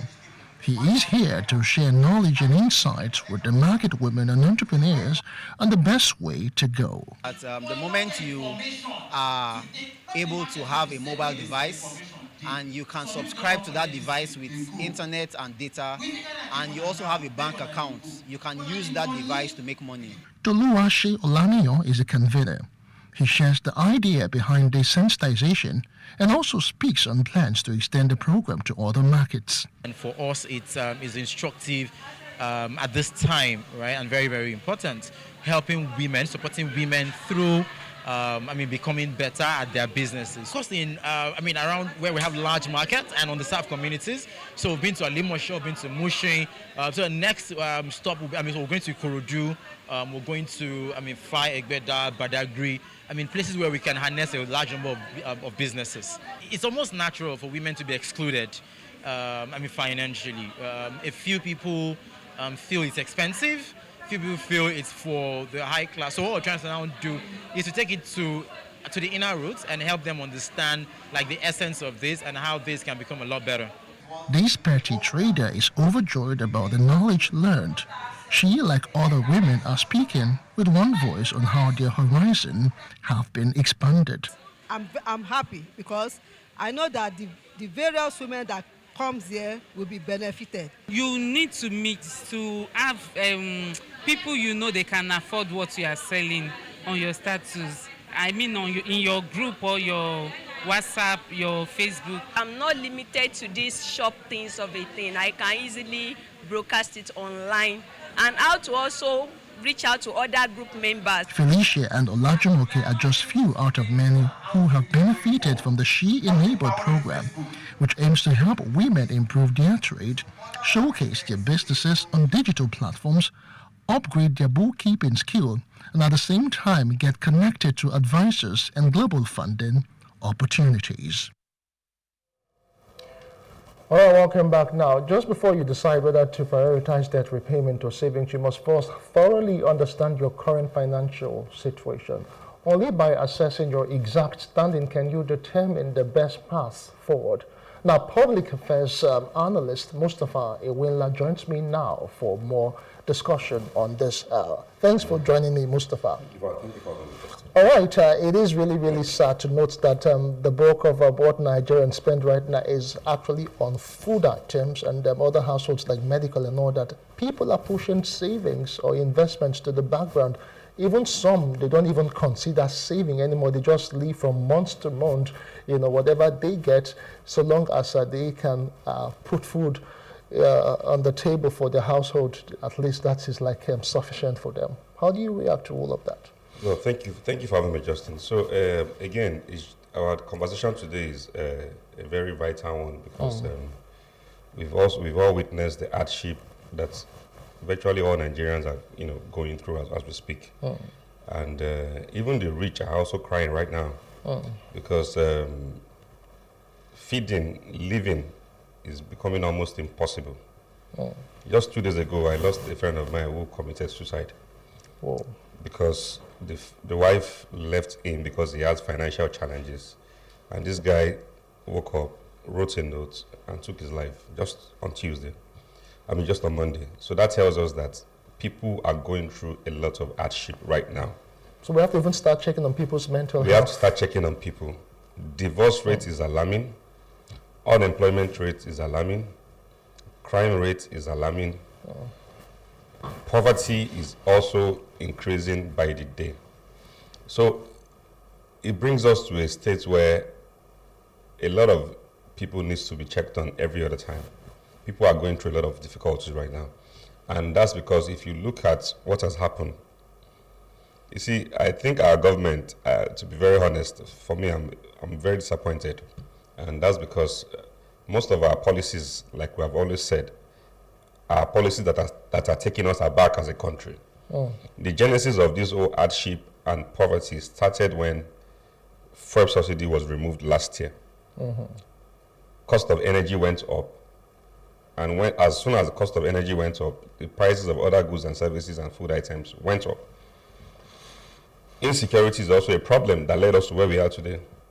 Our local farmers cannot even go to farm freely because of the fear of getting kidnapped on the road or getting killed on the road by kidnappers or insurgents or what have you. So savings right now is almost very impossible. That's the honest truth. Savings right now, having any savings right now, because a lot of people have started dipping hands in their personal savings just to augment for the difference in the food hike. And look at what has happened last week. Price of fuel was increased from what we used to pay to almost to 1,000 naira per liter. Some even buy more than that in some states. Some are buying 1,200 naira per liter. So these are issues. So as soon as so I think that one of the major mistakes that this government made was removing fuel subsidy without having any proper plan in place to augment or to cushion that effect of removing fuel subsidy. What is happening now, what is playing out now is the ripple effect on the economy. One would have even thought that because as at this morning, Yes. the price of oil in the international market had actually dropped to about $70 per barrel. That's the worst, the one in the UK, Brent crude and all of that, in the US rather. But the challenge is that over time, if the forces of demand and supply had gone into play before now, Nigerians should even be buying fuel, at a cheaper rate, knowing that the price internationally has gone up. I know countries like Kenya, South Africa, are doing same. When the prices drop internationally, over time too, it also drops in the local market. But then it's as though the forces of demand and supply economically or economic parameters and statistics don't just apply with the Nigerian factor. So that will happen. So and I think that if for those who are economists, if you have seen what has been playing out since 2022, in 2022, our gross domestic product was about 472 billion US dollars, which was the highest in Africa as at that time. Oh. Now, fast forward to this year, our gross domestic product is 253 billion US dollars. So you see the ratio of decline is very, very alarming. A country like Algeria has a GDP of 266 billion US dollars. Algeria has just 49 million people. Nigeria, we are over 232 million people, because some people keep saying 220. I think we've moved from, if you even ask me, I think we've even moved from that 220 to 230 or 240 or 250, but I think a census will help us in that area. But I can tell you for sure that we're more than 220 million in Nigeria. So Algeria has 49 million people, and they're doing better than Nigeria with a GDP of 2 to 6 billion US dollars. Nigeria right now, we are 253 billion US dollars, which is like the fourth in Africa. So that's why I said it last week that we have lost that position to where we call ourselves, we're giant of Africa. We're not giant in anything right now. So I think if our government really wants to helping or solving this situation is not by sharing bag of rice.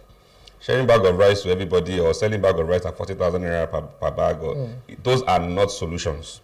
The solution is for the government to provide jobs. The solution is for the government to create an enabling environment for small-scale business owners.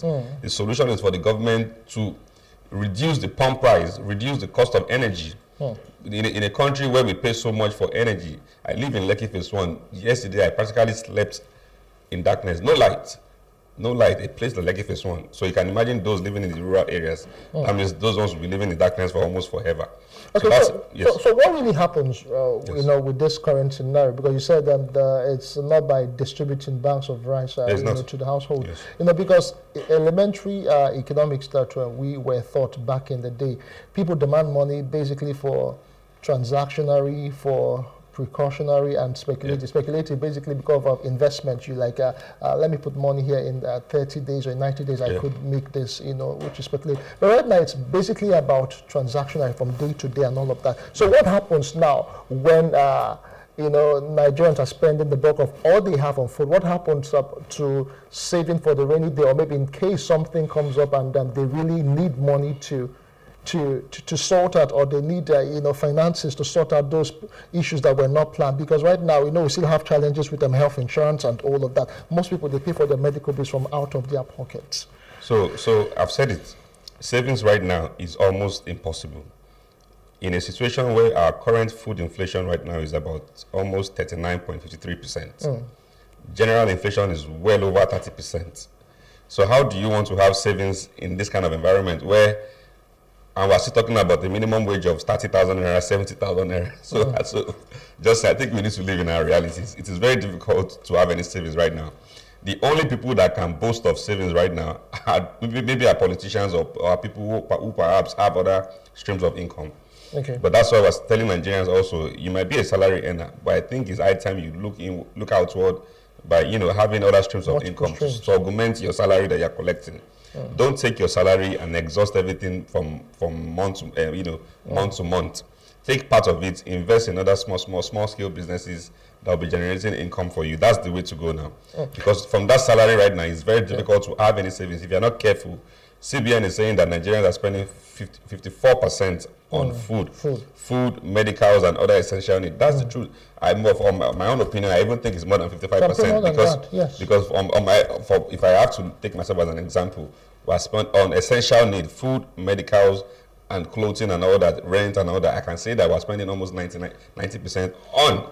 Okay, so this is a very dire situation that the country and the households are really facing. So what are the real implications? Like, Nigerians cannot really say, for obvious reasons, what they have cannot really take them home. Their take home, like most people would say, cannot take them home. So what happens to the economy? What happens to the household? What happens to to the industries? Because most of the times they would actually rely from savings that are deposited in the banks. So banks can actually loan out to the various aspects of the economy. So what happens really? What are the ripple effects that we are likely to see when savings and investments are dwindling? Yes. So the ripple effects, I've mentioned some of them. The ripple effects are very, very many. And what will happen is that we will now see an increased spate of people who are struggling to live, who are suicidal. I've shared a case of a friend who committed suicide just a few days ago on Monday. We will now begin to see an increased rate in crime rates. We will now begin to see an increased rate in the rate of unemployment, because as it is, even business owners are struggling to even pay salaries.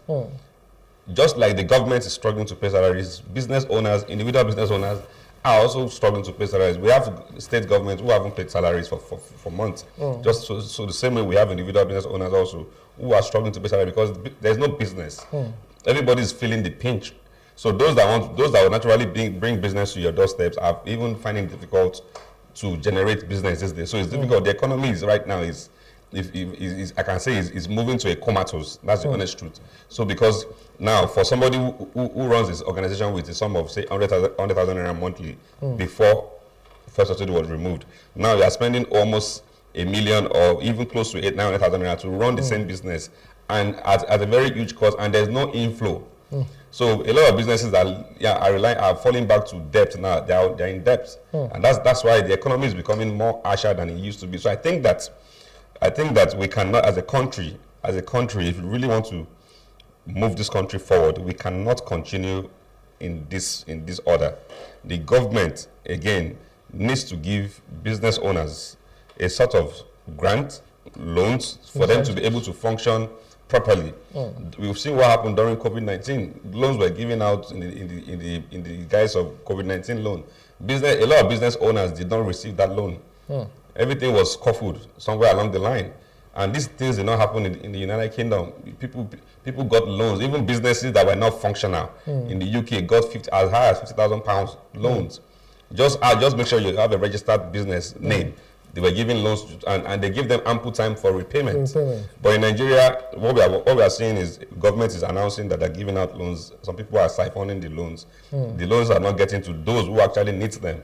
We've seen even the issue of the bag of rice they keep sharing. For the smallest things, they share bag of rice. We're talking about first subsidy, the government will share bag of rice. We're talking about every slightest issue we have. The only thing they think of is give them food, they'll keep quiet. No, we're not hungry Nigerians. What we want to see is a country that works, a country where there's unemployment. I mean, there's employment. A country where everybody is gainfully employed. A country where I can wake up, go to work, come back. A country where there's security.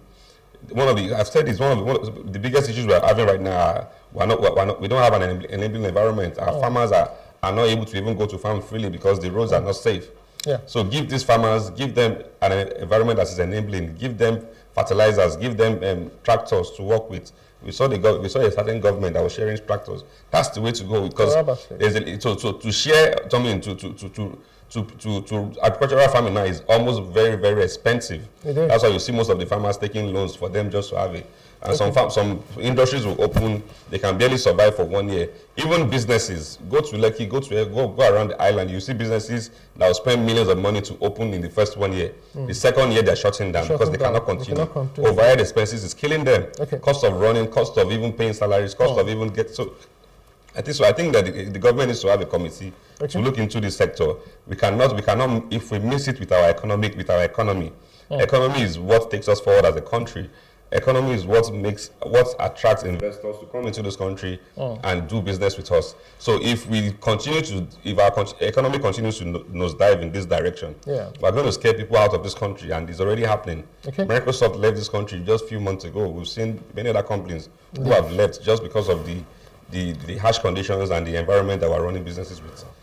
So let's look at another aspect to it now. People cannot really save, and some still just manage the little they have. What about others who have actually resorted, to borrowings, to meet transactionary purpose, and over time they now have, some sort of revenue come in? What would you advise them to do, as against using the bulk of all the monies they have to settle their debts, or do they do some sort of rationing to pay for the debt, to repay debt, or to get household expenses, or to even get some to even keep for the rainy day? What would the mix be like? So it's not a bad thing to borrow. It's a very, very good good initiative to borrow for business. Okay. Naturally, if you want to go into any business, you borrow, you share the No, risk borrow between for yourself. consumption. You borrow, but you don't borrow for consumption. You don't borrow to pay salaries. You don't borrow to you get what I mean? You borrow to produce. Dangote borrowed money from his brother to start during the first time, the first early years of his career. The story is all over the internet. So that's how he borrowed money from his brother and he started the company. And look at what Dangote has become today. So it's not a bad thing to borrow to start business, but don't borrow to consume. If it's just inevitable, what do you do? So that's exactly what we have in place right now. People are borrowing for consumption. People are borrowing to cook. People are borrowing to feed. People are borrowing to pay school fees. I was in the bank yesterday.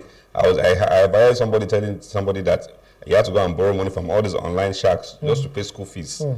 So he's not borrowing to do any business. He's borrowing to offset bills. So that's why. And if that pattern of life continues, will start seeing a lot of depressed people around, because how do you want to pay back that loan? You don't have any means or any business that you want to do with that money.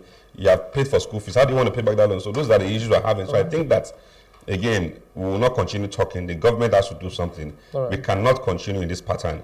If we are not careful, we are going to move this country is going to head for the rocks.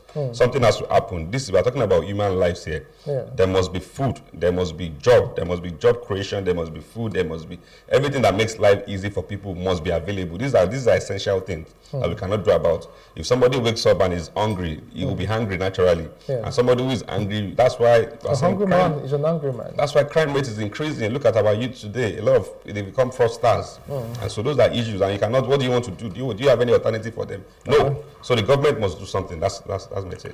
All right, thank you so much, Mustafa. Indeed, the government has to look inwards and sort out this issue of poverty in the land, and that people even going to bed without food in their stomach, and just living from hand to mouth, trying to make ends meet, borrowing to pay school fees, borrowing to even feed. Because at the end of the day, if you don't have people who are productive, your economy actually suffers. Thank you so much, Mustafa, for your time.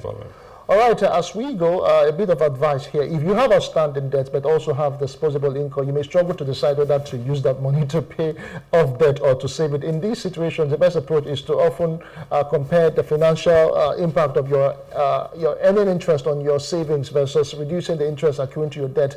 A balanced approach, such as splitting, some people might say you need to split your income to your debt, but as much as possible, Mustafa has said that you don't have to borrow for consumption or borrow to pay bills. At the end of the day, you match your debts with your investment. So the investment will actually be what you'd earn, to actually pay those debts or borrowings in the first place. That's the size of the show for today. I am Justin Akadonia. Many thanks for being there. Thank you.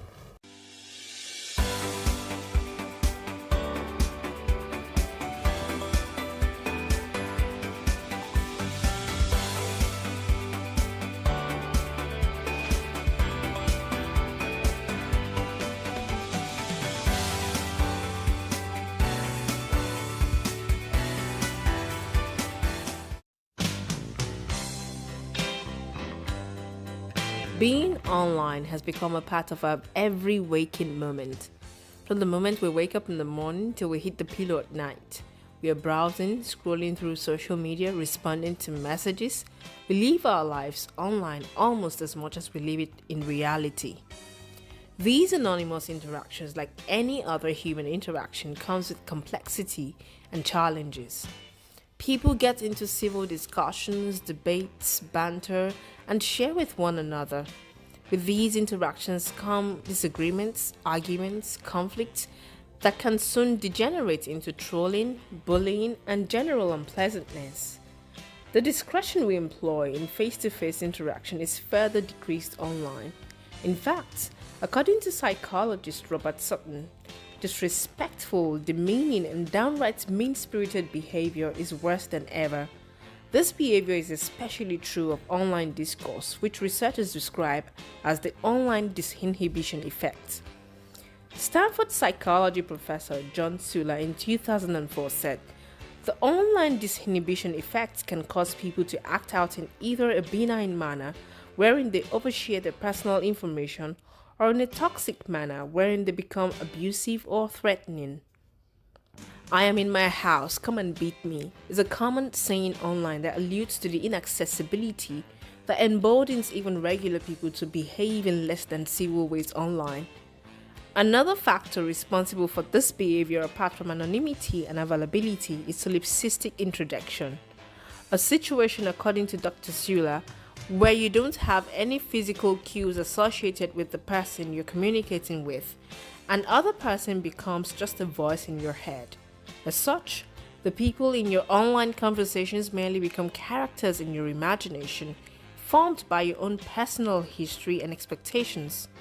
You might also hear his or her voice as your own, which makes you feel more comfortable with the other person and further lowers your inhibitions. As we have rules that guide our interactions in real life, unspoken rules need to be developed for our online interactions. Social media etiquette, or social mannerism simply put, means do's and don'ts for social media interactions. These etiquettes are also referred to as netiquettes. The term netiquette refers to all aspects of online communication, including email, instant messaging, social media, multiplayer gaming, and other forms of online communication. The main goal behind netiquette or mannerisms on social media is to treat others with respect and take care of intellectual property rights and associated implications. Personal information, images, or videos of anyone should not be shared without consent or mentioning credits where due.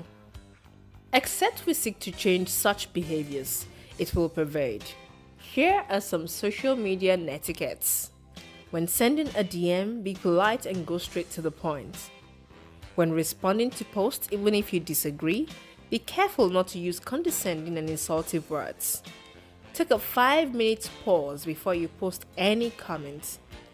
Don't comment on topics that people tend to be passionate about. Don't respond to insults or hateful language. Don't say to people online what you won't have the audacity to say to them in person. Avoid excessive tagging of people. Ask before tagging people. Although it may seem inoffensive, tagging a friend or acquaintance on social media without their permission could in many ways cause problems for that person. Good social media etiquette means you should always request for permission before tagging anyone. Post only flattering pictures of other people. Apply the billboard test. Assume that everyone in the world can and will see everything you post. So if it's not billboard worthy, don't post it. Give credit where it's due. Don't post other people's photos or quotes without clear attribution. This means no screen grabs even if you have the best intentions. Instead, use a repost app to properly credit others with your own content. Think of the future you. Your taste will change, as will your sense of humor, but your photos will live on forever. Use caution when posting. Don't take screenshots of other people's private moments that they shared with you in confidence. Censor yourself. You might treat your Facebook or Twitter accounts as diaries. Don't share everything with your readers. Some things are meant to be kept private.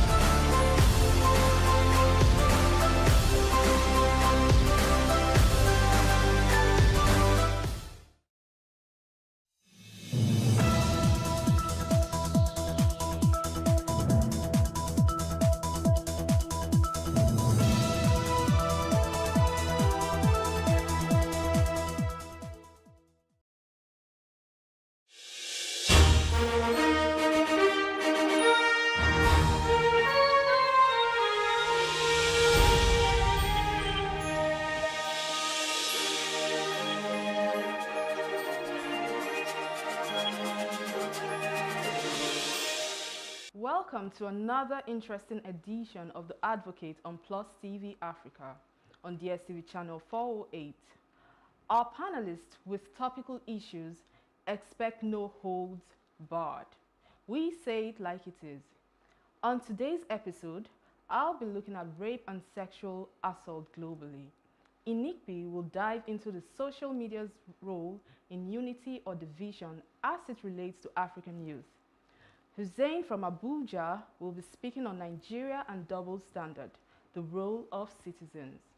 Elijah will address national posture for rebuilding Nigeria, the way forward. We will be back after this break. The shadow pandemic on rape and sexual assault globally. Injustice anywhere is a threat to justice everywhere, according to Martin Luther King Jr. Recently, the brutal rape and murder of a 7-year-old girl in Ethiopia sparked nationwide outrage, with the public condemning the lenient sentence given to her attacker. This tragic incident has amplified concerns over the effectiveness of the justice system in protecting the most vulnerable. Similarly, in India, the rape and murder of a trainee doctor in West Bengal has shocked the nation, prompting the Supreme Court to criticize authorities for their mishandling of the investigation, highlighting the urgent need for systemic change. Well, this is a very, very sad reoccurrence.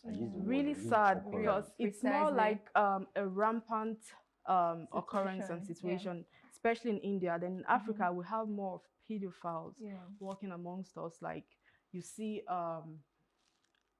people, caretakers, people who you leave your children with, you get molesting them. Exactly. These are people who are close to you. They are not strangers. They are not aliens from space or something. People who you even trust your children, in their care. Exactly. So what do you think? And especially when it comes to the justice system, the sentence of having Awat's attacker. What are your takes on this? Okay, so this scenarios, right? The recent one in Ethiopia and then India.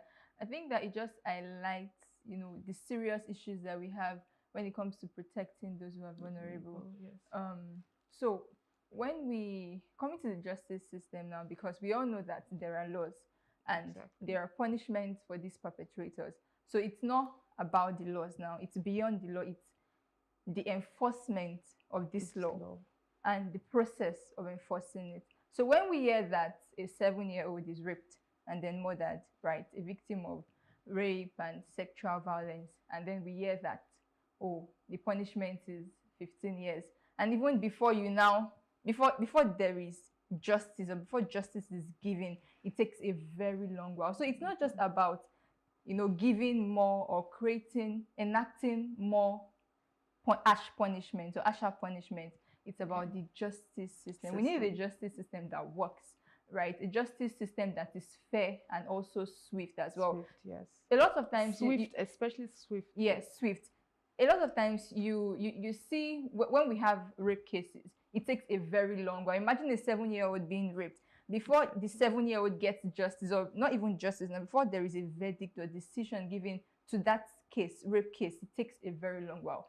You're talking about 10 years, 15 years, the child would have grown and, there's a lot of trauma. So it's beyond. In Heaven's case, she died. She died. Don't forget the Indian scenario, though. Yeah, was a young medical doctor. Yeah, who was? And it was more of a gang rape case, and she was murdered. Yeah. And so the perpetrators of this act were not found till today. And then they are working. One thing before. Okay, sorry for cutting you short. Right. Before we actually get to this point of view, I just want to say something relating to India.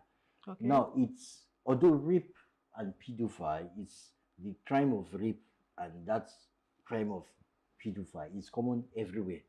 But particularly, the media kind of focuses more on India. because the reoccurrence is Yeah, and should I say it's disrespectful. It seems like it's a cultural. I don't want to say it's a cultural thing, but it's almost. You can't say rape is a cultural. No. I'm not coming from that thing. instance that it's a cultural, but I mean the culture of rape. Yeah, the culture of rape is a recurring. Yes, in that's India. just more like there's a pattern now. There's a situation where a woman or young girls will board a train from one part of India to another part, and in the train, once there are more men in the train, in that particular train, she doesn't feel safe. Exactly. The next thing you hear that she's raped. It boils down to. So that's why I said that they are making mindset, disrespect. You get for women, disrespect for women. You understand? So it's more like and honor killings. And then there's a situation of some young Indians that were raped, 2 girls, and eventually hung on a tree and they died. And then in the process, I think I read an article where some men were saying that the reason is why they are trying to justify this is that. The reason is because these young girls or these women are usually very beautiful, so the men could not just. That is not. That's why I said it's a wrong. You know, there was a post I read on social media, and they were like, in India, every woman needs a security aid. Like it has gotten to that point. You know, the uprising and the outcry when this doctor died, it was more like this pain. They were bringing out the pain in them. Yeah, that from they are different scenarios. You get it's more like. Let's get Hussein's point of view. Hussein, your point of view. Yes, few years back, we actually have a similar case here in Nigeria, in the northern part of Nigeria, where a young girl was raped repeatedly and was eventually murdered. That it took after some days before the security operative could uncover that the headmaster of the school was the perpetrator of such evil. Just like you guys have actually said, it should be a capital punishment beyond just sentencing a few years in prison, because murder, of course, is a capital punishment. And then we should perhaps be looking forward towards expediting the action of cases like this, such that people will know that when they're involved in this kind of activities, then justice is not delayed, no justice is denied. More importantly, we also parenting. I like emphasizing on parenting because it just takes more than just giving directive and guidance. It's also a matter of accommodating the children, listening to them, even when they are speaking their languages that you might not tend to understand. Out of their language that could look like nonsense, I'm sure that there should be an element of sense in it. And then it's also an assignment for the parent to also be conversant with the language and the generation their children are in, get themselves used to coming down low to their level, what is peculiar in their generation, read stories, read news, such that they could spot some actions that could, give them some warnings. Because sometimes, naturally, children give signals, they give signs. Maybe they are afraid or stuff like that. And it's quite unfortunate that in some part of the world, guidance and counseling, has been on the low. And I believe if we have them psychologically, they should be able to analyze one or two things that could be evident before the issue. Because I'm sure it's not just going to start in a day; it's a gradual process. And as they are being molested, they are showing some restriction sign, and if you pay good attention and being observant, you'll be able to stop it before it happens. So thank you so much, Mr. Hussein, for that. I deducted something from what you said about. I think parents tend to shy away from sexual education. We need to open up to our children, tell them things, talk to them about their anatomy, talk to them about their bodies.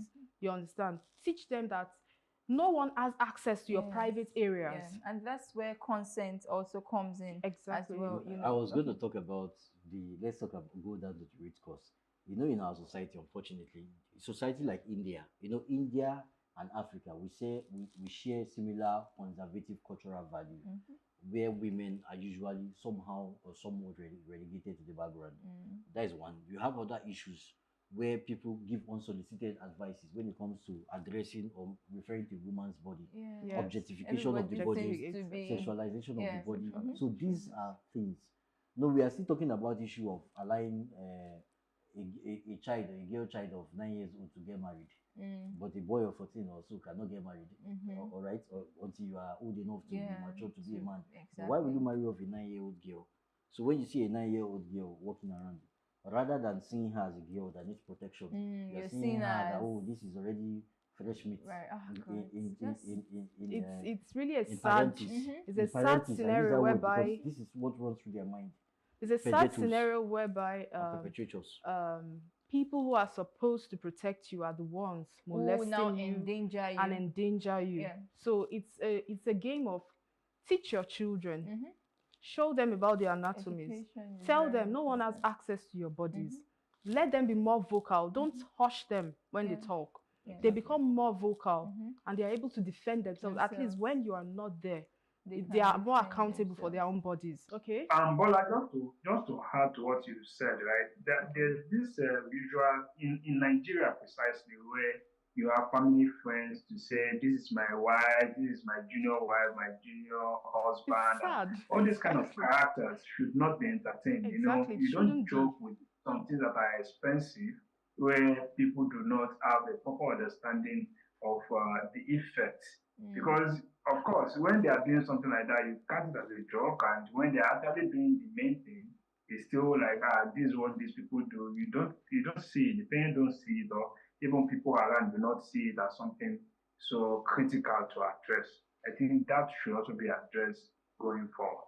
Yes, I it was should be. also going to chip should in that from the early stage, everyone should be taught to respect women, to respect children, to respect their bodies as well. Because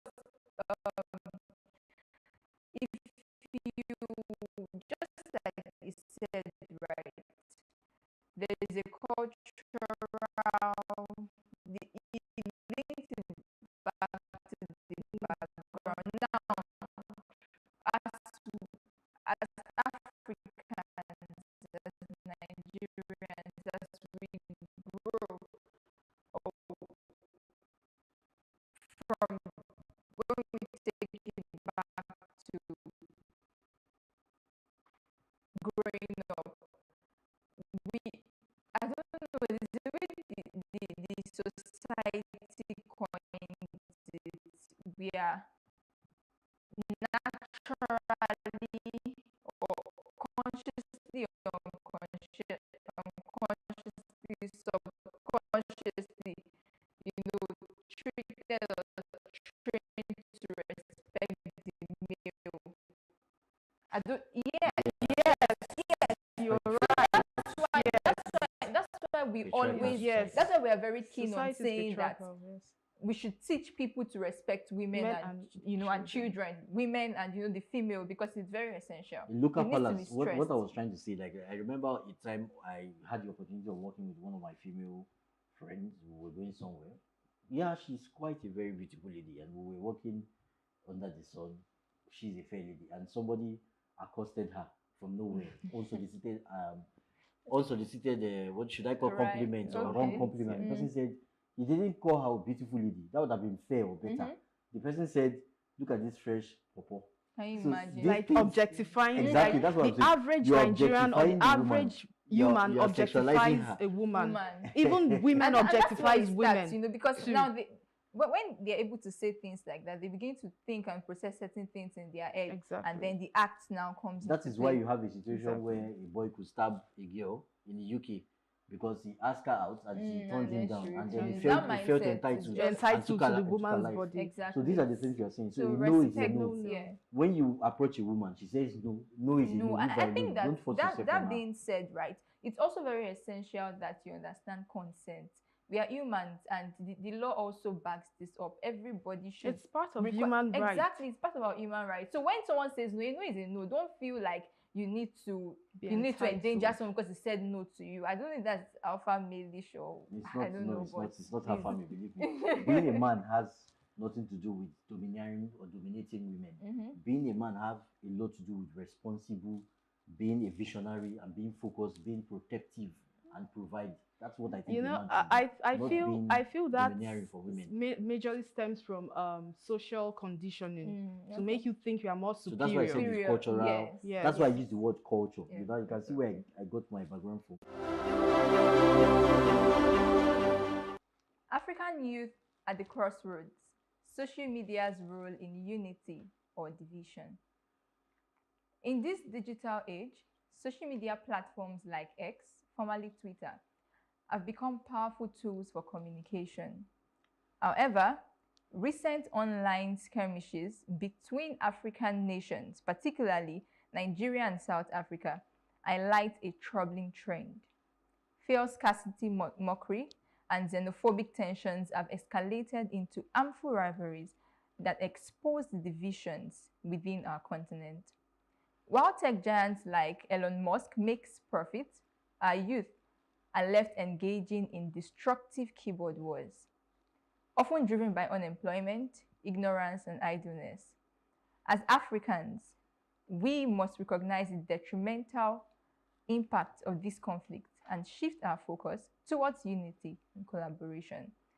Instead of tearing each other down, we should leverage social media to promote our shared values, drive sustainable development, and build a stronger, more united Africa. Our governments, elders, and leaders must also play an active role in guiding the youth towards meaningful online engagement that contributes positively to their personal growth and the continent's future. So interesting topic. Interesting topic, Very really, interesting. really, because I mean we've seen the uprising, just like Bola would say, right, on X precisely, and you know it's it's concerning. When I right? saw the trend on social media, I said, "Oh my God! Oh, you not guys, again. Nigeria is Don't going you have go something to do?" overboard." And you know, I feel this beef or feud balls deeper. Bad blood. You get Of it's course, a bad blood. I mean, it's deeper Goes than. Would you say Twitter is the victim? Both, because okay, both, they are making both money. especially. Twitter is making their Both money especially. from all of Yeah, this. it's So you both. won't say Twitter is a victim, except you're saying they are Anyway, victims of the thing making is, money. So it boils down. Sorry to cut you. It boils down to like xenophobia in society. Yeah. Not loving, not ready to change your mindset to address some certain issues that drag you back as a Yeah. society. And- So okay. I feel that is where all the problem came out from. Yes, and you know, it's baffling because why is it that African continent, like within, why are we just fighting fight each other? ourselves. We see And ourselves why are as we the fighting? competition We have instead of more pressing collaborating. issues to attend to than fight. You Anyway, know, so okay, you have something. The thing is, I'm going to say something quite interesting, but I want to hear Hussein's point of view because Hussein is a traveler. Hussein, I know you've traveled to some countries. You've been to South Africa before. If I'm wrong, correct me. What's your view on this? You know, the issue of Nigerians coming on social media. It's first of all started with Chidinma Additional, where South Africans denied her the opportunity to participate in their pageants. Yeah. And then they went on to congratulate another person from another Exactly, from another that country, make us another proud. continent. You know, like, Yeah. okay, she came back to Nigeria. Thank God she was received here. Now, it didn't stop there. Nigerian youths were preparing, they were trying to fight South Africans and they were order for both It sides. wasn't Nigeria. No, Let's get I don't know where they straight. started It's from. not from South Africa. Okay, whichever It way. was South Africans whichever who way. started it. Whichever way. Okay, let's say South Africans, they started it first. That's what They happened. started No, over, let's say. they book a boat on Twitter, right? Yes. Boat app. Yeah. And then the boat drivers will come out. ordering So right from Nigeria Like, all the way. no, So and- ordering from Nigeria. Yeah, exactly. And then when they come, they will cancel it. After they Exactly. burn their And then they will They the change. younger, I think the they young change their people, VPNs. exactly. They change their VPNs to be Exactly, Yeah. exactly. And the same thing, South Africa, Nigerians retaliated and Yeah, the Nigerians other boat actually ride. started. Sorry, they now retaliated. And you know a lot of South persons Africans came suffered and because were of this saying, because oh, fuel is not cheap. yeah. Petrol is not cheap. That was the in whole both countries. aim. That was the aim. So what's your view? Working that. You guys have actually spoke a lot, very well about it. In my own, what I would say is why people make use of social media, most especially in Africa, negatively, is the only aspect for them to express their anger. You know, the government is failing. That's just the truth. the government is failing, and they are trying to see why will they be living in an uncomfortable environment, and you are also trying to take advantage of the same situation on them. Now, I might not be able to talk to the government. I might not be able to fight the government the way I want it, because the laws is not even favoring individual citizens within the African space. But I can fight you dirty on social media to express how I feel, what I think, and freedom of speech and what have you. And this has constituted a lot to the ways and manners in which Africans manage themselves online. But if you notice, quite all right, you see that areas like some part of East Africa, like Kigali, Rwanda, they hardly participate in something like this. If you notice carefully, and you will see when you get to their country, the country is working. It's a working country, which means the laws of the government of the land is actually doing a whole lot. And people are actually busy. And when you are busy and you are actually enjoying a system that is working, you hardly have time to, banter unnecessarily. So I believe people in South Africa, say for example, they fought like more than 30 years, the colonial masters and what have you, before they got freedom. And eventually they got this freedom. Well, they have some lazy attitude, just like relating to some south part of Nigeria, where the men do not really want to work. Then Nigerians, precisely, are there taking the edge, being diligent at what they do, and they are feeling threatened. Do you get? So all these things are anger, like vested over time, and some part of laziness, or maybe they don't have job at hand at that time, and they are trying to express that. But you should not, it's quite unfortunate, because before you travel to any country, it's always advisable you browse through the internet, get to understand their culture, their ways of life. But in Africa, more especially in Nigeria, it's a lot of things that people read on the social media that without, it's personal opinion that now constitute judgment, that people now feel majority of us Nigerians are just like this, and not knowing that some people are expressing their anger, and it's that anger that is actually constituted the ways and manners in which they talk, and that is actually not our true identity. So social media is expected to be a connecting tool to help us build our potential, to help us attract more investors, more collaboration, more businesses, a lot of things to help us develop. But unfortunately, social media is being used the other way around. And again, how do we cope it? The government has to work. When people are busy doing what they love doing, working for why they are building their dreams and stuff like that, you hardly see people active on social media. They just come there and while they wait time, but it's not going to be like as harsh as we see today. All right. Yeah, thank you, Hussein, for that. Hussein said that, Hussein, on a lighter note, though, you seem to like Rwanda a lot, and we are not bantering unnecessarily, even though we banter. Point noted.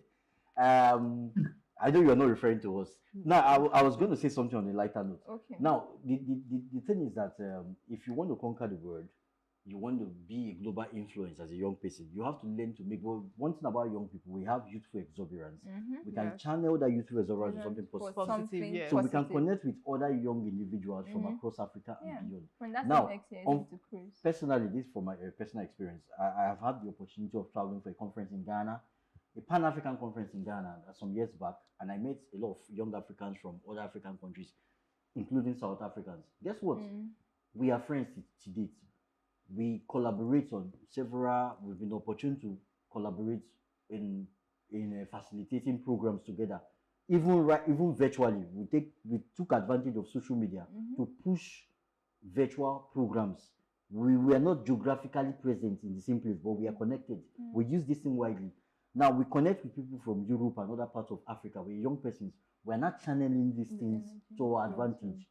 Social media itself is a tool. It's not the devil here. The problem here is xenophobia, youth unrest, massive unemployment and frustration. That's the problem. Thank you. So Hussein said, he noted this point that I want to address. So he said right to freedom of speech. So there's this popular saying amongst legal practitioners, where your right stops is where another person's right begins. So if we're talking about freedom of speech, oh yes, we all have our freedom of speech, but you need to understand that where your right to freedom of speech stops, that's where another starts. So when we are making use of social media, of X, social media in general, there's need for us to have this at the back of our mind and also be responsible for our behavior and our act. So he said something about a country that's working. That's why I mentioned, that, unemployment. In fact, we Nigerians are facing unemployment. We're facing what I do. So that's why, truly, because you mentioned that Rwanda, oh, sorry, I mean some young guys, because people like Hussein are busy doing something with their, and us too, we on doing the something with their time. We don't have time to be bantering over jollof rice. Which jollof rice? Let me tell you that day, it's not like a brawl. It's not like a war bath. Yeah, exactly. Like having a bloodbath on social media. So there is this thing about holding classes on responsible usage of social media, because most of these youngsters, they do not know how to utilize it effectively. Instead, they are using it to more like settle scores. There was one I saw like last week, and the lady was just bashing all the presidents of Nigeria. A grown woman, you get. So there is a need for responsible usage to understand how to education, to because I think that they need how to use it responsibly. Yeah, they need to know that you need a reputable online presence, which is very essential. That even reminds me too. I remember some years back, while I was very active with Junior Chamber International, maybe from the background, we had the president then that would tell us collaboration is the new competition. Now, instead of us competing about which jollof rice is sweeter, if it's Ghanaian jollof, why not come together and cook it and do something like a South Africans and Nigerians who are more creative, who are more good or something, or wealthy or whatever. Why don't we collaborate? And then that's where they coined the word co-opetition. Co-opetition. Have you heard of that word? Cooperative competition. We cooperate together. We have a lot of problems in Africa. We are backward in terms of technology, we are backward in terms of education, we are backward in terms of economy, and so many things. Can we work to even security? Can we young people provide solutions to these our challenges? We don't have to be in power to do this. We can actually collaborate amongst ourselves and then have healthy competition to solve our similar challenges, where our leaders, the African Union leaders, can actually pick this idea from these young people and then give us opportunity to contribute to real social change than being very, very unproductive on social media, talking about which jollof rice. Exactly. Or harmful trends. Hussein is there. Hussein wants to say something. Yes, so exactly, Elijah, just what you said, that we need to collaborate together to compete. Right? We are not actually competing, we are actually trying to collaborate.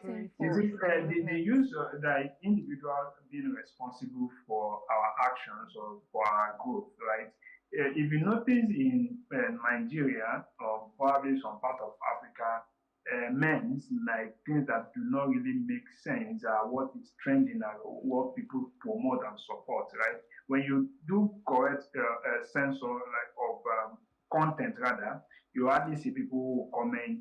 And when you look at it, the only person I can say when it comes to comedy and so use of social media to communicate, that actually when you listen critically to his content, they are actually making sense. It's from South Africa actually, Trevor Noah. If you look at his content, the guy is actually very good. He knows when to stop and when not to bring in some things into play. Right, and when you look at the advanced nation, when the use of social media, I could recall when Elon Musk took over, bought Twitter, then former X Twitter, there were a lot of engaging conversation as to the right of the workers who are working with Twitter, downsizing and stuff like that. It was a good engagement that you see a lot of comments, constructive ones, not like the way we use it here. So I think beyond making it a place to, ease up and what have you, we should also censor the content that we also bring into play. And I believe, just like Inekwe said, that freedom of speech, that where your freedom of speech stops is where another one starts. And for me, I think expression of anger it has different ways to do it, but there should be penalty when you go, astray, you go out of your words. Once one, two people are penalized, just like in advanced nation, people will learn to manage their words and be responsible for whatever they say at any given point in time. Yeah, thank you for that, Hussein. So I think you already actually dwelled on what we're going to discuss before, we go on a short break. That's the role of the government, right, in ensuring to caution this act. So Elijah, Bola, what do you have to say? What role do you think the government can play, do you understand, to caution this misuse of the social media? You mentioned one, right? Policy making, right? What's it called? Punishment and what have you. Okay, like we talked about freedom of speech. Yeah. You cannot curtail people or try to use iron fist on them not to express themselves. It's True. more like a two-edged sword. Yes, so what I should say, what I want to say is that create programs, create policies, yes, for responsible usage of the internet. You get, some people are not educated. They do not know that they can actually benefit so many things from the usage of internet. They only think it's about bloodbath, word bath, and all that. You see someone who has the opportunity to like do something great for you, and you insult the person because you're on social media. There is this saying that you see on social media has made everyone equal. When socially equal, you get. True. So it's a problem there where you are not educated, when youth are not educated on how to properly use social media. So my 2 cents is create programs for responsible usage. Yeah. Elijah. Well, she has said all, and even the policy and the rest. Yeah, we're talking about Nigerian double standard, a citizen rule. It is a brand new day in a city full of prosperity. A young man was seen muttering loud and repeatedly saying, "Can this situation change for good at all?" He spoke about the policing system that is expected to protect the people, but yes, prioritize protecting the rich and making the poor that are vulnerable. He spoke about the civil servants employed to run a better system, but yet create numerous barriers when new innovations that can make the system better are being introduced, and are the first to complain about bad governance. As it continues, it becomes worrisome as the leaders of tomorrow's future is currently being challenged, considering the decay in the public education system and high cost of private education system. Yet, the entertainment industry that now promote indecencies in words, actions, dressing, and all are being celebrated, which questions the need to even have an education in the first place. Yes, it has eaten so deep that money and knowing how to spend it is the only thing needed to manipulate most citizens, voters, or rather vote cravings, while selecting the leaders ahead of morals, values, and willpower. And those that understand the consequences of such actions only wills without taking any corrective action, making the process business transactional only.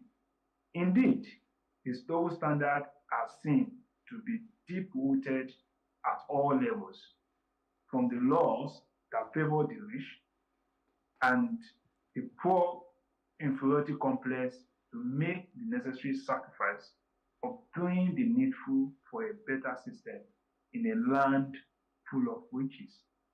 The time for a critical rethink is now, before it's too late. Fellow advocates, let us see the decisive way forward for us to get out of all these menace that we find ourselves. What do you have to say? It's quite sad in the sense that the fabric of society is rotting away. That's the language I can use because it fits. We have wrong the youths are exposed, especially the very younger populace. They are exposed to wrong standards. They see something normally once upon a time people frown out. We all frown at as a society. Now they see it as a norm. So when you start seeing nonsense, when you start seeing something that is wrong as a norm, it becomes a problem. Honestly, it becomes a huge problem in society. When you see some certain kind of people who are not supposed to be celebrities. Now everybody is a celebrity. So far you are And famous. then they now Even the promote- infamous. They are promoting. They are And then they are now celebrities. promote. They tend to project their they ideology, their wrong actually ideologies on abuse people. that Exactly. title or the Yeah, I feel like exalted it's been position washed of a down. celebrity. Yeah. Every Yes. Tom, Dick, and Harry with a good phone, camera, can and be a platform, celebrity social now. media, Celebrity can just be already. Or an Become an influencer. That's the word. Influencer. That's What are you influencer. Do you know influencing? what That's an the question. What are influencer you is? influencing? An influencer should be more like that word carries so much weight. You get Morally you are influencing upright, ideas. You are But- influencing lifestyle. You get it's but now you see someone from nowhere without any good track record. I'm an influencer. So that's a problem in society. So there's moral So decadence. it's Exactly. yes. So it's now from this point of view, it's a general. It's a general point of view. Right? Even It's not in just politics, so it's not in, just the government, society, even the citizens, even in families these everywhere. days, families, Yeah, in yeah. families, you see number of divorce rates. Or okay, I feel when it comes to issue of family and all that and children, the way they are being raised, you see, there was a video I watched some time ago about a boy, 17-year-old, buying a car for the parents. Then, yeah, so 17-year-old. What does it do? 17. Then the mother was screaming and shouting, no, take this car back. So I was telling myself, if many of these parents can actually do like this, at least there'll be a level of decency and caution on the side of the children. Now, the average 17-year-old feels that if I buy a car, I bring it home, my parents will be impressed and I'll be supported in anything I do, whatever. Well, I don't see anything wrong with the 17-year-old buying a car. No, that's why I asked what it was. Buying a but I car get at the angle 17 you are is not a problem. But Yes, I'm I coming understand from the angle you are coming a from. You are particular coming angle from the angle. Even of how child did of- you get this? Yeah, How? sure. Even a child of 10-year-old can buy it. Yes, Sure. sure. Ask me how. Yeah. Like you have in advanced society where some children are very talented. Yeah, At they young are age, gifted, they their parents paid actually- royalties yeah, and all their that. parents will actually chaperone them and guide them to having contract with maybe an entertainment Yes, industry or whatever. entertainment. And then Precisely. whatever money comes But from that's the a parents valid will one. do. That's But a that's a valid different. That's and a that's a one. valid one. But I understand the angle you are coming from. You are coming from the angle of moral decadence. Yes, Everybody yes. wants to make money at all costs, At all doing the costs, wrong exactly. things. Exactly, Elijah. Sorry to cut in. Narrowing it down to Nigerian space, right? You made mention of someone who is brilliant. Have you ever seen any Nigerian institution, probably primary, secondary, giving a prize worthy of, let's say, 10 million, 15 million to somebody who is brilliant? But you Yeah, can see they a don't actually. BBN Nigeria who are exposing themselves, Oh, promoting precisely. Now that's indecency. what we're talking about. They are being compensated with Making- millions, tens of millions with Exactly. cars, house, and stuff like For that. doing the wrong Making things. the Like wrong things compensating the a norm. wrong things. Exactly a norm, and then you know And shunning the it right even makes things. people We who have are doing corporate, the right we have thing corporate feel like they're organizations, not. large multinational companies sponsoring entertainment programs that contribute to moral decadence. Yeah. Unfortunately, I won't mention any particular brand. Now, but you it's know what not- I'm it's talking not a about. game of- But you now have people in university that come out with good first class First class, degree and they don't in even have mathematics, jobs. They don't science even and get technology. jobs. They don't. If I thought they even give them an award, it's not more than 100,000 naira. For some of these sponsors, it's 10,000 not a naira, game thank you of for saying. aligning What are with you their using values 100,000 anymore. naira? It's not a game of aligning with their values. It's a game of fame. How famous is this brand to Mhm. push my brand forward? Precisely. You get. Nobody now No, compensates. who will take you care know, of or Nigeria? Nobody is reckons taking with- care of the Nigerian society. Precisely. Everybody is, I don't care, it doesn't concern me. My son is not involved, my child is not involved, it doesn't concern Everybody me. And then just wants there's to- the fabric of the society is being destroyed day by day, and no one cares. That's disastrous. To make it worse, right? I was opportune to be part of the national process build-up of 2019 election with the young presidential aspirant. And I can tell you that at a point, the young presidential aspirant has to come down and say, the youth we don't have, security we don't have, money we don't have. Because there are some so-called royalty that they did not come out because we did not pay them certain money that they are expecting. So you see, during the election process, that we are expecting people to choose right and see people with power, with track record of what they've done. But no, they prioritize those short money of 2,000, 3,000, and as high as, like we see in the last election, of 250,000 that people are being given just to vote in. So, and once they get that, they're seeing it as business, like a business transaction where I need to, spend billions of naira to get to the office. And once I get there, I don't have business with you. My own business is how to recoup such money. And then it now affects the ways and manners in which we are being, ruled, we are being addressed. A lot of moral indecency are actually going on and forth, because there are critical things that need to take charge, which is the government, the critical entity rather, which is the government. But government is not transactional.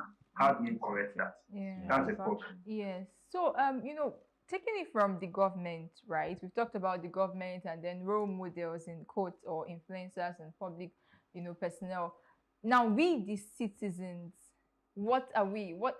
There are double standard, practices amongst the citizens. So let's take, for example, right? Of course, we know that the economic state of the country is in shambles, but when you go to the market, why is it that we citizens, you see the market men and women at every point, every slight opportunity, they use it, they even if they are making profits, right, they increase it, and then they say, that's the country, that's what is going on. So we, the citizens, need to also talk to ourselves. You see, when there is, let's take, for example, fuel scarcity. Okay, it is scarce, maybe the price is still the same. All of a sudden, transportation, this I can transportation, this because I people can selling black market fuel in quotes. So we are also the problem. That's what is insane. Yeah, you see, community the road is breaking down. Now everybody is fighting for their stomachs. So that's the way I see it. Exactly.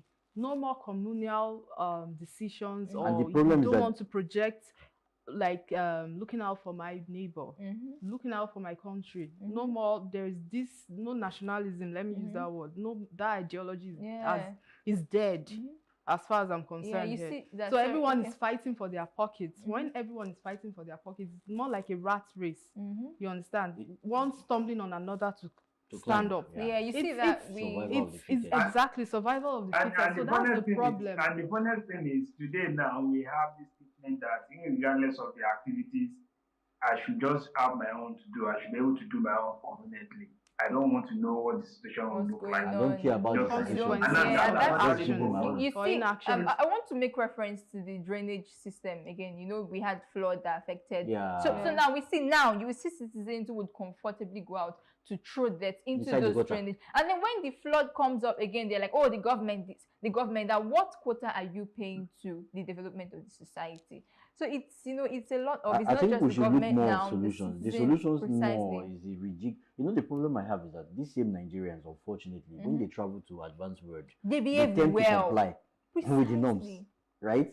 Just like Mr. Hussein always talk about Rwanda. When they travel to Rwanda, they comply. Everything actually boils down to the government. Even in abroad that you're talking about it, because the laws in the state is very fixed. Implementation. Right? The government are doing that. I can give an example in Lagos, for example.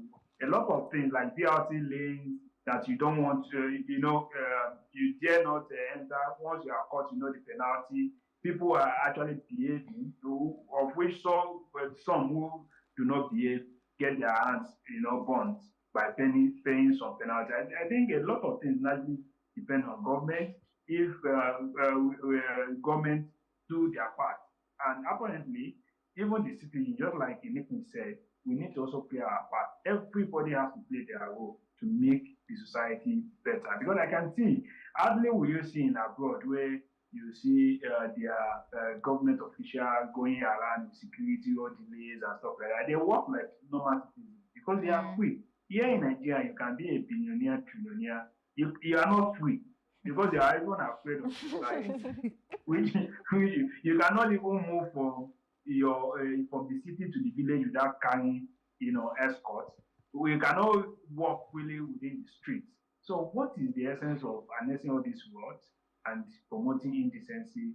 And it's a lot, and it's worrisome. It is. Every Nigerian has a role to play to ensure that double standard is reduced to the barest minimum, even if possible, is eradicated completely. Let us do the needful. Let the right be right and wrong be wrong. Let us not promote mediocrity in any sense. And when we see things that are not the way it is, we should say it as it is and promote a saner society. Up next is Felix Elijah. Please do stay with us right after the break.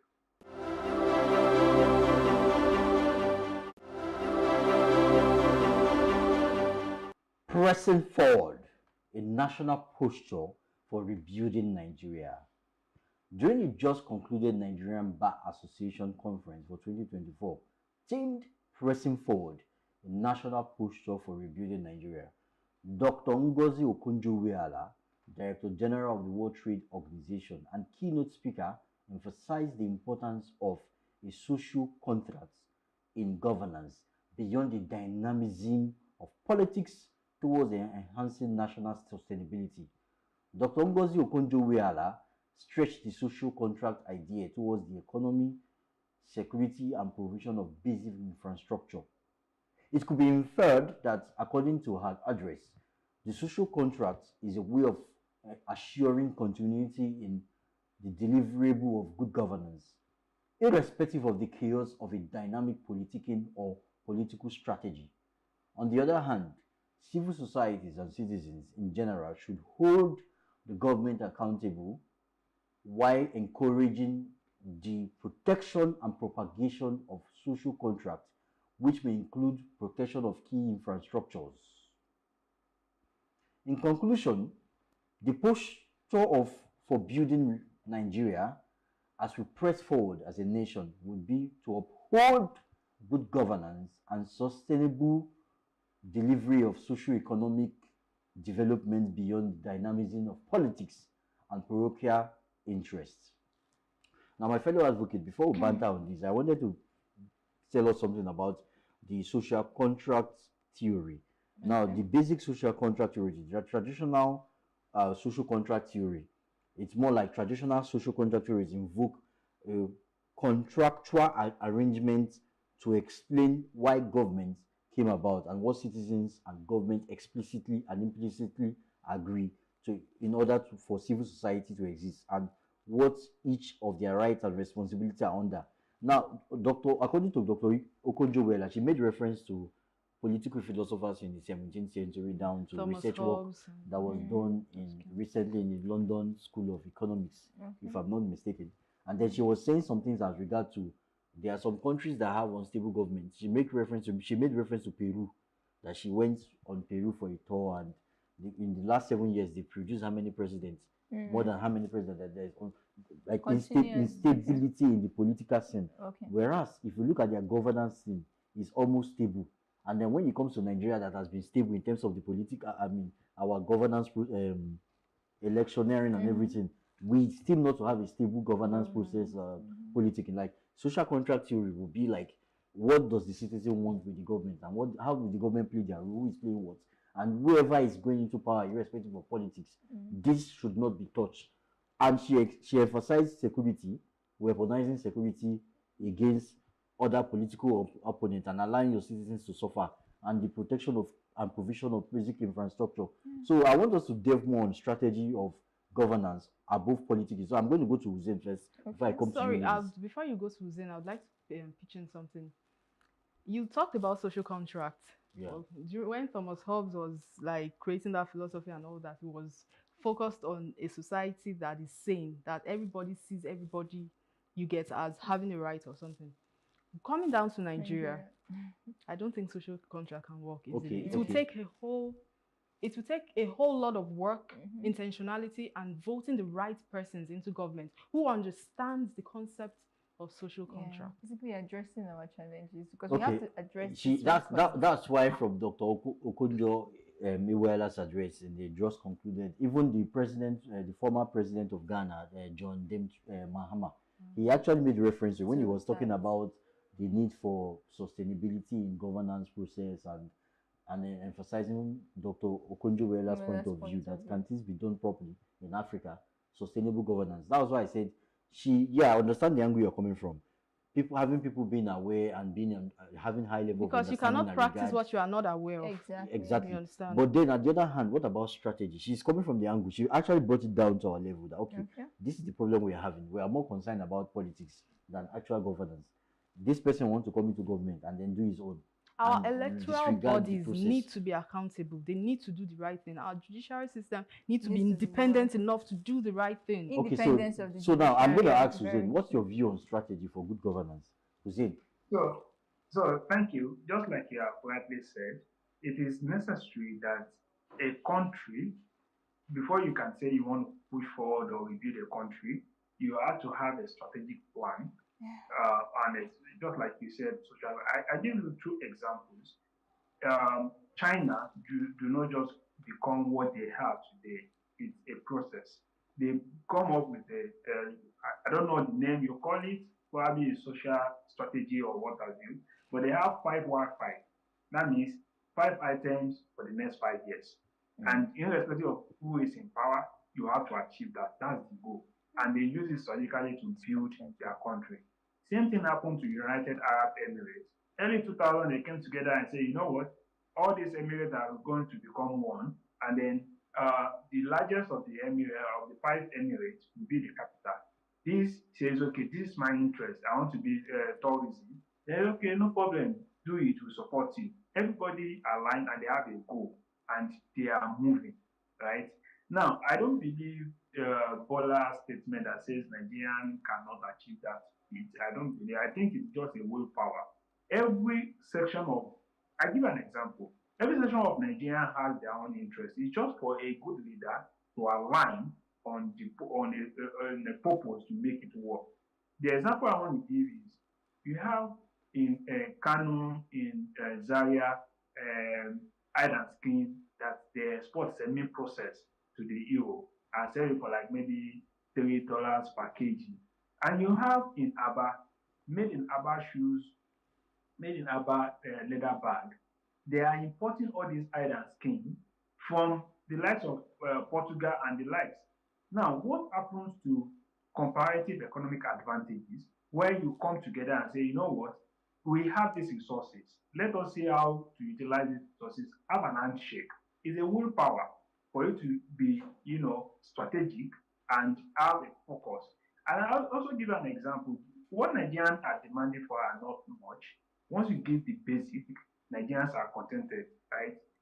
In Lagos today, I say it anywhere, any party that wins the election, irrespective of the ruling party or whatever, even if not the winner, they do not have any reason not to work because the system has been built already. I recall some time ago when during former Governor Ambode's tenure, when they want to start this house levy of the thing, Lagosians came together and said, no, you are trying to exploit us. And the government reverted. That means there is a working system that you cannot just bring a law that will affect the citizen negatively and the citizen will not be able to communicate or fight back. So in essence, what we are saying is it is possible. And one thing that people do not pay attention to is actually the legislative arm. We pay too much attention to the executive arm, governor, president, chairman of local government, and what have you. And we rely on the court, which is the judiciary arm, to make judgment when you have grievances. But neglecting the fact of the legislative who are actually making this law. You're having people who do not really understand the law that they are making to even help to review the entire system. It is the right time we begin to focus on the legislative arm who are going to the House of Assembly, House of Representatives, and Senate to make a law that will favor, a rebuilding process or a sane country. I think that is one aspect that we are missing. And once we are able to do that, it will be able to hold any executive or the judiciary responsible for their actions if they do not act appropriately. All right, thank you so much for that. Okay. You made mention of something that legislature, you get legislative and the people there who do not even understand the laws they are making. That's part of what I was saying, that if these people are not aware of the things they do and understand the positions they hold, how do they now understand something like social contract? Except you have good leaders, not just good leaders. It's one thing to be a good leader, it's another thing to be a functional leader in politics and an informed leader in government. You understand? So that is what we are talking about. Yeah. So so I think you made like really nice points, right? I like that you actually talked about the economy, state of the country, and then you talked about the legislature. So yes, you said that some of these people who are in the legislative don't even understand the law, right? And so they don't even understand the society to be able to create these laws to attend to the issues that that we are facing as a country. But then again, let's take it back to the economy state of the country. So I feel like economically there are things that we need to attend to, and that's where the strategic development comes in, or taking strategic steps. I actually feel like we put so much focus and attention on oil.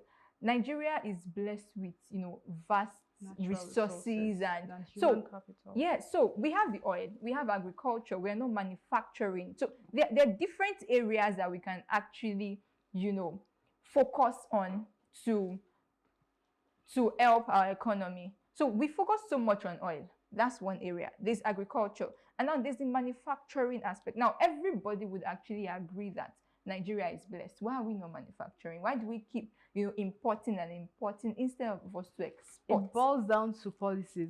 So if you look at it critically, in the developed nation where people are actually working, where things are actually working, it is the law. And it is the work of you see, the legislative arm that we are not taking cognizance or we are not taking as important as it should be is actually a major factor that could reshape the economy. I'll give you an example. Yeah. See, let me tell you something. The constituency project, whatever, the legislative has no business doing business. Do you get? Of the executive.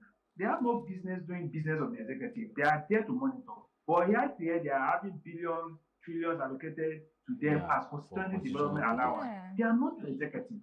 Do you understand? Yeah. These are the people who are expected to monitor the process to ensure that what is needed to be done, migrating from oil-dependent nation. Because one time we've been agricultural dependent nation before the discovery of oil.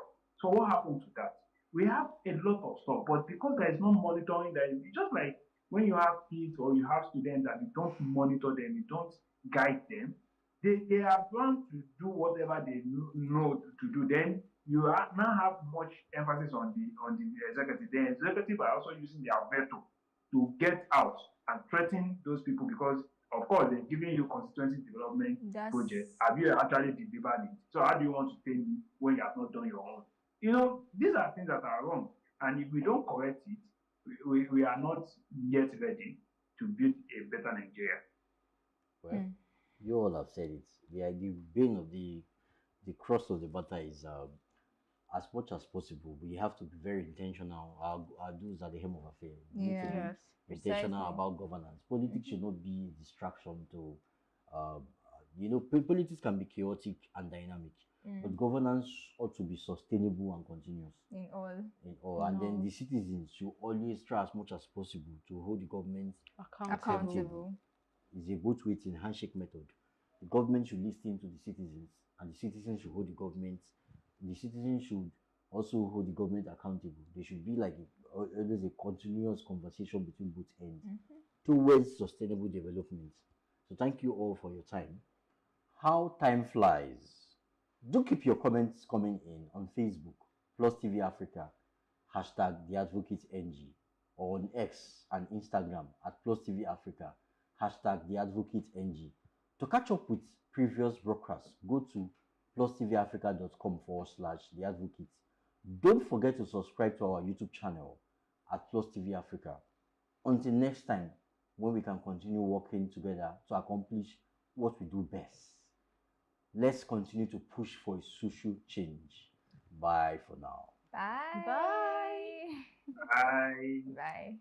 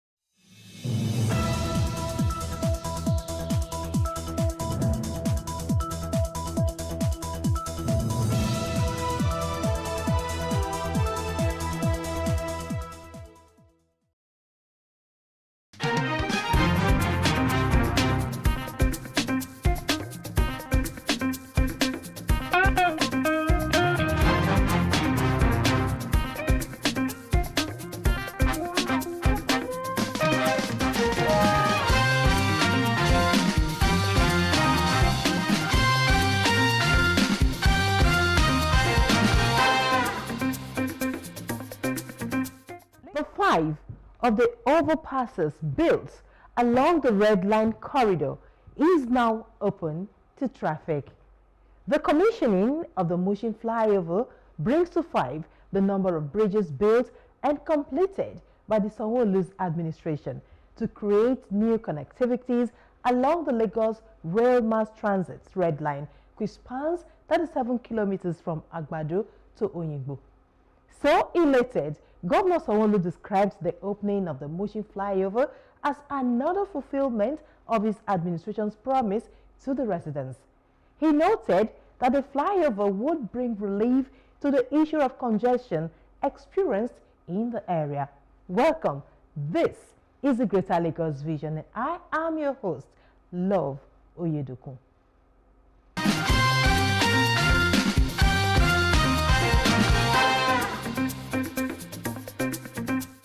On this episode, Sanwo-Olu was foreign investors at LCCI conference assures of conducive environment. Sanwo-Olu opens last Red Line flyover in Mushin. Plus, healthcare, Lagos ship sets sail, promises enhanced patient care and efficiency. Details of these and many more when we return. Please stay with us.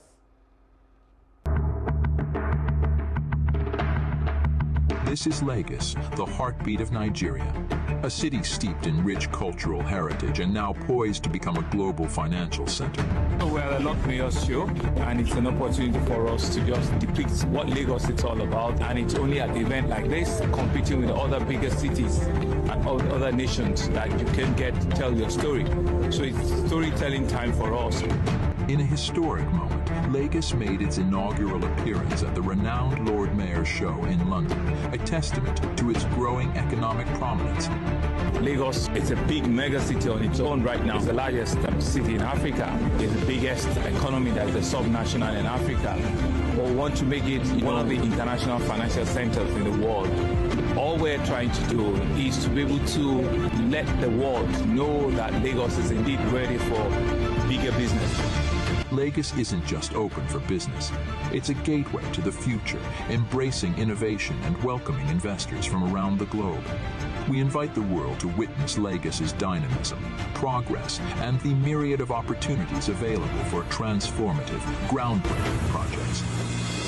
Lagos is indeed ready to take over the world in the financial space, in the economic space, and to truly really be able to tell both the Lagos, the Nigerian, and the African story, and be able to let other parts of the world know who we are, understand our culture, understand that we're the center of culture, entertainment, music in the whole of Africa, and to also be able for people to know what we have to give to the world.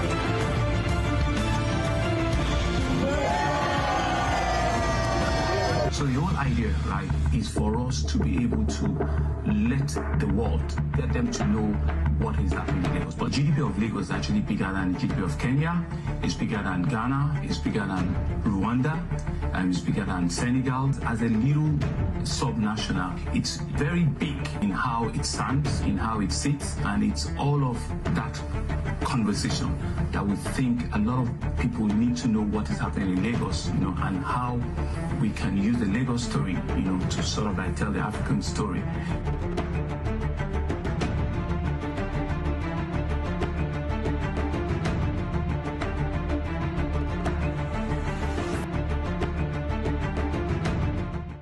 State Governor Babajide Sanwo-Olu has reassured investors that both the state and federal government will continue to create a business-friendly environment for them to thrive. Sanwo-Olu spoke as the chief host at the International Business Conference and Expo 2024, organized by the Lagos Chamber of Commerce and Industry, LCCI. The LCCI International Business Conference and Expo is an annual business event held in collaboration with Lagos State Ministry of Foreign Affairs and the Ministry of Industry, Trade and Investment. The conference could best be described as a convergence of global business leaders, government officials, and industry experts. As the largest business gathering in Nigeria, the 2024 LCCI International Business Conference and Expo is expected to play a crucial role in driving economic growth, attracting foreign investment, and fostering innovation within the Nigerian economy. The president of LCCI, Gabriel Idahosa, highlighted more on the theme, Invest Nigeria. Nigeria is strategically positioned by the size of the economy, the population, and central location as a gateway to the African markets. The African Continental Free Trade Agreement presents a unique opportunity to strengthen our trade ties with our neighbors and position Africa as a critical player in the global economy. Lagos State Governor Babajide Sanwo-Olu expressed commitment of governments in ensuring business-friendly environment for investors to thrive. Lagos cannot do it alone. We want these investments to be reflective in almost all parts of our country because the country is large and is big. But we can be a sounding board. We want to open our doors to be able to use us as a test case so that investment and businesses can come to the country and can do well.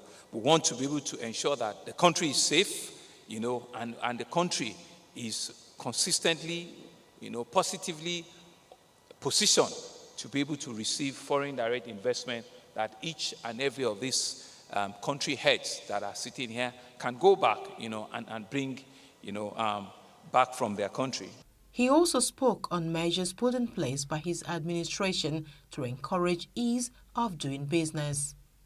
Vocational training and skills development is one of the things we want to partner with VDMA, which is a German-known vocational institute. And we also want to ensure that all of the technology that they have been able to do and pass on, that we can keep it and we can run it, in Lagos. I can continue in each and every one because all of them I'm excited because each and every of our ambassadors have spoken very, very well, about their technology. I've had the opportunity to go to Israel myself, and I know that part of the things that Israel do very well is agriculture.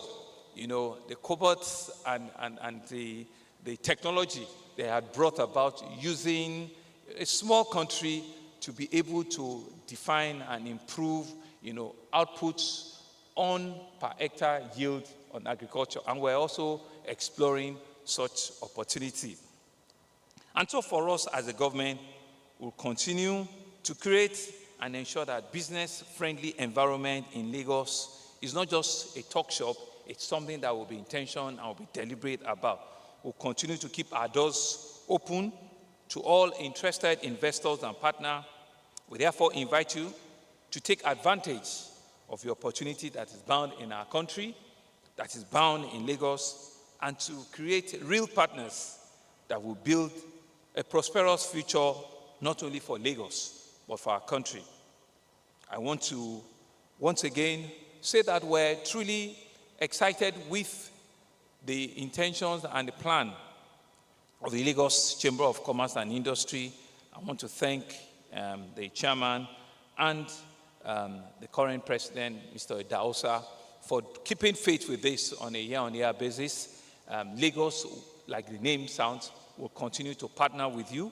We'll continue to ensure that we can use our government as a diving board, as a springboard with other parts of the country. Speaking in the same vein, the Minister of Marine and Blue Economy, Gboyega Oyetola. And abundant resources present fast investment opportunities, particularly in the marine and blue economy sector. Despite the existing challenges, the government is committed to creating an enabling environment that fosters economic growth and attracts significant investment. Today, I will highlight some of the government incentives designed to drive investment in the marine and blue economy sector. The Nigerian Export Processing Zones Authority oversees freight trade zones and export processing zones, offering attractive benefits such as exemptions from custom duties, VAT, and corporate taxes. These zones are specifically designed to attract foreign investment, promote export-oriented businesses, and catalyze the industrial development. Nigeria's commitment to the African Continental Trade Area, AfTA, has created new export opportunities for the marine sector. Under the Guided Trade Initiative, Nigeria has already commenced shipment, paving the way for increased trade flows across Africa. The Federal Ministry of Marine and Blue Economy, through the Nigerian Ports Authority, has also licensed several export processing terminals, which fast-track export procedures and enhance the efficiency of trade processes under the African Continental Free Trade, AfTA. Infrastructure support. Public-private partnerships are vital in Nigeria's infrastructure development strategy, providing opportunities for investors to participate in projects such as roads, ports, and power generation. The Infrastructure Concession Regulatory Commission regulates these PPPs, ensuring that investors have clear and transparent frameworks within which to operate. Also speaking, the State Commissioner for Commerce, Cooperative, Trade and Investment said that the ministry has a mandate to attract investors to Lagos. She assures investors that Lagos is open for business. This year's conference was no doubt a landmark event with many unicorn companies introduced to the Nigerian economy.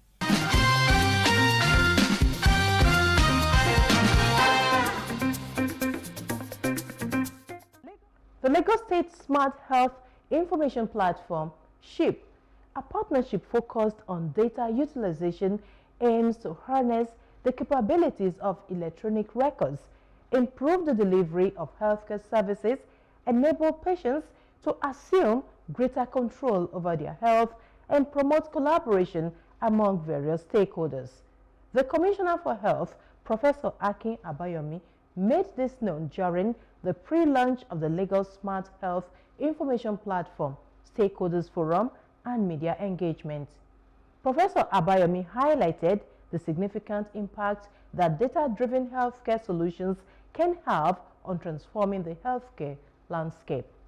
The phase one of the SHIP will create an interconnectivity between all our general hospitals and our primary healthcare facilities, alongside with the Ministry of Health and any other public health facility and medical agency in a manner in which all of them will be interconnected.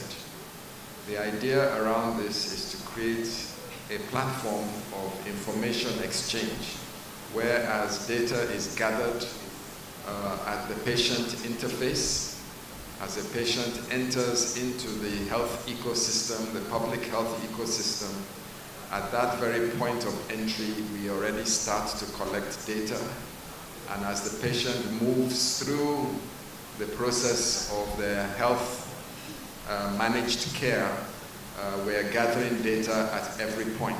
Special advisor at the Lagos State Ministry of Health, Olukemi Ogunyemi, stated that the initiative represents a sophisticated, patient-centered health information system that leverages technology to assess operations, thereby facilitating informed decision-making aimed at enhancing patient interactions with healthcare professionals.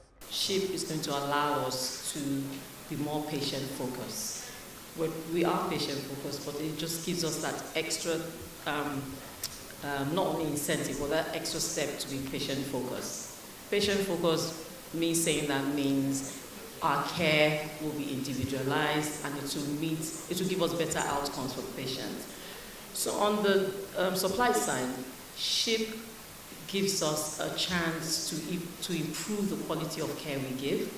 SHIP allows all the healthcare professionals to be able to work at their best. The managing partners firmly believed that this initiative will empower the state government to transform the healthcare system. SHIP will be exposing a number of application programming interfaces called APIs, through which data will share. When SHIP is ready to launch, which we hope should happen in another 6 months, we will have delivered a number of API services. I'll mention a few of these services. One is the patient demography service. This patient demography service allows us to uniquely identify and index every patient that presents at our health facilities. Had that experience in financial dealings, and we hope to replicate that in health, whereby we create a mechanism where information is moved seamlessly between all the individual players, and therefore the state will then benefit from this, and this will then translate into better outcome for patient care.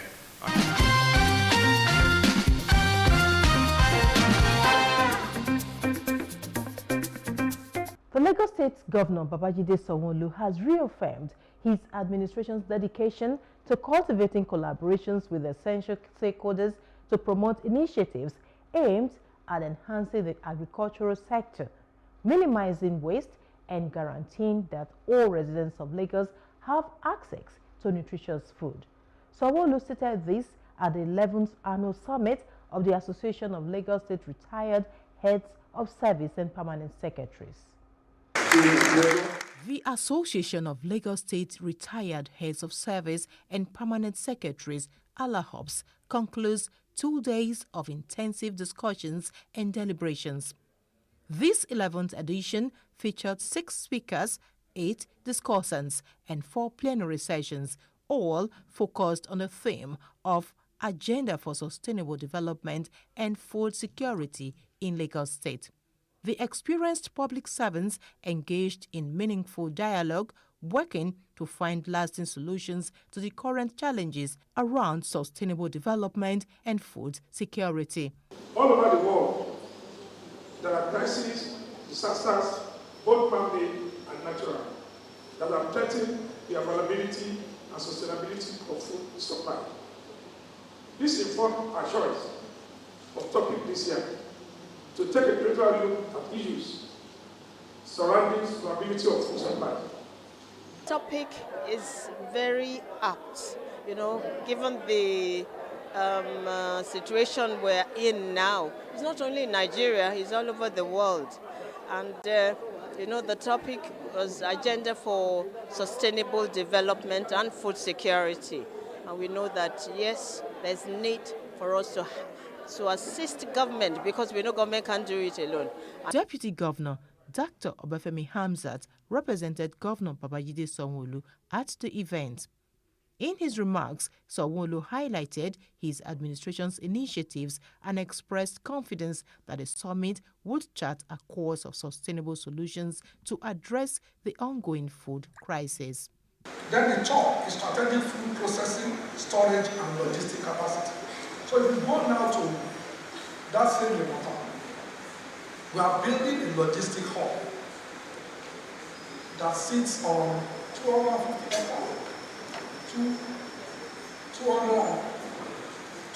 hectares of land. And the idea is this: we should be able to store food that will feed us for 9 months.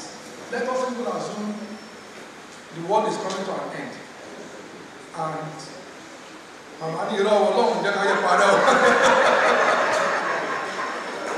it's an assumption that let us say that we cannot produce anything. So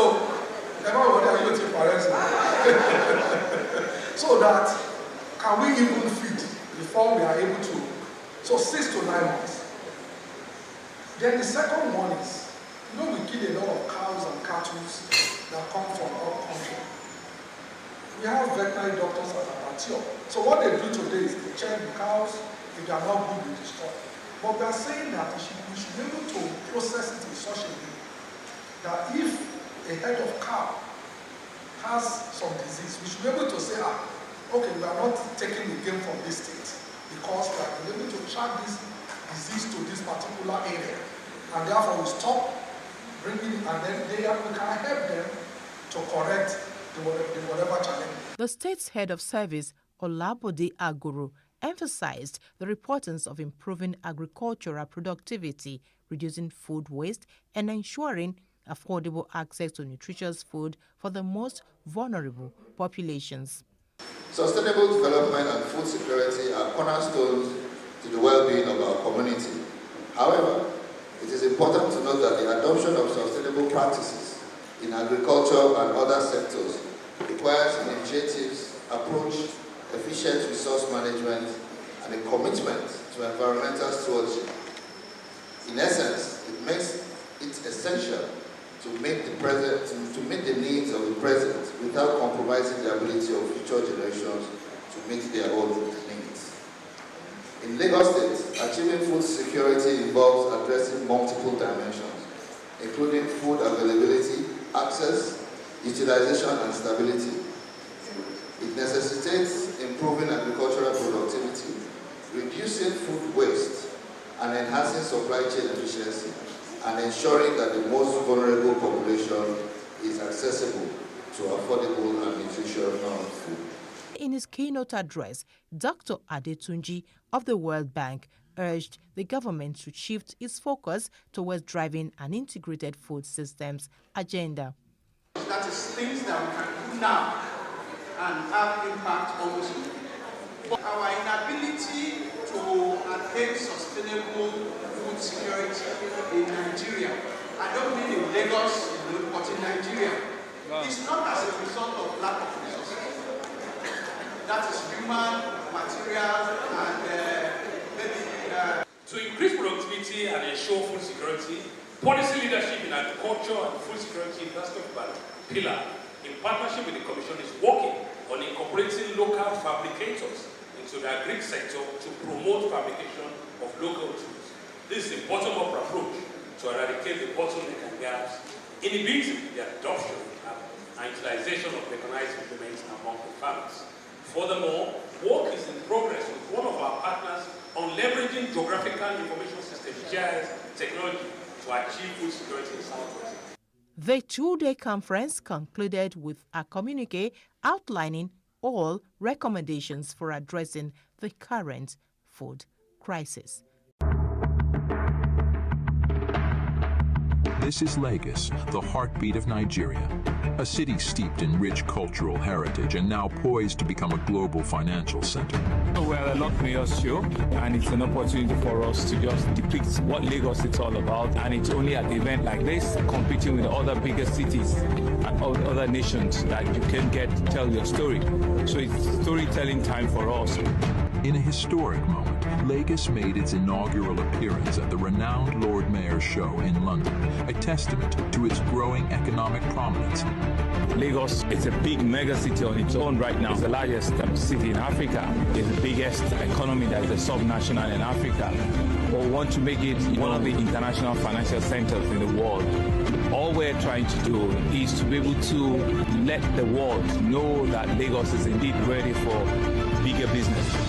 Lagos isn't just open for business. It's a gateway to the future, embracing innovation and welcoming investors from around the globe. We invite the world to witness Lagos's dynamism, progress, and the myriad of opportunities available for transformative, groundbreaking projects. Lagos is indeed ready to take over the world in the financial space, in the economic space, and to truly really be able to tell both the Lagos, the Nigerian, and the African story, and be able to let other parts of the world know who we are, understand our culture, understand that we're the center of culture, entertainment, music in the whole of Africa, and to also be able for people to know what we have to give to the world.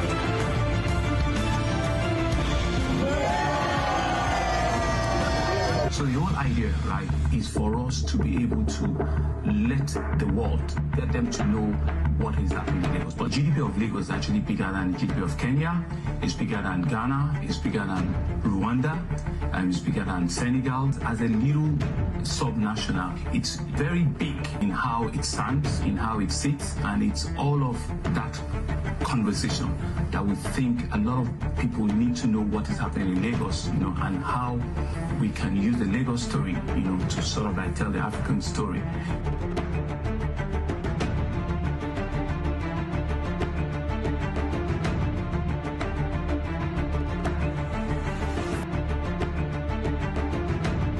That's all we have for you on this episode of the Greater Lagos Vision on Plus TV Africa. I'm Lovey Kuku Oyedokun. Bye for now.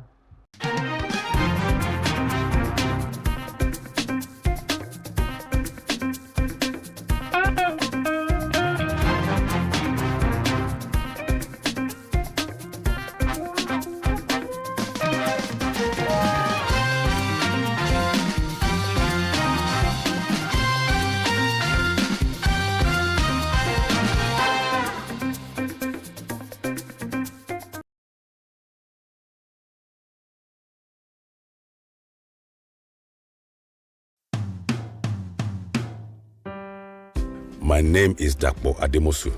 Here is my good old day story. I am always filled with nostalgia each time I remember those good old days. I look into the past with joy and gaze into the future with hopes of brighter things to come. I have many stories to tell.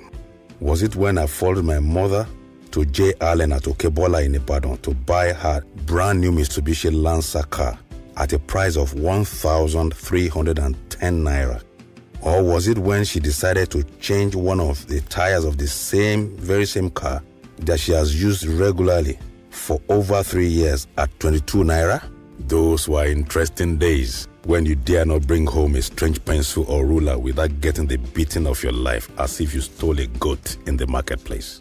Days at my former school, United Missionary College, Ibadan, UMC, when you would prefer to run away instead of facing a beating for losing your Cortina shoes, even though it was only one leg you lost, but still the same offense. After a school football 3-a-side set with our monkey posts. Oh, our parents at that time certainly did not spare the rod just to ensure that we are all who we are today. We surely turned out good. Wow, life was good in those days when every naming ceremony must come with puff-puff or pancake for the whole neighborhood. And each time you see those covered dishes arriving, you know that somebody is doing a naming ceremony nearby. We all rejoice because we have to share in the puff-puff. And same thing goes with the Ileya meat. Every neighbor shares the Ileya meat with the neighbors. And later years, we were always excited when school vacation was approaching for possible openings in organizations for a 1-month vacation job, which is supposed to train us on the value of money. And we were trained to develop a sense of responsibility and a culture of savings. How can I forget growing up with Kolo in my possession, which now all the children call piggy banks? That is, if any child has a piggy bank anymore.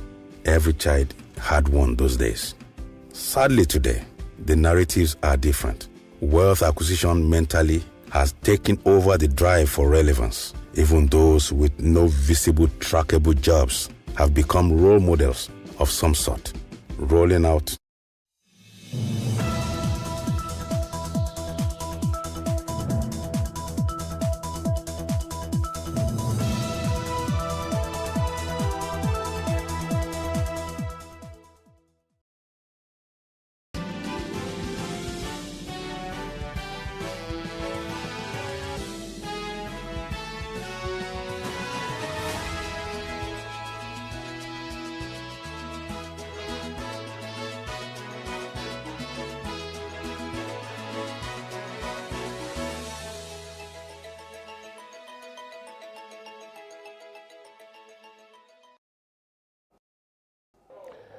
Hello and welcome. I'm Emmanuel Olububukun and this is the news brief.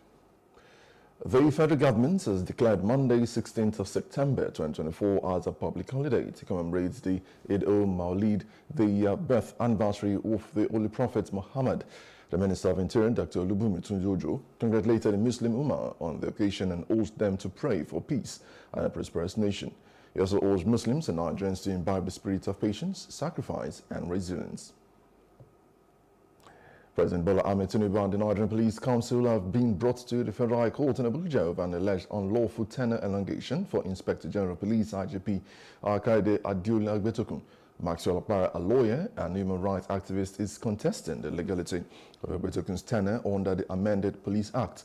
The suit seeks an order of injunction to prevent Agbetokun from continuing to hold out, present, or parade himself as the Inspector General of Police. The suit also questions the age for compulsory retirement and the need for formal notification of termination. Okpara seeks an 18-paragraph affidavit supporting his case. The House of Representatives Committee on Public Accounts has ordered Guaranty Trust Bank to calculate and remit the value-added tax on commissions received from remitter from 2015 to 2022 to the Federal Government Recovery Accounts. The directive was given during an ongoing investigation into revenue leakages through the remitter platform and non-compliance with standard operating procedures and service agreements. The committee unanimously ordered GTB to calculate and remit the VAT on all commissions received in the platform from 2015 to 2022. Also, the Economic and Financial Crimes Commission, EFCC, has said it will utilize the newly established Fraud Risk Assessment and Control Directorate to address the root causes of corruption in Nigeria's public sector. The Directorate, according to EFCC Chairman Olanipekun Olukayode, will focus on preventing fraud, particularly in the procurement and contract award processes within MDAs. Olukayode made this known during a statewide consultative meeting organized by the Resource Center for Human Rights and Civic Education, CRISEST, in Kano. While Olukayode acknowledged that this move may not completely eliminate corruption, he remains optimistic that tightening the system will significantly reduce its impact. Ibrahim Zikirulai, Executive Director of CRISEST, expressed frustration at the paradox of Nigeria's wealth, noting that despite the country's resources, citizens continue to live in poverty. We just, for us in EFCC, I discovered that for 20 years, we have been doing more of enforcement. You know, allow people to steal money, run after them, chase them, collect what you can collect, jail those you can jail. After you jail, those who can be pardoned will be pardoned. And when they pardon them, you can't do anything. They go back to the same society and they look you in the eyes and they say, you see yourself? You see yourself? You see yourself? Rather than me to wait, I have the power, Section 6 and 7 of my EFCC Act, has given me the power to both prevent and to enforce. So rather than for me to wait to allow the money to be stolen, given the system that we run, why can't I also expand the scope of my activities to go into the area of fraud risk assessment and control, so that I don't have to wait for the money to be stolen before I do something about it. And that is what we are doing in the EFCC now. We have just established a directorate called Fraud Risk Assessment and Control. It's a whole directorate that I established 3 months ago. Now we are going into the MDAs, ministries, departments, and agencies. We have over 700 of them at the federal level alone. And I have less than 5,000 staff strength. So that is where community involvement comes in. And that's why we are here today. EFCC will not do this work alone. The Kano State Anti-Corruption Agency will not do this work alone. They need you at the grassroots. I don't have enough capacity to go to all the world in Kano State and begin to monitor constituency projects. Because the essence of constituency project is to bring it down to the grassroots, not in Abuja, not in Lagos, but right to Woody, right to all the nooks and crannies of Kano State. And that's the essence of not only Kano State, the entire landscape of Nigeria. That's the essence of constituency project. That is where your community participation is very important. As a platform of active citizens campaigning for the promotion of human rights, democratic governance, and accountable use of public resources, CRISEST is always concerned about how public resources can be used for the benefit of the most of citizens. We have always agonized about the paradox of how blessed Nigeria is Yet, the people of this country wallow in poverty, misery, and extreme deprivation. In fact, one of the major tragedies of our country is the fact that since the advent of the current democratic dispensation in 1999, trillions of naira of public resources spent by governments at all levels have not translated to a better life for the ordinary citizen. Our organization is deeply committed to raising awareness and fostering dialogue around critical issues, as we believe that a well-informed and active citizenry is essential for the progress of any society.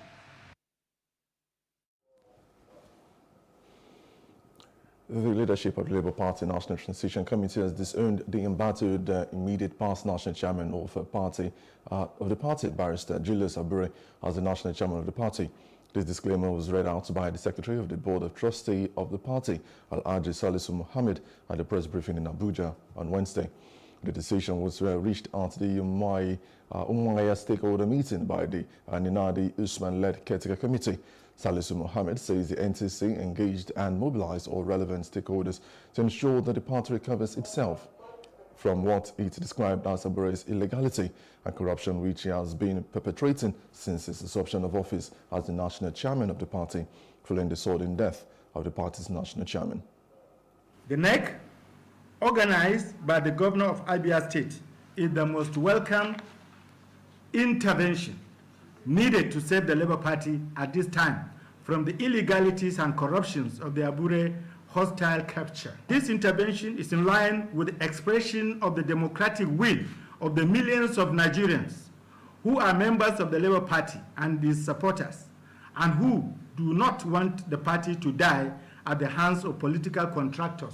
How Abure jumped from acting secretary to national chairman without election and without valid NEC appointment remains a study in Gestapo criminality.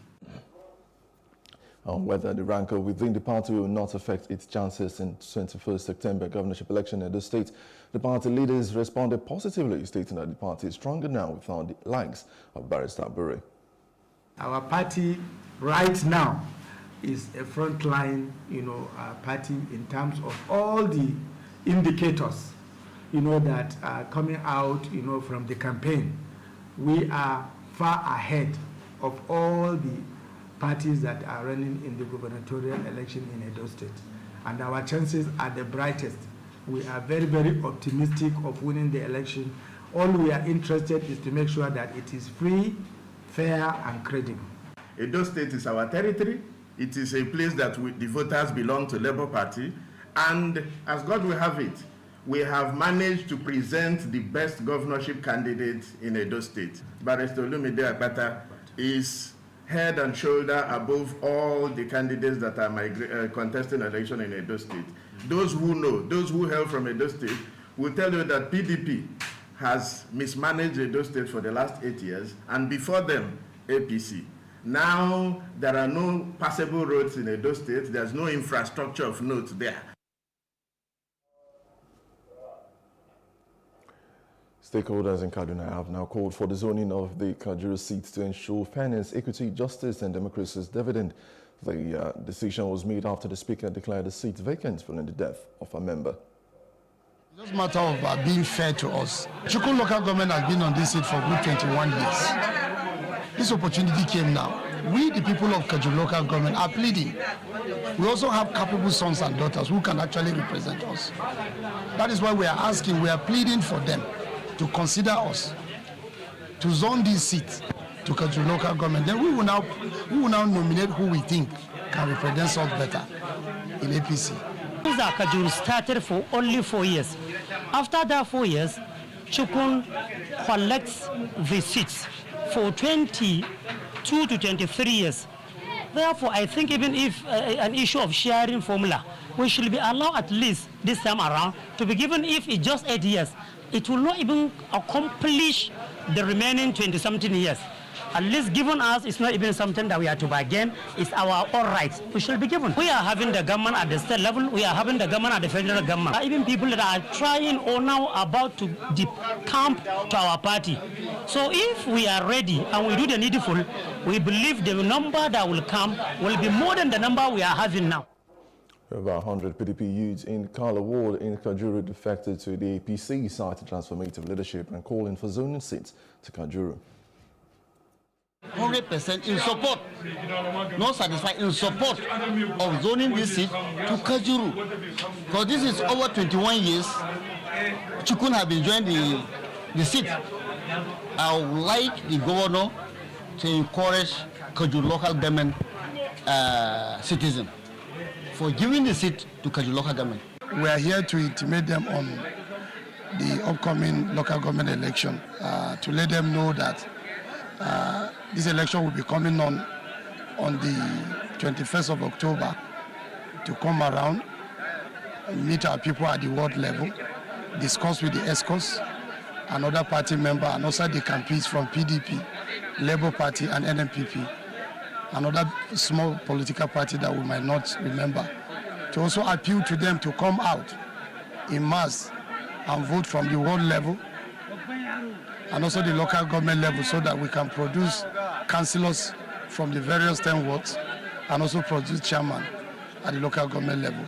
The camp to our party. So if we are ready and we do the needful, we believe the number that will come will be more than the number we are having now. The People's Democratic Party, PDP, in the state has rejected the signing of the Peace Accord organized by the National Peace Accord Committee to ensure peaceful elections. The party accused the police of partiality and claimed the umpire had shown bias and acted in the interest of the All Progressive Congress. The PDP believes it cannot prevail in a free, fair and peaceful election. Or to sign the peace accord. We are not saying we will not sign, but they have to meet certain conditions. Number one, the immediate and unconditional release of all persons currently in unlawful custody, or all these persons, if alleged to have been committed any crime, should be immediately brought before a court of competent jurisdiction in compliance with all civilized constitutional processes. The immediate redeployment of the current Edo State Commissioner of Police, the current Resident Electoral Commissioner, REC, and their replacement with persons who can exhibit fairness and balance in the performance of their functions. All esteemed candidates, parties and their supporters to remember that peace is the foundation upon which progress and development is built and established. Without it, none of the promises made to the people of Edo State can be fulfilled.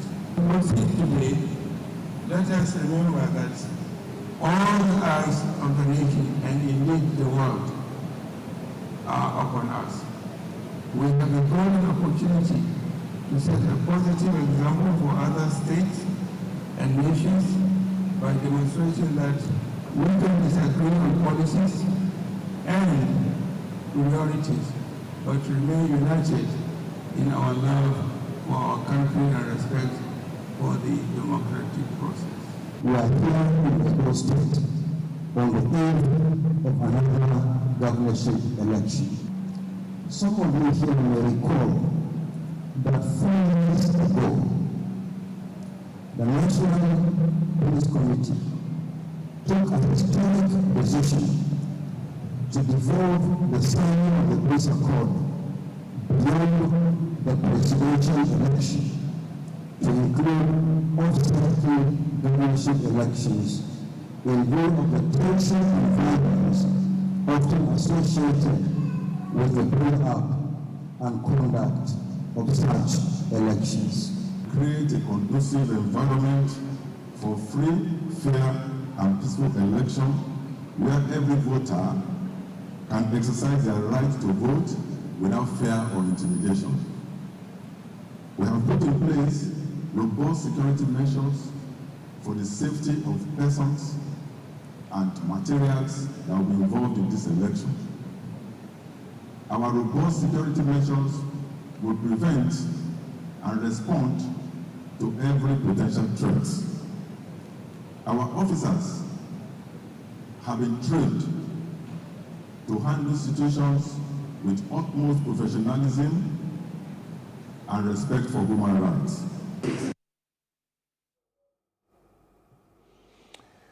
The River State Police Command has arrested a fake inspector, Fred Monday, who leads an armed robbery gang and neutralized 4 fleeing suspects involved in the January 2024 murder of a Community Development Committee chairman.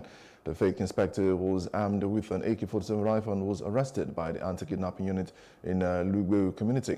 The Commissioner of Police, Olatunji Disu, announced the arrest at a media briefing. John Lucas is 34 years old. He hails from Logomo local government in Bauchi State. He claimed to be a dismissed Lance Corporal from the Nigerian Army. He claimed he was dismissed for dissertation in 2014. He has been to prison for drug trafficking, and since his release, he has been involved in various kinds of crimes you can think about. Daddy Shukwu recruited him in December 2023, and he became a big-time one and joined BYC, and together they unleashed evil on their rivals. Lucas was seen in that video. He was one of those people. If you look at the video, play flashback, Lucas was one of those people in the video shooting that man that was killed in the church. John Lucas also operated a gang that specialized a recruiting gang for hires for his criminal activities. You want gone to operate as a criminal, as a robber, you go to John Lucas, and he will give you the arms you want. Our special team of operatives and River State Command apprehended 9 suspects in the brutal assassination of Chief Ndidi Livingstone, resulting in the recovery of various weapons and a confession from the fake police inspector.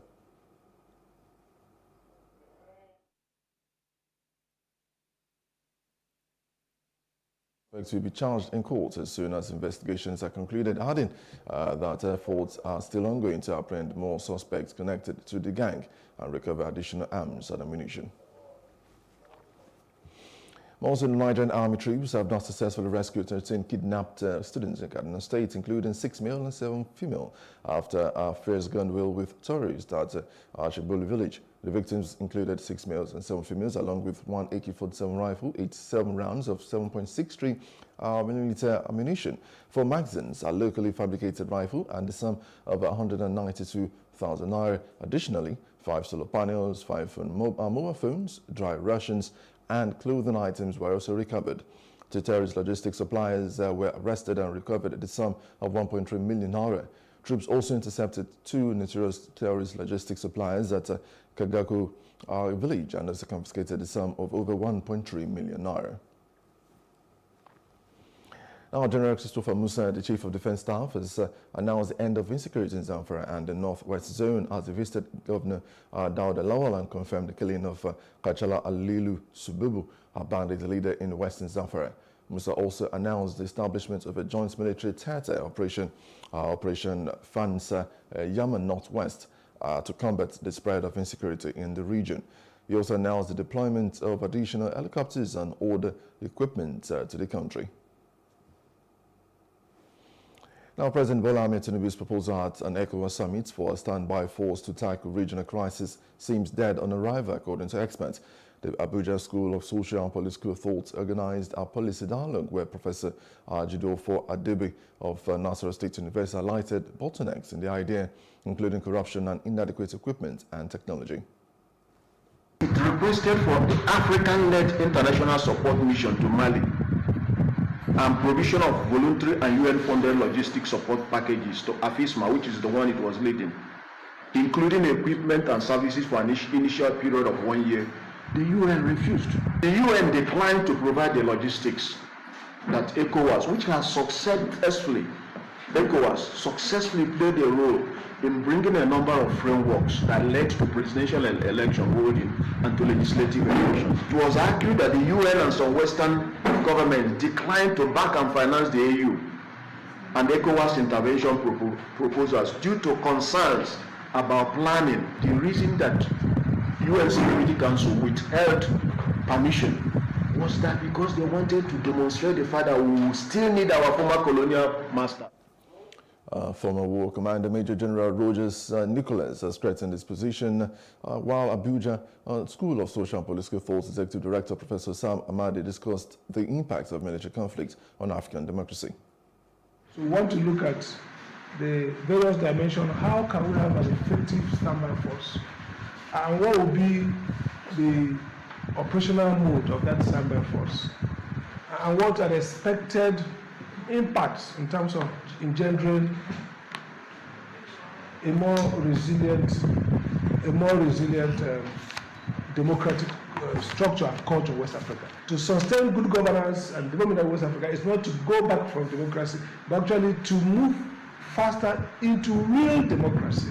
And so for us, the standby force or dealing with the instance of coup and instability in West Africa has pragmatic impact for development. You look at West African region, it's actually the poorest region in the world in terms of both GDP growth and in terms of income poverty, as well as vulnerability, as well as all levels of multidimensional poverty. The reasons for establishing the standby force, to me, has completely failed because it has not lived up to expectation. Because in the first instance, there's no standby force. All you have is just office and then paperwork and things like that. But physically speaking, there's no standby force. From the structural arrangement of the standby force, that each country is supposed to train its men, but Prof has made us understand that they are supposed to be uniformly trained. Not bringing people who are trained in French and people who are trained in Cameroon or Nigeria and bring them together and say the standby force. They are from the beginning we are going to have a problem. One of the major reasons we had in some of these forces is the issue of language barrier, colonization, colonial masters, control over. The French weapons are calibrated in French language. The one we have is calibrated in English language, so it becomes a problem, even when you want to communicate. And straight away, move on to other parts of Africa. Guinea-Bissau President Umaru Sissoco Embalo has announced that he will not seek a second term in the upcoming presidential elections in November 2025. His decision comes just 2 months before the vote, adding to political uncertainty in the West African nation. Embalo, who took office in 2020, has faced a turbulent presidency marked by 2 attempted coups. He did not provide detailed reasons for his decision to step down, stating it was at the request of his wife. He ruled out his main political rivals, Domingos Simoes Pereira, Nuno Gomes Nambian, and also Brema Kamara, and did not exclude reconsidering his decision. And now South Africa says British diplomats accused of spying in Russia have been expelled from the diplomatic mission. Russia's main security agency, the FSB, has received documents indicating the 6 individuals were sent by a division of the UK's Foreign Office to inflict a strategic defeat on Russia. The UK calls the move completely baseless, arguing it came last month and was linked to its previous action in May to revoke the credentials of an attaché at the Russian embassy in London. Tensions are rising as British Prime Minister Keir Starmer visits Washington for talks. And on to business, Managing Director of Coleman Wires and Cables Industries Limited, Georgia Onofowokun, has now expressed concerns about the government's failure to prosecute those selling substandard cables in Nigeria. He highlighted that cable adulteration is widespread in markets, with the problem rooted in the marketplace rather than corporate settings. Now, Onofowokun criticized the ineffective measures taken by authorities, citing an incident where over 9 containers of substandard cables were confiscated but later returned to the market after 2 years. Called for a collective effort to combat the sale of these cables and urged electricians to use standard products for the industry's well-being. During a meeting with the Licensed Electrical Contractors Association of Nigeria, LECAN, in Shagamu, Ogun State, he commended LECAN's visits to the coal manufacturer and reaffirmed the company's commitment to boosting local manufacturing. In response, LECAN initiated a campaign against counterfeit electrical materials, which pose risk to safety and property. Dr. John Etim, LECAN's national president, announced the creation of a disciplinary committee to ensure members use approved materials. And on to sports, Nigeria's Junior the Tigers on Friday edged Uganda 71-67 to progress to the final of the FIBA Under-18 Women's Afro Basketball Basket 2024. The Nigerians walked away with a win in the nail-biting semi-final fixture at Pretoria University in South Africa. secured our tickets for the FIBA Under-19 Women's Basketball World Cup 2025 in Czechia alongside Mali, who steamrolled Cameroon 103-45 in the other semi-final clash at the same venue earlier in the day. Statistically, Nigeria held a slight advantage over Uganda, with the scoring battle expected to be led by Idubamo Begi and Abigail Isaac for the former, and Resti Nanangwe, Modesta Anyango, and also Maya Belinda for the Ugandans. Nigeria will on Saturday, being today, face-off against Mali in the final, looking to avenge Nigeria's men's defeat to fellow West Africans in the quarter-final on Thursday. And that's the much you can take on the news. For more stories, please follow us on Facebook, X, and Instagram, and do subscribe to our YouTube channel, Plus TV Africa and Plus TV Africa Lifestyle. You can also view us from Limex on Limex.tv and Glow TV apps anywhere in the world. I am Emmanuel Olububokun. Many thanks for watching.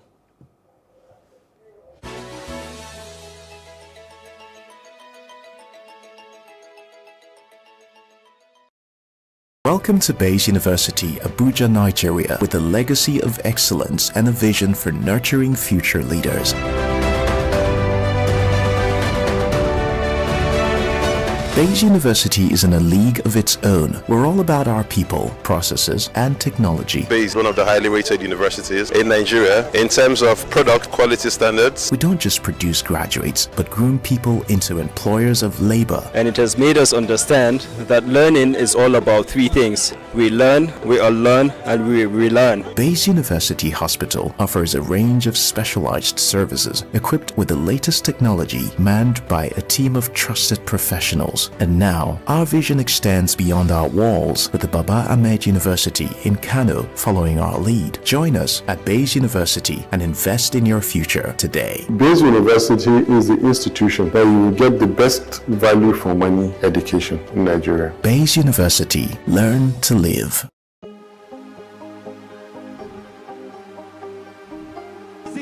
I will take you through this amazingness today.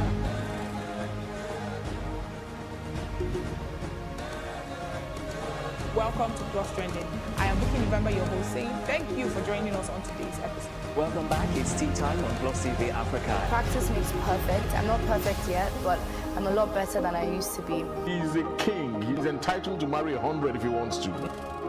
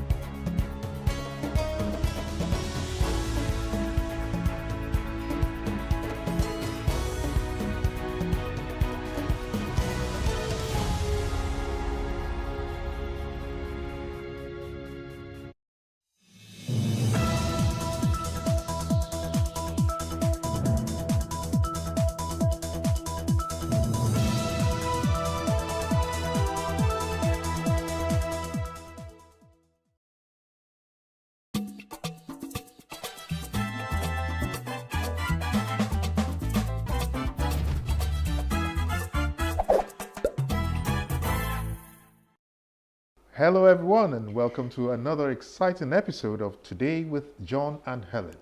As the saying goes, in every guest there's a story. In every story there is a lesson. That's right, John. And on today's show, we are diving into stories that inspire, stories that teach and uplift. here on Plus TV Africa, DSTV channel 408 and Star Times channels 308. We will be bringing you more than just interviews. We're bringing you moments that matter, moments, you know, from the ordinary to the extraordinary. We've got a lineup that promises to leave you so enriched and entertained today. Sure, and our first guest today is Dr. Tuyi Mebaodu, a renowned public health expert, here to discuss the recent cholera outbreak in Lagos State. You know, Helen, they say an ounce of prevention is worth a pound of cure, and Dr. Mebaodu's expertise is timely as we navigate these concerns. I'm so happy I'm not the one calling this doctor's name this morning, because I would have just muttered it. Well, absolutely, John. With the current worries surrounding the cholera outbreak, Dr. Mebaodu's insight into prevention and management are invaluable. Thank God you. Yes. Thank God you warned us. It's actually Dr. Mebaodu. Mebaodu. And Okay. well, in our second segment, Chizoba Mufegbu dives into culture conversations with Amanda Iheme, an extraordinary figure in mental health advocacy and architectural photography. Amanda's international acclaim and dedication to nurturing the next generation of creatives makes this a conversation not to be missed. Not to be missed at all. And finally, we will be hosting our third guest, Emmanuel Ibukun Efuntayo, an expert in estate management who will be shedding light on understanding tenancy agreements. You know what they say, John? Good fences make good neighbors. Efuntayo will be here to ensure both landlords and tenants understand their rights and the responsibilities very, very clearly. So stay tuned as we bring you insightful discussions and a great time ahead right here on Plus TV Africa, DSTV 408 and Star Times 308.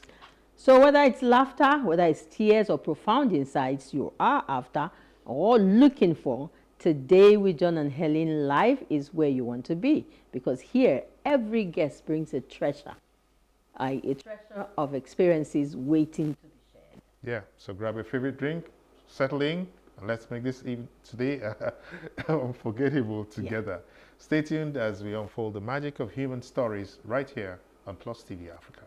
We'll be back.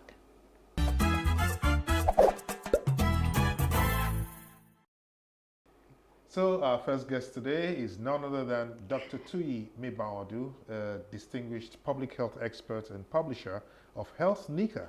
Dr. Mebaodu brings a wealth of knowledge and experience to our discussion today. Absolutely, John. Dr. Mebaodu earned his MB-CHB degree from the University of Ife and specialized in public health at Uppsala University in Sweden.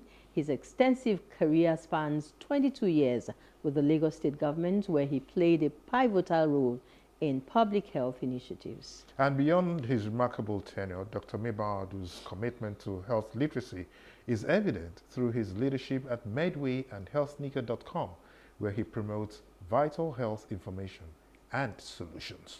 And today he joins us to shed a lot of light on the recent cholera outbreak in Lagos State and Nigeria as a whole, offering critical insights on how we can protect ourselves and our families during this challenging times. So let's dive into this important conversation with Dr. Tuyi Mebaodu, dedicated to enhancing public health awareness and solutions. Dr. Mebaodu, you're welcome to the show. Good morning, and thank you for such a wonderful accolades. I've not been so praised in my life. So I would like to come to your today's show every time. Perhaps I'll get this dose. We should have a regular segment for you, because health really is everything, right? Indeed. So, indeed. Doctor, just like a bolt out of the blue, like they say, cholera outbreak has hit us. Is this where we're supposed to be? Should we be, you know, caught unawares? Is it unawares? Are we prepared for it? What's happening really? Well, thank you, John.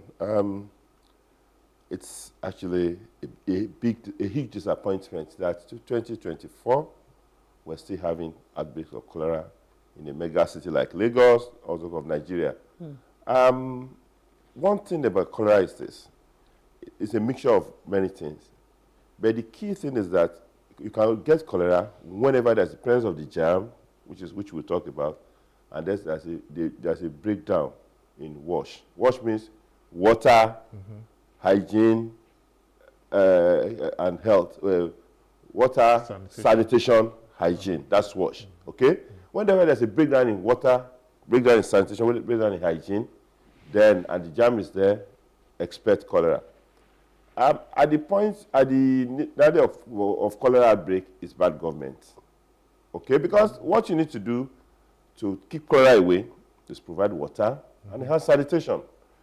And to shock you, Nigeria actually is the second capital in open defecation. Yeah. Every time you see people, go look around Lagos. I said this morning. You see people dropping waste. Yeah. Apart from the household waste, the human waste on top of water and bridges. Okay. And then let me just cap that with this. Out of the 744 local governments in Nigeria, the whole Nigeria, 774, 117 are free from open defecation. 117. There's none in Lagos. Okay. Wow. No single one in Lagos. Kano has about 18, Katsina 24, Jigawa 28, or thereabout. Lagos has none. That means that anywhere in Lagos, any local government, any corner, you see people defecating openly. No, when you say when you defecate openly, free defecation, what do open you defecation. Open. What I mean is that people go, and drop their waste. I'm talking about human waste openly. Yeah. You see them. There are no latrines, there are no toilets, there's nothing. You just people on the bridge, by the roadside, defecating openly. When you defecate openly and rain washes the thing, it goes into the water. And you drink the water, you get cholera. Okay, sorry, Doctor. I'll have to put a pause on that because we're going to build up to what you just said, and you probably expand a little more on it when we get there. Now, Helen, I'm sure you have you want to start the process, because quite frankly, I think we want to know what is the situation as we speak. What's the latest on the cholera outbreak in Lagos State, and how serious is the situation right now? We've been hearing stories, so confirm what really is holding. I had experience, not that I had cholera, but I saw people in a place we attended to. Some of them, some died. So it's not some story I'm hearing from television or whatever, reading the newspaper. But what I saw, right now, according to the state government, 20 local governments, with cholera, 45 deaths, and how many 70s? Yeah. When we said that Lagos State, diarrhea things, beware of cholera. Before we know it, people were dying. And the only measures we've seen so far is that stop food vending in school, delay reopening of school, and then talk to people. That's all the measures we've seen. Yeah, maybe that's okay. But it's not sufficient. Because the campaign, thank God you are bringing it up on this very important show. The campaign is at the grassroots. The campaign is how to ensure safe drinking water. The campaign is how to enhance your waste, proper disposal of your waste. The campaign is how to ensure you wash hands and keep your food safe. Those are the key campaigns. And where do we need this campaign most? When you see this kind of slum, the kind of, Lagos, like I used to say, is the one big dustbin with everybody trying to hide in one tiny aspect of the clean dustbin. It's a big dustbin. When you see this kind of waste, at the median of the road, you see waste being dropped there. When you're, tell you what, yesterday I was on a boat trip from VI all the way to Ekpe to some of those villages. It's pitiable sight. Very pitiable sight, because as you walk on the road, you see people defecating everywhere. Wow. Okay. So why won't you get cholera? And then the sad aspect of it is that the response is inadequate. Now, I had thought that at this point, government is going to deploy the cholera vaccine, which can actually protect those children, especially the vulnerable group. But I tell you what, even WHO ran out of vaccines as at March. Now, they said they have 5 million. So how many of these come to Nigeria? None. Nigeria does not even have those vaccines to give and prevent cholera. So you wonder, what are we spending money on? Okay. So we take it back a little bit. Yes, you've talked about open defecation and all. And I'm so happy that you said we should concentrate more on the rural areas in terms of information dissemination and all of that. Tell us, what are the symptoms of cholera that the family members should watch out for, and how is it typically diagnosed? Is it first aid related? Is it, when they see these signs, there's something they can do on their own, or is it as serious as you must rush the patient to the hospital? Cholera is orophycal disease. What's that? Okay, I will explain. You can only pick it when your food or your water is contaminated, or your hand is contaminated. Food, fruits, water, hands, contamination. And cholera actually, come from the feces, okay, from human waste. Human feces, okay. It's endemic in Nigeria, so that means that we have cholera all the time. So the first thing is that when the right dose of the germs enter the mouth, the person may feel some constitutional symptoms. Oh, am I tired? Well, I'm not feeling well. But the first sign is diarrhea. The person may not even run fever. The stool is classically watery and like rice water. When you pour water, you want to wash rice, and then that kind of water, it's pouring out. Then the second is vomiting. So stooling, vomiting, abdominal cramps. So in such a way that you need 2 bowls. Those days when toilets were not available, you need 2 bowls. One to collect your vomiting, another one to collect stool. That is scary. In the process, a lot of nutrients, a lot of water has been lost. Indeed, the body cites cholera as an abnormal invasion in the guts and try to excrete it by that vomiting and stooling. But in the process of excreting it, you lose water. So all you need to do is try to replace the water as much as possible. The body will finish its job. If you want to help the body with some antibiotics, you do, then the body will finish its job and you'll be back. But if you don't replace the water, the body, all the cells are gone. We've had cholera came to Nigeria in 1972 for the first time. People that traveled brought cholera. And up to 1991, we were good. After 91, we were seeing cholera every 4 years. But since about more than 10 years now, cholera is like an annual event. It's like every Christmas, and now, if we're not careful, we'll see cholera twice. Whoa. And if you're having cholera, this kind of thing, simple thing, treatable, preventable. In a country that want to be a mega country, leader in industry, this and that, you cannot even provide water, sanitation, and hygiene. So what do you say we're doing?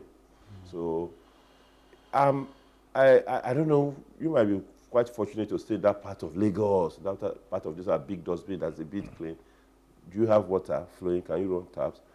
I grew up in a rural community just very close to Ekpe, Even at there, we go there, we open taps those days, and water comes out. So there's nothing like that again. Nothing like that. Nothing. Okay. Wow. I'll again take you slightly back because we're building up, like I said.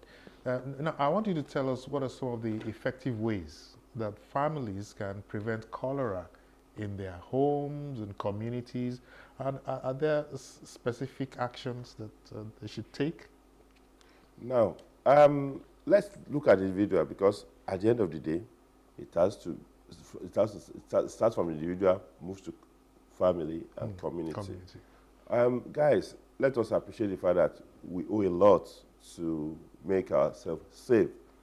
The simple thing is that, the personal hygiene, okay, food hygiene, environmental hygiene as an individual. Think in that regard. Personal hygiene means that anytime you need to approach your food table, wash your hands, soap and water, simple. I understand that you may not have water. I understand that soap may be expensive, okay, but try, wash your hand. Whenever you go out and you are coming in, before you enter your house, wash your hand. Simple principle.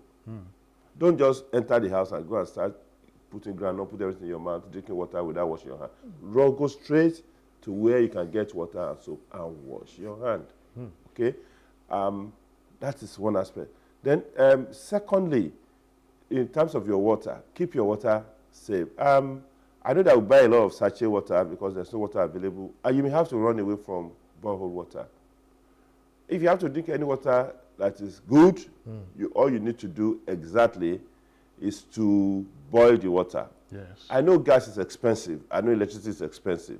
But there's what we call water guard, that you can actually drop some inside your water that can kill the germ and reduce the load of those germs before you drink. Now, look at your environment. I know that there are open gutters, where rain is bringing all sorts of things into your compound and near your house. You know, you are wading inside those water. Try as much as possible to limit your contact with those open surface water that is as a result of the rain, the flood as a result of the rain, and then ensure that you keep your environment clean. Proper waste disposal is very, very key. We can't, then I think at the level of secondary school, we should go and, you know, put in front of each of the primary schools, for instance, a hand washing mechanism. Put a hand washing mechanism there. We should have ingrained this habit into the children. From COVID. I mean, this is wash like your COVID. hand. Wash your hands. Even before, if you wash your hands, you save a lot of things. Because, you know, and then, you see the food vendors. They are roaming the street. They are still hanging by the roadside, selling food, fruits, and all those stuff. Again, if you cannot stop them, tell them the proper importance of ensuring that flies don't become their second neighbor. Somebody is going to consume. Wow. So if you look at the whole gamut, it's a lot of gaps. And deeply, you know, running the gap is bad governance. It's bad governance. As you speak, I'm just trying to, you know, imagine myself on the streets of Lagos or any part of the country. And all of these things you present are the things that we are, you know, we encounter. Everybody is free to have a space to begin to sell whatsoever it is they want to sell, you know. And yes, you talked about personal hygiene, food hygiene and environmental, which means that no matter how you try your best, you know, to keep yourself safe from this, there's danger out there, you know. So how can communities come together to fight the spread of cholera? You know, are there community-led initiatives that has been successful in the past that we can adopt at this point in time? Indeed. I was quite a small boy in 1972, but still I can still remember some of those initiatives that, at that point, when there's an epidemic or pandemic, the community binds together. Okay. Now, government can support. Let me give you an example of our journey to the riverine community of Ekpe, even yesterday. We were there to sensitize the community and tell them, where's your waste? You can't do this. Where's your water source? No. Get a clean bucket, okay? Put one cup on top of that clean bucket, put water guard in, and use that cup to boil water. You know, don't ever drink water overnight. We try to put those safety measures, and then can you wash your hand? Put in front of your house a little bucket and small soap, and then wash your hand. Don't eat any fruit without proper washing. That is what, and then to implement that, of course, we have to ask the leaders in the community, the traditional leaders in the community and the youth leader, and the movement, especially one woman who came out forcefully to speak in support of us, that monitor. Nobody, if anybody there, you know, go and advocate to the wrong place, let us know. Let us know. Now, key is that we also have to teach them the art of preparing oral solution. So that should anybody be stooling, get this ready. No matter how much is stooling and vomiting, be putting in his mouth, be drinking, while you call for medical attention and try to assess that. Now, that kind of activity at the community level ought to have been, you know, deepened and strengthened, even for any health situation or health challenge. So for us, a lot can be done in the community. First and foremost, the cheapest thing is that health literacy, where you educate people, because Oga John, we're all going to die, but we shouldn't be in a hurry. You know, there's no point. There's no any mansion anywhere you are going to pick. Don't be in a hurry. Stay here, you know, and enjoy yourself and contribute to life. So simple thing. Those jams, cholera came from where? The reservoir is in India now, Bengal, Bangladesh. That is where the reservoir. All the 8 pandemics that ran the whole world, that has happened in history, came from India. We have not started the pandemic. This thing has become endemic in us now, that we are seeing sporadic every time. Outbreak, outbreak, outbreak. What is wrong with our water, sanitation, and hygiene? Okay, so Doctor, I mean, a few times you've pointed at The poor government. governance and you know what. But you see, we had Ebola. The Lagos State government came and they did a maverick job on it. We had COVID. They came and they are now we have cholera. We expect them to. It's not Maybe that that's what is cholera happening. is endemic. It's not that we have cholera. Okay. The cholera is running always in been in with the us. society. It's just when you see an outbreak, especially when it helps to disperse human waste into our water and food sources. That is when you now see the outbreak. Okay, we can explain that of COVID. We can explain that of Ebola, but cholera is not like that. Okay, if you keep having Lassa fever every time, cholera every time, meningitis every time, what do you think is the problem? What would you have the Lagos State government do? You know, since it's endemic, it means that we don't wait. Provide water, ensure sanitation, you know, enforce your sanitation law, cover your gutters, take your waste. What is the big deal about that? What is the big deal about that? This question of water. Yes, provide water. We seem to be making so much noise about electricity, blah, blah, blah. Yeah. How many homes have water direct from government? Listen, Nigeria has 450 kilometers cubic kilometer of surface water. I'm not talking of underground water. Underground, yeah. South Africa has just 49. Nigeria with that's close to times 10 of South Africa. Nigeria cannot provide water for people to drink. Fella sang it. Water underground, water overground, water in the air. No water. It's 1990. Even that 1990, we didn't get the water. We're now 2024. Provide water now. Ensure sanitation. Okay, guys, they are taking waste. Okay? It's okay. Strengthen the process of taking waste. There should be clear instruction how waste is evacuated. All the dirt, everything is inside the gutter. True. They will scoop those things and put on the road, and then they will help them bring it back. And they also, some people are selling oranges, selling this thing, some people are cooking and even selling rice beside those things. So what is the local government doing exactly? They are supposed to maintain sanitation. They are supposed to ensure that the gutters are clean. They are supposed to ensure that the food vendors have the requisite qualification and requisite environment to dispense food. Must we always live like this? Does that not require WHO to come and tell us what to do?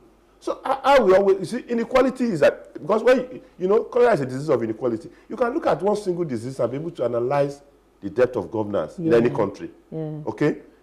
It's a disease of inequality. It's a disease of poverty, driven by malnutrition. Nigeria is like the headquarters of malnutrition. How many millions of people undernourished? Children, 35 million severely malnourished. Germ will come and just ravage the human body now. Germ is also wants to survive now. I see how passionate you are about all of this. So I guess we're getting ready to round up because the time is almost running out.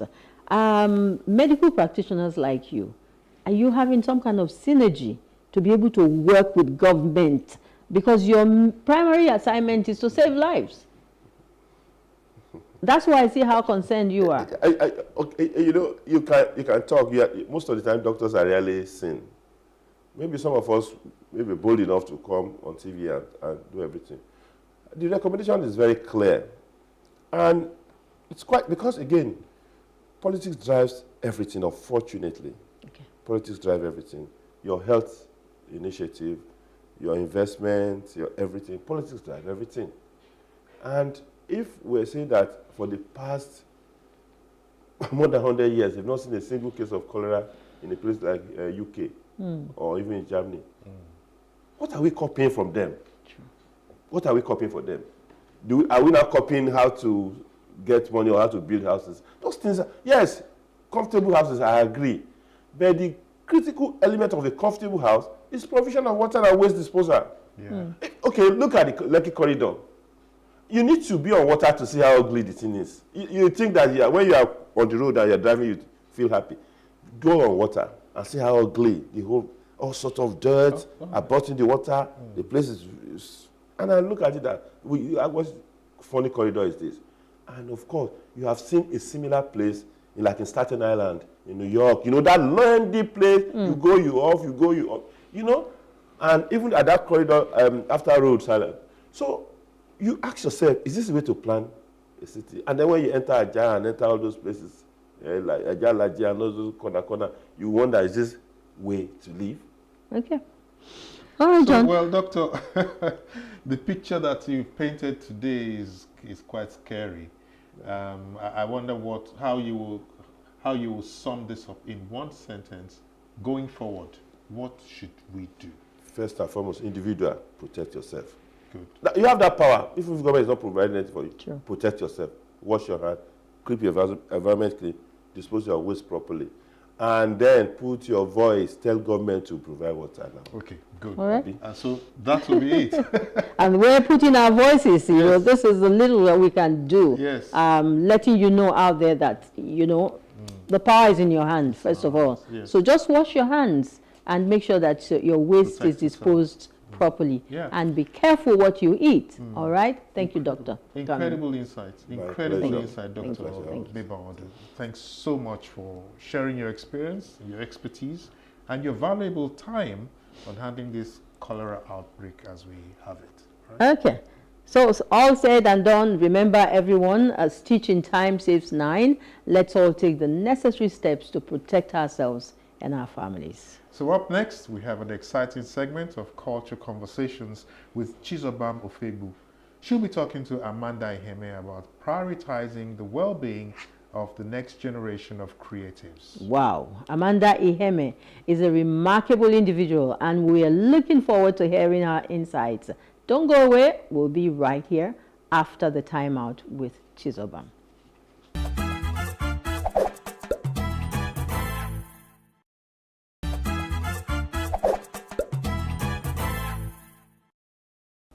Welcome to another exciting episode of Culture Conversations. My name is Chizobam Ofebu.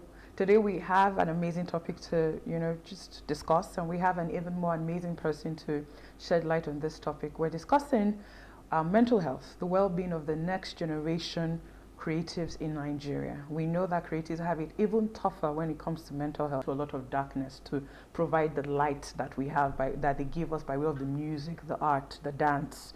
And so their well-being is very, very, very important to consider, especially for this new generation, younger generation.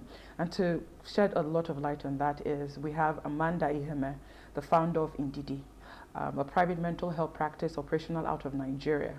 She's also an architecture photographer who has shown her works and photographs at MoMA in New York, has hosted the photographer's studio visit at the GAC Foundation, and has also been featured in global media publications like Marie Claire, the New York Times, Foam Magazine, World of Interior, and more. And we have the huge privilege of having her as a guest today. And you just completed a residency, right? Yes, at the Can we talk Foundation. about that? Of course we can. Definitely talk about that. So, were you always a creative, or you got into it? Regarding photography, I didn't actually define myself as a creative always. Wow. I just saw myself as a photographer. But I think after making a decision to fully take it on as a professional career, like in 2017, that was like, yes, okay, I'm an artist now because this is what I do. I give my time, my energy, I'm committed to it, and I'm focused on expanding the reach of my work as well, and also the depth of it. So I'd say like from 2017 was when I like fully became like a professional creative. Become an artist now. Yes, Yeah. exactly. So I know that you handle a lot of places, due to your mental health facility, which is what you're really known for prior to the art. But and you've dealt with a lot of heavy cases, I'm sure. Yes. People always wonder why do creatives have it tougher mentally? When I say creatives have it tougher, I think that there's an impression of, the struggling artist and the dark artist. Like you have to go, when you talk about creating your work, you talk about creating from a place of pain, some emotional experience you've had, maybe someone you lost someone or heartbreak, and we're more familiar with that trope for artists, but not all artists create from darkness, not all artists create from that sadness, and we're not all struggling. We're not all struggling artists. I know I'm not a struggling artist, so we're not all struggling artists, but we do have it tough because, and especially in the society that we're in, Nigeria is not a place that truly gives artists the respect and value that they deserve in how we shape the society in terms of language, art, dance, music, how we even relate with or find words to describe emotions that we are unable to express. So we're able to show those things in paintings and different works that we tackle, even just documenting stories of people that you would normally not hear of, whether through writing or photography or through music or film. We're not really giving that much credit or attention like we deserve, and because of that, that comes with its own unique challenges, because you now have to find your value within yourself and find your value in your society and believe that your voice and the work you do is worthy. Because it's very easy for people to say, what are you doing? Yes. Why are you doing this? Like, does it even matter? Why are you not a doctor? Something that's a bit more functional. But we don't see the importance of artists here because we are constantly trying to survive. And I think that when you're looking for basic amenities, you're trying to eat, you're trying to sleep, you're trying to find a way to like clothe yourself, a job, just to be alive, it can take away the part of you that really benefits from aesthetic engagement with your world, like looking at things that are beautiful, looking at things that are pleasant, things that are inspired by intuition, that also feed your understanding of existence and even allow you that space to process your emotions and your thoughts and your feelings and words like that. So when you're looking for food, you wouldn't have time to be singing heartbreak songs. Yes, so because of that, the environment that we're in does not allow a lot of engagement with artists, but that does not mean that it doesn't exist at all. So we still have people who are very interested in the arts and are still very interested in working with artists and appreciating the work they do and engaging in critical discussion about the work as well. Yeah, so I mean, not all artists are, one of my takeaways is not all artists are struggling. No, we're not. And not every artist is struggling. creating from dark place. Yes. There's happy art out there. Yes, Yeah, there's happy art out there. So what would you say are the one or two areas that the young generation of creatives in Nigeria are struggling with? What that the two spaces or two places that are affecting their mental health or their well-being? I'd say two major things: a lack of structure for the art space, like poor art education. Oh, yeah, it's not very good.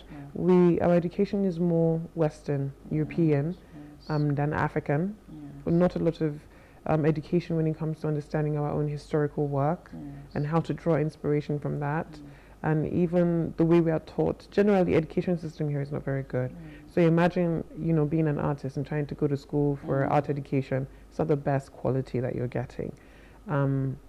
So a lot of artists, like education, as soon as you leave university, that continued education does not really continue because we don't have a lot of spaces that invest into the consistent education of artists. It doesn't mean there are none that exist, but the number of artists and number of spaces we have is just not working.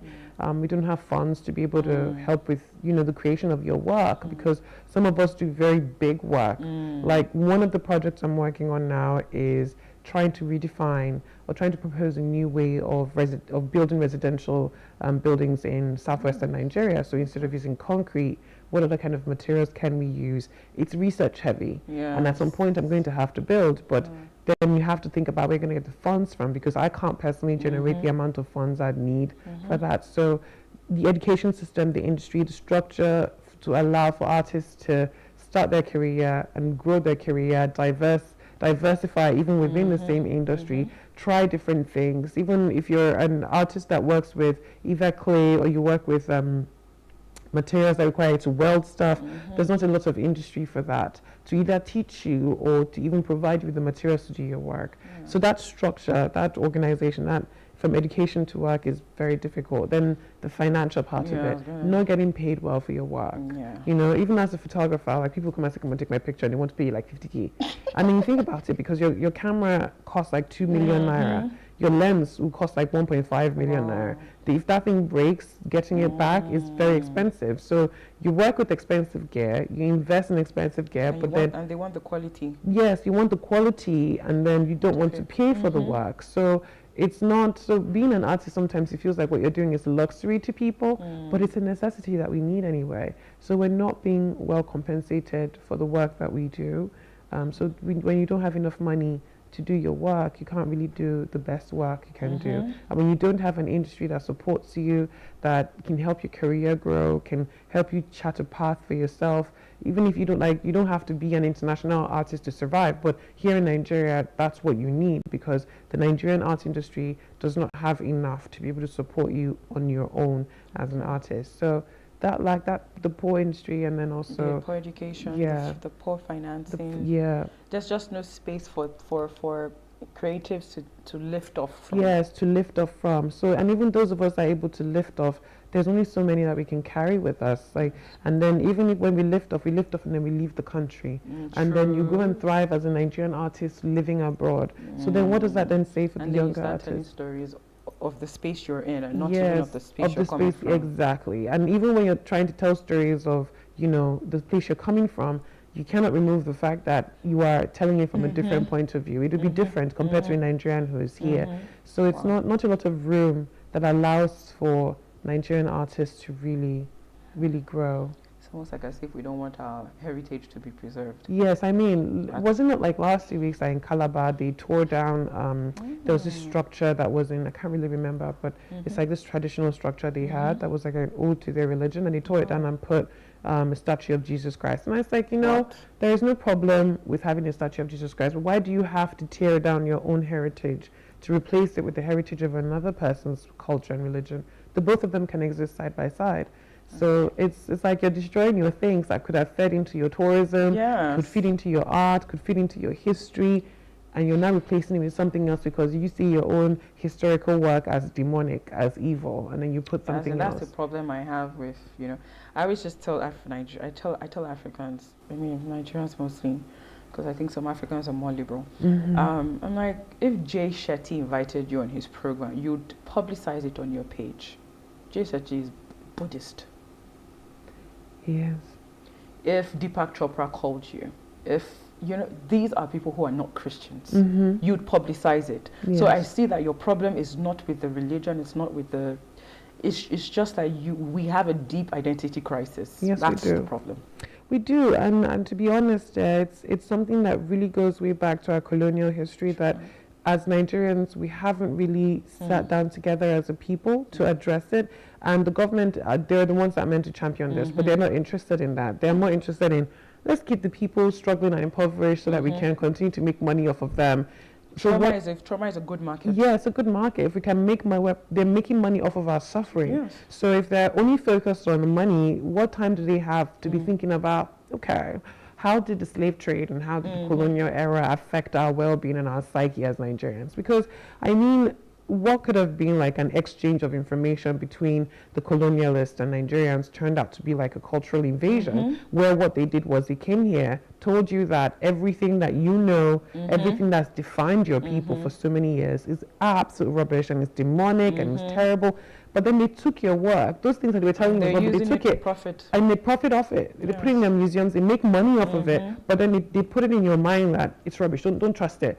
It's terrible, but then they take it from you. And then you, even them not being there, you now continue that narrative where, oh, it's rubbish. Our own things, our identity is bad, bad, bad. We must look at the way the foreigners are doing it and the way it's very painful when I see it happen. And I'm like, do we even start the re-education? But I see some people who have started the re-education. Yes. And I feel like, you have to have a certain grace to do it, because I don't have that grace. Don't have it. But people like Tayo Bello for Washiri and all those ones have the grace. Yes. You see a lot of people saying, oh wow, people who are staunch Christians coming in the comment section. I'm like, okay, he has the grace. And that's why I made sure I had him as a guest.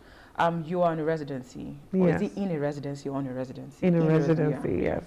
And this is one of the things that this was made available for a lot of creatives and artists, just for that lift off. Yes. So is this your first residency? It's my first residency. What is it about? Okay, so everyone, when I tell them I was in a residency, they're like, what does a residency mean? So a residency is like a program that is usually offered by foundations, art foundations to artists, where they provide you with different offerings. It could be like a stipend, a workshop, a space, mostly a space to live. So they'll take care of your accommodation, they'll provide you with a stipend, and they tell you, you know, come here, do your work. Nice. That's all it is. Just come here and do your work, research, focus on your art. Either you create something at the end or you don't.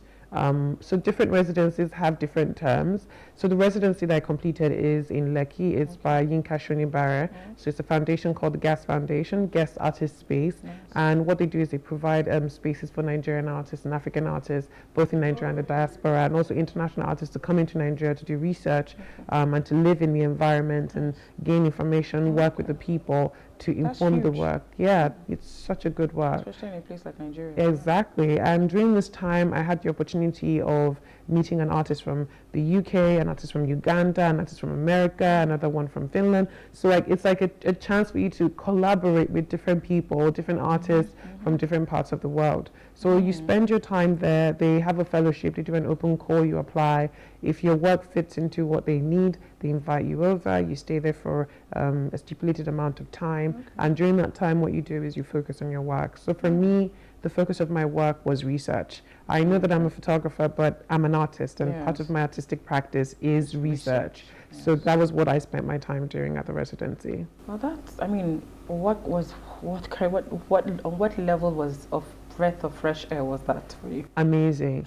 I think the one thing that was very validating about it was that it was a residency in Nigeria that was created by a Nigerian, and it is run by Nigerians. So it was like, it's like one thing if people from outside your house are telling you congratulations because you passed WAEC, but when your father tells you or your mother tells you congratulations, it's very different. So of course, you know, getting international residency is amazing, very validating for your work, but there was just something about just knowing that I was like, my own people see the value of the work I'm doing, and they've decided to support me to create a space for me to continuously do this. So it was really such an amazing experience. And the GAS Foundation, I just wish every Nigerian artist, as young, old, they just need to have the time to have a residency in that space. And I think more residencies need to come up. There is another one in Ibadan, Kubomuje residency as well. So there are like little pockets of spaces where you can have residencies that are coming up now, and they are all artist-led.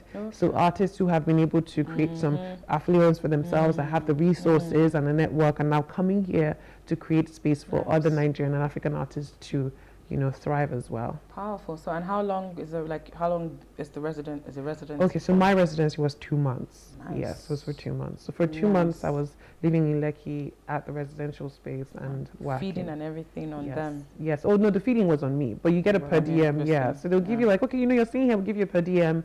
You know, take this every week, have this amount of money, take care of yourself, feed yourself, do what you need to do, use it to support your research. Whatever materials you need to buy, you have a stipend for that as well. Use that to do your research and your work. If you want to travel, we'll find ways to support you with that. So they're very, very supportive. Like, it's like peace of mind. You don't have to worry about anything. Even me myself, I'm trying to consider if I'm an artist. Because I need that peace of mind. Yeah, it was just an amazing peace of mind. Wow, thank you so much, GAS Foundation. Thank you so much, Yinka Shonibare. Thank you. Yes. And to all the international Nigerian artists that constantly invest here, we're so grateful. Thank you. Yeah. Mental health is a big issue when it comes to, I mean, you've corrected us, it's not just for creatives, but especially those who are on the move, the musicians, especially. We've had a lot of issues, not just in Nigeria, but also abroad, and they just take their lives, you know, and we're seeing some of them currently suffering, and we know they're suffering, you know, and we're like, you know, what's the provision for therapy for them whilst they're on the road? Is there something that your foundation does with regards to that? Is there something you're planning to do with your foundation in regards to that? Is it something that their own team has to take control of or something? I think like the level of your work and the team you work with will also impact the access you have to mental health care. So for artists that are like well established, this is like Aya Star or Davido, it would be like a personal and a team effort. So they have to find a professional and provide that access. And I think it should be the same way you would have food in the morning and you go to see a doctor, they should have a therapist, someone to talk to, because when you are in the limelight and you have so many people giving you feedback on the way you dress, the way you talk, the way you move, even people can see a 10-second video on social media and then judge your entire character based on that, or the way you just looked at someone and like, oh my God, you don't like this person, and you constantly get that influx of information, you know, and just ridiculous expectations that people have across cultures, especially when you're internationally famous. It's a lot on a person to deal with. And when, you know, you're not just dealing with the music, you're also dealing with yourself as a brand. So you don't really have a lot of spaces where you can fully and truly be yourself and have your own thoughts and ideas heard. You're still a business. As much as you're a brand, you're a business. So there are people who are relying on you. So you can't just do whatever you like. But you're still a human being. And that humanity in you has to be protected and preserved, and have that space for it to flourish so that you can understand yourself, and that can then feed into the work you're creating. So for international and very successful, financially successful artists of that nature, it is both their personal responsibility and that of their team as well. But for artists who are not at that level yet, what we do is like, okay, it's now your responsibility, like to look after yourself and to create that access for yourself and resources, make that available for yourself.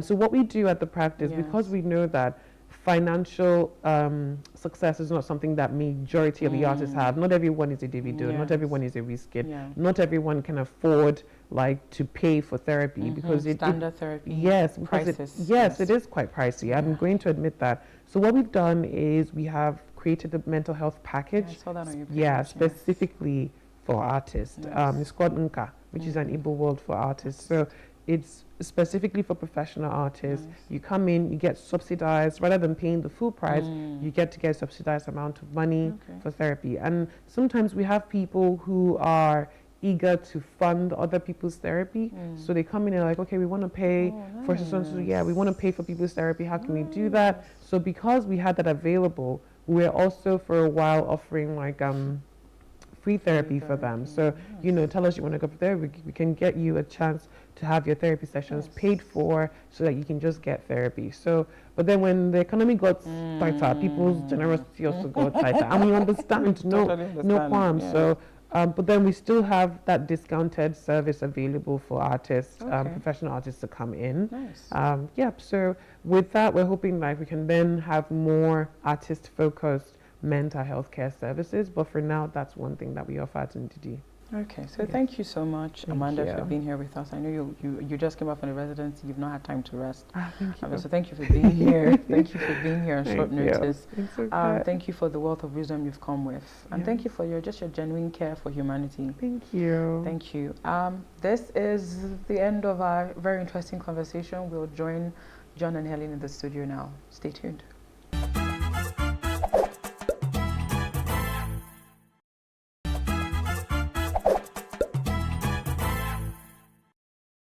Joining us as our third distinguished guest today is none other than Emmanuel Ibukun Efuntayo, a luminary in the field of estate surveying and valuation. As the principal partner and CEO of Ibukun Efuntayo and Company, Mr. Efuntayo has carved a distinguished path in property management, taxation, and valuation services. Absolutely, John. Ibukun Efuntayo's journey is a testament to dedication and excellence.